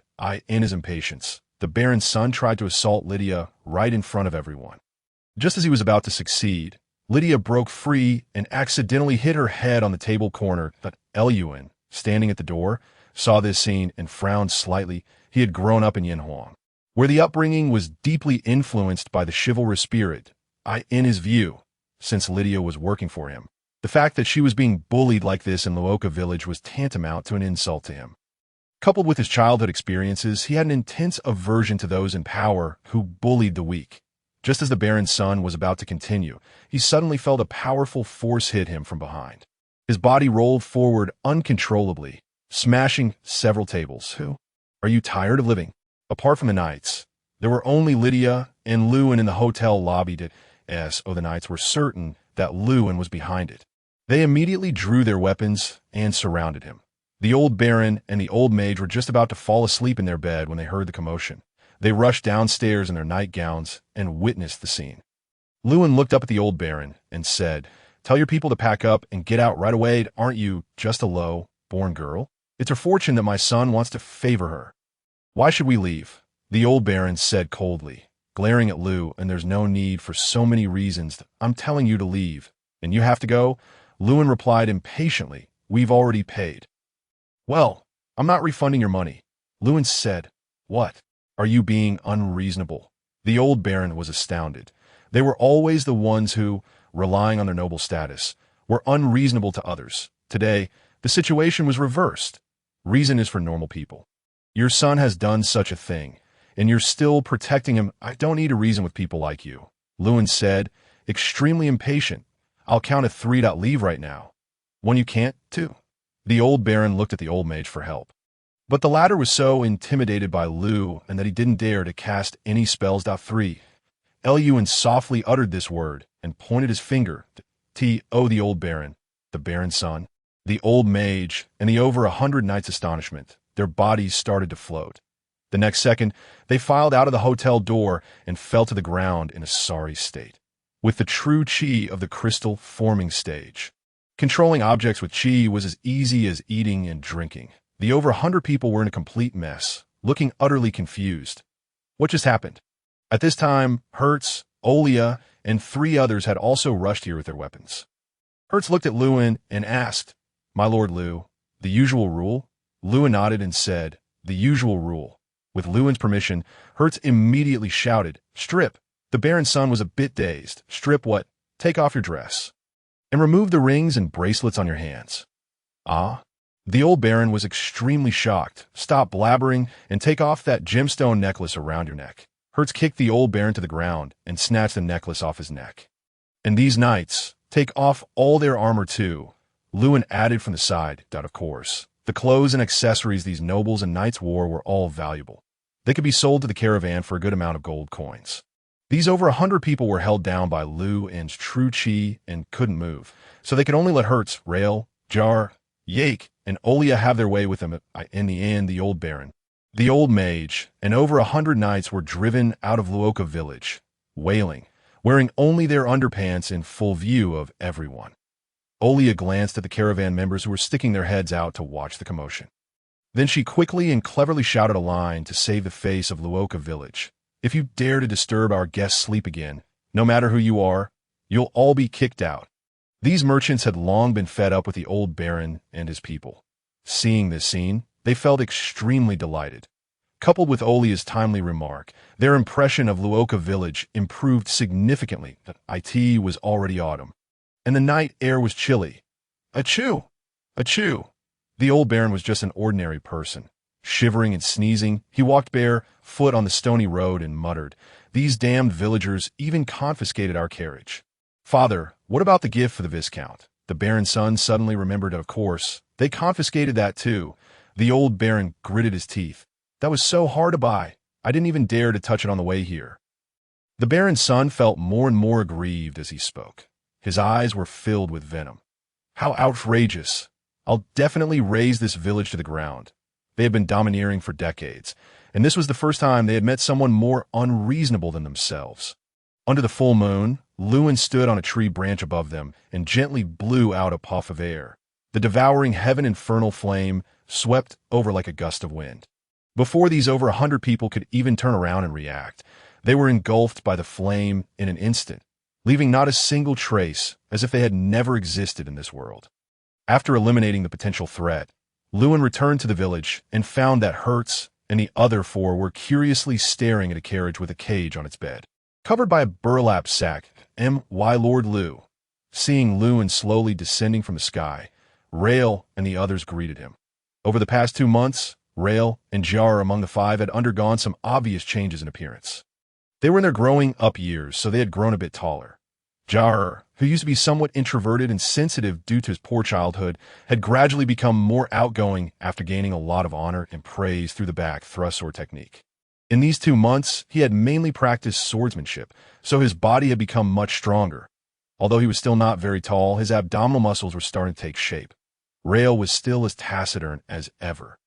It was just his natural personality. His hair had grown much longer and was very silky. Olia had neatly tied it up at the back of his head, making him look as gentle as a well-bred young lady.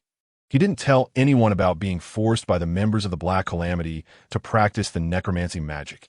After all, his upbringing had instilled in him the idea that practicing necromancy magic was more disgraceful than being a national traitor. He was afraid that if he said it, Luin would kill him. In fact, with Luin's thousands of years of experience, the netherworld cultivation method, which was similar to the aura of necromancy magic, was just a trivial matter to him, but he had only been curious at first. Since Rael didn't mention it, Luin didn't ask either. "Why, Lord Lu, what do you think is inside?" Yake, with her petite figure, stood far away from the carriage, seemingly afraid that there was some kind of monster inside. "Why don't you just open it and find out?" Luin said. Actually, he had already checked with his spiritual consciousness, so he wasn't curious at all at this moment. "Let me do it," Jodder said. Hearing Luan's approval, he rushed to the carriage and lifted the burlap sack covering the cage. Inside lay a young girl. She was only wearing some simple clothes that barely covered her private parts. It was obvious that she was a warrior-type professional. About 1.8 meters tall, she had slightly brownish skin. Her figure was not bulky but well-proportioned, with obvious muscle lines on her arms, thighs, and abdomen.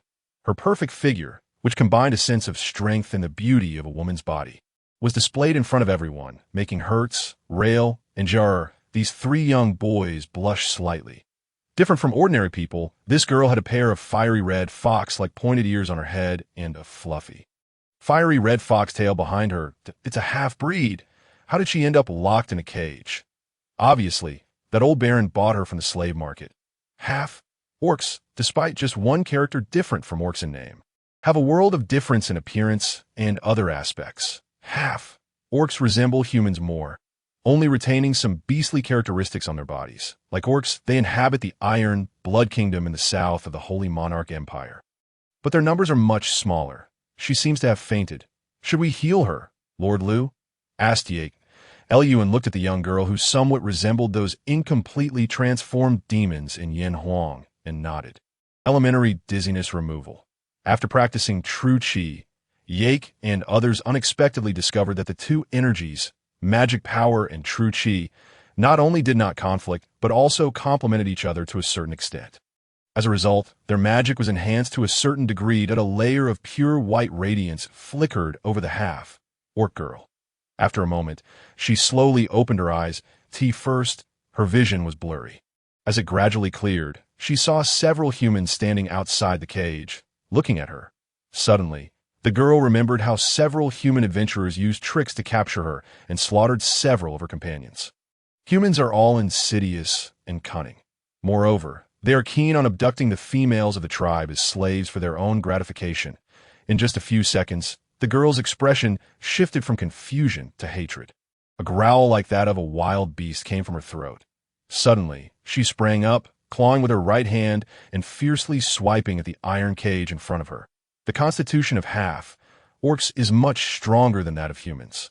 After the enhanced elementary dizziness removal dispelled the restrictive magic on her, her strength had recovered by half. With a crash, the iron cage was directly smashed by her. The girl stood warily on the spot, staring at the group. The fox ears on top of her head twitched. There were many enemies, but their formation was amateurish. She decided to start with the support class, which was the easiest target. The half-orc girl fixed her eyes on Jar, but burst into high speed. She clenched her right hand into a claw and lunged at the shortest Yake. "I've got you." A smile curled up on the half-orc girl's lips. Suddenly, Yake raised her magic staff and swung it horizontally, sending the half-orc girl flying. She crashed into a nearby stable and fell hard to the ground, kicking up a cloud of dust. For the past 2 months, they've been taking the soul-nourishing pills refined by Luan every day. Their soul strength had been improved, and, correspondingly, their reaction speed had also increased. Coupled with the strengthening of their constitution by the dragonbone pills, don't be deceived by Yake, a thin and short little girl. Her strength was already much greater than that of a brown bear or a tiger. Ow! How is it possible? The half-orc girl got up from the ground in pain. Could it be that the other party was a warrior disguising as a magic caster to attack me without saying a word? What a barbaric and rude person! Yake pouted and murmured. The half-orc girl's ears twitched. Dirty and despicable humans. How dare you talk about me? You lowly races, short and lustful trash. You're just as disgusting as maggots. The half-orc girl pointed at Luan and the others and cursed maniacally. It was you who paid people to capture my tribesmen in our village, wasn't it? Huh. Which one of you wants to buy me? With that evil smile on her face, she taunted, so eager to get my body. Come on, see if I won't break your spine and stuff in your mouth and force you to swallow it. Everyone looked at each other in bewilderment, having been inexplicably scolded. Ahem, Miss Half-Orc, this has nothing to do with us. The tall and thin Hertz stepped forward to explain. Look, we're just villagers. How could we afford to buy slaves? Die. The half-orc girl's fist, accompanied by a gust of wind, smashed towards Hertz. Everyone present had been taking the soul, nourishing pills like daily meals, so their reaction speed was faster than that of this half-orc. Moreover, Hertz was originally a swordsman. Although he was not as good as a martial artist in close combat, he was several times better than Yake, the priest at In. Just a few moves, the half-orc girl was subdued. Seeing the half-orc girl accidentally expose some of her private parts during the fight, Rael and Jar blushed and turned their heads away. Olia even reached out to cover Rael's eyes. "What should we do, Lord Lu? Let her go, or—" Hertz looked up and asked, "Go. Where to go?" Lewin pointed at the collapsed stable. "Let her work at the inn. After the money she earns covers the cost of a new stable after deducting her food and lodging." "Then let her leave, what?" The half-orc girl couldn't believe her ears. "Make me work? You'd better think it over, human." The half-orc girl showed a sinister smile, that I might bite someone's neck unexpectedly. "Oh, that's easy. Jarer. Use the 6th acupuncture technique to target her Shueifan point, Tai point, and Shinkei point. Use the 3rd technique on her Liangmen point," Lewin said indifferently. "Yes. Jarer stepped forward, reversed his sword, and poked the half-orc girl a few times with the hilt. Since he had true chi now, he didn't need to use much force when applying acupuncture, and the effect would last longer. "Trashy brat, are you tickling me? The half-orc girl suddenly felt weak all over, and 9/10 of her strength was instantly drained. "Damn it, what did you do to me?" The girl's body went limp, and she weakly punched Jarer in the face with a clenched fist. This punch was even weaker than that of an ordinary human girl, and didn't cause any harm to Jarer at all. The half-orc girl was both shocked and terrified. She hadn't sensed any magic fluctuations at all, and the other party had just poked a few seemingly insignificant points on her body. Why couldn't she exert any strength? Hertz released the half-orc girl, and she leaned against the wall beside her to barely keep from falling. Lydia to Eluin called out, "Yes, Lord Lu." Lydia ran out of the inn. "Let her assist you. Cleaning, delivering goods, carrying things, anything is fine." Lewin pointed at the half-orc girl. "Yes." Lydia was both surprised and delighted. "Point one more thing, Lord Lu." Olia stepped forward and whispered, "What?"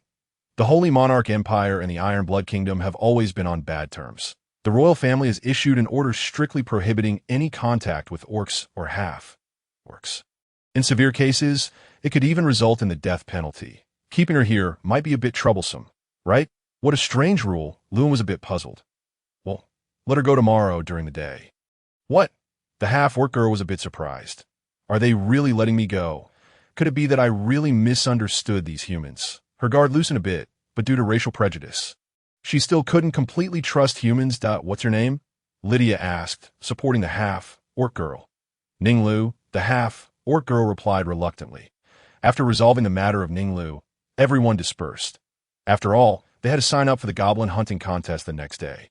Early the next morning, on the outskirts of Blood Deer City, it was truly a sea of people here today.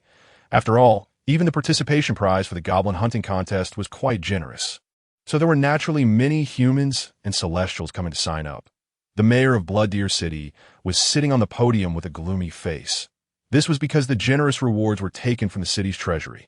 The large crowd was divided into more than a dozen columns and queued up in a relatively orderly manner. Yi Feng, who had lost to Jarer in the competition at the Guardians Academy some time ago, was also among them. He was holding a novel in the crowd and reading it with relish. Reading a novel while queuing was not very comfortable because he had to move forward a few steps from time to time.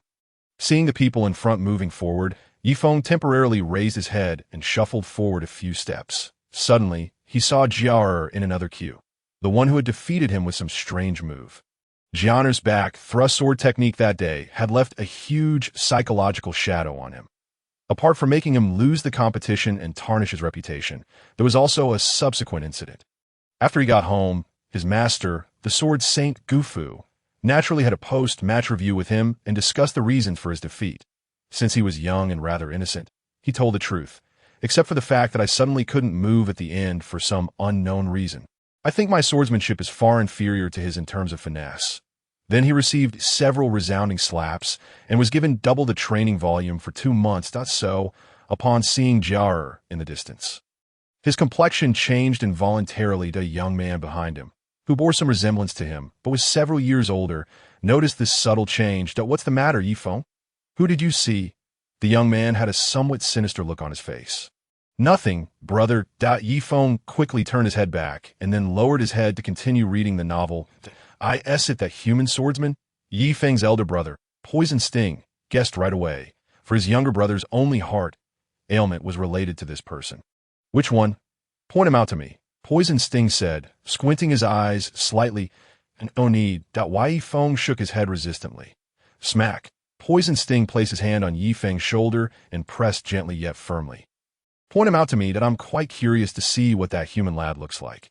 Knowing Poison Sting's temper, Yifeng had no choice but appointed Jiaer. He doesn't seem anything special. He's even shorter than you. Poison Sting looked at Jiaer, who was chatting with Hertz, a cold smile curling up his lips. Making my brother lose face? In this competition, I'll definitely find a chance to break his two hands. Yifeng opened his mouth as if to say something, but then he knew it was in vain, so he finally kept silent. In such a motley crew place, coupled with the growing estrangement between humans and celestials, conflicts were naturally hard to avoid. The cause was that a group of celestials kept complaining out loud while queuing. Blood Deer City is so shabby, it can't be compared with our place at all. The sky over Blood Deer City is filled with alchemical mists. The environment is terrible. One must be extremely unlucky to be born here. Due to poverty, many women in Blood Deer City have to work in brothels. Hurry up with the competition and let's go home. I never want to come to this shabby place again. I can't even stand it for a single day. No one could turn a deaf ear when hearing someone insulting their hometown to their face. So a group of young human adventurers next to them started arguing with the Celestials. Hey, if someone invited you here, if you don't want to stay here, just get out. Right, you came here only after most of the goblins were killed. A young Celestial showed a disgusting smile upon seeing the angry looks of the human adventurers. Oh, can't you even take the truth? Humans are so psychologically fragile. The alchemical mists in Blood Deer City are so thick because you Celestials moved several alchemical factories here. An angry human girl said, well, if you have the ability, ask the Emperor to move the alchemical factories away again. Have we stopped you from doing so? A plain, looking celestial girl with freckles said in a sarcastic tone. The human girl was temporarily at a loss for words. The freckled girl knew very well that the royal family would never listen to a useless adventurer, so she deliberately said so. The quarrel soon escalated, and more people got involved. In the Holy Emperor Empire, humans were in the minority, while celestials were in the majority. So, of course, the number of celestials far exceeded that of humans at this registration event. The two groups of human adventurers were surrounded by a group of celestial adventurers. Outnumbered, they fought for their hometown and were occasionally punched and kicked by the hands and feet stretching out from the crowd. In the distance, the staff in charge of the registration glanced at the place where the conflict broke out. They're quarreling again. Let them quarrel. Don't bother for now. Another celestial staff member glanced at the place indifferently and said. A quarrel triggered by the celestials' offensive remarks intensified step by step and was on the verge of turning into a riot. Most of what the celestial adventurers said was that humans had low talent. We're inferior to celestials in every field. We're a lowly race. We're both abased and sensitive, and we're jealous of celestials. The noise of the quarrel was like a wave, almost drowning out everything. The scene was in a complete mess.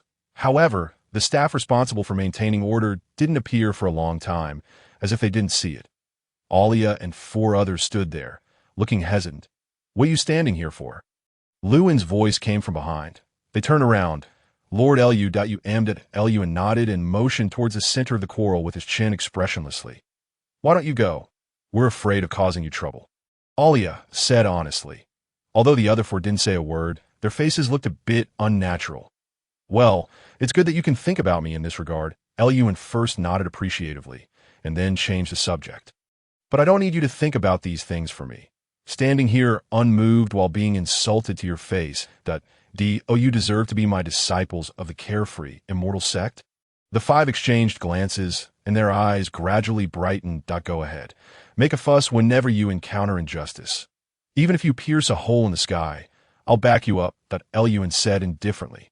Yes, they nodded, looking much happier, and then turned around and ran into the crowd to join the quarrel. Lu looked at the commotion with no expression on his face. He clearly heard the celestials' insults to humans. With over 1,000 years of mental cultivation, these words didn't stir up any emotions in him. However, they did change some of his previous perceptions. He had always thought that celestials and humans were essentially of the same race. After all, apart from the flower, petal patterns on their foreheads, they looked exactly the same in appearance. But now, listening to the celestials' demeaning and insulting remarks about humans, as if they had some deep-seated hatred, he realized that celestials and humans were completely different races, and had different attitudes towards other races and humans. Although he didn't hate other races, he was naturally more partial to humans. For example, when he saved Luoka village, his motivation was simply to rescue his fellow humans from the Ox. Demons. If it had been another race, he probably wouldn't have intervened. From this moment on, the celestial race had become an alien race in Lu An's eyes. As time passed, some residents of Blood Deer City, who didn't participate in this competition but heard about this conflict from somewhere, also rushed over and joined the quarrel. As a result, the humans began to gain the numerical advantage. Enough! Stop arguing! A high-pitched voice suddenly rang out, like a thunderclap in the sky. Everyone looked up and saw more than a dozen imposing people hovering in the air. They exuded magical fluctuations and looked down at them condescendingly. The leader was a strong, built middle-aged man with a magic rune in front of his mouth. An old mage behind him was maintaining this magic rune. He spoke again, and his voice was amplified through the magic rune, so that tens of thousands of people could hear clearly. We are the referees of this competition. Whether you are humans or celestials, you are all subjects of the Empire. You should be ashamed of your quarrel. Although the voice was loud and the words were just and proper, it didn't make everyone quiet down. The noise did decrease a lot. But there were still some people arguing. Seeing this, the head referee shouted again, with the help of magic, "Stop arguing. This goblin hunting competition concerns the lives of many people in Blood Deer City. Anyone who causes trouble will be regarded as endangering the safety of the Empire and can be executed on the spot." After the sound wave passed, the crowd became a bit quieter. But there were still some people arguing. Alia was one of them. Don't be deceived by her status as the young miss of the Mitt family. Since childhood, she had dealt with people from all walks of life in the hellhole of Dashi City. When really arguing, she could single-handedly suppress 6 celestial adventurers. It this moment. It wasn't that she didn't hear the head referee shouting. It was mainly that the sarcasm of the freckled girl and her group was so infuriating that she was in the heat of the argument with them. There were only a few people still arguing in the arena, so Alia's group stood out prominently. Moreover, since neither Alia's group nor the freckled girl's group would stop arguing, there was a faint sign of another outbreak of the quarrel around them. The head referee's face darkened, that he winked at the people next to him and flew towards Alia from the sky. "Most of the goblins are almost killed. You come here only now. Who can't see that you're here to take the credit? If this Goblin King disaster had occurred near our celestial city, it would have been over long ago. In the final analysis, it's because you humans are too useless. Why don't you say a word?" Eurolia even continued to retort. Suddenly, a thick hand pressed on her shoulder. Frowning, she turned around, and immediately a look of astonishment appeared on her face. The one who pressed her was a male warrior of the celestial race, with a golden nameplate engraved with a star on his waist. The chief referee scowled and said, "Just now I told you to stop quarreling. Are you deaf?" Being stared at unfriendly by a person of high strength, one should normally feel nervous and fearful. But the image of Luan emerged in Olia's mind, and she immediately gained confidence that it's those celestial race members who started scolding us first. Olia pointed at the freckled girl and others. "If she scolds you, you can tell us referees, instead of quarreling with her like a shrew. Otherwise, if you mess up the order and delay the competition, will you take the responsibility?" The chief referee said in an unfriendly tone. "Why should I be responsible? It wasn't me who started the trouble." Olia retorted. "Exactly. Everyone knows it was the celestial race who started it. Are we not even allowed to retort when we're being scolded?" Jair and others echoed. The chief referee held a high position and simply disdained to argue with them. He directly stared wide-eyed and roared, "Arrest all of them and throw them into prison." The on-looking celestial race members like the freckled girl looked gloating, while the on-looking humans were extremely angry. There were signs of another riot in the crowd. Hers and others knew Lu An's temper well. If they allowed themselves to be arrested without fighting back at this time, they would surely be despised by Lu An again. They drew out their swords or wands, looking determined to resist to the death. The chief referee stared in disbelief. You still want to resist? Ha, very well. Your crimes are aggravated. I'll teach you scoundrels a lesson myself. He clenched his fists and stepped forward towards Olia and the others. Just as the two sides were about to fight, a voice that made Olia and others feel extremely at ease slowly drifted over. Who do you want to teach a lesson? The chief referee turned around. It was a teenager around 16 years old, looking at him expressionlessly. Another brat. A fierce look appeared in the chief referee's eyes, and he smiled maliciously. If you keep quarreling and delay the goblin hunting contest, it's very likely that more people will be killed by goblins. That don't you humans even understand such a simple truth? You're only good at calculating these trivial matters. Lu and still showed no expression on his face. When the celestial race had the upper hand, you didn't come out to mediate. As soon as the humans were about to gain an advantage, you showed up, being so biased. You're lecturing me? Thud! Before anyone could see what happened, accompanied by a gust of strong wind, the chief referee's huge body had flown more than 10 meters away. This person beat the chief referee. Moreover, the chief referee, a gold-ranked warrior, was actually kicked flying by a 16-year-old boy. Everyone's necks seemed to stiffen as they slowly turned their heads. They saw the chief referee's tall body curled up like a shrimp, writhing in pain on the ground. Covering his stomach, he felt as if his internal organs were about to shatter from that kick. Luan's purpose was to make him suffer more and not let him die easily. So he controlled the strength of that kick. Otherwise, the best outcome for him will be to turn into a cloud of blood mist at this moment, slowly lowering his raised right leg. Luan's face darkened slightly. He walked up to the chief referee and lifted him up. You dare to call my disciples scoundrels? Aye, bang! A well-placed punch landed on the chief referee's abdomen. Ugh! The chief referee immediately spat out a large mouthful of blood, and some broken internal organs even flowed out.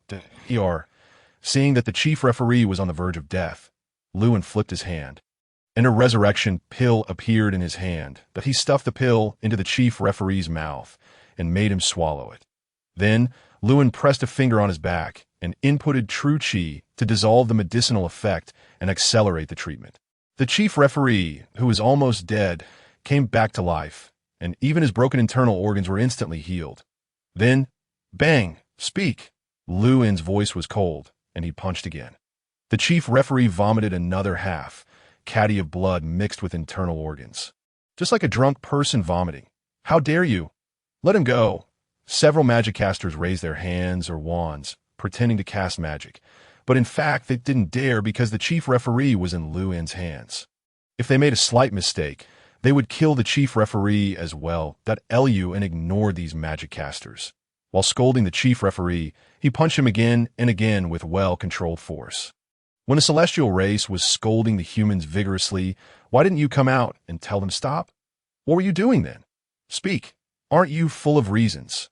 If the chief referee was on the verge of death or fainted from the pain, Luan would timely feed him a resurrection pill to save his life. That it's only natural to fight back when beaten and retort when scolded. My disciples were just getting back at the injustice they suffered. How dare you call them scoundrels? Kneel down. Luan kicked the chief referee's leg, and immediately there was a crisp cracking sound. Sharp bone fragments pierced through the skin of his calf and stuck out. The chief referee let out a scream. His leg gave way, and he knelt down in the direction of Olia and the others.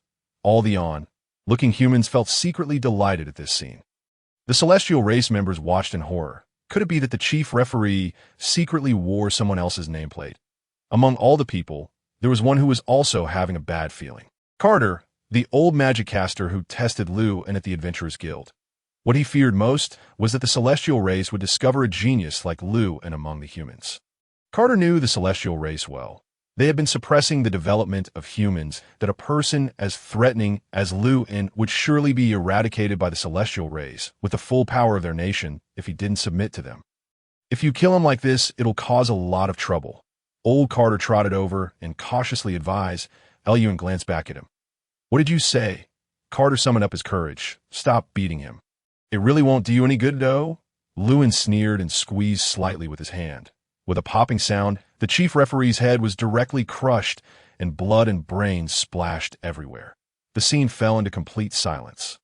These people seemed to suppress their breathing deliberately. This person actually killed the chief referee. He was a gold-ranked warrior, killing a gold-ranked warrior with a single star as easily as killing a chicken.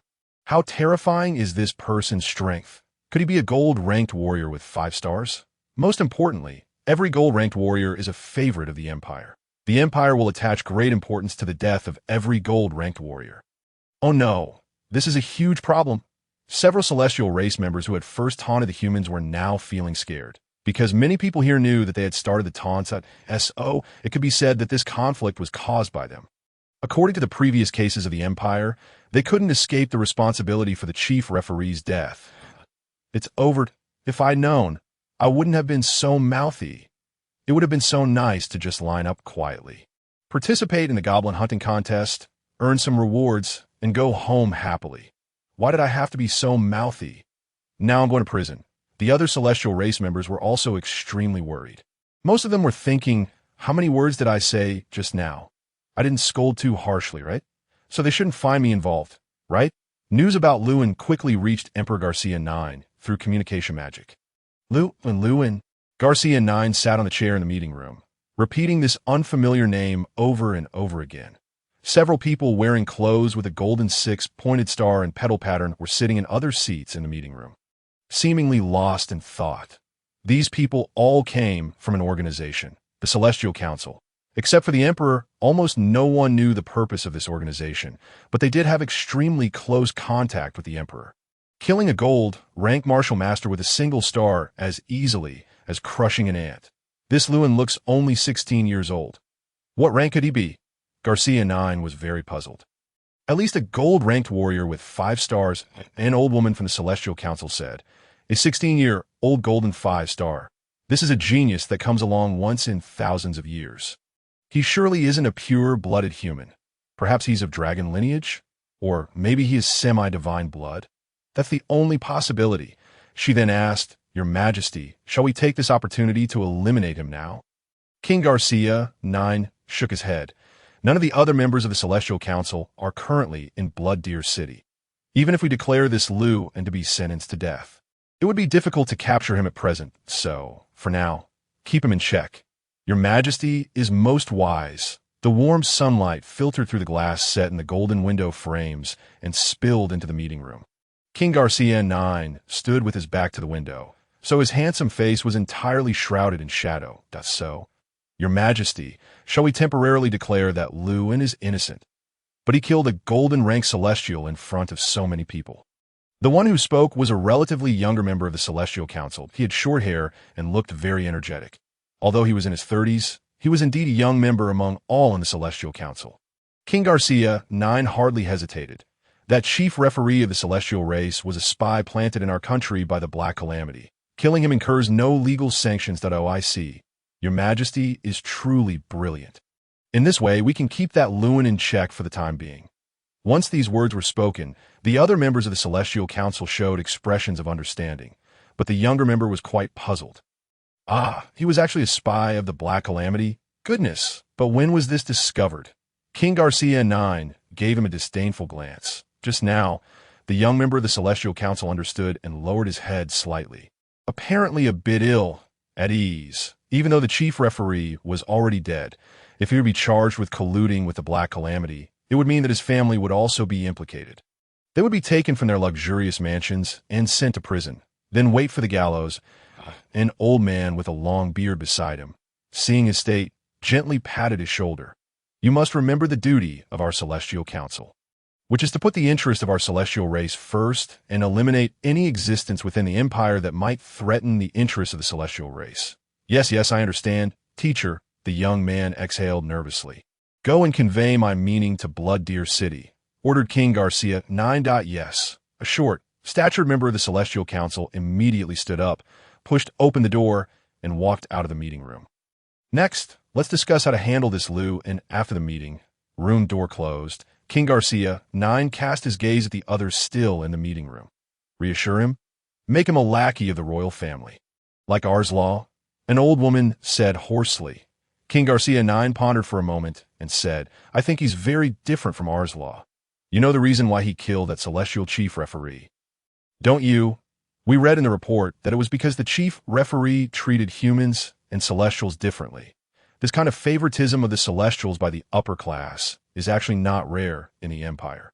There have been many humans who rebelled, but most of them only rebelled verbally. And no one has ever dared to directly kill the person who created the unfairness in front of so many people. King Garcia 9 nodded slightly.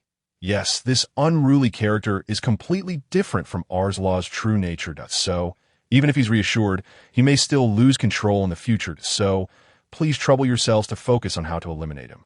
Yes, Your Majesty. Understood. King Garcia 9 stood up.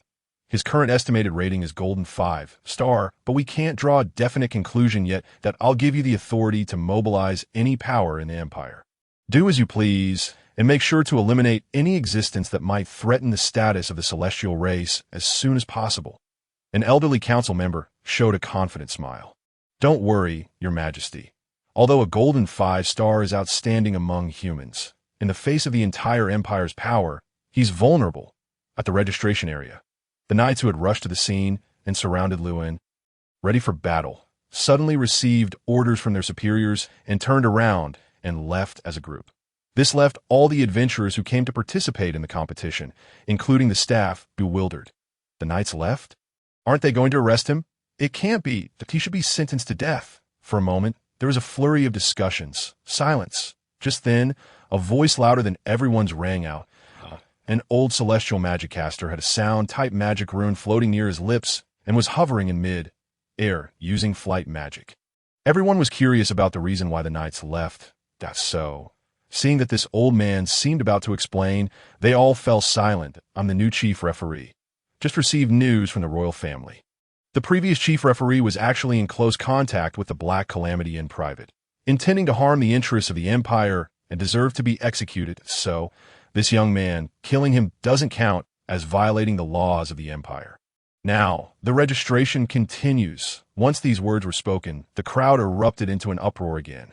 The Black Calamity, that evil organization, damn it, colluding with the Black Calamity, deserve to die. Yes, deserve to die. But this is too much of coincidence. Lewin also had some doubts in his heart. The Black Calamity was so well known.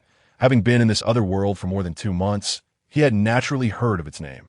But this is just too much of a coincidence. However, it was still a good thing to avoid trouble. This commotion was temporarily quelled, and the registration for the goblin hunting contest continued. More than an hour later, after the last adventurers submitted their information, the new chief referee used sound magic to read out the rules of the goblin contest to everyone. Each person will get a dimensional bag. Cut off the ears of the goblins you kill. Return to Blood Deer City at 10 o'clock every night and submit the goblin ears to the referee to get points. The points can be exchanged for various rewards. And you can even exchange them for a noble title. But the number of points varies according to the type of goblin. Ordinary goblin, 1 point. Fierce goblin, boulder goblin, 3 points. Shadow goblin, giant goblin. Goblin priest, 10 points. Goblin king, 50,000 points, and the hunter will directly become the champion of this contest. When Lewin heard this last rule, his eyes lit up slightly. After the rules were read out, the goblin hunting contest officially began. Most of the adventurers who came to participate didn't feel nervous about facing the cunning and powerful goblin tribes. They all knew that after such a long time, the adventurers in Blood Deer City had almost wiped out the goblins. There would hardly be any danger in this contest. With such thoughts in mind, these adventurers walked in groups towards the depths of the wild. But one person was going against the flow, walking in the opposite direction from everyone else, which immediately caught many people's attention. Why is that guy walking into the city? There are no goblins to kill in the city. Is he giving up? Some adventurers stopped temporarily and pointed at Lewin's back. He would be good if he gives up. With such a monstrous strength, what chance do we have? Exactly. When several Celestials thought of the scene where Lewin beat the original chief referee, a sense of fear welled up in their hearts that, so young and yet so powerful. This kind of talent is just unbelievable. I think although he's human, he must have our celestial blood. Yes, maybe one of his ancestors was actually a celestial. Yes, makes sense. These celestials didn't want to admit that they were intimidated by a human strength, so they all agreed with this view. Lewin walked quickly and had now reached the city and arrived at the library. Most of the young adventurers in the city had gone to participate in the goblin hunting contest. At this moment, The vast library was empty, with only 2 or 3 staff members busily attending to their miscellaneous tasks. Lewin, following the classification, located the books related to the alien race's compendium and began flipping through them at a rate of 2 pages per second. Soon, he found the page with the portrait of the Goblin King. "Oh, so this is what it looks like," Lewin nodded, firmly imprinting the appearance of the Goblin King in his mind. Gently closing his eyes, Lewin infused his spiritual consciousness with the true chi of the crystallization stage and expanded it. In half a breath, his spiritual consciousness enveloped the entire Blood Deer City and the wilderness within a radius of 1,000 li. Everything appeared clearly in his mind. Here it is that Lu and directly pinpointed the hiding place of the Goblin King, which was deep in a rainforest surrounded by swamps. After returning the borrowed book to its original position, he rose from his seat and left the library, dashing towards the rainforest at an extremely rapid pace. That rainforest was encircled by a ring of swamps. The swamps were not only filled with purple poisonous miasma, but also teeming with various perilous creatures of bizarre and peculiar appearances. There were man-eating giant flowers, venomous snake vines, demonic blood giant crocodiles, and poisonous rock giant frogs. These once rare creatures were densely distributed in this swamp, rendering it fraught with perils. And it was almost impossible to find a safe spot. Even the most outstanding adventurers were reluctant to venture deep into it, for none of those who had entered it previously had ever emerged alive. Whoosh! A figure as swift as lightning flashed by. Those swamp creatures with quick reaction speeds didn't even have time to react. The purple man, eating giant flowers, swayed its neck, as if they were looking at each other in bewilderment. The swamp churned up huge waves as a demonic blood giant crocodile over 60 meters long rushed out from the depths of the mud, after seeing that the prey had vanished. It let out a discontented sound, and then sank back into the depths of the mud. The Goblin King, as a hybrid of goblins and humans, had facial features resembling those of a human, and his height was similar to that of an adult, except that the proportion of his legs to his body was extremely uncoordinated, and his arms could hang below his knees. Moreover, his skin was the common emerald green of goblins. He wore a crown carved from bones on his head. Although it was shabby, the goblins around him still prostrated themselves on the ground in a posture of submission to humans. The Goblin King was the root cause of disasters. But to goblins, it was the savior. In front of the Goblin King was placed a crystal ball about the size of a human head, faintly emanating an ominous aura. Among the goblins kneeling around him, apart from the ordinary individuals, there were goblin giants over 4 meters tall, shadow goblins with dark brown skin, berserk goblins with scarlet skin, goblin priests holding simple bone wands, and boulder goblins with skin like rock. After the Goblin King stood before them and chattered away for a long time, a goblin giant holding a long axe stepped behind all the goblins. Thud, he chopped off the head of a goblin priest, and blood splashed everywhere. The shriveled head of the goblin priest rolled on the ground for a few times. All the goblins remained motionless, still prostrate on the ground, as if nothing had happened.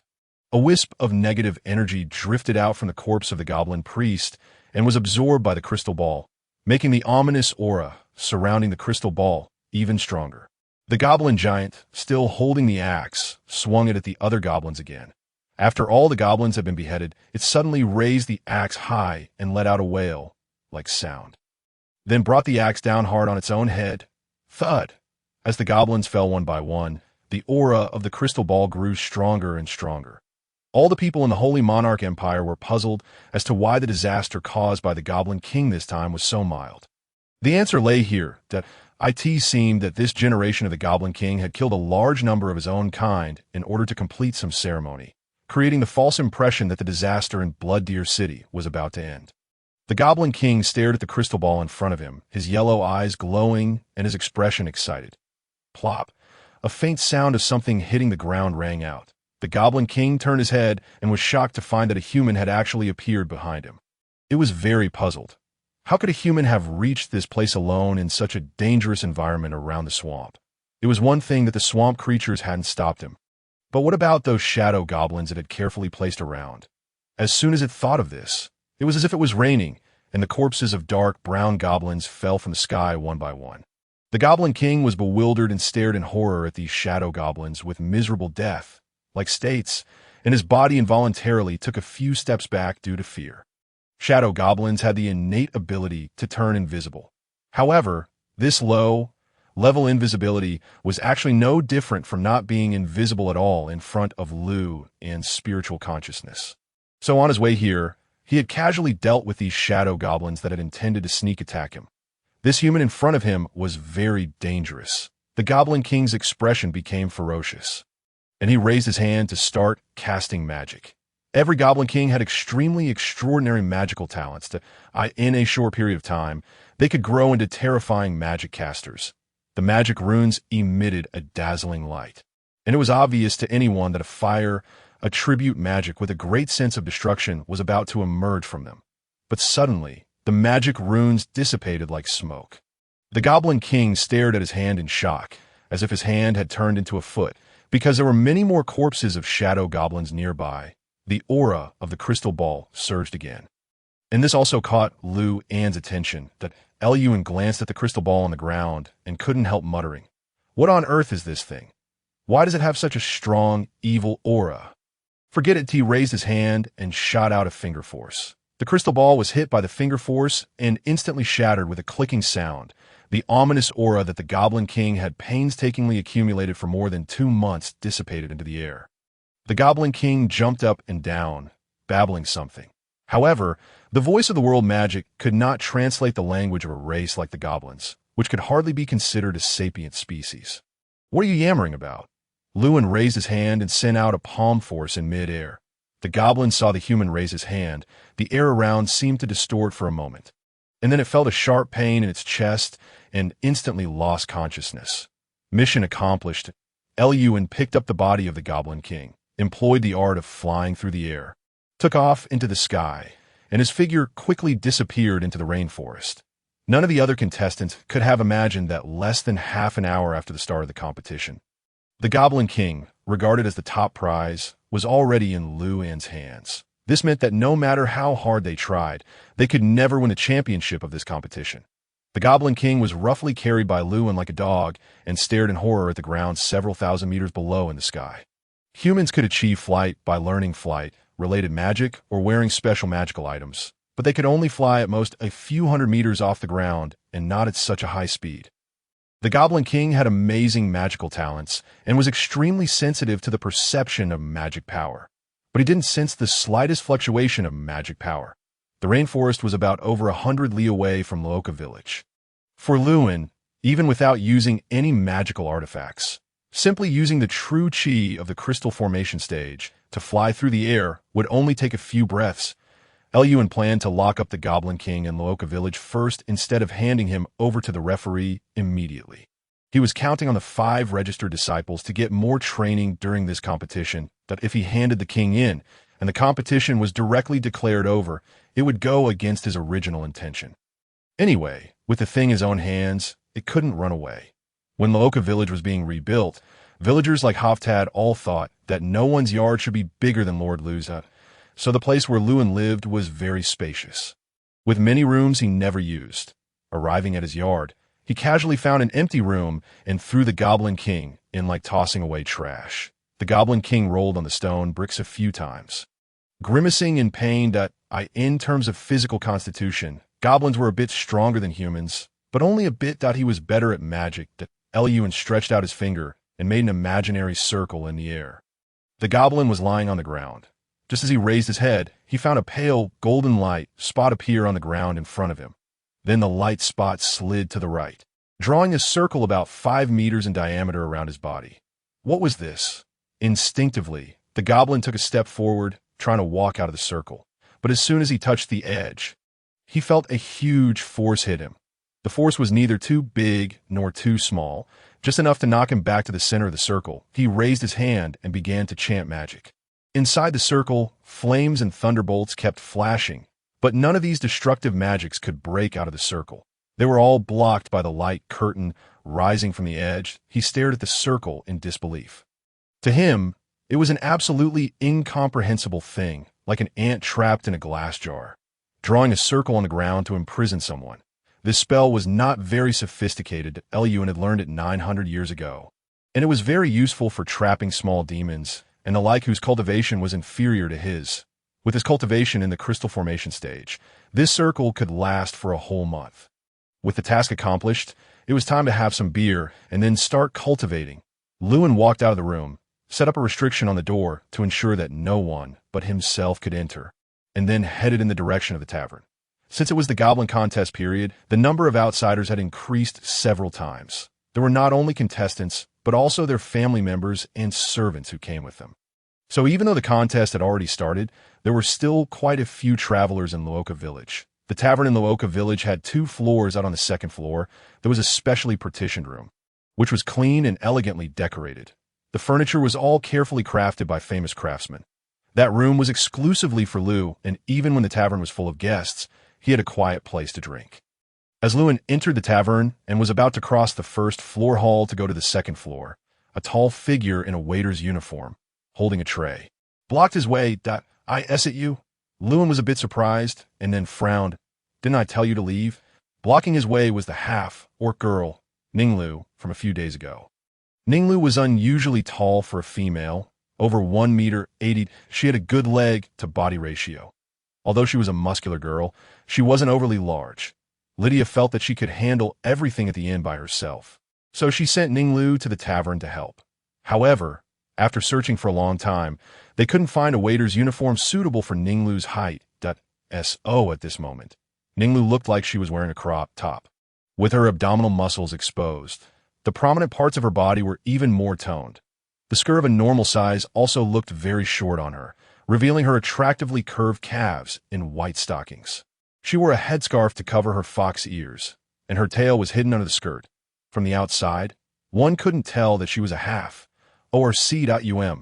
The muscular girl had changed her tough style from yesterday. Although her face was still a bit sullen, she spoke coyly. "Can you teach me that?" "What?" Lewin asked. "It's that thing the little boy did yesterday. He poked me a few times with the hilt of his sword, and then I had no strength left." I've inquired. "That little boy is your disciple. You must have taught it to him." "Oh, so she was talking about acupuncture." Lewin understood this time. Noted Lewin flatly refused and ignored Ninglu, continuing to walk forward. "Please, teach me. Gemstones, gold, silver. As long as you're willing to teach me, you can have as much as you want." Ninglu blocked Lu An's way again, a race with mediocre magical talent that pursued close combat. This half-orc girl from another world had been deeply impressed by this crystallization of Chinese wisdom, acupuncture. She thought it was simply amazing. There was no magic fluctuation, which meant no magic power was consumed. Just a few simple pokes on someone could make them lose their combat ability. If she could master this skill, her actual combat ability would more than double. What an incredibly smart person could have invented such a technique. She hardly slept last night and kept trying on herself in the way Jiaer had poked her, but since she didn't understand the force, exerting method of the back thrust sword technique and couldn't find the acupoints accurately, she felt nothing but pain. When Lewin took Jiaer and the other 4 as his disciples, besides considering the future of Luoka Village, he was also curious about whether people in this world could cultivate immortality. As for this half-orc girl, he had absolutely no motivation to take her as a disciple. "Stop wasting your breath. I'm not going to teach you to," Lu and gently waved her aside. TSK. Watching Lu An's receding back, Ninglu puffed out her cheeks like a bun. Compressed water cannon in the dappled forest, Olia raised her hand, and a water cannon the size of a millstone shot out from the magic rune with a bang, blasting a goblin giant in the distance to pieces. Compared with 2 months ago, this compressed water cannon was about 5 times larger, and the chanting speed was twice as fast as before. All this was due to the true chi in Olia's body. After the magic power combined with this true chi, the released magic often had unexpected positive effects that a skilled magic chanter would learn some enhancement type magics to strengthen their other magics. For example, range expansion, destruction centralization, magic effect acceleration could increase the range, destructive power, and activation speed of magic. And the magic released after the combination of magic power and true chi could achieve the above effects without the need for additional enhancement magics. Her stepped forward, skillfully cut off the ear of the goblin giant with his sword and put it into a khaki-colored dimensional bag. That's the 124th pair. IT seems we can submit at least 300 pairs of goblin ears tonight. Hers smiled contentedly. It's simply incredible. Since I started cultivating that power, even my hearing and eyesight have improved. Rail couldn't help but marvel as he observed the surroundings. Rail was a real academic type. There were hardly any entertainment activities at school for him. He spent his free time in the library, not only improving his understanding of magic, but also increasing his knowledge. But he had never seen such an almost all-powerful force as true chi. Although magic power could temporarily enhance a person's strength, speed, defense, endurance, perception, and other attributes through martial arts, it was only temporary. And depending on the type of martial arts, it could only temporarily enhance certain attributes. And it was difficult to enhance all of them. Since the cultivation of true chi began, it was associated with all the physical attributes of the body, because true chi could passively temper the body. The stronger the true chi, the stronger all the attributes of the cultivator would be, and it was a permanent enhancement. Rail's long hair was tied up at the back of his head. He had fair skin and looked like a girl as he walked to a tree, crouched down slightly, and brushed aside a few fallen leaves. A shallow goblin footprint appeared in front of him, because the true chi had improved their eyesight and hearing. They were more likely than ordinary adventurers to discover the clues hidden in the forest and thus judge the whereabouts of the goblins. Therefore, the fire extinguishing squad not only had an advantage in combat over other teams, but also stood out in finding the trails of goblins. They didn't even need the professions of ranger or hunter with reconnaissance functions. Over there, Rail pointed in a direction. "That you're really amazing, Rail, that you found another one," Alia exclaimed. The little girl was wearing a light blue magic robe and a pair of white knee-high boots.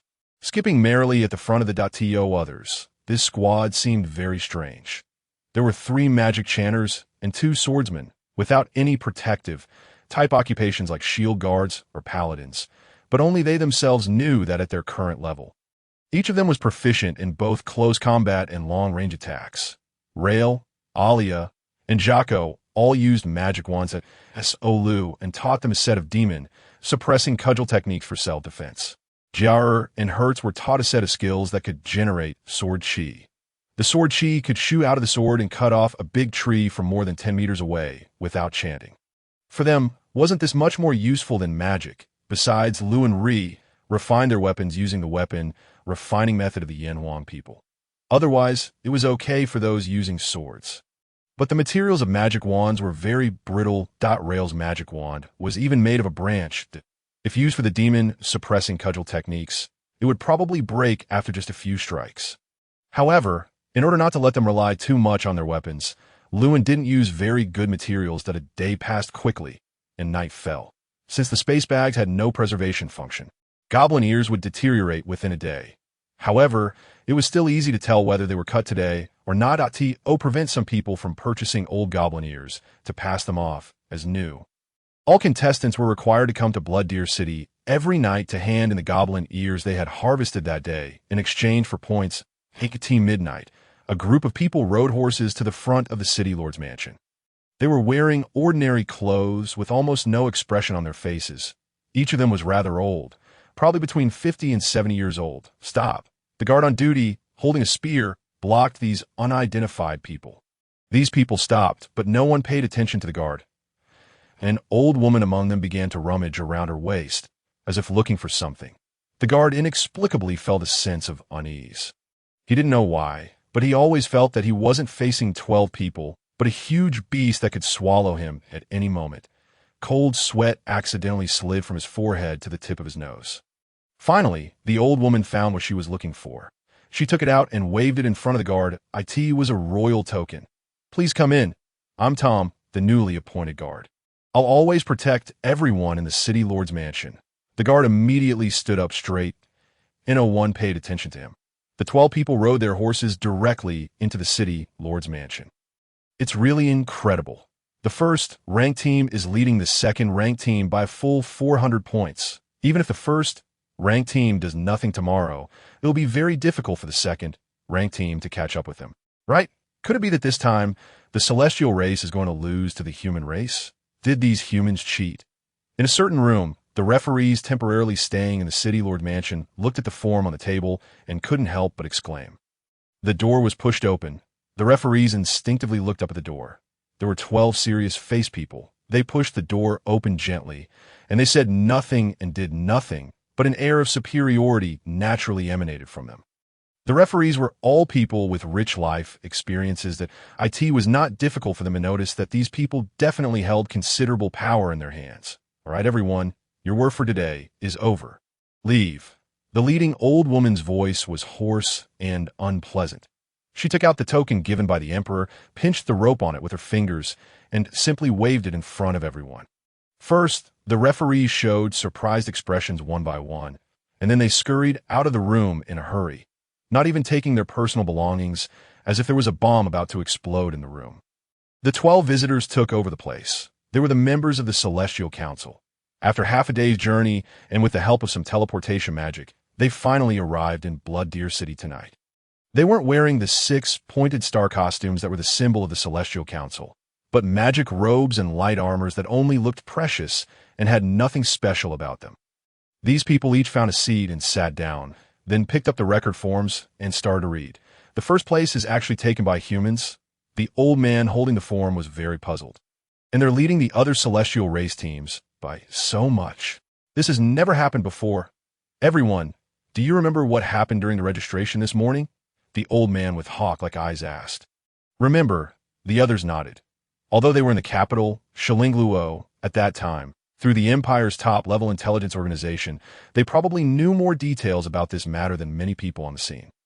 From this morning's incident, it can be known that the members of this squad are all Lu An's disciples. Do you mean that because of Lu An, this human squad is so strong? Yes, the old man with hawk-like eyes nodded. That Lu An is only 16 years old and already has a rating of at least gold 5-star. This isn't something any celestial race or human can achieve. He must have a special bloodline, such as Dragonborn, Bloodborn, or Iceborn. But if that's the case, how could his disciples become outstanding because of him? After all, bloodlines can't be passed on to others. Anyway, the celestial race must take first place in this competition. It seems that besides Lu An, we have 5 more targets that on the same night. In Luoka village, the only tavern was still brightly lit. Filled with laughter and joy, here, any troubles could be forgotten. Clink, for glasses collided, making a clear and pleasant sound. The foam of the beer surged at the rim of the glasses, splashing out a few drops of golden liquid. Cheers! Alia, Jocko, Hertz, and Rail emptied the ice-cold beer in their hands in one gulp. Hertz was wearing a brown leather armor, with a hint of weariness and pleasure on his face that I really didn't expect that we could lead others by so much. Yes, although we knew we would definitely lead them, we didn't expect to lead by more than 400 points. Alia lay on the wooden table, her little face slightly flushed, looking even more charming under the light. The reason they were so happy was not only that they had finally had a chance to show their abilities after holding back for 2 months, but also because of the unexpected surprise of their increased strength. Those arrogant and talented celestial race members who had always looked down on them had been left far behind. The waitress came over in time and filled their glasses with beer again. Hertz was the first to raise his glass. Let's keep up the good work tomorrow. Cheers! Cheers! Clink! Rail looked at a glass full of beer on the table. The beer foam had disappeared because of the long time. And the sweet ice cubes inside had also melted. By the way, where's Jar? Why hasn't he come back from the toilet for so long? Rail asked. I don't know. Maybe this guy couldn't hold it anymore and ran away. Hertz scratched his forehead. Jar can drink more than you. We all saw that last time.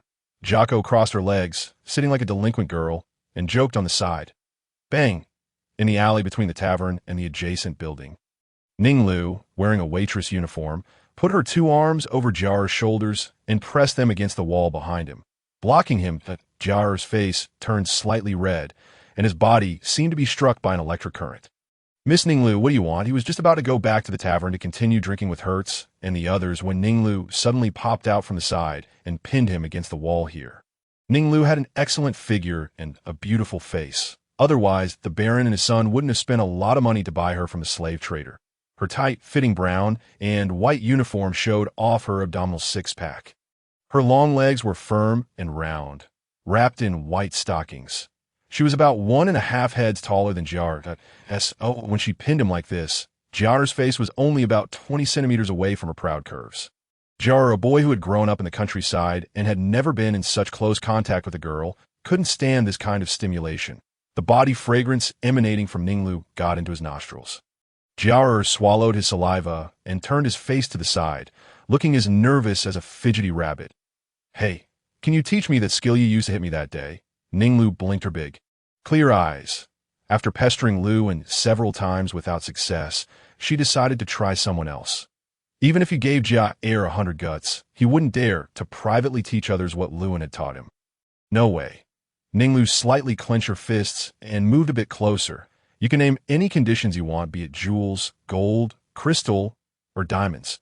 You can have as much as you desire. If it were an ordinary person, they would surely be tempted by these things. However, Jiaer didn't find these things appealing at all at the moment.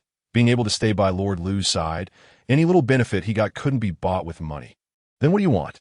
Ninglu forcefully turned Jiaer's head to make him face her. Jiaer blushed shyly and kept silent. Ninglu shifted her gaze slightly downward and then sneered disdainfully. "I knew it. All you humans think about is such things." Jiaer's face turned even redder. He stood with his legs in a strange position, attempting to cover a certain part. "As long as you're willing to teach me. You could do whatever you want to this body of mine."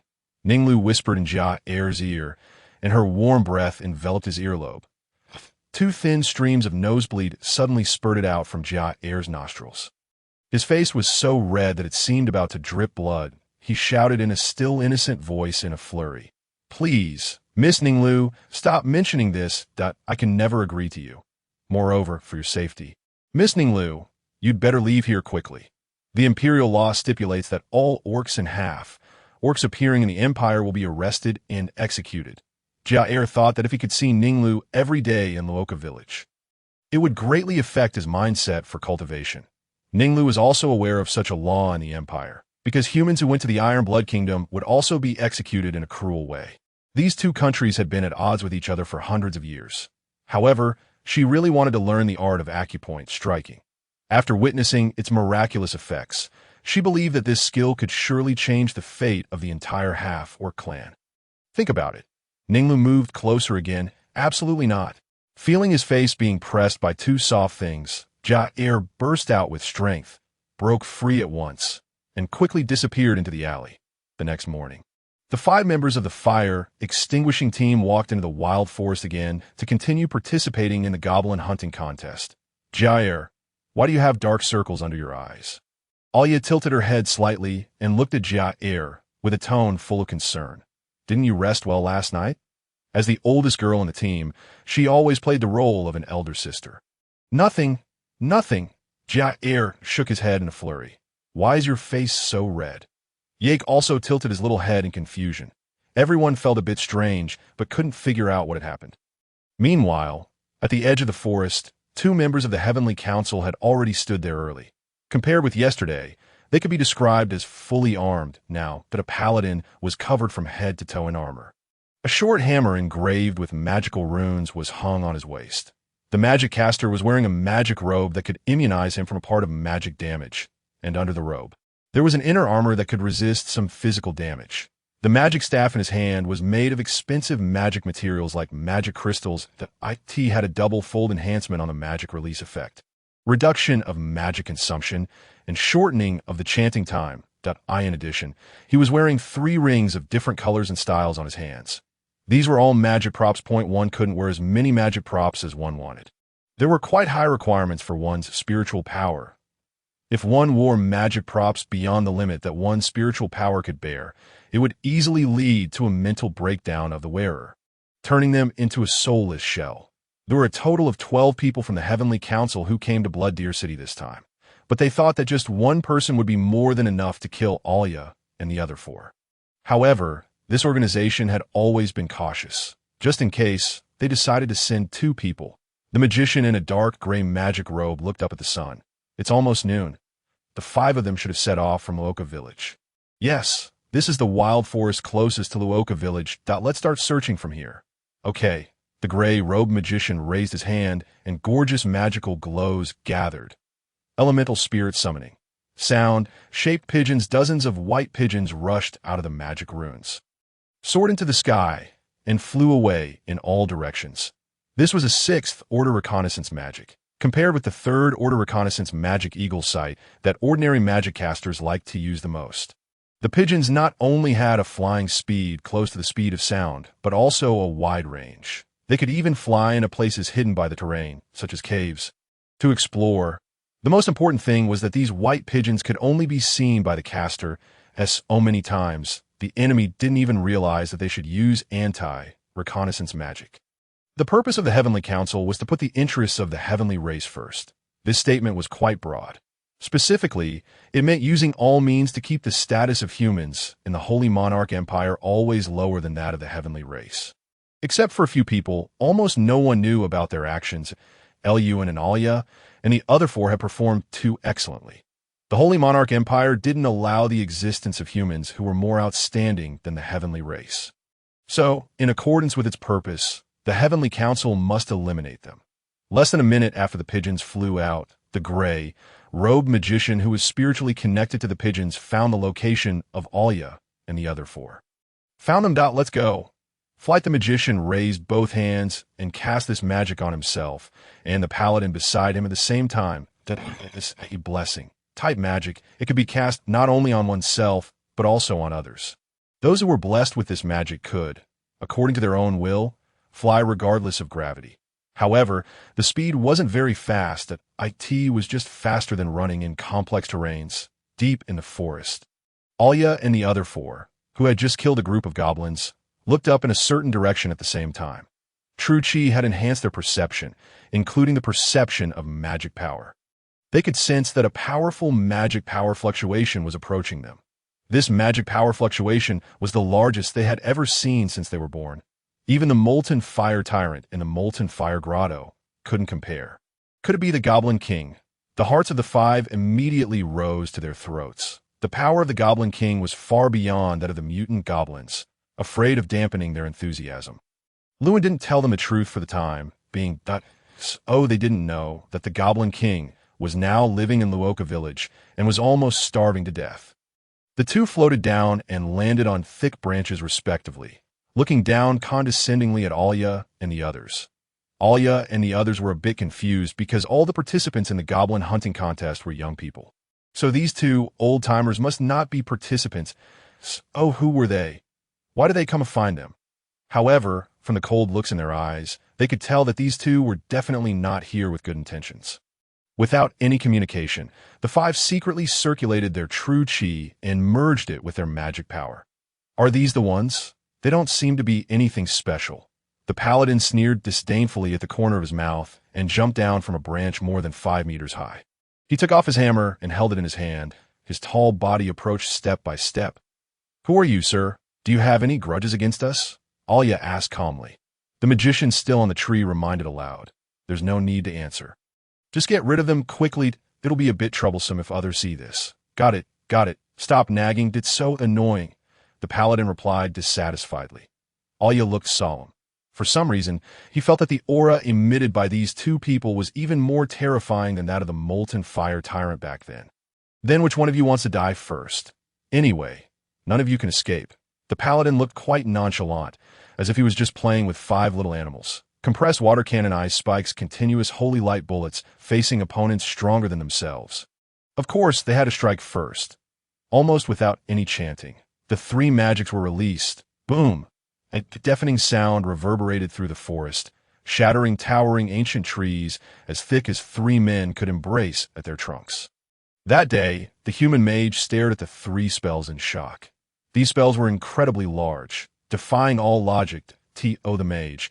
Witnessing them was like seeing ants larger than elephants. That it's well known that for a first-order spell like Fireball, whether cast by a novice mage or a platinum rank mage, it always appears the size of a fist with consistent power. The effect doesn't vary due to differences in proficiency or total mana. However, the existence of true chi has altered this common sense. The mutated mana combined with true chi has multiple positive enhancement effects on spells. Although the paladin was clad in heavy armor, he moved surprisingly nimbly. 3 spells came at him from different directions, yet he managed to dodge them, the spells barely grazing his body. His footwork was impeccable. While evading the spells, he had already reached Yake. Among the entire squad, Yake seemed the most frail, so, in every battle, Enemies always aimed to eliminate her first. The paladin hoisted his hammer high and let out a thunderous shout as he brought it crashing down on Yake in front of him. Clang! The deafening sound of metal colliding resounded. The hammer struck her light magic staff, but surprisingly, it didn't break. However, the immense force sent a sharp pain through Yake's arm, causing her to instinctively release her grip. If it weren't for the dragon bone pill that had improved her constitution, her arm would have surely snapped. The paladin stared blankly at the magic staff lying on the ground. He had exerted 70% of his strength in that strike. How could he not even break a magic staff? Did it have some kind of magic enchantment? But he had no time to ponder further, for the sound of a swift attack came from behind. And Jaya Irhisi had launched an assault. Their sword moves were a never-ending stream.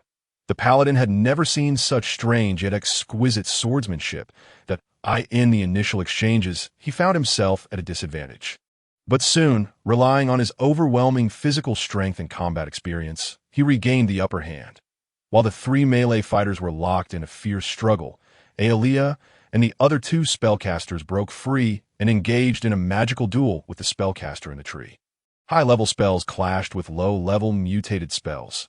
The human spellcaster grew more and more astonished.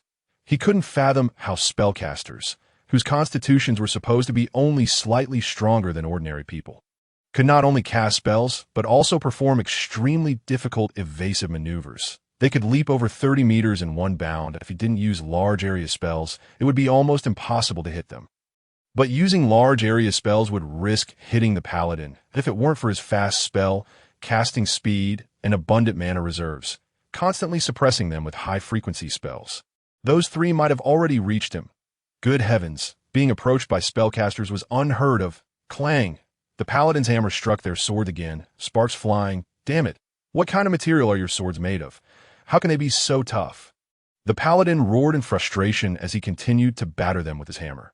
The opponent's swords were unexpectedly sturdy, and they always managed to block his hammer blows. It seemed that he had to resort to martial arts.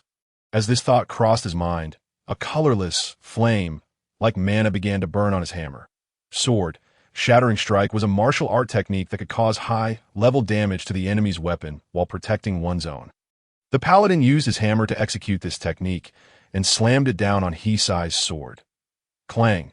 The violent screech of metal colliding filled the air. The sound was so unpleasant that it was as if snakes were wriggling into one's ears and piercing through the brain. It was so loud that it seemed to cover the entire forest. Ugh! In other parts of the forest, Yeffing, Duchy, and a short-haired girl traveling with them covered their ears, their faces contorted in pain. The sound gradually faded after half a minute. What was that sound? The short-haired girl shook her head. It sounded like weapons colliding, but who could make such a huge noise when their weapons clashed?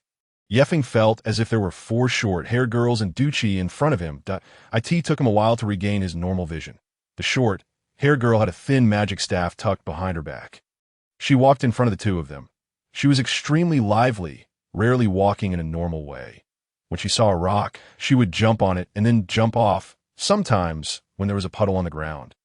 She would deliberately walk up to it and leap over it. Hey, Duchy! The short-haired girl suddenly turned around, her eyes twinkling. What? Duchy had maintained a cold expression from the start. He was tall, handsome, with fair skin, the son of a baron. He was the dream boy of many girls in the academy. In contrast to Adele and Aelia, he had a good relationship with his younger brother Yeffing, mainly because this younger brother was very obedient. Apart from training, he spent most of his time reading novels. One could rarely see him doing anything else. Initially, Duchy had planned to isolate Jaya in the Guardian Academy with his friends once Jaya entered, slowly torturing him and forcing him to drop out through violence. However, unexpectedly, Jaya had ranked first in the entrance exam and then announced that he wouldn't enroll. It was like punching a pillow. This time, he wanted to teach Jaya a lesson in the Goblin Tournament, a competition prone to accidents. At the very least, he wanted to disable Jaya's hands so that he could never hold a sword again. How could a poor human boy, a country bumpkin, defeat a noble genius of the Tianran race? But he hadn't expected that Jaya had such a ridiculously powerful master. That 16-year-old boy had beaten a gold one-star powerhouse to death as easily as killing a dead dog. Even the famous Gufu sword saint was far inferior. Aren't you going to teach Jaya a lesson? Why not do it today? The short, hair girl Eileen grinned slyly. Stop it, Eileen, Yeffing quickly interjected. Brother, there's no need to pick on Jaya. He defeated me fairly. Oh, I'm not trying to stir up trouble. Eileen smirked. Young Master Ducci, before signing up, you told the guys not to stray too far so that we could gang up on those 5. It wouldn't be right to just let it go now. Ducci gritted his teeth. Although they were the Tianran race, they had lived in Shualu City since childhood because their family's business had been forced to move there. As a baron family, while their wealth couldn't compare to Aelia's Might family, they held more power, belonging to one of the top families in Shualu City. So, Ducci and Yeffing had lived a life of privilege since childhood. Ducci, in particular, had always been the leader among the children. Relying on his personality and strength, he simply couldn't accept the fact that he was too afraid to deal with a human country bumpkin. I'll find a way to deal with him. Brother, don't. Yeffing murmured in dissatisfaction. Stop talking nonsense. Yeffing. Ducci glared at Yeffing menacingly, causing Yeffing to swallow the words that were on the tip of his tongue. It had always been like this since childhood, but as long as Ducci showed a bit of toughness, Yeffing would immediately back down. This was the fundamental reason why the two brothers rarely had conflicts. Not far from Ducci and the other two, there were also groups of Tianran race adventurers. They were all Ducci's close friend from the academy. Ducci had told them not to stray too far. On one hand, they could help each other in case of danger, but on the other hand, if they met Jaya and his group, it would be easier to outnumber them. That Liu An's modification of Hisai's weapons was quite simple. He infused a bit of East cold iron into each weapon and then engraved formations to keep the weight of each weapon unchanged. Otherwise, even a thumb-sized piece of East cold iron would be too heavy for Hisai and the others to handle. The Paladin's strike was more than 10 times more powerful than Hisai's strength. Hisai couldn't withstand it, and his sword flew out of his hand high into the sky.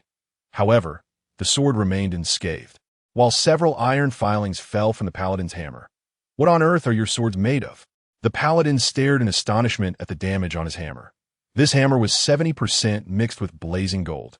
The hardest metal in the Empire. Hers temporarily lost the ability to move both arms. Jar could hardly stand up either after being hit by the hammer. Aeolia, Rael, and Yake stared breathlessly at the old celestial mage more than 30 meters away from them. After all, their average age was less than 20, and their magic power reserves were limited. The cultivation method taught by Lord Liu previously could not increase their magic power. So at this moment, their magic power was exhausted. That celestial mage, however, was smiling calmly as if the previous magic feast had hardly consumed any of his magic power. Aeolia was in a bit of a mess. Although she had managed to avoid being hit by the magic with her agile moves, the after effects of the opponent's magic had swept across them several times. Fortunately, after practicing according to the method taught by Lord Liu, there was a layer of true qi on the surface of their bodies, which provided some protection, but the opponent was really too powerful. Could he be above the 5-star gold level? We've hardly left Luoka village in the past 2 months. When did we offend such a powerful person? The mage said, I originally wanted to kill you quickly, but you're so intriguing that I accidentally wasted a lot of time. He paused and continued, however, it seems that you've reached your limit, but I'm still very surprised that a human being, while being good at magic, also has extraordinary physical strength. This is simply a flawless existence. If you're willing to cooperate with me, come with me and tell me your secrets. I'll spare your lives, but you'll lose your freedom for life. Dream on. The 3 of them almost shouted in unison. They raised their hands, but due to the exhaustion of magic power, the magic runes only began to form and then dissipated. The 3 magic chanters then tightly grasped their magic wands, shifted their steps, and rushed towards the old man, striking at him with the moves of the suppressing magic staff technique respectively. Disperse, without chanting, a strong gust of wind blew around the old man, sending the 3 of them flying. They mature magic chanters. They must have means to prevent enemies from getting close. All right, I'll take care of them. You come to me quickly that I don't want you to get accidentally hurt. The old man stretched out a finger, and the wind elements gathered frantically. Got it, the paladin replied, nonchalantly, put the hammer back on his waist, and with a flash, appeared behind the old man. The surrounding wind elements went crazy. Even the light dimmed a bit. The big trees, deeply rooted in the soil, swayed wildly, and some of them snapped with a crack. The powerful wind pressure was like a giant hand, pressing them to the ground and making them unable to move. This was a ninth order magic. Rael, who had read the most, recognized it at a glance. His pupils shrank. How could anyone use this magic alone? Magic of this level can't be released alone, even by gold. Level mages, at least 3 gold. Level mages need to chant together to successfully cast it. But isn't the strongest in the Empire only at the gold level? The old man didn't answer them and still smiled. Even if the opponents had strong physical strength, this magic was enough to shred them. Moreover, with the coverage area of this magic, it was absolutely impossible for them to escape even if they ran at full speed as for the possibility of accidentally killing many innocent people. It could be regarded as their contribution to the Empire. Suddenly, the old man's mind was disturbed. The nearly completed magic dissipated with a bang. The power of the explosion was less than 1/10 of the complete magic. But it still injured Aeolia and the others. Miss Aeolia, and those 4 children whose names I can't remember. Leave here quickly. Aeolia and the others spat out a mouthful of blood. The despair in their eyes regained a glimmer of hope. They looked up and saw Carter, the vice president of the Blood Deer City Magic Guild, walking out of the forest. After getting this momentary respite, they immediately took out the resurrection pills from their pockets and swallowed them. The resurrection pills couldn't restore the true chi and magic power, but they could instantly heal their injuries and restore their physical strength. Carter's old face was sharp. He stared intently at the 2 celestial beings. Sure enough, there are people targeting the most promising humans. It seems that my previous speculation was not unfounded. Carter had lived in this country for more than 70 years, based on his 70-plus years of experiences and his sharp instincts. He felt that there was an invisible and extremely powerful force in the Empire targeting humans and suppressing their development. It wasn't just verbal suppression of humans. It was actually crushing any hope that humans might surpass the celestial beings. He didn't dare to tell anyone and just kept this thought in his heart. He had privately lowered Lu An's rating before because of this speculation. He had thought that if he was wrong, he would have made a huge mistake and might not be able to atone for it, even with his life. But today he saw that his decades-long speculation in his heart was correct. After knowing that Miss Aeolia and the others were so outstanding, I've been staying not far from them. I rushed over after feeling such a powerful magic fluctuation. Fortunately, it's not too late. Carter looked relieved. Miss Aeolia, you should leave here quickly. I'll hold them off. Aeolia and the others had no idea why Carter came to rescue them. After all, Carter had kept that speculation to himself for decades. Miss Aeolia, go quickly. Don't think about staying together. This guy can use the 9th order magic, and that paladin is at least as strong as Arslo. Even if we all fight together, we can't be their opponents. Carter stood in front of Aeolia and the others. You are the hope of humanity. I'm an old man. Thought it's worth dying in such a thing. Jarer still wanted to say something like staying and letting Aeolia and the other 4 leave first. But Aeolia, as the most mature one in the team, said with a trembling voice, let's find Lord Lu. Thank you, Lord Carter. Knowing that running away was the best option at the moment, Aeolia and the others thanked him tremulously and then quickly ran towards Luoka village. Carter was a rare illusionist among magic chanters, good at mental attacks. Just now, he had launched a mental magic to interrupt the celestial mage's magic chanting. Seeing the target's escape, the celestial mage was not in a hurry. As long as he summoned a pigeon again, they could find these 5 people effortlessly. Carter concentrated and didn't dare to be the least bit careless. Detect. A palm-sized magic rune appeared in front of him. With the help of this magic, he could see the magic power attached to everything. Carter widened his eyes, looking at the surging magic power on the 2 of them, far beyond the gold level. Seeing Carter's surprised expression, the celestial mage explained with a smile, the real truth must be in the hands of a few. For you people who will never know the truth, gold is the limit. But there have long been people in the Empire who have reached the Platinum Realm, and we're just one of them. That it's you who have been using various means secretly to prevent humans from surpassing the celestial beings. Right? Carter didn't have the fear of impending death and asked the question that had been on his mind. Yes, it's us. The celestial mage nodded, looking approvingly. We know that some humans will guess these things. But those people have all lived a prosperous life with a certain status and power under the arrangement of the Empire. Oh, you are the first human to give up this kind of life and point these things out over the years. The paladin twisted his neck and added beside him, "It could be said that it's precisely because of us that the celestial beings have been able to ride on humans' heads for so many years. We've used various means to crush, frame, assassinate, bewitch, and guide the human geniuses in various fields. If it hadn't been so urgent this time, we could even have made these 5 people die legally and reasonably after some time." Ha! Recalling all the injustices that humans had suffered since childhood, Carter was emotional.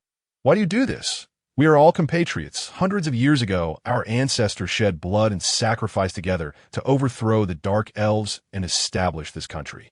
Shouldn't we unite and make this country better together? Why do you treat us like this?"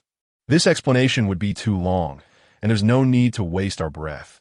The paladin took off his hammer and twirled it in his hand a few times. Carter smiled bitterly. His voice was a bit sad. "Peace has lasted too long, that we don't need each other anymore. And I'm very sorry to tell you that your sacrifice is meaningless. Do you think those 5 children will be saved by that, Lewin?" The celestial mage smiled kindly. "That I can tell you that Lewin is also one of our targets. 0.6 platinum. Level mages have gone to him. Probably by now, he's already in hell." Carter sneered and began to gather magic power. There were 6 platinum level individuals, but success was by no means guaranteed. "Haha, are you frightened out of your wits and spouting nonsense?" The paladin teleported in front of Carter and struck down with his hammer. He originally thought that Carter's magic would surely be a defensive one, but he was mistaken. Cognitive chaosification. Carter completely abandoned defense or evasion and unleashed his highest level magic. A white beam of light gushed out from the magic rune and shot towards the celestial race mage. At the same time, a ring on his index finger clicked and shattered. Meanwhile, the hammer struck his frail body. The immense force smashed a large part of his body into mincemeat. The mage sneered disdainfully, raised his hand, and a magic shield glowed brightly in front of him. Bang! The sound of shattering glass rang out. The magic shield suddenly fragmented, turning into stardust and dissipating in the air. The mage was astounded. This guy actually has a magic item that ensures the magic hits. The white beam hit him without any hindrance, and the mage immediately felt dizzy. In Luoka village. The 6 members of the Celestial Council who had been sent to kill Lu and only now caught sight of the village in the distance. Originally, they had attempted to use the elemental spirit summoning sound-shaped pigeon to detect Lu N's location. However, after several attempts, they were surprised to find that the pigeon would lose contact with them every time it flew to Luoka village. After confirming that Luin was not in other places, they concluded that Luin must be in Luoka village. Moreover, for some unknown reason, he had used counter reconnaissance magic in advance to block the pigeon's reconnaissance. There was no time to think too much. The death of Aeolia and the other 4 would alert Lu, and he was on the border. In case he fled the country, it would be extremely difficult to find him. They had to go there immediately and eliminate him. The 6 members of the Celestial Council walked on the neat and spacious streets of Luoka village, and their gazes were attracted by the various shops around. Thanks to the great strength pills and golden light talismans, the demons and other races around Luoka village were no longer a threat. Therefore, the village gate was almost open all day long. Only villagers holding great strength pills and golden light talismans patrolled and stood guard every day, just in case. Who would have thought that this village had developed into such a state? Did they secretly do business and manage to achieve this while hiding from the local lord's mansion? Humans don't deserve to live in such a wonderful environment. When we get back, we'll come up with a strategy to move the celestial race here and make all the humans here move out. An old bald man said with a smile, "I'm afraid that won't work. Have you forgotten about the ruins under this village? I'm afraid this place will eventually be razed to the ground." Another person whispered that a little girl about 12 years old struggled to carry a bucket and passed by the 6 of them. "Excuse me," an old priest among the 6, who looked rather amiable, stopped her. "What's the matter, Grandpa?" The little girl put down the bucket, blinked her clear big eyes, and responded politely, "We're looking for a young man named Lu, and does he live here?" "Oh, you're looking for Lord Lu. His house is over there. The most beautiful one." The little girl pointed to the deepest part of the village. "Thank you, little girl," the celestial race priest said with a smile. After walking for a while, a buzzing sound suddenly came from one person's waist. He took out a crystal the size of a fist from his waist. It was a communication crystal, which was quite expensive, as the name suggested. It could achieve long-distance communication. However, it was difficult to use this crystal in military affairs because the magic fluctuations it emitted could easily be blocked or even intercepted by the enemy. However, within the Empire, the Celestial Council had the highest power except for the Emperor, and no one dared to block their communication messages. The crystal emitted a faint glow, and a thumb-sized projection of an old woman appeared in it. "You guys, it's been so long, and you still haven't finished?" The old woman was a council member staying at the Lord's mansion. "Well, it took some time to find Lou, and he seems to have a prop that blocks the sound-shaped pigeon. But now we found out where he is. We estimate that we can finish the battle in no more than 5 minutes. All right, stop wasting time that you've delayed for too long." After saying that, the old woman ended the communication magic. Meanwhile, in the forest, Aeolia and the others were fleeing towards Luoka village at full speed. However, at their speed, it would take at least 20 minutes for them to return to Luoka village. Use the flying spell quickly. The paladin shouted loudly at the mage, squatting on the ground. The mage drooled from the corner of his mouth, raised his hand, and chanted a spell. The magic rune was drawn in the air, but it suddenly shattered after 1.5 seconds. No, the magic that guy released at the end periodically disrupts my mind. A priest has to use a purification spell to remove this effect. Otherwise, I can't use any magic with a chanting time of more than 2 seconds. The old mage felt a sharp pain in his head every 1.5 seconds, and along with the pain, his consciousness would also briefly scatter. Although Carter's magic had the defect of being easily dodged, he made up for it with a magic item. Go after them. Head towards the Luoka village. Okay. The paladin nodded and resolutely rushed towards Luoka village. He was wearing heavy armor and had a heavy hammer on his waist. The whole person weighed at least 400 caddies. When he ran, the ground trembled slightly, but his speed was not slow. The surrounding trees flashed by rapidly. The paladin soon saw the backs of Aeolia and the other 4, sensing that the paladin was not far behind them. Aeolia whispered sharply, "There's only one of him. Scatter and run." Okay. The 5 of them ran in different directions respectively. Damn it. The paladin frowned and quickly made a decision that he chased after Rel. The old mage who stayed behind naturally knew that when one person chased 5 people, as long as the opponents weren't fools, they would scatter and run. The paladin didn't know a large-scale magic that could deal with all 5 of them at once. So, sending the paladin to chase was just a last-ditch option out of helplessness. What should I do? The old mage rubbed his temples while thinking that a few seconds later, he stood up and released an instant cast magic. Sound amplification, a magic rune floated in front of his mouth. Adventurers participating in the goblin contest. 5 traders are hiding in this forest. Their names are Aeolia, Rel, Jar, Yake, and Hirsch. Please assist us in capturing them for the safety of the Empire. The intermittent sound covered the entire forest and startled a flock of birds. All the adventurers stopped in their tracks and looked up at the source of the sound. Poison Thorn was excited. "S.O. Jar, and the others are traitors. Revenging against Jar privately would definitely anger Lewin. But if it was to help the Empire hunt down traitors, even if Lewin wanted to take revenge on him, the Empire would surely protect him. Know that Lewin must also be involved. The Empire will deal with him, and he doesn't have to worry about being retaliated against by Lewin at all. Well, good luck." Most of the other celestial race adventurers in the forest also looked excited and were raring to go. "Let's go and catch the traitors. Yahoo, let's go. Don't let them get away." These self-important guys had all once fantasized about winning the first place in the competition and making a big splash. But now, the limelight had been stolen by the fighting squad. So, seeing Aeolia and the others in big trouble could give them a sense of relief. As for the other human adventurers in the forest, they didn't have a jealous mentality. Instead, there was a sense of pride that Aeolia and the others could take the first place, as if they were heroes of humanity. Therefore, these human adventurers were reluctant to participate in the encirclement of Aeolia and the others. Moreover, they intentionally walked towards the outer periphery of the forest, pretending not to hear the old mage's shouts. Soon, Aeolia, who was fleeing in different directions, was blocked by many waves of adventurers. There were so many of these adventurers that it was difficult for them to break through alone. They had to keep changing directions and were gradually forced closer and closer to the innermost part of the forest. Rel was finally caught up with by the paladin. The paladin's patience had already been worn thin. As the distance closed, he launched a martial skill and flashed behind Rel. His huge body lifted the hammer and smashed it down. but this lightning, fast hammer blow was caught by a fair hand. After seeing that extremely reassuring back, the fear that had been gripping Rel's heart finally subsided. He sat on the ground, gasping for breath. "Lord Lulu, you've finally come? Eluin?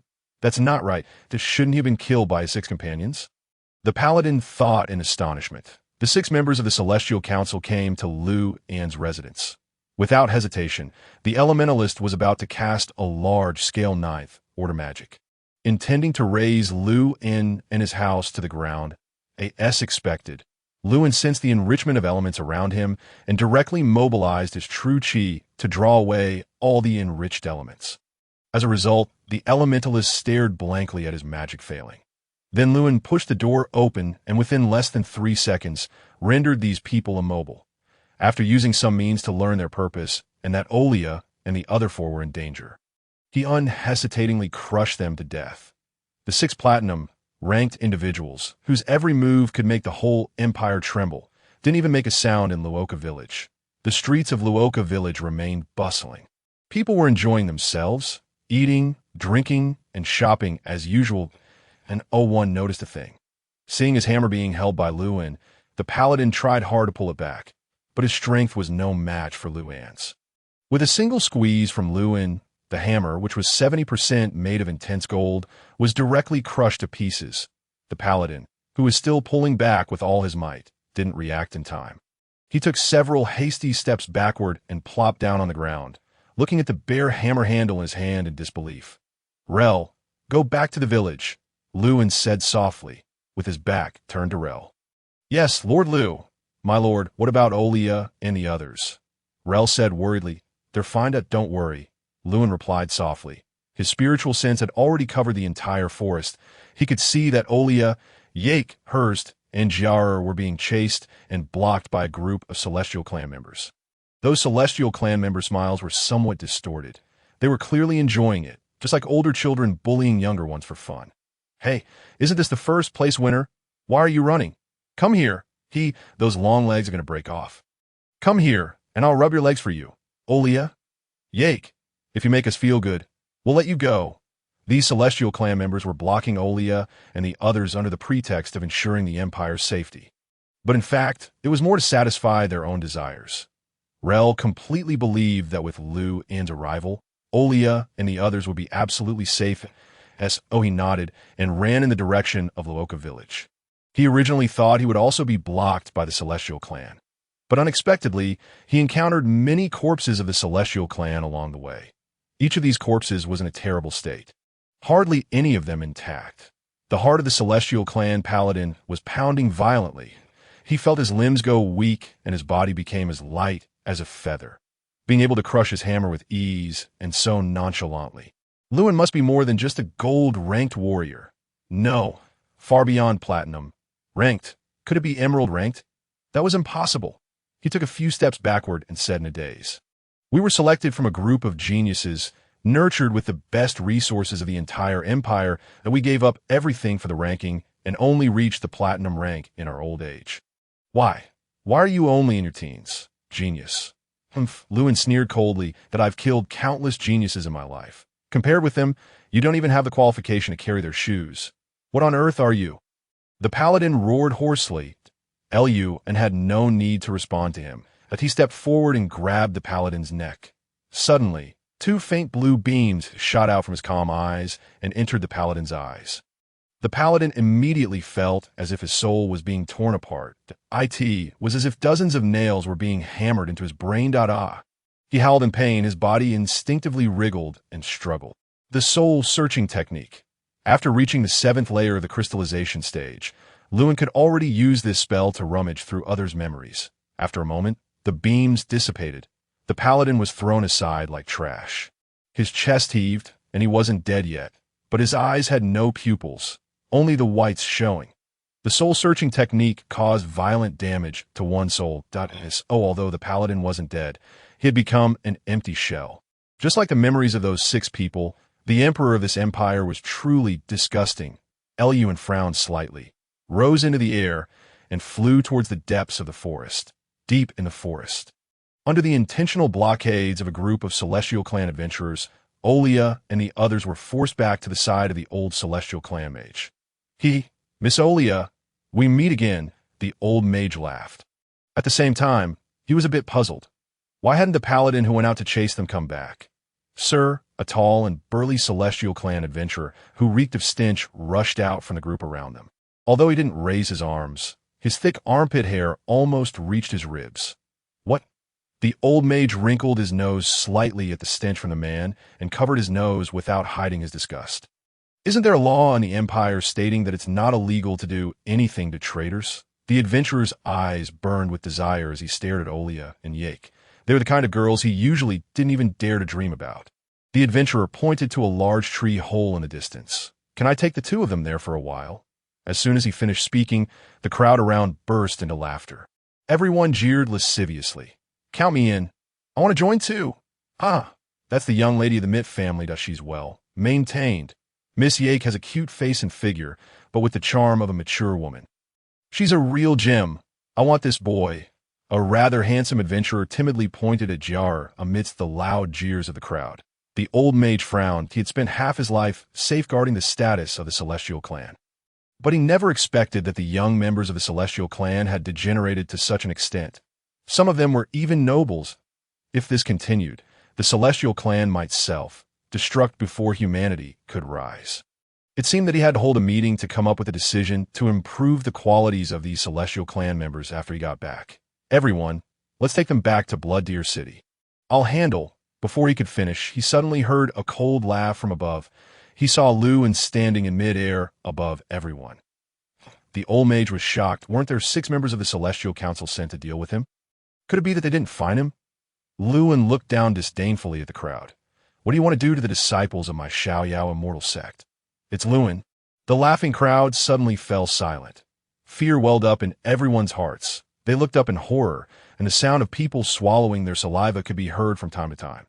These young Celestial Clan members were well aware that with Lewin's strength, it would be effortless for him to kill any of them, and no matter how powerful the old mage was, he couldn't protect them all. Life was more important. An adventurer turned around and fled. Seeing this, the others also scattered in different directions. Lewin, you're powerful, but it's a pity that you're human rather than a member of the Celestial Clan. The old mage showed no sign of fear. He had no idea that his 7 companions had died at Lewin's hands without even the chance to fight back. This moment, he still thought Lewin was only around the 5th star of the gold rank. Moreover, the magic effect of Carter had faded with time, so he felt no unease at all. Lewin had no patience to talk to him any longer. He raised his hand and pointed, and a beam of finger force directly pierced through the old mage's skull. The old mage still had a calm look on his face. His body stood for a few seconds before collapsing to the ground. Lord Liu. The 4 of Olia stood up, their voices tinged with guilt. They felt that after 2 months of cultivation, they still caused trouble for Lord Liu. Sorry, Lord Liu, we're so useless and have troubled you again. Yake lowered her head. This unexpected event was beyond anyone's anticipation, and these people are far more powerful than you. So, it's not your fault. Moreover, even in such a desperate situation, you didn't plead for mercy and disgrace the prestige of my Xiaoyao Shinzo. Good, very good, Lewin stroked Yake's head. Then he pointed his hand, and a huge lotus leaf appeared on the ground, about 15 meters long and 9 meters wide. What's this? Hertz and Rail looked at the large lotus leaf curiously. Lewin pointed at the lotus leaf. Get on it. I'll handle the rest. Okay. The few of them never dared to disobey Lewin's words, so they obediently stepped onto it. The lotus leaf floated up, rising straight and drifting in the direction of Luoka village. After sending the 4 away, Lewin stood there with a cold expression.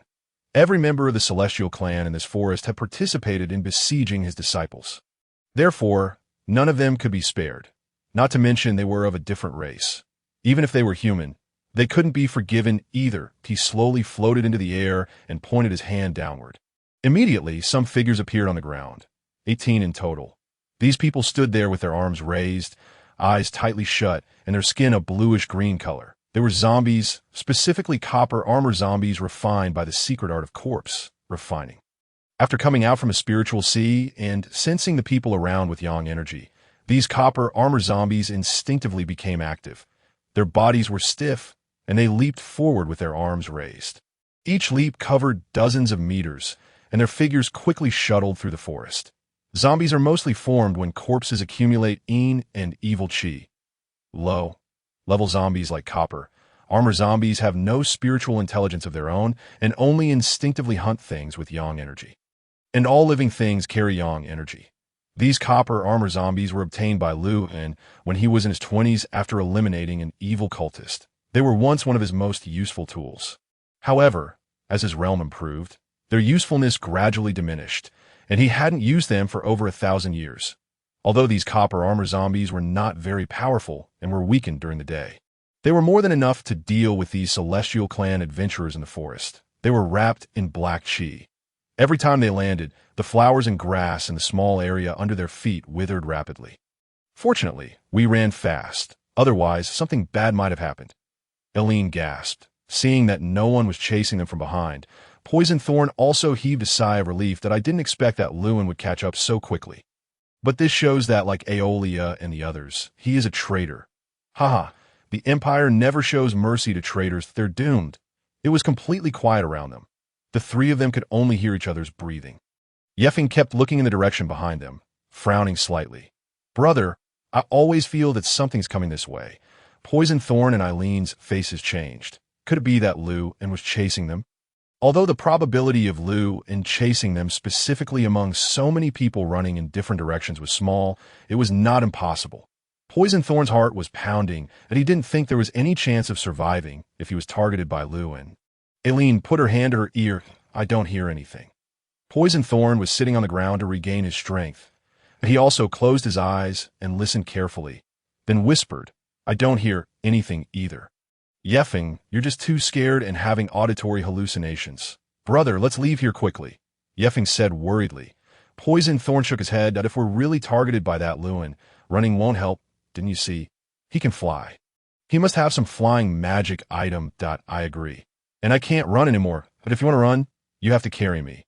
Eileen plopped down on the ground without any grace as a magic caster. Her physical strength was similar to that of an ordinary person. Suddenly, Poison Thorn jumped up from the ground, startling Eileen and Yeffing. His face turned pale. I seem to hear something too. There really is a sound. Really? Don't scare me. Eileen sat on the ground with her legs together, her voice trembling. But the next second, Eileen, who had the worst hearing among the three, also heard the sound. It was like the sound of someone stepping on the grass. But this sound of footsteps was too strange that it came about once every 2 seconds. Logically, even if Luin gave up flying and chased them on foot for some reason, this pace was too slow. Who would take 2 seconds to alternate their left and right feet? This was definitely not the footsteps of a human or a goblin. So, what on earth was approaching them? The three of them stared into the depths of the forest, and a strong sense of unease welled up in their hearts. Soon, they saw a black in the distance, hopping towards them. This eerie scene in the silent forest was extremely terrifying. Run, overwhelmed by the unknown fear. The three immediately turned around and fled. This time, Yeffing and Poison Thorn didn't slow down to wait for Eileen. Instead, they rushed to the front, and the distance between them and Eileen grew larger and larger. Wait for me, please. Don't leave me alone here. Eileen gasped. She was extremely terrified because it was obvious that if that thing caught up, it would attack her first. Brother, let's wait for Eileen, Yeffing said with a touch of pity. No, don't slow down, Poison Thorn growled. They hadn't run far when they heard an explosion behind them. They instinctively stopped and looked back, only to find a sea of fire in front of Eileen, and a few wisps of black flames floating on her magic staff. Did Eileen defeat it? Yeffing was extremely anxious. Eileen gasped, staring fixedly at the sea of fire. She was really too exhausted to run. So she stopped and released a fire, a tribute magic spell before that thing got close to her. But the next second, the surrounding flames suddenly went out, and a figure rushed out at an extremely fast speed. Eileen didn't have time to react and was forced into its embrace. It was so cold, even colder than ice. This was Eileen's first reaction when she touched the zombie. Then, a pair of fangs sank into Eileen's delicate and fair shoulder. Like biting through a thin-skinned and juicy berry, and blood gushed out. Eileen let out her extremely tragic scream. The copper armor zombie was wrapped in chi. When ordinary flames came into contact with this surging yin qi, they went out suddenly, just like a match being doused by a vat of water. Only then did Poison Thorn and Yeffing see clearly what the thing chasing them looked like. It seemed to be a human. At least in human form and wearing clothes, but its whole body was covered with cyan, black skin. You two bastards, come back and save me. Eileen's eyes were opened wider than ever before, and snot and tears streamed down her face. The zombie threw Aileen away. It used the yin qi between heaven and earth as an energy source and didn't eat. It just instinctively used the yin qi on its body to eliminate the gathered yang energy around. Eileen's legs went weak, and she crawled on the ground, shivering all over. Due to excessive fear, she vomited from time to time. She didn't know why the thing let her go. She only felt as if she had fallen into an ice hole, and the bone-piercing cold made her bones ache. After throwing Aileen away, the zombie hopped towards Poison Thorn and Yeffing. Seeing its speed, Poison Thorn and Yeffing knew they couldn't escape no matter what. We can't escape, let's fight this thing. Poison Thorn drew out his short sword and stood in front of Yeffing. Brother, what on earth is that? Is it a walking corpse? Yifeng watched as that thing held its arms up in a strange posture. Eyes tightly shut, hopping rapidly towards them, that he couldn't help but turn deathly pale, his lips trembling. Walking corpses are similar to zombies and belong to the undead. Although they are similar, it's quite easy to tell the difference between the two. Firstly, walking corpses move slowly. Even when they run, they're not as fast as an ordinary adult. However, this thing in front of them could jump over 30 meters in one leap before landing. Secondly, walking corpses have shriveled muscles and are usually incomplete, with chunks of rotting flesh hanging off them. But this thing had plump, lustrous skin. If it weren't for its bluish-black skin and bared fangs, it would look almost the same as an ordinary person from the outside. The copper-armored corpse reached the two of them in 3 leaps. Instantly, the two felt the surrounding temperature drop by more than 10 degrees. The copper-armored corpse quickly jabbed its raised hands forward. Its nails, longer than fingers, were about to pierce through Du Ci's chest. Du Ci, who had been about to stab the copper-armored corpse in the neck with his sword, was so startled that he quickly changed his move to block. Clang! The brittle nails, having been nourished by yin energy for a long time, had become several times harder than iron. Moreover, the copper-armored corpse had astonishing strength. When Du Ci's short sword, held horizontally in front of his chest, was hit, his body was sent flying backwards.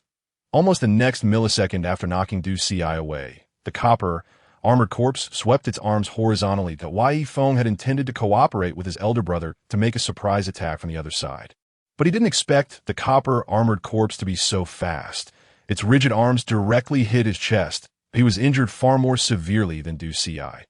After falling to the ground, he vomited a pool of blood. Damn it! What on earth is this thing? Why is there such a monster in the forest? Du Ci struggled to get up. Yifeng, being young, was terrified, facing this unknown and powerful monster. He was so frightened that his legs went weak, and he couldn't stand up. The copper-armored corpse jumped in front of Yifeng. Without bending, its body fell straight down like a toppled stick. Seeing that the strange thing was about to bite his younger brother, Du Ci rushed forward without hesitation. He hugged the copper-armored corpse from behind and used all his might to hold back its upper body, which was already almost touching Yifeng. But the copper-armored corpse was much stronger than Du Ci. As it tried to bend down to bite Yifeng, Du Ci could only temporarily slow down its movement with all his efforts. Du Ci had a flash of inspiration. He hooked his right leg around a nearby tree, then his left leg as well. His whole body was like a rope, tying the copper-armored corpse to this tree rooted in the ground. After all, the copper-armored corpse had no intelligence and didn't know to shake off the person behind it first. Moreover, its body was rigid, and some actions that humans could easily perform were impossible for it. Otherwise, it would have turned its head and bitten Du Ci on the arm long. The T stubbornly continued to force itself downward. Du Ci's face turned beet red. There were several crisp cracking sounds from his spine and leg joints. Du Ci let out a miserable scream. But for the sake of his younger brother, he unleashed unprecedented potential and didn't let go. Seeing his elder brother, who was usually tough, minded but always loving towards him, in such pain, Yifeng gritted his teeth. He let out a loud roar, overcame his inner fear, picked up the long sword on the ground, and stabbed at the copper armored corpse's neck with all his might. Clang! However, the scene of the long sword piercing through flesh that he had imagined didn't appear. That Yi Feng felt as if he had stabbed a block of iron. He was stunned for a moment, then decisively raised the long sword and began to use the martial skill accumulated force slash. Immediately, waves of magical power radiated from his sword. This was a martial skill that could multiply one's own strength. Although it took some time to accumulate force, it was the only hope of killing this thing at the moment. 3 seconds later, the long sword traced an arc and slashed at the copper, armored corpse's neck with a glint of light. Clang! Under Yi Feng's desperate and horrified eyes, the long sword broke into several pieces. He stood there, teary-eyed and at a loss. Du Xi felt that he couldn't hold on much longer. So he shouted loudly, "Run! What are you standing there for? Run!" Yi Feng knew what running meant. He meant this was the last time he would see his elder brother. "You useless thing, run! Do you want me to die in vain?" Du Xi roared again. "Brother!" Yi Feng knew that the possibility of his elder brother surviving was very slim. If he didn't run, his elder brother's sacrifice would really be in vain.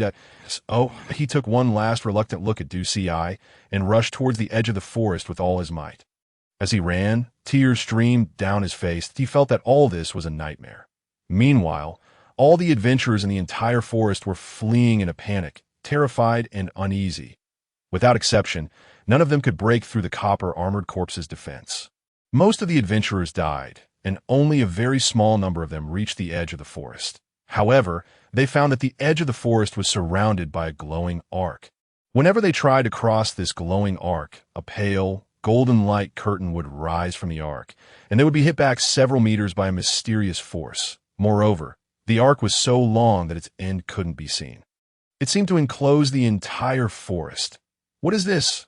Open it up for me, quickly!" An adventurer cried loudly and rammed into the forest edge forcefully. Then the light curtain rose, and he was hit back by an opposite force. With a bruised nose and swollen face, "This must be a dream. It must be." An adventurer sat on the ground, his expression numb. "What on earth are those monsters?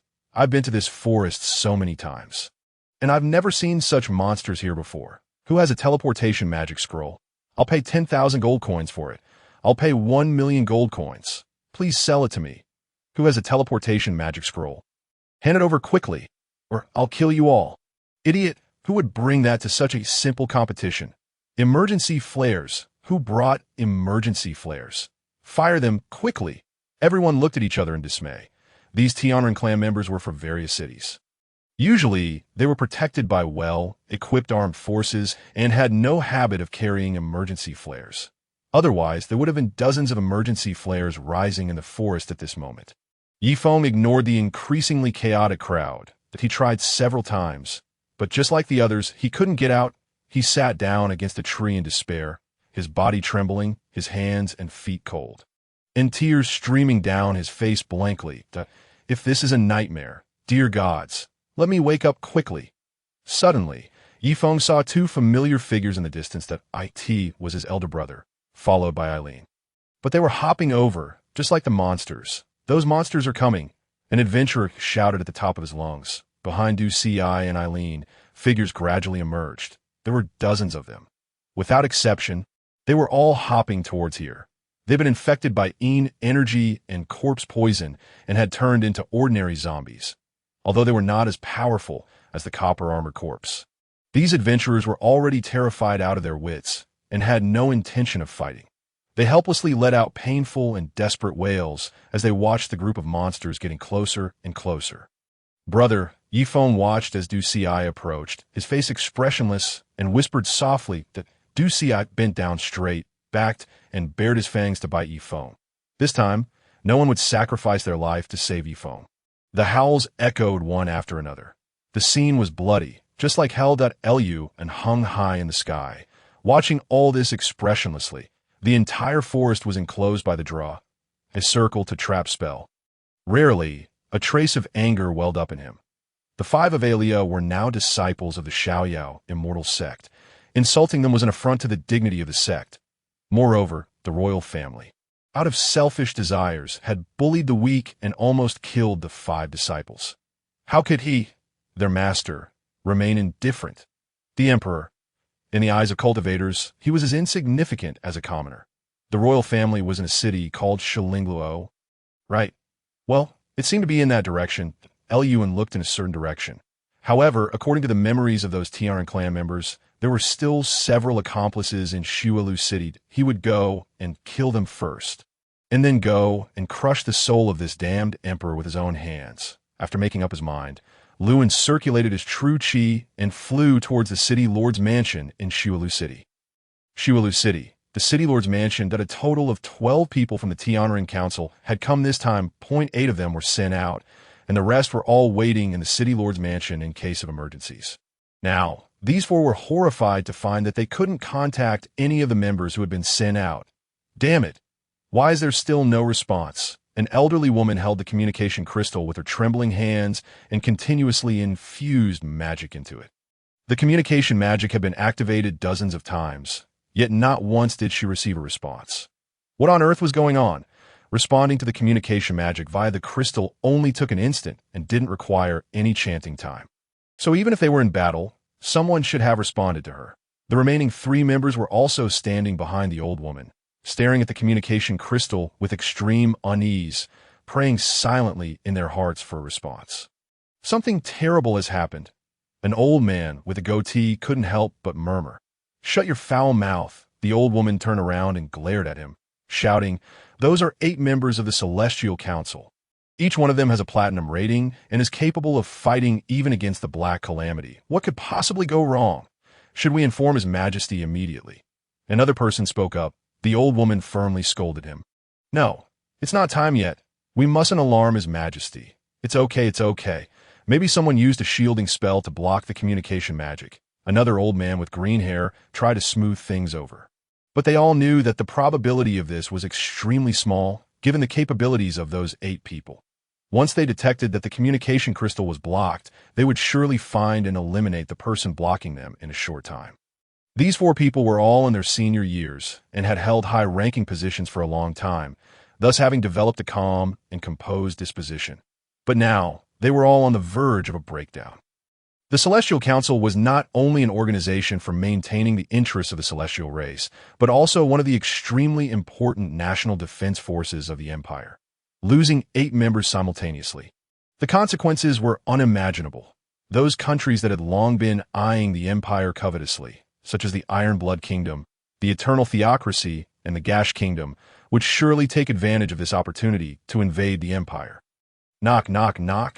Just as they were anxious and irritable, someone gently knocked on the door of the room. Could it be them coming back? With a glint of surprise in their eyes, the several people immediately turned their heads to look behind. The door of the conference room was open. It was the Lord of Blood Deer City, standing at the door, gently rapping on the door panel.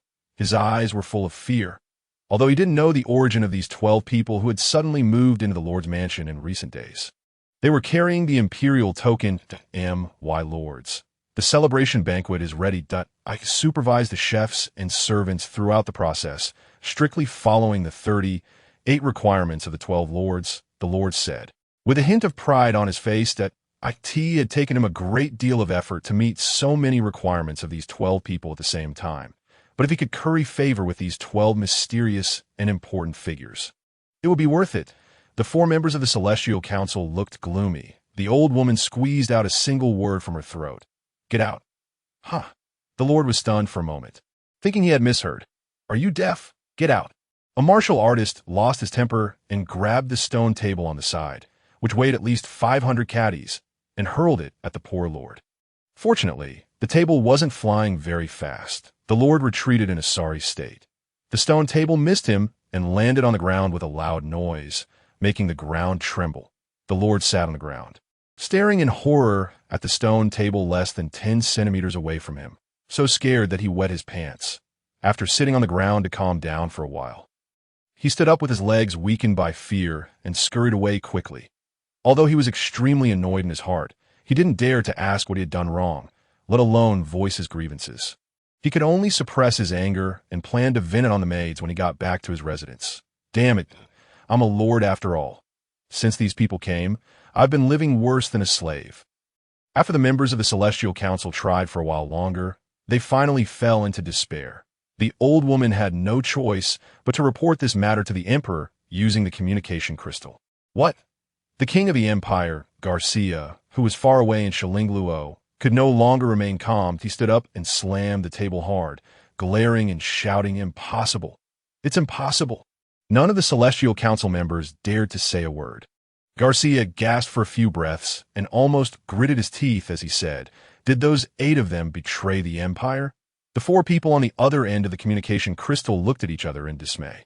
The old woman held the communication crystal and said, "Your Majesty, I don't think it's possible. Those 8 people are the most loyal to the Empire, and their families are all in Shilingluo. How could they defect?" Garcia propped his arms on the conference table, his eyes almost spitting fire. "So you're saying that 8 platinum-rated individuals died all within one morning? As far as I remember, I sent them to a rural area on the Empire's border, not to that dark red star in the sky." The 2 groups of people fell silent across the communication crystal. Suddenly, the people in the conference room felt a terrifying pressure appear out of thin air above their heads. They looked at each other in horror, immediately drew their swords, grabbed their magic wands, and rushed out of the room. What they saw in front of them shocked them even more. The originally clear sky was now howling with strong winds. Thick dark clouds stretched as far as the eye could see, and wild thunder rumbled within, as if it might erupt at any moment. And a straight-backed young man in a white robe stood with his hands behind his back in the thunder, looking down at them from above. That was Lewin. He isn't human, is he? What kind of great power is this? Is he a demigod?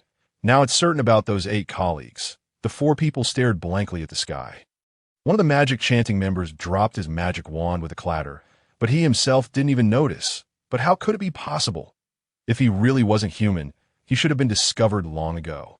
The Holy Monarch Empire attached great importance to the matter of other races disguising as humans or celestials and sneaking into the country.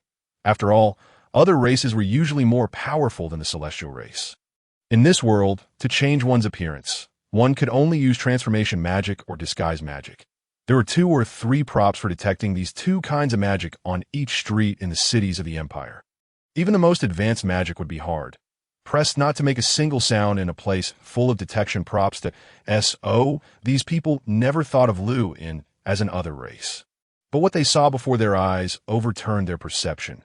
The one flying in the sky, bathed in thunder, couldn't possibly be human. The old woman still held the communication crystal in her hand. And the Emperor's stunned expression appeared in the Shilingluo Palace. Garcia stared at this scene with his mouth open. In his perception, this scene could only be painted on paper by artists. And it was absolutely impossible to appear in reality. Lun in the sky gently nodded. The next second, a thunderbolt thicker than a house broke through the clouds and crashed down, instantly engulfing the 4 of them. The rumbling sound continued to resound, reaching dozens of kilometers away and only subsiding after 5 seconds.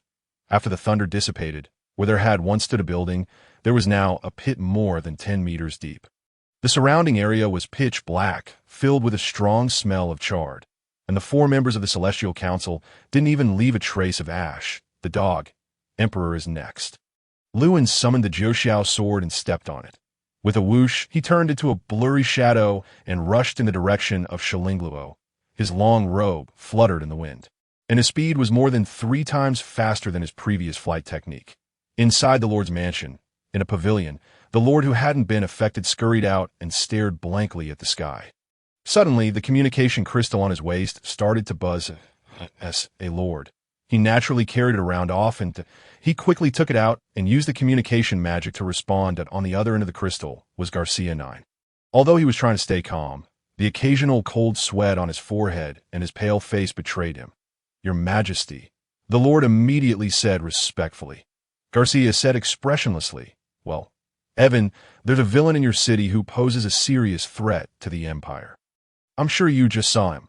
For the sake of the Empire, I hope you lead the brave knights of Blood Deer City, allocate fund from the Lord's treasury to hire all the adventurers and mercenaries in Blood Deer City, and arrest him me." The Lord pointed to himself. "But, Your Majesty, he's already gone. I saw that he was heading in the direction of Shilingluo. Now, if you want to chase him, I definitely won't be able to catch up." After the Lord said this, Garcia clearly became a bit restless. He forced himself to calm down. thought for a moment, and then continued, I see that's a pity. It seems this honor won't fall to you. But you still have a chance to serve the Empire. I hope you lead the brave knights of Blood Deer City to surround Luoka village and control the villagers there. The city lord was about to respectfully agree when suddenly he rolled his eyes, hesitated for a moment, and finally, as if making some decision, he looked at the emperor and said, I'll take your 88-year-old mother with me. Emperor Garcia IX, sitting in front of the luxurious conference table, stared in astonishment at the chubby face and the crystal spewing vulgarities at him. He didn't react at first. In those brief seconds, he even thought he had misheard. Are you crazy? Evan Alvar Garcia IX's face turned ashen with rage as he glared at the city lord's chubby face in the crystal.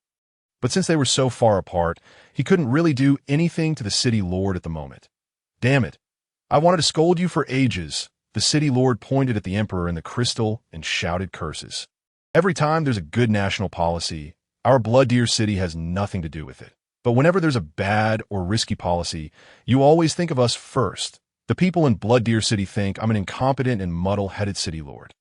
But I so want to tell them that it's you, the son of a bitch emperor, who is incompetent and muddle-headed. Do you know that every time your stupid decrees reach me, I've fantasized about pinning the queen down for over an hour in my mind. More than a decade ago, you insisted on moving all those toxic alchemy laboratories to our Blood Deer City for the sake of our economy. Now, toxins can even be detected in the air here. But the taxes those alchemy laboratories pay me every year are not even enough to cover the funds you've arbitrarily taken from me. You damn son of a bitch, a product of inbreeding. Now you're finally scared? Just you wait. You won't live long. I've just seen Lou and Skills. He'll go and kill you, you brat. You won't last long. Haha. And you want me to lead the knights to Luoka village? I'll take your 88-year-old mother with me. The city lord wanted to scold some more to vent all his pent-up anger over the years. But he found that the other side had cut off the communication magic. The royal family has always treated humans unfairly and favored the celestials as the city lord of a human city. He, of course, had a hard time, as his dissatisfaction with the royal family had been building up for far too long. Liu An's appearance this time made him smell a glimmer of opportunity. Considering Liu An's direction and Garcia IX's reaction, he thought there was an 80% chance that Liu An was going to kill the emperor. That's so. It was very likely that the emperor of this country would be replaced in a couple of days. Then why should he endure anymore? He might as well just turn the table over. In the Imperial Palace conference room, Garcia IX's face was ashen with rage, and he felt dizzy. He tried 3 times before finally cutting off the communication magic. The other ministers in the conference room listened to the whole thing and looked at each other in dismay, and no one dared to say a word. This madman. After this is over, I'll make his whole family suffer the punishment of the brazen bull. Garcia IX gritted his teeth as he pressed his hands on the table. He stood up, walked over to a huge map, and examined the areas on the straight line from Blood Deer City to Shillingluo. Garcia IX frantically pressed his finger on the map, sliding it back and forth between Blood Deer City and Shillingluo. Quickly convey my order to these city lords through the communication crystals. Tell them to stop that Liu An at all costs. Whoever can stop him, I'll give them fiefs, gold coins, titles, women, and magic knowledge. Whatever they want. Hurry. Yes, your majesty. The ministers didn't dare to delay. Besides, it was rather awkward in the conference room. So they immediately sprang into action and couldn't wait to leave the conference room. What on earth is this Liu An? What kind of thing have I provoked? Garcia IX leaned on the table in a daze. Feeling as if everything was just a dream, a tyrant, he had dreamed more than once that one day he would be held accountable. The person who held him accountable would catch him effortlessly, make him taste all the sufferings in the world, and finally kill him and all those related to the royal family. But today, this impossible nightmare was just one step away from coming true. However, he didn't think he was doomed yet. Not to mention that Liu An might not be able to break through the multiple defenses and reach Shillingluo. The empire had stood for hundreds of years and surely had some secret weapons. He stood up, tidied his appearance, and walked out of the conference room with a calm stride. After receiving the royal order, the city lords were all eager and overjoyed. They were fully prepared. They didn't know who Liu An was. But they knew that if they could stop him, they could choose from fiefs, gold coins, titles, women, and magic knowledge at will. This was an irresistible temptation. An ordinary human trader, how powerful can he be? Some city lords who were not between Blood Deer City and Shillinglo even felt extremely regretful after hearing about it. In Rose City, the city's finest knights were on high alert. They looked in the direction of Blood Deer City, eagerly awaiting the appearance of Lewin, this cash cow. Suddenly, a knight pointed into the distance. "What's that?" On the horizon, a thick black cloud was approaching them. Is that Lewin? Does he plan to fly over here? The city lord was a bit shocked, and then shouted, "Magic chanting mages. Use flight magic to stop him." More than 100 magic chanting mages flew into the sky upon hearing the city lord's order and were about to release magic at the cloud. Suddenly, colorful magic runes lit up, but before they could even see where Lewin was, a thunderous voice roared, "Get out of the way! Those who block me will die." This voice was like a thunderbolt, making everyone's hearts pound violently. The magic runes in the hands of the magic chanting mages in the sky shattered one by one. They were extremely terrified and immediately wanted to retreat.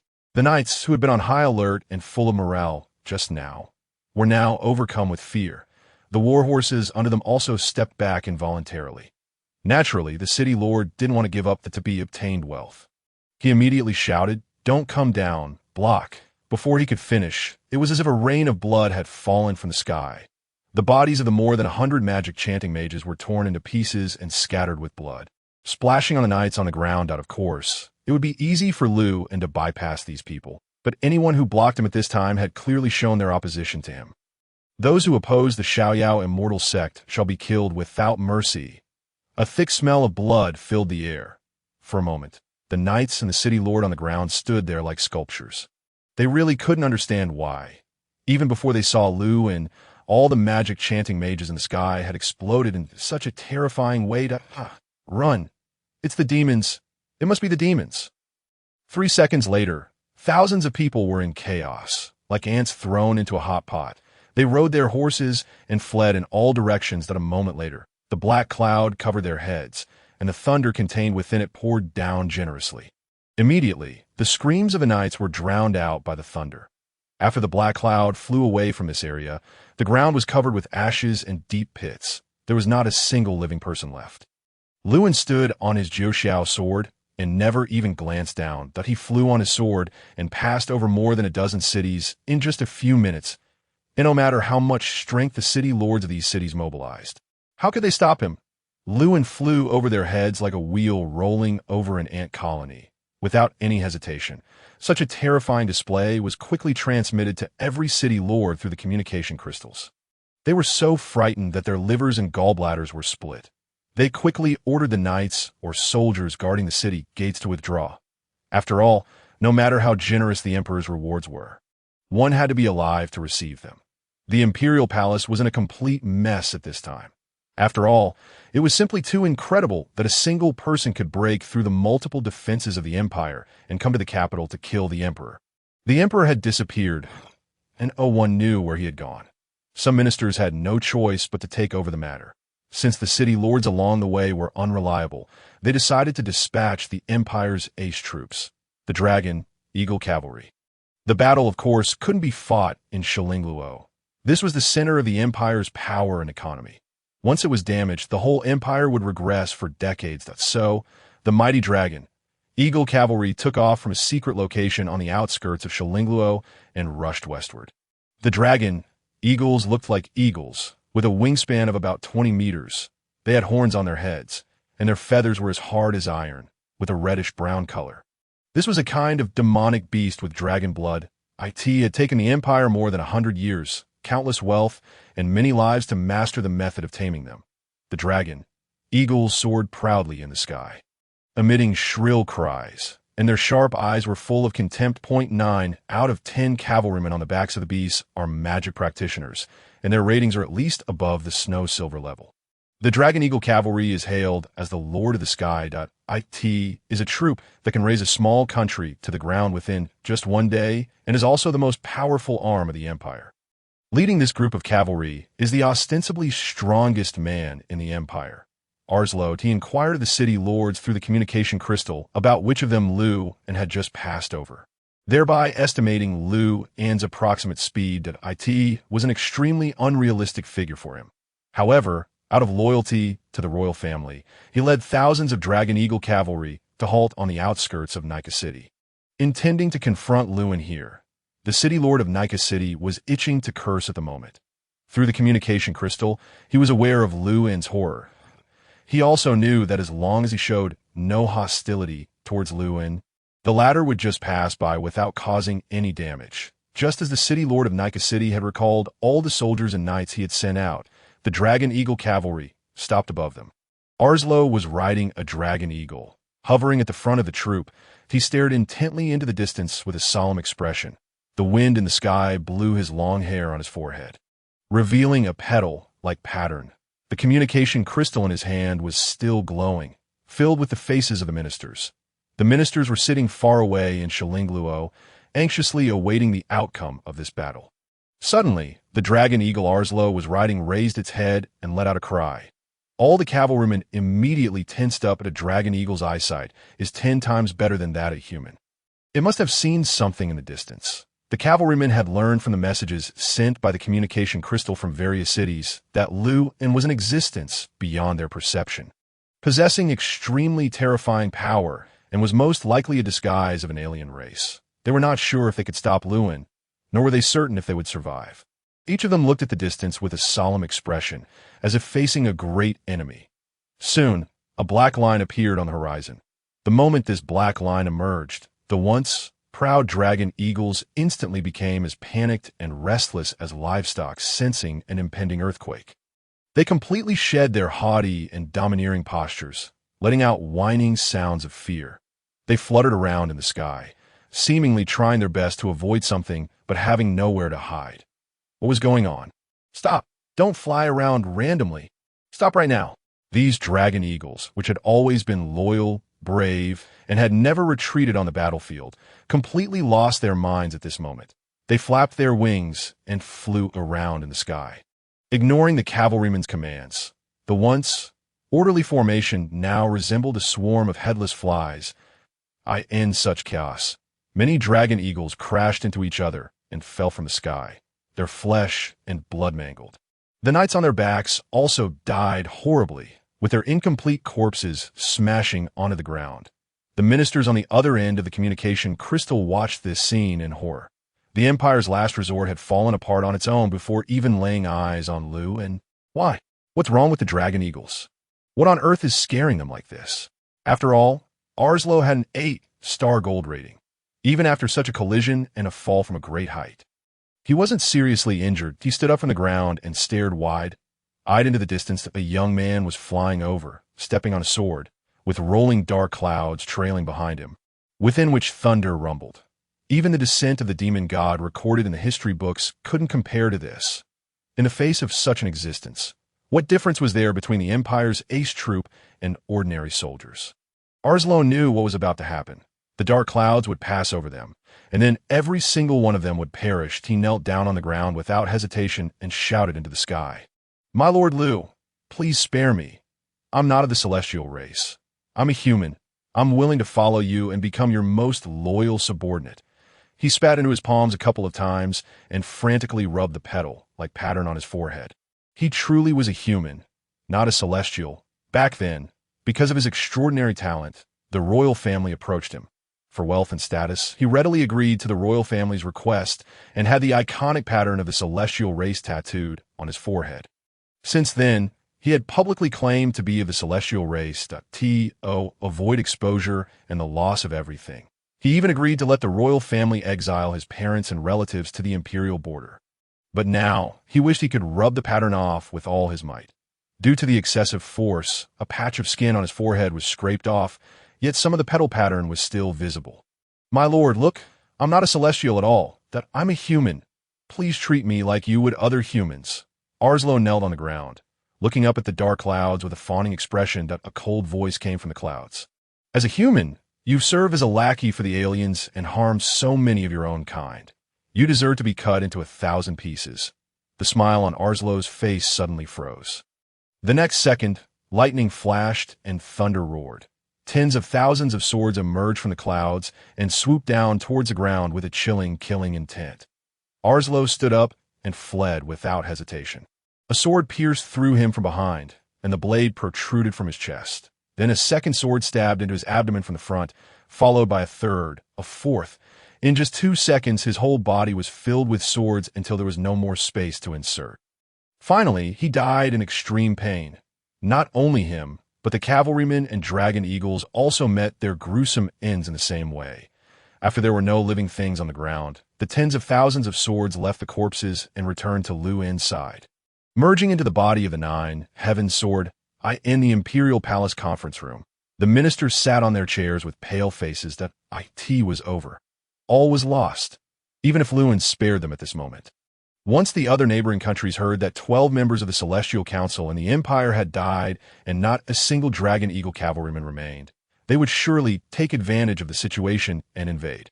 The Empire was doomed. After today, there would be no more Holy Monarch Empire on the Sid continent.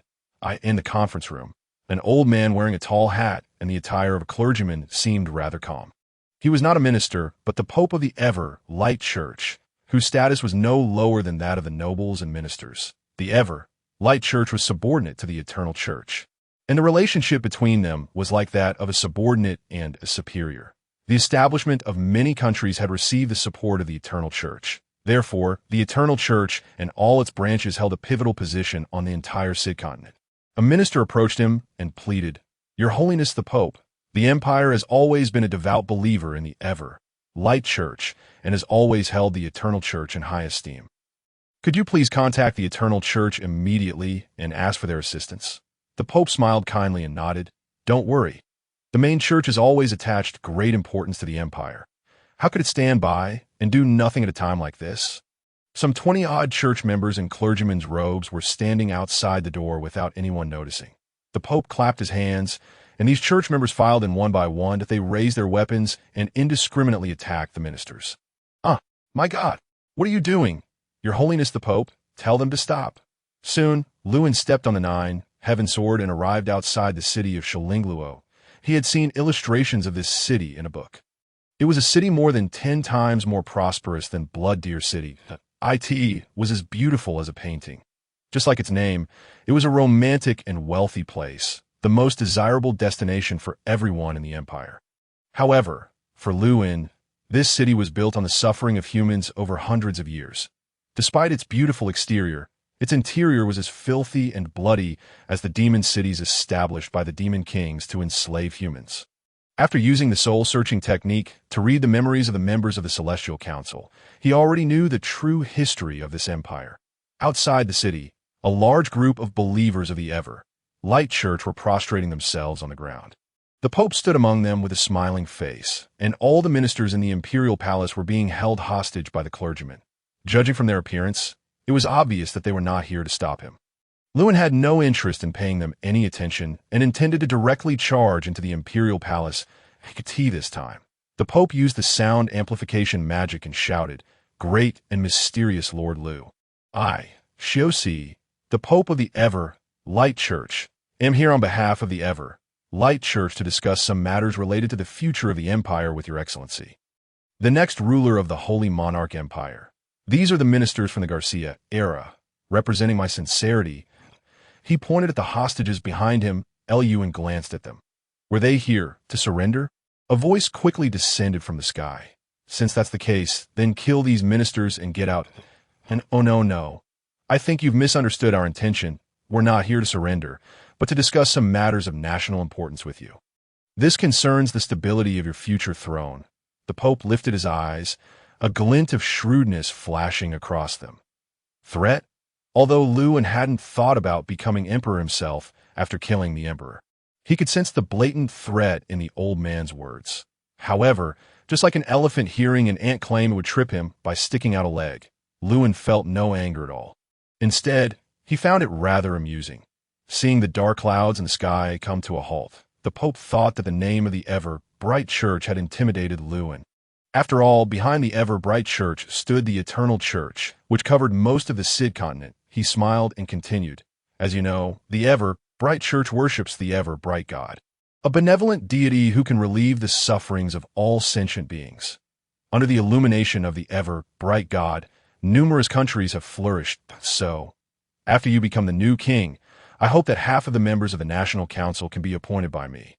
Otherwise, please forgive my bluntness. Without our assistance, your throne will not last long. You may kill me out of momentary anger, but the Eternal Church, as our leader, will appoint a new pope to assist you. Anyway, the outcome will be the same. After the pope finished speaking, he looked completely unafraid of death on the Sid continent. Those who aspire to be emperors, though not necessarily afraid of the Eternal Church, mostly relied on its financial support. He didn't know about the Xiaoyao Immortal sect, and was unaware that Luin had come to kill the emperor just to avenge the disciples of the Xiaoyao Immortal sect. He thought Luin wanted to usurp the throne and become emperor himself. So he was confident that Luin wouldn't dare to kill him and offend the Eternal Church. Luin, I think you've really lost your mind. The Pope was still smiling amiably, waiting for Luin to yield. Suddenly, all the ministers, believers, and clergy around him exploded. Blood and minced flesh stained the Pope's body. Making him look like a blood-soaked gourd, he stared at this scene in utter horror. Damn it. Mentioning the Eternal Church didn't work, if that so-called ever-bright God were really that useful. The people in this country wouldn't have suffered for hundreds of years that a God that only accepts offerings but does nothing is what we call a false God in our place. Killing it would bring great merit, Luin sneered. The Pope was completely stunned. Pointing at Luin in the sky, he stammered, "You will surely be punished by the ever-bright God." Luin burst into laughter. "Then I'll kill that ever-bright God too." The Pope looked up at the sky in terror. The next second, his body exploded into a cloud of blood mist before Luin encountered the Pope. King Garcia IX entered a secret chamber in the palace. The chamber was airtight and dimly lit, with four candelabras hanging on the walls. In the center was a coffin, inside which lay a shriveled corpse. Around the coffin, golden powder was used to draw curves, forming a mysterious pattern. A dozen children under the age of 10 were tightly bound, their mouths gagged, and they could only make muffled sounds as they wriggled on the ground like worms. Their eyes were filled with terror, and some of them were already crying. King Garcia IX scanned them expressionlessly. These children had been in prison just a few minutes ago and were suddenly brought here by King Garcia IX. A mage of the Celestial Council wearing a black robe beside King Garcia IX raised his hand and began to chant a spell. The golden powder on the ground suddenly dimmed. The children stared with wide eyes, their faces contorted in pain as they let out muffled cries. Their vibrant life energy was being sucked away by the golden powder and poured into the coffin.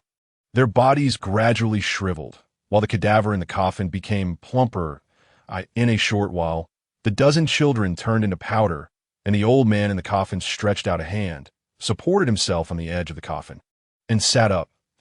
If there had been anyone else present, they would surely have let out an exclamation, because the deeds of this old man were recorded in over 100 pages of the history of the Holy Monarch Empire. And his portrait often appeared in some heroic biographies. He was the first king of this empire. King Garcia, great King Garcia, King Garcia IX and the black-robed mage knelt on one knee. King Garcia, sat in the coffin, his eyes gradually clearing from a state of confusion. Seeing that King Garcia, didn't move for a long time, King Garcia IX thought the ritual had failed. So he tentatively said, "Great King Garcia, I'm sorry to disturb your slumber. The empire is facing a crisis that could lead to its destruction. I know." King Garcia I's voice was hoarse. "Otherwise, you wouldn't have used this ritual to resurrect me temporarily. Is it the Iron Blood Empire, the Eternal Church State, or the Dark Elf Empire?" King Garcia IX found it hard to say. "It's an alien disguised as a human, but we're not sure what it is exactly." King Garcia, looked up, somewhat stunned. "One?" A few minutes later, King Garcia IX told King Garcia about all the strange things that had happened recently. By this time, King Garcia had already put on his clothes. Although he was no longer a cadaver, he was still very old. The new magic robe he wore looked ordinary, but each of his fingers wore a ring, and each ring had a different style. He wore a crystal necklace around his neck and a crown, like headdress on his head. These were all magic items used to enhance one's power, and each one was of sacred artifact level, collected by the Empire over hundreds of years. Wearing magic items required a high level of mental strength, especially these sacred artifact-level magic items. If a mage below the bronze rating wore one and didn't take it off quickly, they would have a mental breakdown in a short time. King Garcia, was wearing 12 of them, which was his limit, he clenched his fist a few times, feeling the enhancement brought by the sacred artifact-level magic items. At this moment, he felt that he had the power to destroy heaven and earth, just as Lewin was about to casually cast a spell to raise the palace to the ground. King Garcia King Garcia 9, and the remaining 9 mages of the Celestial Council walked out, at tea this time. King Garcia 9 seemed more confident, like a mischievous child who had called his unreasonable father. Lewin took a second look at King Garcia. I thought this old man was no ordinary person at tea. Oh, put it in an analogy, it was like a peanut-sized ant appearing among a group of rice grain-sized ants. King Garcia, I looked at the strange phenomena in the sky in amazement. The dark clouds, the thunder and lightning, and the young man flying on a sword. Incredible, truly incredible that I've never seen such a thing. King Garcia, I couldn't help but exclaim. Then, instead of using magic, he spoke in a normal voice to the sky. You're Lewin, right? Although I don't know what you are exactly and how our holy monarch empire has offended you. It's my duty to protect the empire in its most critical moment. I have no interest in your empire. That damn emperor almost killed 5 of my disciples, that I'm here specifically to take his life. If others don't stop me, that's fine. But if they dare to obstruct me, they'll also be sentenced to death. Lewin pointed at King Garcia 9, who turned pale with fear and took a few steps back. King Garcia, I shook his head. The empire can't be without a ruler for a single day. I definitely won't let you kill him. Easy. Then I'll kill you too, Lewin said calmly. King Garcia, I quickly said. Wait, a battle between you and me is inevitable. However, can we move to another place? After all, the upcoming battle will surely destroy this beautiful and prosperous city. Lewin sneered. No matter how prosperous this city is, it belongs to your celestial race, that we humans can't enjoy a single bit of it. Whether it's destroyed or not has nothing to do with me. Indeed, although both humans and the celestial race were subjects of the Holy Monarch Empire, it was almost impossible for humans to enter Lewin and had already learned all this through the soul-searching technique. King Garcia, I was taken aback. Anyway, these ordinary people are innocent, aren't they? The common people in Shilingluo City were reluctant to leave their property on the one hand. On the other hand, they had heard that in the previous cities where people had tried to stop Liu in, he had only killed those who had obstructed him and hadn't harmed the common people. They were taking a gamble, betting that Lewin still had a conscience and wouldn't kill innocent people indiscriminately. But little did they know that after the conflict during the registration for the previous goblin hunting contest, they had already been regarded as a different race in Lewin's eyes. When it came to dealing with those of a different race who dared to provoke him, Lewin would slaughter as many as he pleased according to his mood. These commoners of the celestial race knelt on the ground, shouting incessantly, "Have mercy on us, sir! Please don't harm us. We've done nothing wrong. We're innocent." Lewin grinned hideously and pointed at the commoners of the celestial race on the ground. "Innocent, not to mention the benefits you've gained by oppressing our human race. You're not unjust to die. Blocking the way here is equivalent to opposing my carefree immortal sect.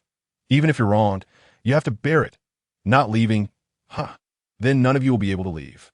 With a low shout, he made several hand seals, and then a bolt of lightning danced around his hand. That bolt of lightning was very thin. The commoners of the celestial race on the ground could only see faint electric arcs on Lewin's hand. But Emperor Garcia, I could sense an extremely terrifying change in the thunder element between heaven and earth. His face instantly changed drastically, and a ring on his right thumb immediately began to glow. The thunder arc shot out of Lewin's hand and hit the ground with a crack. The IT seemed very weak and had no effect. The next second, that thin thunder arc rapidly expanded in all directions. In less than half a second, it transformed into a thunder sea stretching hundreds of kilometers, covering the entire city of Shilingluo. Boom! The thunder roared through heaven and earth. After a short while, the thunder sea dissipated, and a flat but charred ground appeared. The entire city of Shilingluo, along with all the celestial race people inside, turned into ashes. The 10,000 purity thunder sea, a spell of the crystallization stage. Even if it's just the crystallization stage, it only takes one spell to raise a mortal city to the ground. This time, hundreds of thousands of celestial race people died, that it's naturally impossible that there wasn't a single good person among these hundreds of thousands of celestial race people. But if one has to consider so many things in everything, then nothing can be accomplished. How can one talk about being carefree? Emperor Garcia, I stood alone on the bare and pitch-black ground, his face full of horror. The ring on Emperor Garcia's right thumb could activate a 12th order magic spell, briefly allowing him to enter an intangible state for 10 seconds, making him invulnerable to any attack. So he managed to survive. However, this ring could only work on one person. Emperor Garcia 9 and the members of the Celestial Council also turned to ashes in this thunder sea. Moreover, after this time, the ring was completely useless. From a material as precious as gold, it turned into something like a stone weathered for many years and shattered into several pieces, falling off Emperor Garcia's hand. Emperor Garcia, I angrily pointed at Lewin in the sky. He never expected that Lewin, who hadn't killed a single innocent commoner before, wouldn't care about hundreds of thousands of lives at this moment. You're so cruel, so evil. Emperor Garcia, I shouted with red eyes. As a feudal monarch, everything in the empire, including the subjects, was considered his private property, and now, not even the corpses of the descendants of the Garcia family remained. The fall of the empire was already a foregone conclusion.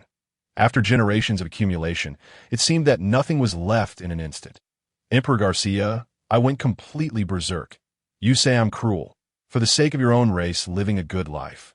You've oppressed the human race like slaves for hundreds of years, making them work for you like cattle and horses. At least I gave those celestial race people a quick death. Compared with you, I can be considered extremely merciful. Outrageous. Outrageous. Emperor Garcia, with disheveled hair, looked like a madman that he quickly took out a dimensional bag from his bosom and took out 4 magical artifacts of the holy relic level from it, including 2 necklaces, a ring, and a magic staff. Holding these in his hands, he was simultaneously empowered by 15 magical artifacts. This exceeded his limit. As soon as he put on the artifacts, he showed a pained expression. At most, he could only hold on for 5 minutes before he would have a mental breakdown and die. After putting on the necklace and ring and holding the magic staff in his hand, feeling the powerful force, he endured the pain and raised his head, shouting confidently and proudly, "You can easily destroy a city. You're truly unfathomable. I'm afraid you're hiding many more tricks. However, with the mastery of 7 12th order magic spells and these 15 magical artifacts of the holy relic level, I'm confident that I can fight you at your peak." Puffed. Suddenly, there came a sound from the dark clouds in the sky, as if someone couldn't hold back their laughter. Emperor Garcia, I had no idea that there was a powerful creature he had never seen before hiding in the clouds. He looked at the sky, his face full of there's someone hiding in the clouds. He raised his hand, and 8 magic runes overlapped and were instantly drawn at the same time. Celestial phenomenon at will. This magic spell could change the weather at will, including dispersing the clouds. But soon, the 8 magic runes with a diameter of over 5 meters instantly shattered. At the same time, Garcia trembled violently and suffered a very serious backlash. He immediately went limp and knelt on the ground. Vomiting a large mouthful of blood, a necklace inlaid with emerald green gems emitted a pale green light, then lost its luster, became as dull as a stone, and finally shattered into pieces. Emperor Garcia, I was filled with horror.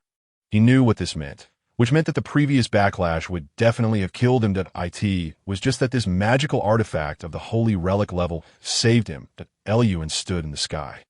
Hearing the words, "I'm confident that I can fight you at your peak," he was slightly dazed and then burst into laughter. Well, you don't have to think about me at my peak. Let's see how many moves you can withstand from me in this state first. Having said that, a stream of light rushed out from his chest and transformed into a heart-protecting mirror, which he held in his hand, that a primordial magical treasure of the mortal-immortal realm. With a thought, the immortal spiritual energy of the mortal-immortal realm stored in the heart-protecting mirror gushed out and was originally going to dissipate between heaven and earth. But Lewin used his mind to guide it and absorb it into his body. Feeling the abundant immortal spiritual energy in his body, Lewin couldn't help but stand in the sky and laugh heartily. His long black hair and clothes fluttered in the wind. Ha! Immediately, Emperor Garcia, I felt as if a mountain was pressing down on his head.